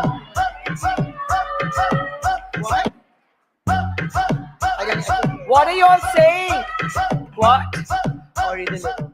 Ori the liver. Are you trying to say something? Love Okay. you too. Okay, big round of applause I think for she has a Ori. Okay. Ori? Oh, no, I'm thinking. You have a question? She's struggling. Oh, Are hi. you? They're just waving and saying we love you. Okay, That's here you all. Okay, thank you. Bye. Thank you, thank you, thank you. Bye. Okay. Earlier in the day, we saw a glimpse of Reshma Pathan, India's first stunt woman. And I think the question to ask is, how much has changed from then to now? Women in the industry of entertainment and arts have always been disruptors. And it is my great pleasure now to welcome back on stage friends of the festival. Those who are familiar with We the Women have seen both of these guests before, opening the doors for Rohini Iyer and Reshma Pathan, the disruptors of our time. Yes.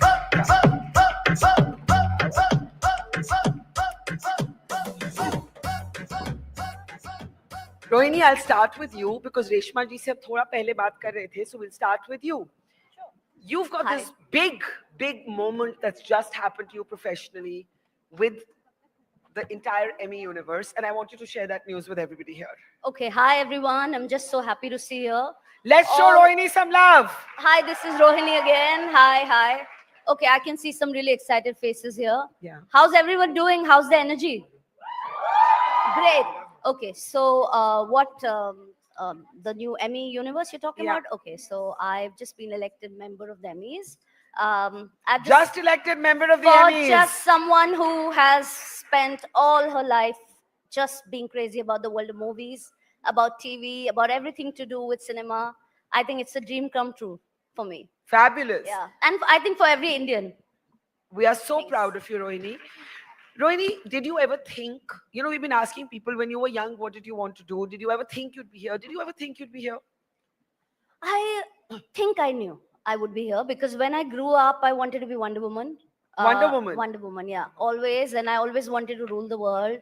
And I always wanted everything. And I always felt I want to take over the city. I want to take over everything. I want to make my country proud. And I want to also have a lot of global domination, which is what I'm aiming towards now. And yeah, so I think I was a little cheeky little kid, and I'm sure you know that because I know we've that. spoken many times. But what would you say to all the young girls here who have moments of self-doubt? When in doubt, just fake it. That's what Rihanna says, and that's what I believe in. Fake it till you make it? Just fake it till you make it, because everything, the most successful person in the universe goes and cries in the bathroom sometimes, and it's okay. Yeah. So, we are all there and we are all in it together. And if you're not going to believe that you're going to make it, I have the saying since I was a child I believed in that if you don't see it, you can't be it. Yeah. So you have to just see it. And at some point it'll happen and you just need to believe that it'll happen. Reshma जी बहुत कुछ बदला आपके time से आज के time पे आपके लिए तो बहुत मुश्किल था हम पहले भी जावेद साहब के साथ बात कर रहे थे आज की लड़कियों को as India's first stunt woman आप क्या कहना चाहेंगी यही कि माइक थोड़ा उनको ऊपर भी पकड़िए। स्टंट करना है तो कर सकती हैं मगर उसके लिए मजबूत दिल बनाना पड़ेगा। और आज लड़की कोई कम नहीं है, स्टैंड करना कोई आसान बात नहीं है, लेकिन हम आसान को भी मुश्किल को भी आसान करके बता देते हैं। हम औरतें आज बहुत मजबूत है, औरतें किसी मर्दों से कम नहीं है, आज हमारा बराबरी का रुतबा है। तो हमें कभी भी हार नहीं माननी चाहिए। अगर हम कभी किसी चीज में अगर कामयाब ना भी हुए तो उसके लिए कोशिश करते रहना चाहिए, एक ना एक दिन तो कामयाबी जरूर मिलेगी। Rohini, Reshma makes it sound so simple. Is it that simple? What has been the toughest part of your journey till this point? Oh, the toughest part is every day for me. Every day I wake up and I'm like, where's the crisis? What's the next battle I'm fighting? Who is going to underestimate me now? Being a woman, that's always happened. And I think a lot of girls and all the women here will agree with me on that. Let's put that to the audience. Raise your hand if you've ever felt underestimated. Do people think you're going to...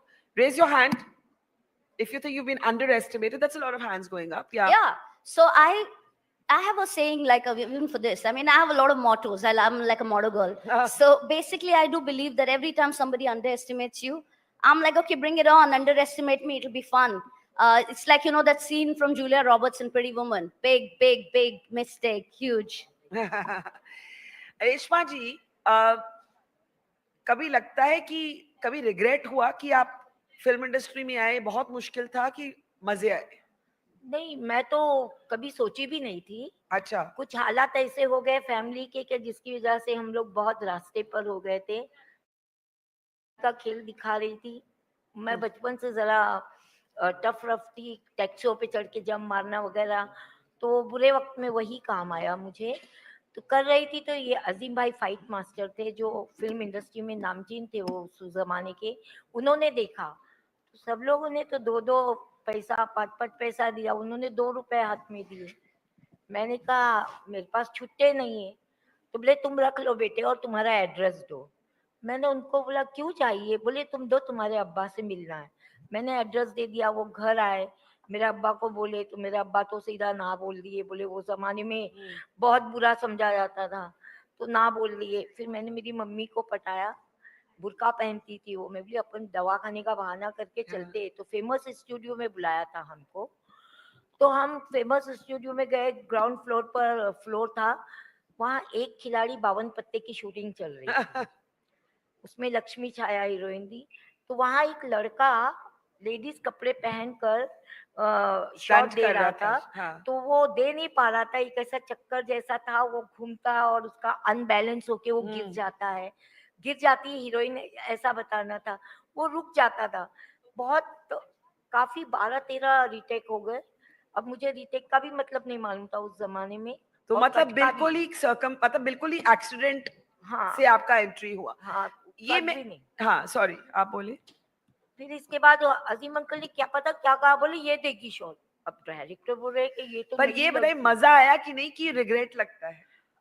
मेरा first shot okay हो गया ना, तो मजा आया, बल्कि पैसा मिला 175 हाथ में कैश। 175 rupees, wow. जहाँ 2-2 रुपए 2-2 पैसे 5-5 पैसे मिलते, वहाँ 175 एक शॉट का मिल गया, तो उससे ज्यादा क्या चाहिए? Rohini, one of the things that women find But it before I start, I really think she deserves a round of applause. She really does. Her life is fascinating. Thank you. Fascinating. Backstage, she was telling me that she was hanging from the 41st floor of a building. Wow. Suspended by just ropes, without a harness, without any stuff, nothing, no Huge safety. round of applause. Huge for Reshma applause. ji. And to do that and to come here, respect, ma'am. Absolutely. Yes. Last word to you, Rohini. Money and women. We were talking earlier with our business panel with Nisaba and Vinita and others about how women are so tentative about money. Has that changed as an entrepreneur? As a leading entrepreneur in this space, how much has changed? Have you, are you squeamish about talking money, or are you hard-nosed negotiator? I'm glad you asked me this question, Barkha, because I used to be an artist. Yeah. I'm still an artist at heart. So I was always like, try to intellectualize it and say, I don't care about money. I don't work for money. I'm here for the love of it. Yes, we all are, but I do believe that money is important. And as women, I feel we also kind of sell ourselves really short. Yeah. We are apologetic about asking for what we're worth. We are always thinking, we put a price on our value. and we put a prize which is determined by other people, not by Yeah, what we should yeah, actually be getting. yeah. So I do believe that that is something that's changed down the years. I've learned through mistakes, through trial and error. But at this point, I'm like almost like L'Oreal. I'm like, I'm worth it. Pay me or I walk. Fabulous. Let's have a big round of applause for the Disruptors. I want you to show them some love. Come on. Thank you. Thank you so much. In fact, Rohini is headed straight to the airport from here to attend the Emmys on the 25th. So let's wish her luck. Thank you. Thank you, everyone. Thank you. Thank you. Bye. Okay, are we ready for our next guest? But you all are confused because we've changed the schedule a bit. But can you guess? Can you guess? Are we ready? Are we ready at the back? I need a go ahead. I need a go ahead. Are we good to go? Just waiting for a go ahead from the PCR on. Okay, not yet. Then you should have. Okay, we're going to wait a couple of more minutes so I can take one comment from anyone who wants to share the story on the floor. Quickly, quickly, quickly. Anybody, anybody, anybody, anybody? Anybody had any thoughts from the day that you want to talk about? My story is too long to be squeezed into this 1 minute. So I think I need a little bit more time like that, but we have a volunteer up. Yes. Hi. Lovely pleasure meeting you. Yes. What did you feel listening to all the conversations? It's really very amazing to see all the energies together, the feminine and the masculine energies together. The only thing that I want to address is as when I came, Bollywood Wives were here. Oh. So at that time only I wanted to add on, as they said that therapies are being expensive. Yeah. But that is not the case, Barkha. As government also is working for the therapies, and we are getting free therapies also. People are not coming for it Because of the stigma. because of this thing. So thank you for sharing that. I hope today we have changed that. What's your name? Avatif. Thank you, Avatif. And I'm going to ask you to step down because we are ready to introduce our next very special guest. She's from my city originally, studied to be an engineer, and then found herself here in Mumbai, has emerged as a huge star of our time, and her most recent series, Do Patti, a lot of you must have seen it, has shone a light on subjects that should be spoken about but are not. Please put your hands together for Kriti Sanon. Let's show her some love.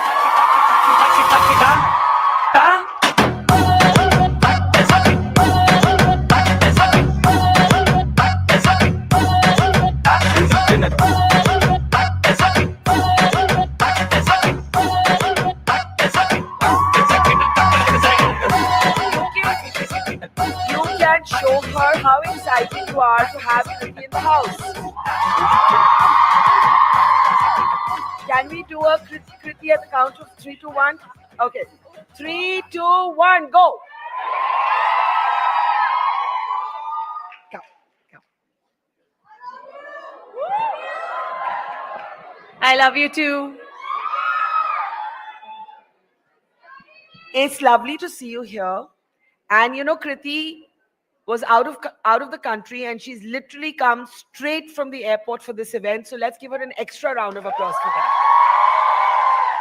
And I've come a day early only for this. Thank you. I have to say that I was too excited to be here for We the Women and also for you. I have to Oh. say that I've been a huge fan. Thank you. And I think one of the things I've always had in my, I want to do this in life was sit across and Oh. have a conversation with you. Thank you. I'm so happy we're finally doing it. So happy. And let it be the first of many to come. Kriti, you studied to be an engineer. Were you going to be an engineer, or was that you as a young girl finding your way? I think it was me as a young girl finding my way, like we all sometimes are, where we don't know what we want to do, but we have to decide.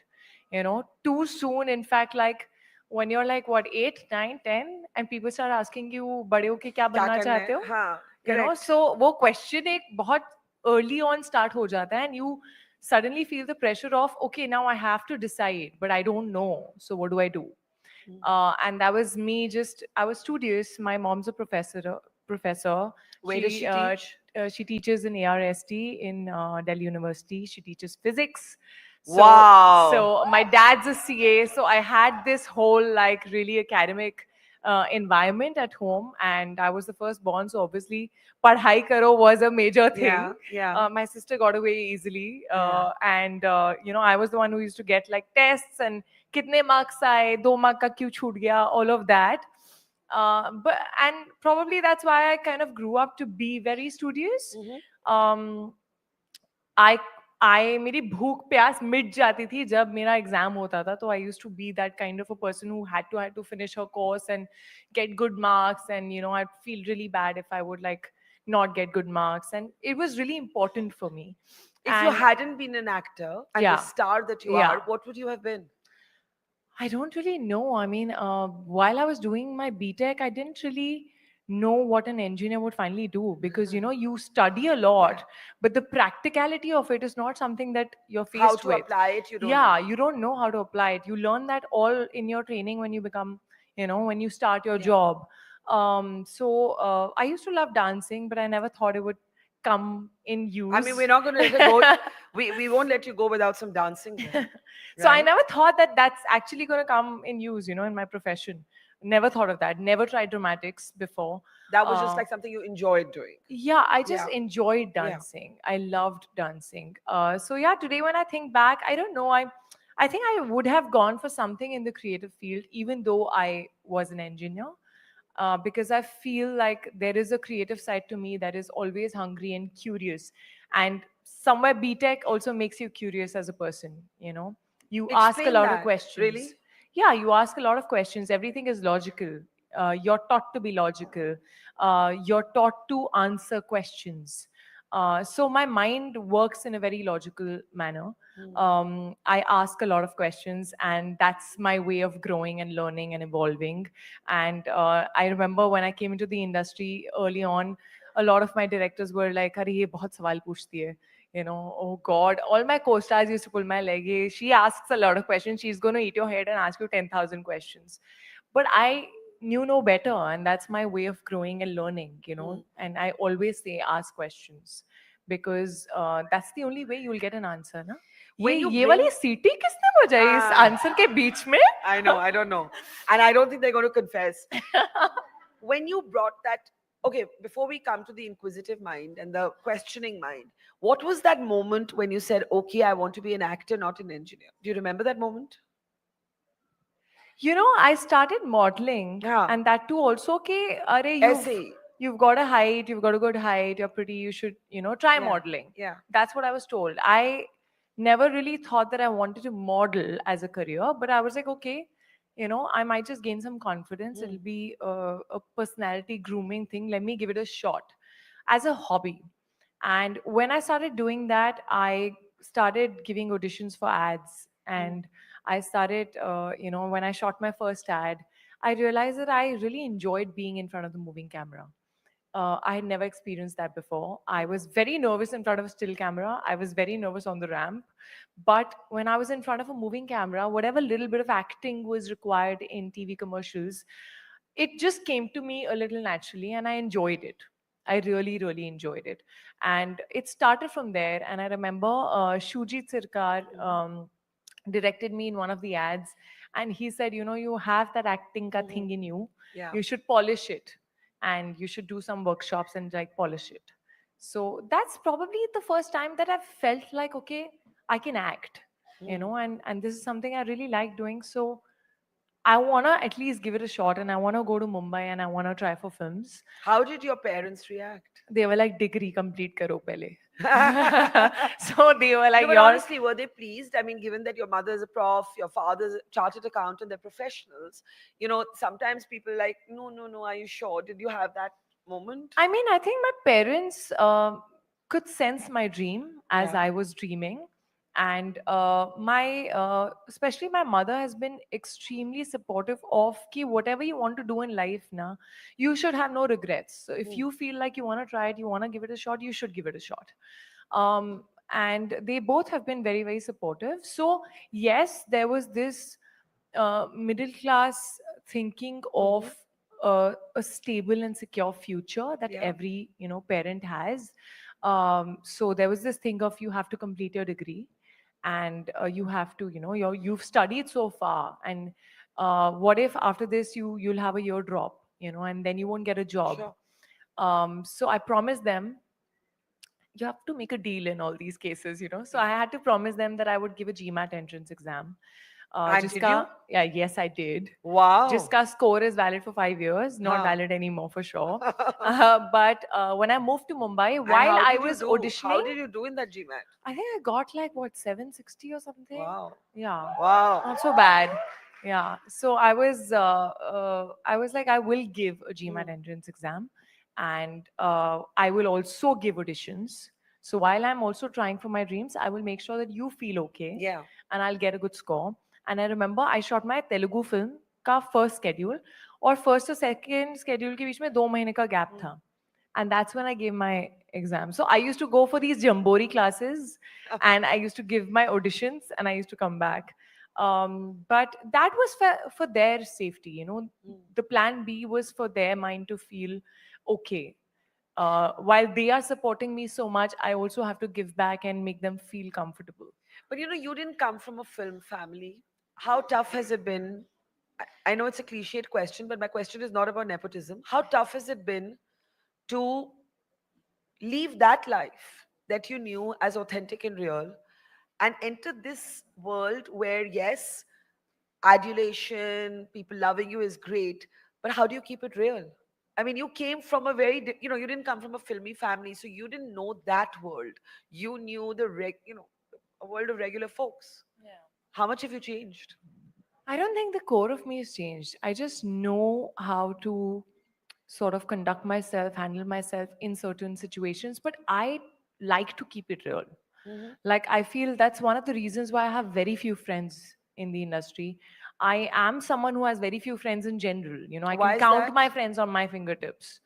Yeah. Really. So can I. So can I. Yeah, because I feel like, you can't have that genuine and a real connection with too many people.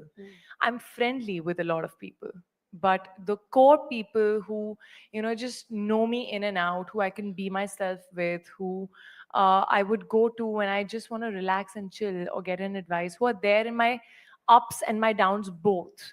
Those are very, very few. And those have to be people who knew you before you were famous. Like, I always No, say, actually, no? not genuinely. Really? Yeah, I probably have like 2 college friends who I'm really, really close to. Apart from that, I have like a few friends in the industry.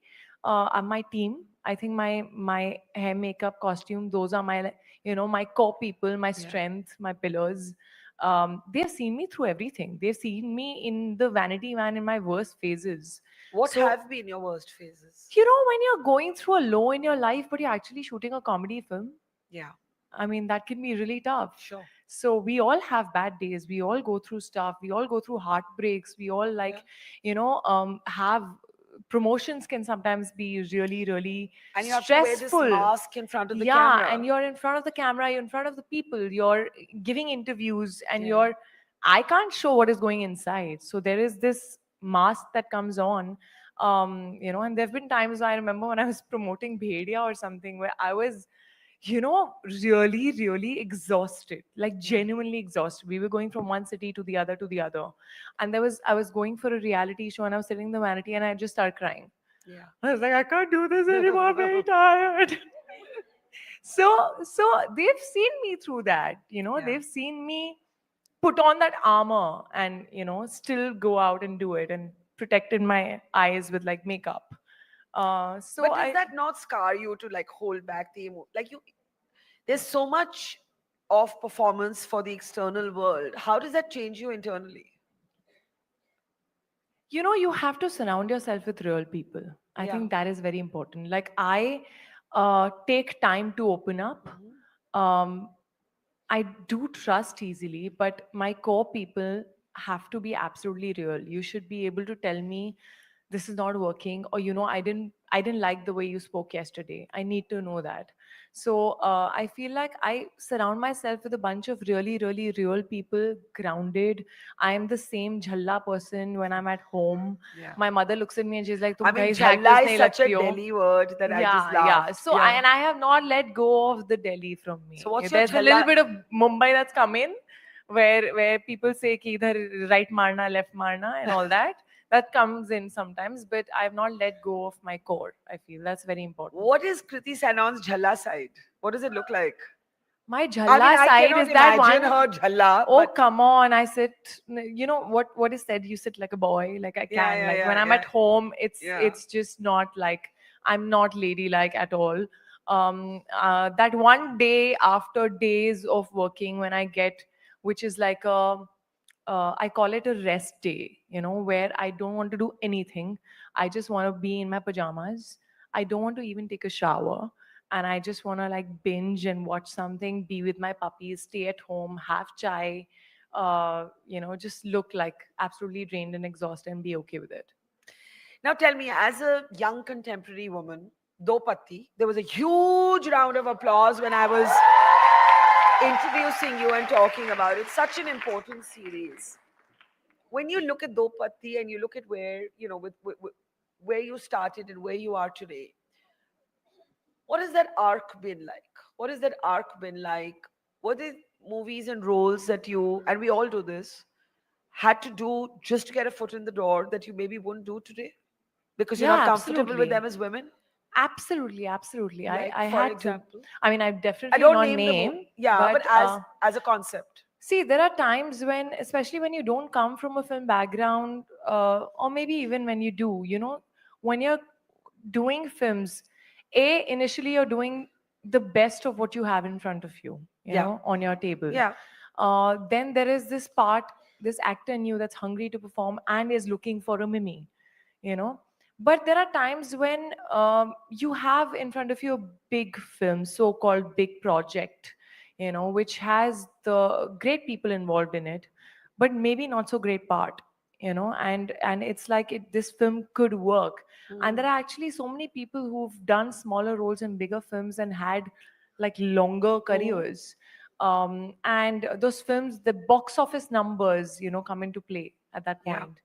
And you have a lot of chatter around you. You have people advising you that, listen, you can't just do a mimi.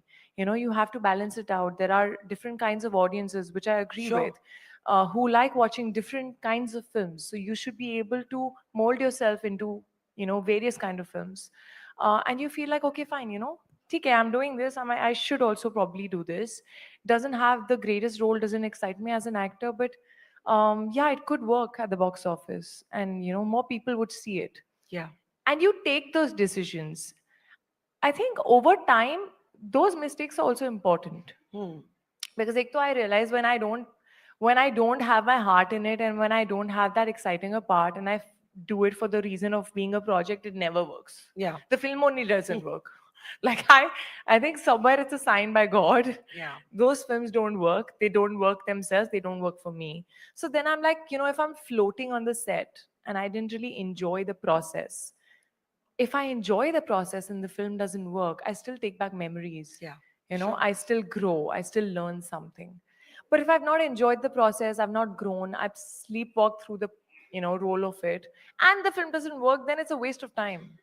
So I think it's been a learning. You've got to at least believe in it. Yeah, it's been a learning over time that what works for me, what doesn't work for me, what excites me, what doesn't excite me, and also what people like seeing me in. Yeah. You have to keep a But balance that of it. changes, right? Sometimes you surprise your audience. Yeah, absolutely. And you have to keep changing the gear, you have to keep shifting it. I don't want to be put in a box and Sure. and be like, oh, it's her film, so it must be this kind. No. I want to do all different kinds of films. I want to do a comedy, I want to do a thriller, I want to do a love story, I want to do a mimi. So I want that mixed bag. Yeah. Why was Do Patti so important to you? I mean, it's a very important series, but for you personally. So Dopati, I think, started only with the idea of the cause that it tries to put light on. which is domestic violence. Correct. It is a subject that I feel very strongly for amongst many other subjects. It's something that I think बचपन से मुझे मेरे घर में एक maid होती थी जो almost हर दूसरे दिन आती थी and उसका एक नया bruise होता था. And the husband was an alcoholic. He used to beat her up. She was the bread earner. Yeah.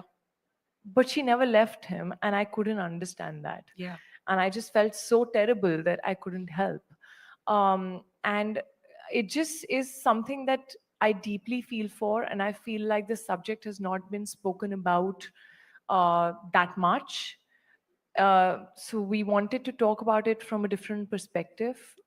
The fact that sometimes women actually stay in the relationship for the kids, but they don't realize what that does to the kids. Yeah. You know, the generational damage or trauma that it can cause. And I met Kanika, the writer and my co-producer, and I was like, you know what? I actually want to produce films as well. I want to support stories that I feel like telling. And I want to be more involved in them. So she was like, is there a subject that you feel for? And I said, I really feel for domestic violence. I don't think it's been put out there, you know, that properly. And I feel films can actually be a great medium to start conversations. And I think we all know so many women who have been there and don't leave. And there are many reasons to not leave in their heads. Yeah. But they're just literally self-brutalizing. There are many reasons. Sometimes they feel like it's okay because they've Because seen it. conditioning, it's normalized. Conditioning, it's normalized. Some of them are not financially independent, so they Correct. feel like, you know, where are they going to go? Sometimes the parents and, you know, our relatives are like, Are, you know, it's okay. Itna to chalta hai. Yeah. You know, that is normalized. And sometimes you start feeling like you're at fault. You know, maybe I am doing something wrong that he's behaving like this with me. Yeah. So I think just those things need to be spoken about a lot more. And the fact that if you're doing it for the kids, the kid that grows up seeing their parents or their mother being beaten up and disrespected by the father, either might disrespect another woman later, Yeah. or might feel like it's okay to be disrespected. So I think that was the main mudda and the main reason why I wanted to also produce this film, because Yes. I personally wanted to be very, very involved. And And I I think we should just applaud. It's such an important conversation. and I cannot tell you, Barkha, there are so many women Yeah. who have sobbed. There was someone who I knew personally who just hugged me and said, you know, and she's gotten out of a toxic relationship, but she said, you know, if I would have seen this film before, I would have probably stepped out earlier. And there were so many people whose mothers have gone through stuff, who themselves have gone through things.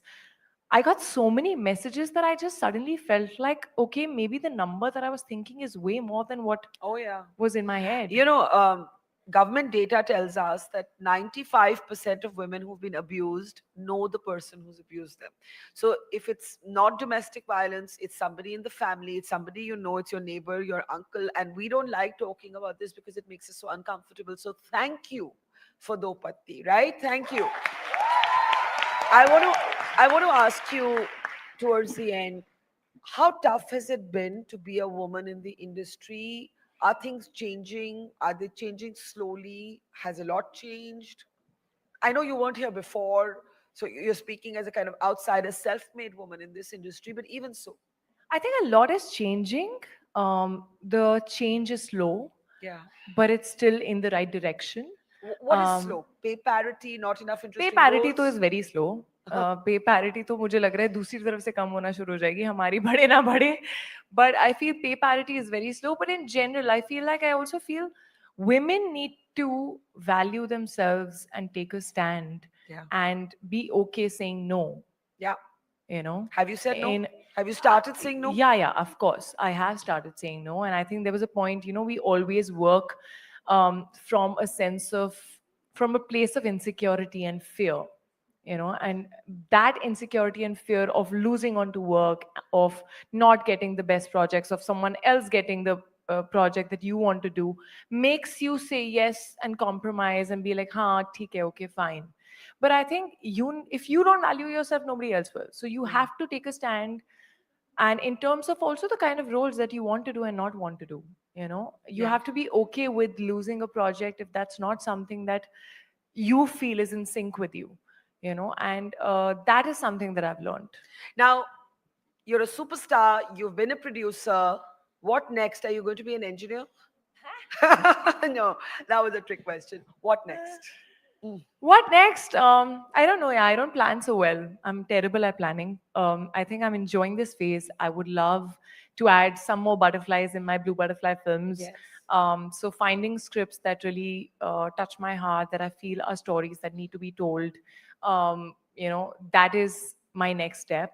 Hopefully reaching a point where I can also produce films where I'm not acting in. And when there's someone else and just my creative involvement in it. That's it. Just following my passion, trying to evolve, do better, trying to surprise the audiences. Well, my producer just reminded me that you spoke about your love for dancing, and we can't let you go without that. So what's the track request, guys? What? Okay, then. It's a unanimous decision. Is it unanimous? Okay, then, go for it. One girl, come on. Okay, one more. That's it. Let's start here. On the middle with it.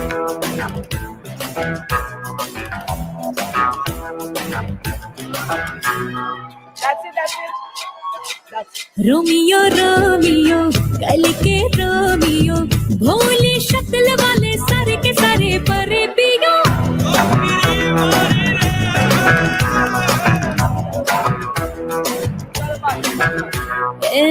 Romeo Romeo भड़के Premio काहे गले पड़े हो बिन बुलाए बारातियों ये तो गई गले जा संग में हम ले जा ये तो चोरी सीमा सोरी कभी लगे मोनालिसा कभी कभी लगे नमिता और कभी जैसे कादम्बरी हाय मेरी परम परम परम परम परम सुंदरी हाय मेरी परम परम परम परम परम सुंदरी सर से पैर तलक बेतहाशा हुस्न से भरी हाय मेरी परम परम परम परम परम सुंदरी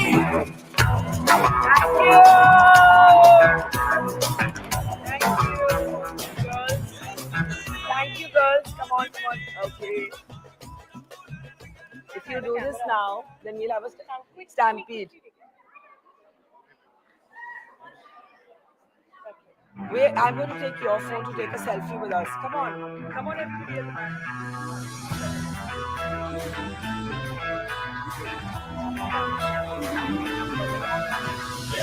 मेरी छोकरी संतरे की टोकरी घर तो छुड़वाया क्या छुड़ाएगी नौकरी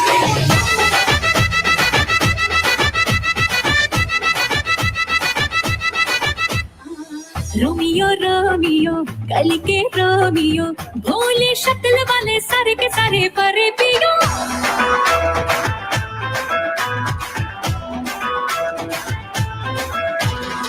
रोमियो रोमियो भड़के प्रेमियो काहे गले पड़े हो बिन बुलाए बारातियों ये तो गई गले जा संग में हम ले जा ये तो चोरी ऐसी ना सोती कभी लगे मोनालिसा कभी कभी लगे नमिता और कभी जैसे कादम्बरी हाय मेरी परम परम परम Okay, it is time now. She was a great sport.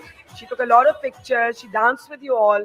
But it is now time to honor her with our Women of the Year award for the important conversations she has raised as a rank outsider, an engineer girl from my city, Delhi, making it so big in the film industry. And can we please have our partners at Franklin Templeton, Swati? Where is Swati? I don't see Swati. Oh, there you are, Swati. Okay. Hi.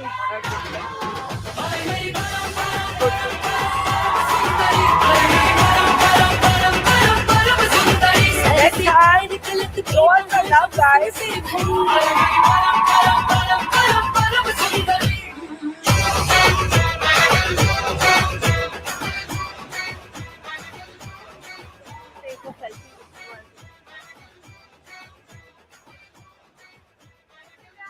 Thank you.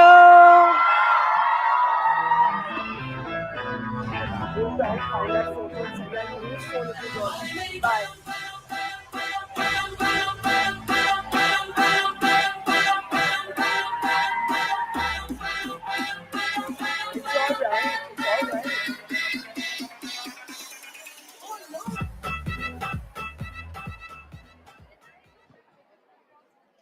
Okay.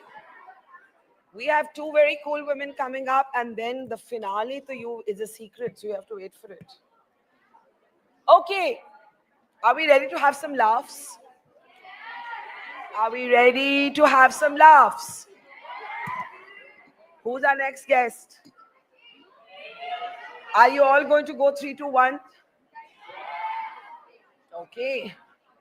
Okay, I was told that she was, but now we are waiting for a cue on when she'll be there. In the meantime, girls, settle down. Settle down, settle down. Do you all use humor as a shield? Who wants to talk about that? Come on up. Humor as a shield? Come quickly. I saw a hand there. If you don't come quickly, you lose your chance. Okay, wait. Hold on. I'm told our next very special guest, a woman I love, I admire. She's funny, she's spunky, she speaks her mind, and she does it so funnily that you're just holding your sides laughing. Can we please put our hands together for the amazing Sumukhi Suresh? Finally in person.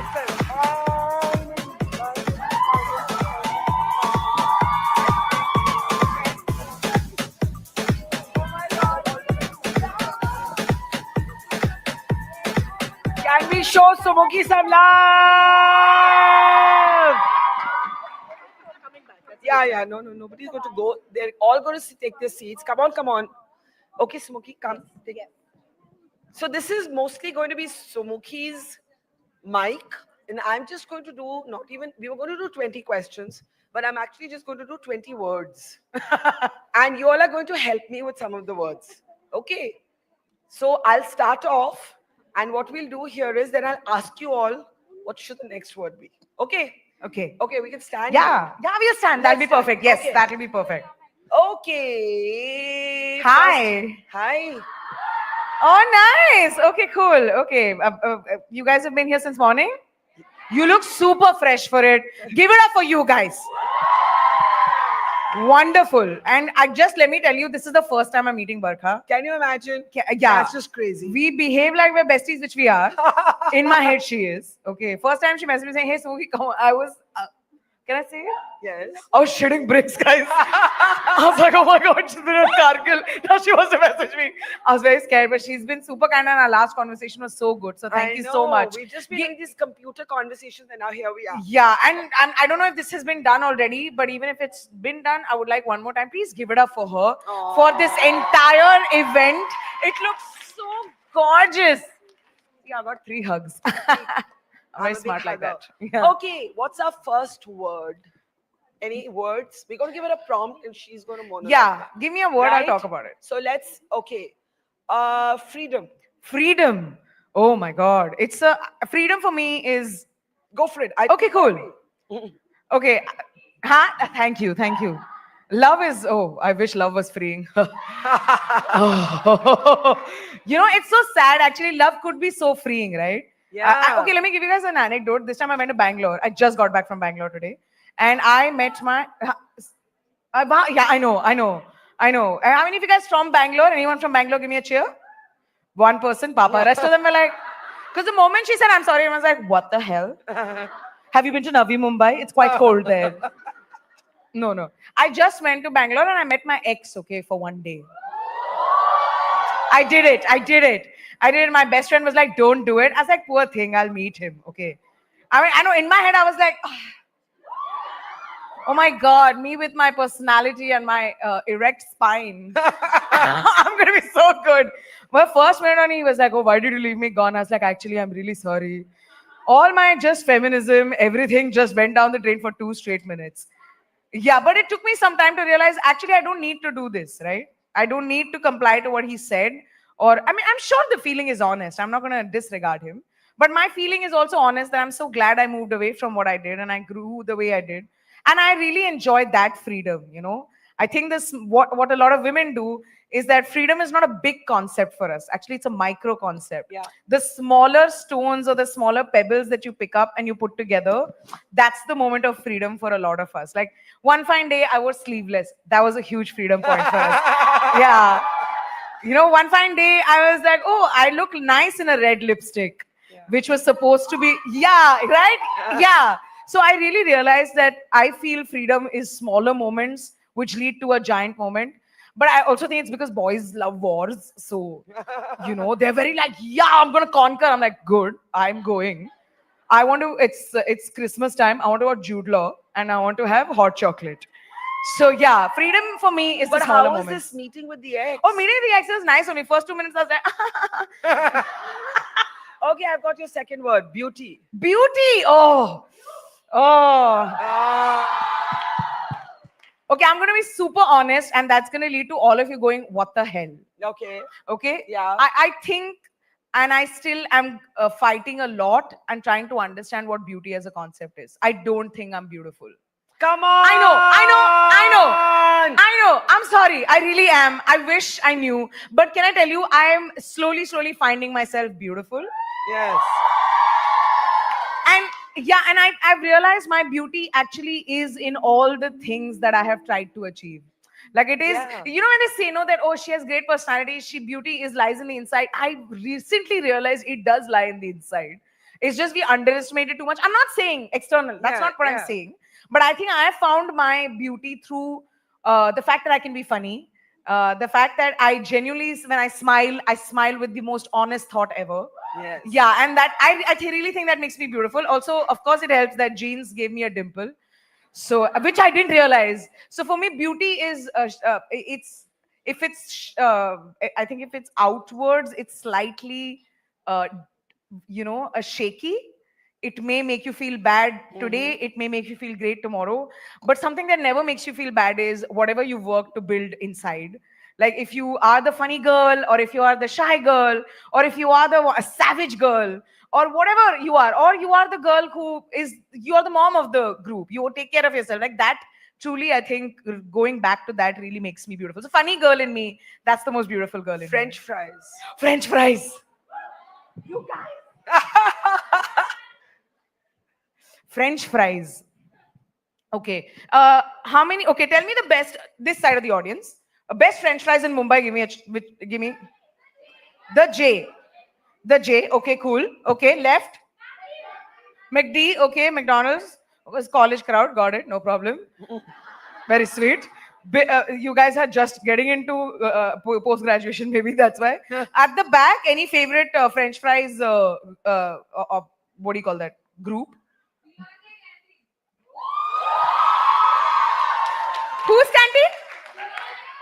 BRK canteen. What's BRK canteen? Oh, nice. Yeah, the more the oil has been heated forever, and the potatoes waiting like, please fry me, babe. The more tasty it is. I understand that. I completely understand. I think French fries for me is sharing. Yeah. I don't think I've ever liked it when I've eaten it alone. I've always loved it when my bestie's trying to take it away from me and I'm hating on her.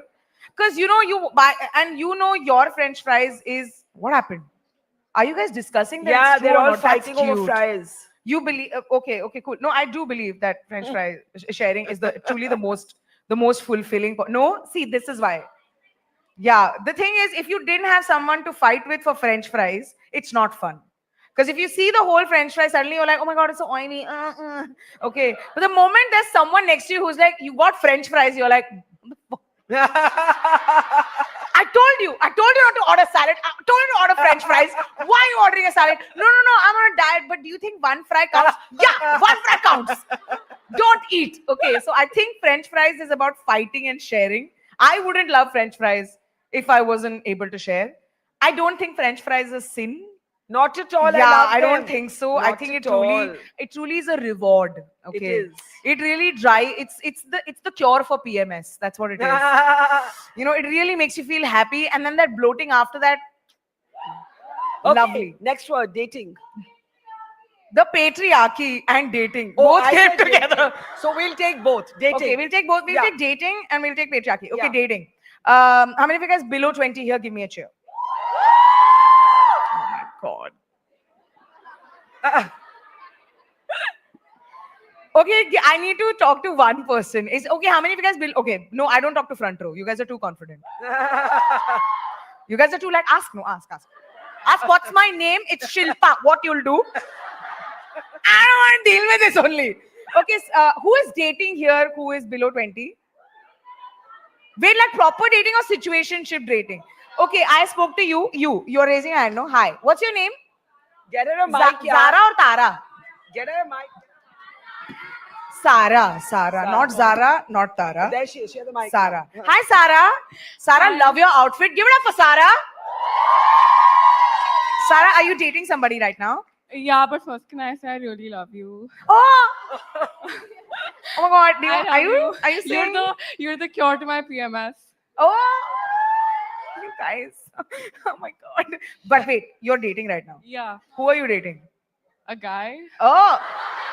You never know. Okay, cool. A guy. Okay, without telling name, tell us sun sign. Leo. He's a Leo. And what are you? Aquarius. Leo and Aquarius is tough, bro. Wait, did someone scream the name? No. Katega. Yeah, little bit. But because the thing is, Leo is also aggressive. Aquarius is very shana. You guys are neither here nor there. If I'm fighting with you, if I'll be like, you lied to me, you'll be like, what is a lie? But what is lie? Who is lying? If is hiding truth, lying and all, you put me in one spin. Okay, cool. How did you guys meet? We're childhood friends, actually. What? Childhood friends. It's Katega. First of all, you are in childhood right now, babe. What are you saying, Sarah? Sarah, how old are you exactly? I'm 17. Sarah! Sarah! This is not dating. This is a play date, Sarah. Saru! Okay, stop. Okay, wait. Sarah, tell me 3 things you love about him.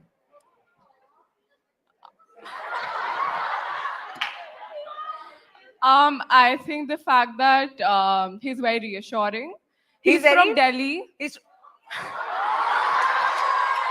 Yes, I do love that about him. 1 minute. What? Barkha, you missed too much. I didn't. Barkha, first One thing is that he's from Delhi. I missed yeah. nothing. Barkha? Delhi. Actually, yeah, Barkha's from Delhi. Got it. Okay, so he's from Delhi. Cool. You are on it. We are your sisters. We are with you. Thank you. Okay, first. Second, he's No, reassuring. Delhi was second. First was the reassuring nature. He's reassuring. Okay, reassuring. Delhi. He's like a French fry. Yeah. Oh my God. Oh. For sure. I mean, For sure. as someone who's seen, it's okay only. It's very okay. Yeah. So anyway, separate special. Third thing you like? He is launching a perfume brand actually. So. Oh my God! Wait. Can you tell me his name? Because I also know a guy from Delhi who's launching a perfume brand. You tell me his name first. No, you tell me He's first. gonna kill No. me. Okay, tell me what's his name. What does his name start? Letter. The red flag letter A. Okay, cool. No, mine is S. Mine is S. Oh, okay. It's all good. We were this close, Okay, huh, we Sarah? have to do the patriarchy. Oh, we have to do patriarchy. Sorry, dating always is juicier than patriarchy. I'm so sorry. Okay, first give it up for Sarah. Sarah, please do well. Please be happy. If he doesn't treat you well, all of us will beat him. I'll watch your videos. Yeah. You watch my videos. It's fine. You message me. I'll do that. I'll catch him. I'll do that. Yes, perfume right now. I'll burn it. Yes, thank you. I will burn it Love for you. you. Okay, Sarah? Yeah. Patriarchy. I think I'm a product of patriarchy. Yeah, I am a product of patriarchy. Are you all a product of patriarchy? Yes. Yeah. Yeah. And I think I was telling this that this is my most favorite thought. Is that I know that, so I dated someone for 10 years. Okay, that same boy. Yeah, I know. Yeah, I'm damn stupid. in 20 to 30, I dated the same boy. Okay, I'm a government bond. I'm telling you, you really invest in me, you will really get great funds out of it. But after 10 years, I left him because he cheated on me 3 times. Officially. Unofficially, I don't know the body count. I know. I'm really sorry. The thing is, first time he cheated, I was like, it's his fault. Second time, I did the classic thing. I'm like, maybe it's me. Oh no. I know. I completely agree. Third time he cheated. Sir, what's your name? Yeah. Arjun? It's Arjun's fault. That's what it is. Okay, and I think, wait, Sarah, let me finish the thought and I'm coming to you. Okay, and I think I left him, and that was the toughest decision I had to take. Because at that point, I had to stand up for myself. Yeah, and yeah. It is so tough to stand up for yourself. Yeah. You know, everyone says stand up for yourself, but at that point, I needed my mother to break up with him. I was like, Mama, you do it. And my mom would have done it for me. But I really, it took me a lot of internal undoing because I was scared. I had just turned 30. You know, when you're dating in your 20s, it's amazing because everyone's like, wow, there's so many fishes, whatever, crabs in the ocean. I don't know. Crabs. Yeah, when you break up. But the moment after 30, they're like, oh my God, you're going to die alone. What are you going to do? That's sad. What are you going to do? So as much as I agree that I shouldn't believe in it, I did believe in it. And I think the best thing to have happened is to leave him because I think I found a very new person altogether. And yeah.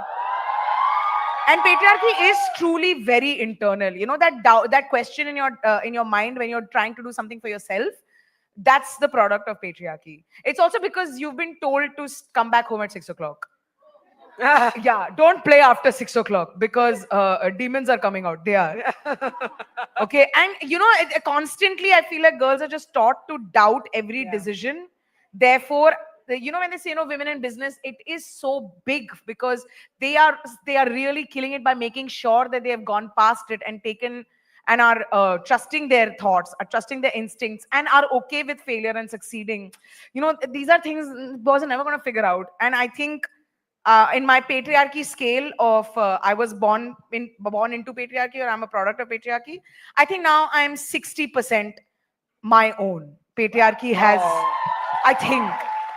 But I'm being very honest. I'm a work in progress. So every time I take a step back and I'm like, can I take this call without patriarchy getting into my head? Yeah, that's one. It's going to be a lifelong thing. It is going to be. But I'm definitely going to try to get it to 100% no patriarchy. I'm putting my all efforts on it. So last prompt, yes. Mom.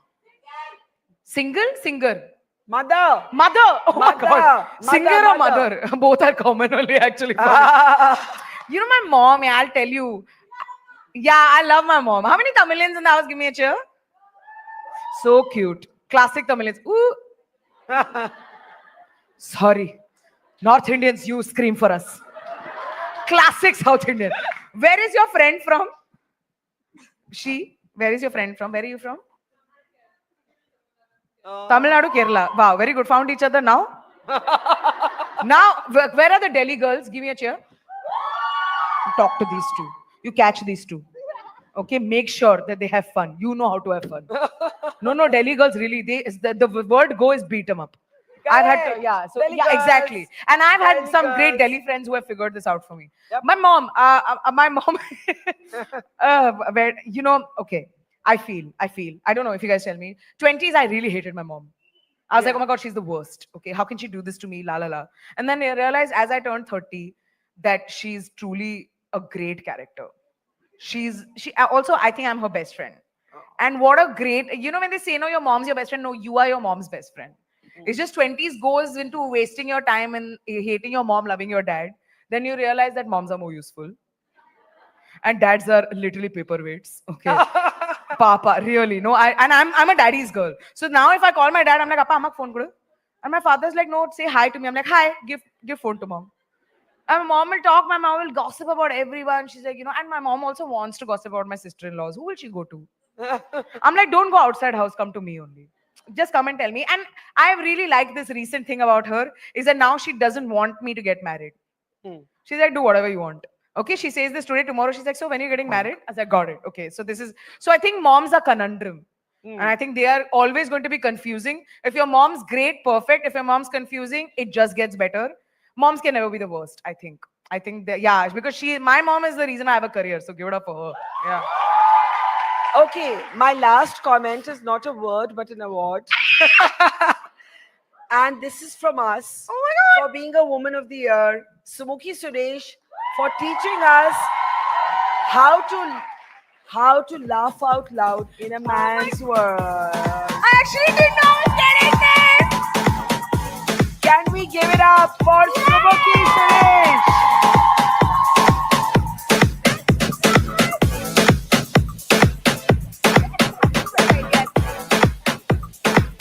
So much, you guys. Please have a great evening and give it up for Barkha Dutt again.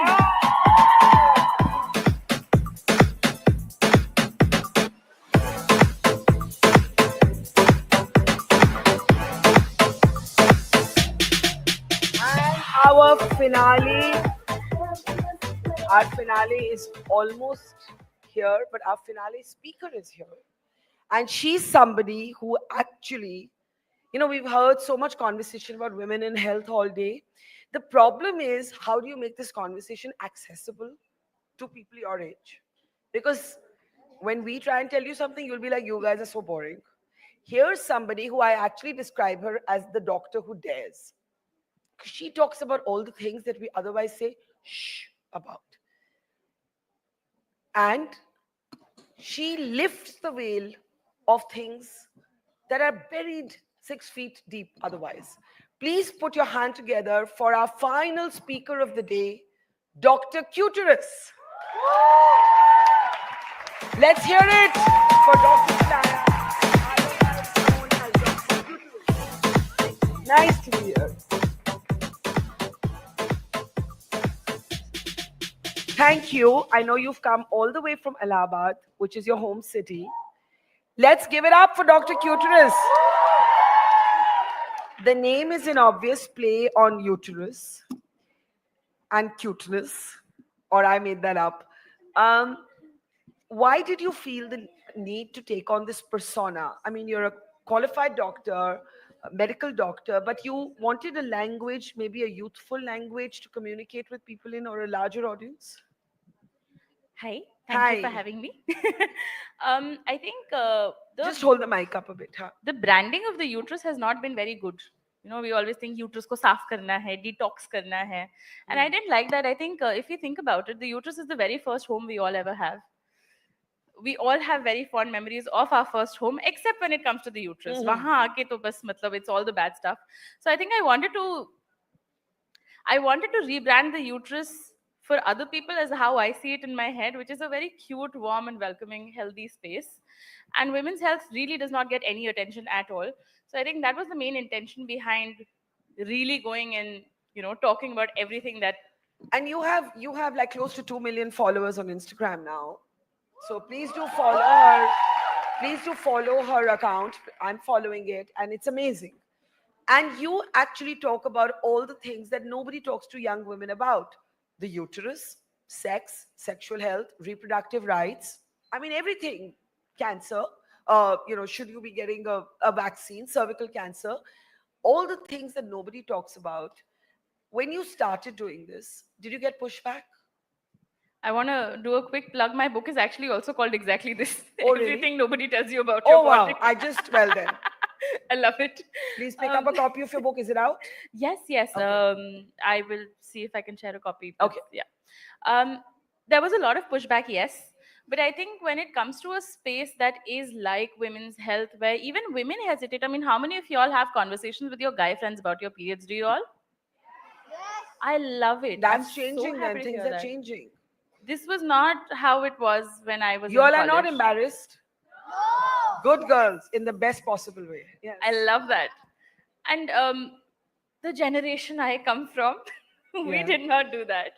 And I think it was a little bit of a shock, especially for other women, to see a woman go and say कि भाई periods में clots निकलते हैं, जो normally हम इतना छुपा के बात करते हैं. Somebody going on social media and talking about it, it was a bit of a shock. And I did get pushback, but well-behaved women really make history, and that is something I really do follow to the T. Who is this? Feel free to clap. Who was this pushback from? Trolls, societal peers, parents? I think it's also people who like to believe that they're the upholders of the social moral fabric of this country and this world. So puritanical people, basically. Yeah. Overzealous. Yeah, a lot of people like to treat women like they have to be protected, and it is those same people who believe that the kind of work that I do is Do you guys go through your hodgy moments? Do you have people? Do you have things you can't talk about? Anything? You talk about everything? Huh? Cramps? Sacks. That's something you do talk about. And you have to talk about sex if you want to talk about other parts of this conversation. I don't know. I mean, menstruation, menopause, cervical cancer, anemia, malnourishment. I mean, everything eventually is interconnected. And I think that's what we forget.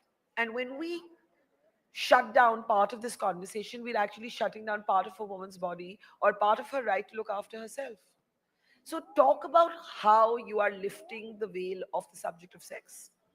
I'm going to start with a very interesting statistic here before I give my answer on this. Do you all know what erectile dysfunction is? Yeah. Clearly a problem. It's not something fun. Nobody enjoys going through it. Do you all know what endometriosis is? Okay.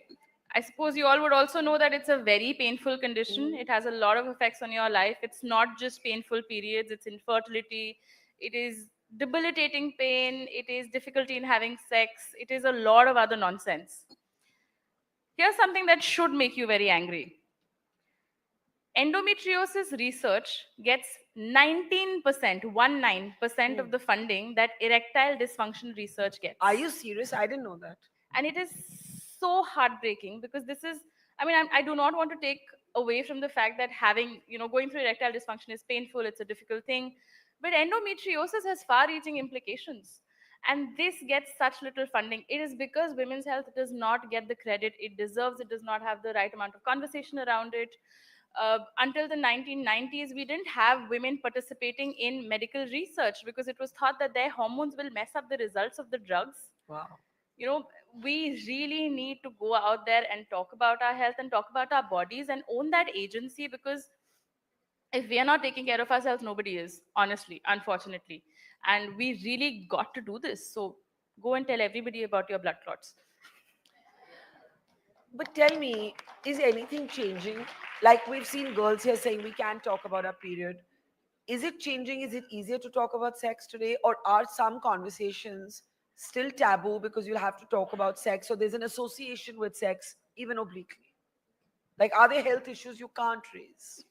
So the HPV vaccine is a wonderful thing. It is a vaccine that can protect you from cancer. It is the only vaccine in the world that can protect you from cancer, and this is the cancer of the cervix. And it's the only cancer that can be prevented. With a vaccine. With a vaccine, yeah. So more than 90% cases of all cervical cancer are linked with the HPV vaccine. But if you go and search about the HPV vaccine, you will find a lot of horror about it. Even when I learned about it in medical school, it said it happens to, the textbook said, cervical cancer is something that happens to promiscuous women. Wow.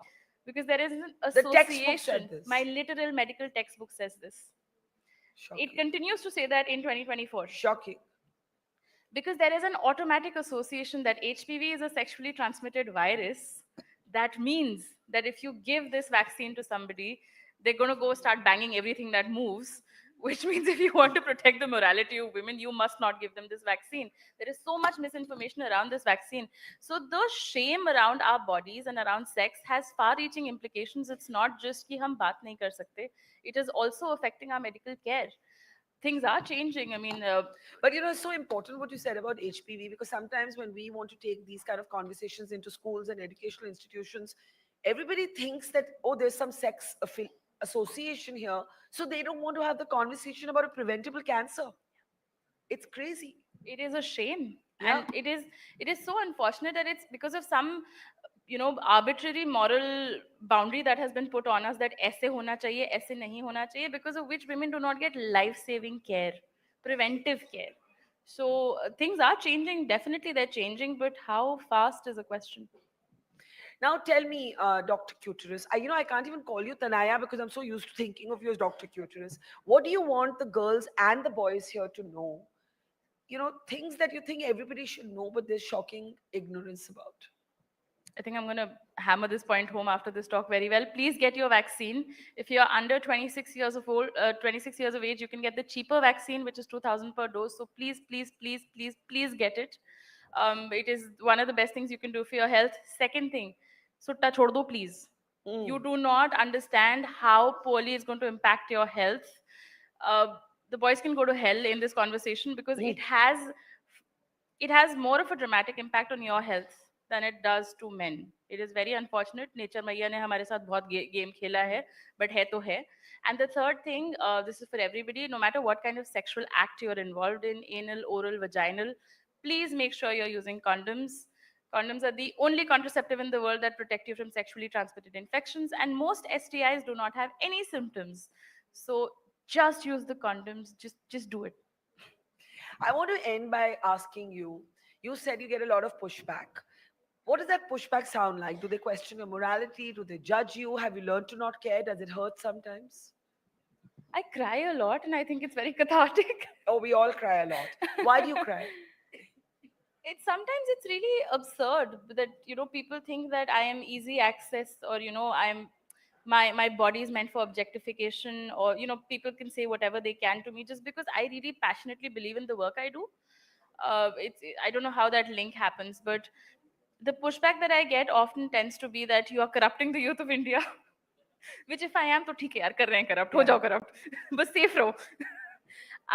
Or it tends to be that ये Indian culture का part नहीं है, to which I just want to shove a Kama Sutra textbook in their face and be like, please, Yeah. please, uncle.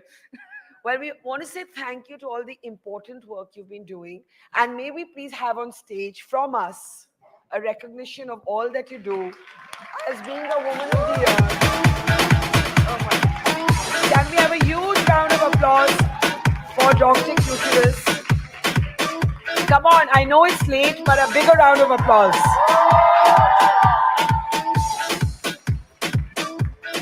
And now for our finale, but I need the music track for it. Do you have the music track, if you can confirm? Do you have it? In the meantime, I'm going to tell you a little bit about what we're going to show you as our finale, which we've been keeping top secret. How many of you saw a viral video of children in Lucknow, who were street children, doing a Sabyasachi show?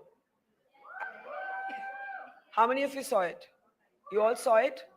So our secret finale, but I can't bring them out till we have the music track for their fashion show. No, for their fashion show, we've got to have the track because they're going to do a fashion show here. And what we did was we actually flew these children from Lucknow to the city of Mumbai because we felt that they should get a larger stage. Right? And I'll tell you another interesting thing. Almost all of the children had stepped onto an aeroplane for the very first time. And I just thought that it was such an interesting video because we've been talking all day about, fashion and what is fashion and is fashion elite or is fashion a form of expression? And just the thought of these children many of whom come from really, really poor households, who never had the money to even buy an air ticket, actually just embracing Sabyasachi and those beautiful red outfits which they make themselves. I just thought it was an extraordinary moment. So as soon as we have their fashion show ready, I'm going to bring them up on stage. You've been a great audience, and you're going to wait just another couple of minutes so that they can be ready. But in the meantime, I want somebody to come up and just talk to us about what you're thinking or feeling right now, because all of you said that you're very cool about talking about anything you want to. Is it really that easy? Yeah? Okay. I'm told the music is ready. So should we go for the fashion show instead? Yeah? So I'm going to let it play and then then they can open the door. Can we do it?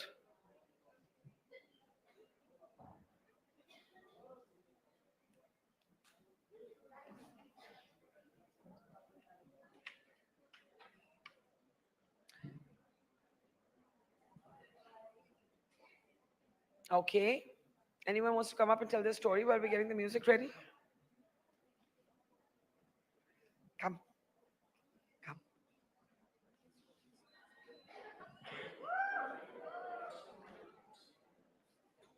What's your name? Hi, I am Anjika. Yeah. And yeah, so I myself am from Lucknow. Oh, wow. And I saw this video of these children, and that. What did you feel when you saw that video? I myself am a very big fan of Sabyasachi and his designs, and seeing these people replicate it so gracefully just melted my heart away. And then everyone telling their story who wanted to become a makeup artist or who actually did the makeup. We're going to hear from them in person. I'm just literally waiting to give them some music so they can actually recreate the show. Do we have the music? What's to figure? Let's just play the track. Why? Just from YouTube. Just play the music. Just play it from YouTube, please, if you can. Excuse me, can we do this, please? Okay, why don't we talk in the meantime about what do you want to do? What do you do right now? Right now, I'm a psychology student. I'm a second-year psychology student, and I am planning to take up clinical psychology. Yeah, so I'm planning to take up clinical psychology as my career if everything goes well. Okay, so are we ready now? I think we're ready. So step off stage. Hi, guys. Can I introduce my finale speakers? My God, I really need someone to talk to me. All right, we're finally ready. So now it's time for our absolute finale, a finale that we've been keeping secret all day, such a special moment. It really is the secret I've been hugging close to my heart literally all day. How many of you saw the viral video where children from a Lucknow slum area, with help from their NGO, were walking the ramp, their own version of the ramp, in Sabyasachi clothes? How many of you saw it? And wasn't it just the most moving thing? So what we did was we got in touch with these children and the NGO who helped them do this. And we said, let's fly you from Lucknow to Mumbai. We also called Sabyasachi, and that surprise is going to come in the end. We also called Sabyasachi and we told him we're doing this. Now, they all wore these Sabyasachi clothes, literally color me red moments. And we said to these kids, why don't you come here? Many of them had never, not many, none of them had ever stepped onto an aeroplane. None of them. Because most of them come from low-income households. So we said, okay, maybe that's also something that we, the women, can do for you. At least enable you to take your first ever plane journey. And now here, as the grand finale, is a recreation of the ramp as imagined by these children from Lucknow in a literal from street to Sabyasachi moment. Put your hands together and let's hear the music.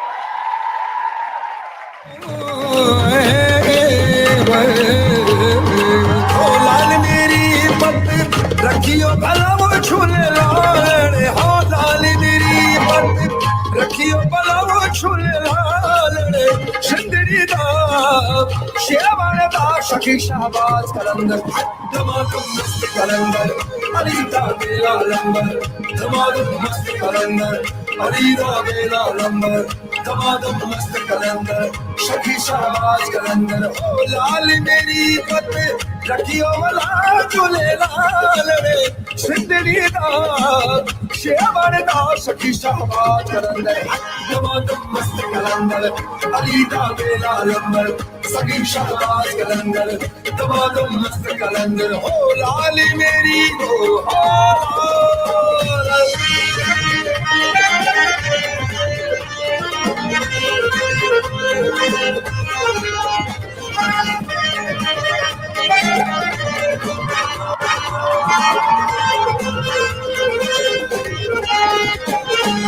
झनन झनन बिरानो बत्ती बाजे झनन झनन बिरानो बत्ती बाजे ना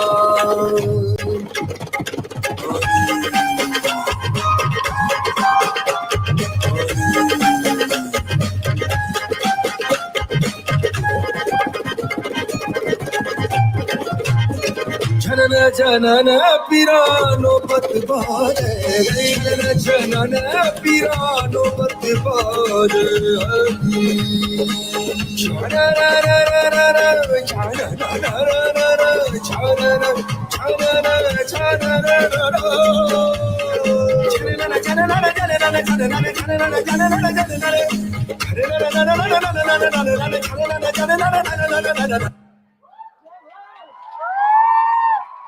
Wasn't that just fabulous? Let's have a big round of applause for them. And I also want to welcome on the stage the founders of the NGO that enabled this moment. If we can please welcome Harshit and Vishal, I think it is. Aap Harshit hai? Okay. Now I just want to, Vishal, come. Quickly talk to them. Aapka naam? Jyoti Sahu, Aur aapka? Mohit Verma, Ranjana Kumari, Mahak Verma, Ishika Kashyap. Can we have a huge round of applause for them? And a huge round of applause for Harshit and Vishal. आप ये बताइए कि ये आप लोगों ने कैसे सोचा सब्यसाची के फैशन शो करने का? सब्यसाची का हम लोग बहुत पहले से ये हम लोग का इंस्पिरेशन है कि हम लोग उनको बहुत ही मानते हैं और उन्हीं की अधिकतर वीडियो बहुत डाल भी चुके हैं पहले. ये एक रील वायरल हुई है, इसके पहले हम लोग बहुत सारी रील्स डाल चुके हैं इसकी. कैसे इंटरेस्ट हुआ? हाँ, स्टार्टिंग से ही इंटरेस्ट था हमारा और हमारे फ्रेंड्स हैं वो सब, उनका भी स्टार्टिंग से इंटरेस्ट था सिलाई वगैरह में और हम लोग स्टार्टिंग से उनको फॉलो भी करते आ रहे हैं. उनकी ड्रेसेस को देख रहे हैं, समझ रहे हैं, हम लोगों को अच्छा लगता है और हम लोग उनके जैसे करने की कोशिश करते रहते हैं. तो ये कपड़े किसने बने? मैंने बनाया है. हाँ? मेरी पूरी टीम ने बनाया. मेरे साथ और भी कुछ लोग काम भी करते हैं. आपका नाम? रंजना कुमारी. और आपने बनाया? Yes ma'am. वाओ. और किसने सिखाया आपको? सीखा है खुद ही? नहीं, थोड़ा बहुत आता है, थोड़ा बहुत भैया से भी कुछ ना कुछ बताते हैं. और आपका नाम क्या है? महक वर्मा. और सब्यसाची पसंद है कि बहुत सारे फैशन डिजाइनर्स को फॉलो करते हैं? सब्यसाची के सर के साथ साथ हम लोग नैन्सी त्यागी को भी हम लोग फॉलो करते हैं और उनकी जितने भी वीडियोस हैं उनकी हम लोग सारी वीडियोस देखते हैं और उनकी बनाई हुई ड्रेसेस को भी हम लोग कॉपी करते हैं.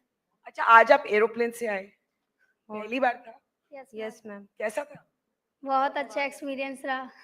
डर लगा था? Yes ma'am. Yes ma'am. मतलब हिल रहा था? हाँ, यस मैम. फेवरेट डिजाइनर कौन है? नैन्सी त्यागी है. नैन्सी त्यागी, क्योंकि उनकी स्टोरी से लगता है कि भाई आपकी भी स्टोरी वैसे हो. यस मैम, हम लोग उनको फॉलो करते हुए आ रहे हैं अभी शुरू से. Incredible. Harshit, tell us something about ये आइडिया आया कहाँ से? मैम हम लोग 2013 से एक स्कूल चला रहे हैं लखनऊ में, जहाँ पे हमारे पास लगभग 400 बच्चे हैं जिनको हम लोग पढ़ाते हैं. बेसिकली हम लोग स्लम में काम करते हैं. वहाँ पे पढ़ाई के बाद बहुत सारा समय होता है जो आज के दिन में मुझे लगता है हर बच्चे के पास बहुत समय होता है. पढ़ाई के बाद बच्चा या तो पबजी खेल रहा होता है या गेम खेल रहा होता है. हम लोगों ने क्या किया कि इन बच्चों को बिजी रखने के लिए कि तुम्हें बिजी रहना है, इसलिए हम लोगों ने बच्चों को, जैसे महक हमारे यहाँ बहुत अच्छी मधुबनी और वर्ली बनाती है, जानती है, रंजना सिलाई करती है, इशिका बहुत अच्छा मेकअप करती है. वो जो वीडियो वायरल हुई है, बहुत सारे लोग उसमें कंटिन्यूअसली कमेंट करते हैं कि वो किसने बनाई है, किसने बनाई है, किसने बनाई है. वो मोहित ने बनाई है ये, और वो बच्चा एडोब प्रीमियर पे एडिट करता है. आपने सिखाया ये सब? मैंने सिखाया नहीं मैम, मैंने बस गाइड किया है. बच्चों ने अपने आप चीजें सीखी है. बस हम लोग उस पिता की तरह है कि हाँ तुम्हें खेलने नहीं जाना है, तुम ये काम करो. तुम्हें बहुत सारे बच्चे हैं मैम हमारे यहाँ जो कितने बच्चों के साथ आप काम कर रहे हैं? करेंटली हमारे पास मैम अभी 400 बच्चे हैं. और ज्यादातर लोअर इनकम? हाँ, सारे हमारे मैम, हम स्लम के बीच में ही स्कूल चलाते हैं. सारे जो बच्चे होते हैं नॉर्मली सब लेबर क्लास के ही बच्चे होते हैं जो हमारे साथ जुड़ते हैं और हमारे साथ वो स्कूल में हमारे कंटिन्यू करते हैं. विशाल जी, उम्मीद क्या है, कैसे इन बच्चों को ये सारे इंटरेस्ट और ये स्किल्स देख के आगे क्या बनना चाहिए सारे बच्चे? मैम बस जो सोच है हम लोगों की, ये सोच है कि ये बच्चे अपने पैरों पे खड़े हो सके पढ़ाई के साथ साथ एक्स्ट्रा करिकुलर बहुत बहुत बहुत ज़्यादा ज़रूरी है। हम लोगों को, हमारी टीम को ऐसा लगता है। वैसे भी ये इंटर पास आउट करेंगे, ग्रेजुएशन करेंगे, लेकिन शायद इनके पास वो रिसोर्सेज नहीं है कि वो उस चीज़ को अचीव कर सकें। तो खुद इतना कैपेबल बन जाना है। हमारा एक ही मोटो है कि इनको ओनरशिप दे दें। जब ये ओनरशिप जान जाएंगे तो एंटरप्रेन्योरशिप की तरफ भी पहुंच जाएंगे। तो बस ये कोशिश है। ये बताइए कि आप मतलब जैसे कि हर्षित भाई ने बताया कि स्लम के बीच में ही स्कूल चलता है, तो आपकी फैमिली में पिताजी माताजी क्या करते हैं? मेरे पापा फ्रूट का एक ठेला लगाते हैं और मम्मी हाउसवाइफ है। अमेजिंग। आपकी? मेरे पापा लेबर हैं और मेरी मम्मी दूसरों के घर में जाती हैं बर्तन धुलने। मेरे पापा पेंटिंग का काम करते हैं और मम्मी हाउस वाइफ। अच्छा। और आपकी? मेरे पापा लेबर है और मम्मी हाउसवाइफ है। मम्मी हाउसवाइफ है, पापा प्राइवेट जॉब। अब मुझे ये बताओ, सब्यसाची तो एक बहुत इलीट महंगे कपड़े बनाते हैं, आप लोगों को मतलब इतना इंटरेस्ट उनमें, वो कह सकते हैं लोग कि वो एलीट है ना, कि हमारे तो मतलब रीच से बाहर है, लेकिन आपने इस वीडियो से दिखाया कि फैशन सबके लिए। यस मैम, जो भी हम लोगों के डोनेशन के भी कपड़े आते हैं तो उससे मिक्स मैच करके कि ये इस पे अच्छा लगेगा, तो इससे हम लोग क्रिएट कर सकते हैं कोई अच्छी ड्रेस जो न्यू न्यू आई, अभी भी सब्यसाची की ड्रेस आ रही है तो हम लोग उसको भी रिक्रिएट कर रहे हैं। अच्छा, मुझे ये बताइए, अगर आप लोग सब्यसाची जी को कोई मैसेज देना चाहें, अगर वो ये देख रहे हो, तो आप क्या बोलेंगे? मिलना चाहते हैं सर से। हाँ, क्या? हम लोग सब्यसाची सर से मिलना चाहते हैं। यस मैम, मिलना चाहते हैं। मिलना चाहते हैं। तो सब्यसाची जी को हमने फोन किया और वो है न्यूयॉर्क में, लेकिन उन्होंने आपके लिए कुछ भेजा है। Can we please have from Sabyasachi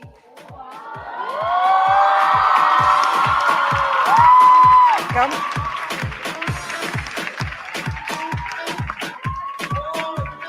a contribution? आ जाओ आप। अरे आ जाओ।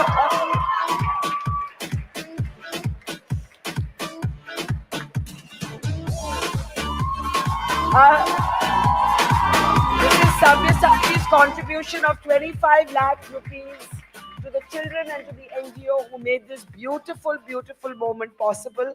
And from our side, a trophy to all the children and Harshit and Vishal. ये मैं आपको नहीं, आप पीछे आइए ना, संभाल जाइए। And let's all get a photograph.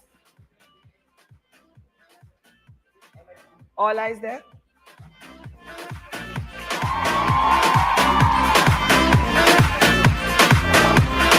A huge, huge, huge, huge round of applause for these incredible children. आप कुछ कहना चाहेंगे? बहुत अच्छा लग रहा है सर।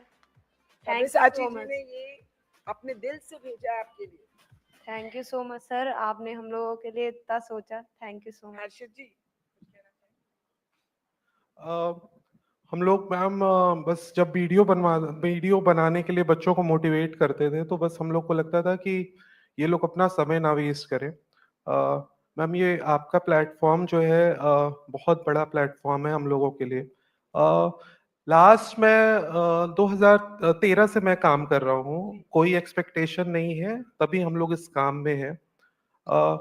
बट मैम अब ना जैसे ये बच्चे हमारे बड़े हो रहे हैं और जो ये बच्चे कर रहे हैं, सो बीइंग सब भैया बोलते हैं, और अब हम लोगों की मैम एक ना रिस्पॉन्सिबिलिटी बनती है इन बच्चों के प्रति। अभी मैं आपको बताऊं मैम, हम लोग पिछले 3 सालों से एडमिशन नहीं ले रहे अपने स्कूल में। जो बच्चे हैं हम उन्हीं को रिसोर्सेज नहीं कंप्लीट कर पा रहे। ऐसा कोई हमारे पास इतने बड़े फंड्स नहीं है जिससे हम लोग वो मीट आउट कर पाए। बट उन्होंने ना जब हमारी बस एक वीडियो शेयर करी, हमारे पेज पे मुश्किल से 1500 फॉलोअर्स थे और 1300 के आसपास वीडियो थी, और हम लोग बस सोच रहे थे कि बच्चे बना रहे हैं और बच्चे सीख रहे हैं और इनको आएगा लाइफ में और कुछ अच्छा कर ले जाएंगे। और हमारे यहाँ से बहुत सारे बच्चे हैं मैम, अभी 1-2 साल में एक बच्चा IPL में है, 110% हमारे यहाँ का। आर्ट कॉलेज, हर साल लखनऊ आर्ट कॉलेज से हमारे बच्चे मैम पास आउट हो रहे हैं। कई अच्छे एज अ RJ हमारे यहाँ से बच्चे हैं जो एज अ RJ आज वर्क कर रहे हैं कानपुर में। सो हम लोगों ने मैम कभी कोई एक्सपेक्टेशन नहीं रखा, बट उन्होंने जब मैम वीडियो शेयर करी रातों रात मैं थोड़ा सा समय लूंगा मैम, रातों रात ये वीडियो वायरल हुई और नेक्स्ट डे मेरे पास बरखा मैम का मैसेज था और उनके पर्सनल आईडी से मेरे पास मैसेज था और हम लोग मैम को भी फॉलो कर रहे हैं काफी समय से। मैम ने कहा नहीं हर्षित ये करना है। मेरा एक चीज कहना है आप सभी से, आप सब लोग सोशल मीडिया चलाते हो, अगर हम सोशल मीडिया को पॉजिटिवली यूज करें, आज ये ना हम बताएं, मैम का जब मेरे पास फोन आया उसके बाद मैम की टीम से फोन आया तो मैंने एक ही चीज बोला, अरे आप मुझे बस फ्लाइट का टिकट दे दो, मैं आने के लिए रेडी हूँ बिकॉज मेरे बच्चे फ्लाइट में बैठना चाहते हैं। मैं बहुत क्लियरली मैंने ये चीज बोली। बरखा मैम मतलब टीम से तुरंत आया, नहीं हम दोनों साइड का फ्लाइट का देंगे और बच्चों को अच्छा से अच्छा, हम उतने में ही खुश थे। हमें ये जो आज मिला है ये एक बहुत बड़ी चीज है और एक बहुत बड़ी रिस्पॉन्सिबिलिटी है। Thank you so very much. और एक चीज मैं और ऐड करना चाहूंगा कि हम लोगों के बच्चों की किस्मत कहीं ना कहीं एक बंद ताले में कैद थी, उसको चाबी के माध्यम से सव्यसाची सर ने खोला और मतलब thank you so much ma'am. Not at all, ये हमारा ऑनर है आपसे और आपके बच्चों के से मुलाकात करने के लिए। They're amazing artists, you are amazing people to have given them this chance. Please please कभी भी आप मेरा एक चीज कहना है, मुझे मालूम है हम लोग जिस कम्युनिटी में काम करते हैं उसको जवारन कम्युनिटी बोला जाता है। मैं ये चीज जरूर ऐड करना चाहूंगा, जवारन वो लोग होते हैं जो आम के लिए डलिया बनाते हैं। जो लखनऊ बेल्ट है उसमें हरदोई है और आसपास बहुत सारा आम का खेती होता है। सो ये जो कम्युनिटी है, ये कम्युनिटी बेसिकली डलिया बनाने का काम करती है। वक्त के साथ वो काम जो है वो खत्म हो गया और वो जो आर्टिस्ट थे वो लेबर बन गए और आज के दिन में मैम इस स्टेज पे आके वो बच्चे फिर से आर्टिस्ट बन गए, उनके पेरेंट्स आर्टिस्ट बन गए। अभी बरखा मैम ने बोला हर्षित आप क्या करते हो, जिनके खून में अगर कलाकारी है ना, आप उनको कलाकारी नहीं सिखा सकते हो, आप बस उनको मोटिवेट कर सकते हो। I'll give the last word, आप पकड़ो, लास्ट वर्ड इसको पकड़ के बच्चों को ही दूंगी। अब सपना क्या है? मेरा सपना है कि मैं आर्ट एंड क्राफ्ट का एज अ टीचर बनूं। मेरा सपना है कि मैं आगे चल के एक बहुत बड़ी मेकअप आर्टिस्ट बनूं। मेरा सपना है कि मैं फैशन डिजाइनर बनूं। मेरा सपना है कि मैं एक अपनी खुद की बेकरी खोलूं। और मेरा सपना है कि मैं एक अच्छा फिल्म डायरेक्टर बनूं। आप कैमरा से फोटोज भी ले रहे थे ना? Yes. I just want to say that the fact that Sabyasachi could trigger this in them, this creativity, this imagination is what I think fashion is about. You know, people say, oh, this is elite, this is not elite. No, I think we've seen that a designer like Sabyasachi appealed to their creative imagination and they were set free. And I want to thank Sabyasachi for his contribution to Innovate for Change and to the girls and boys here and to Harshit and Vishal, our special thank you and our gratitude. Thank you so much. थोड़े तो खुश लगी, आप बहुत sad लग रहे हैं। कुछ नहीं मैम, बहुत रिस्पॉन्सिबिलिटी लेके आए थे हम लोग। जब ये बच्चे आ रहे थे मैम, मतलब एक महीने आज से 2-3 महीने पहले मैम महक यहाँ पे खड़ी है, इसकी मदर चाह रही थी कि इसकी शादी कर दे। अभी इसकी उम्र क्या है? अभी महक मैम 17 में है, अभी इंटरमीडिएट में है। सो ये हम लोग ना बड़ी रिस्पॉन्सिबिलिटी के साथ बॉम्बे आए थे और कई सालों से हम लोग चाह रहे थे कि ये कुछ ऐसा हो। सो अगर आज ये बच्चे आए, मतलब मैम आप सोचिए, ये जो बच्ची यहाँ पे खड़ी है, ज्योति नाम है, हम लोग उसको जो बोलते हैं, बहुत अच्छा केक बेक करती है, कुकर और कढ़ाई में बेक करती थी। कौन सा फेवरेट रेसिपी आपका? बेकरी? हाँ, क्या? लावा cake. Choco lava cake. Chocolava cake. Amazing. You know, we could go on, we could listen to these children for hours, but I just want to give a big gratitude to Sabyasachi, a big gratitude to Harshit and Vishal, and my biggest gratitude to the children here. Let's all get a photograph. Vishal could go next. हाँ. मैं जब आ रहा था तो बच्चों से बोला था कि डरने का नहीं, बात करने का वहां जा करके, और बच्चों ने बोला था कि जा रहे हैं मुंबई के समंदर से मिलने, मुंबई के समंदर पे आकर के अपने मोतियों को मिलाने लाए हैं। Lovely.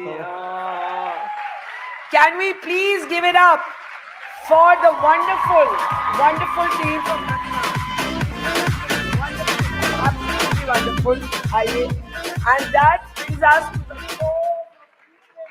Thank you for being a wonderful audience. And see you next year. Thank you, Sophia College. Thank you to the students here. Thanks to the whole team backstage. And thank you for being an absolutely wonderful audience.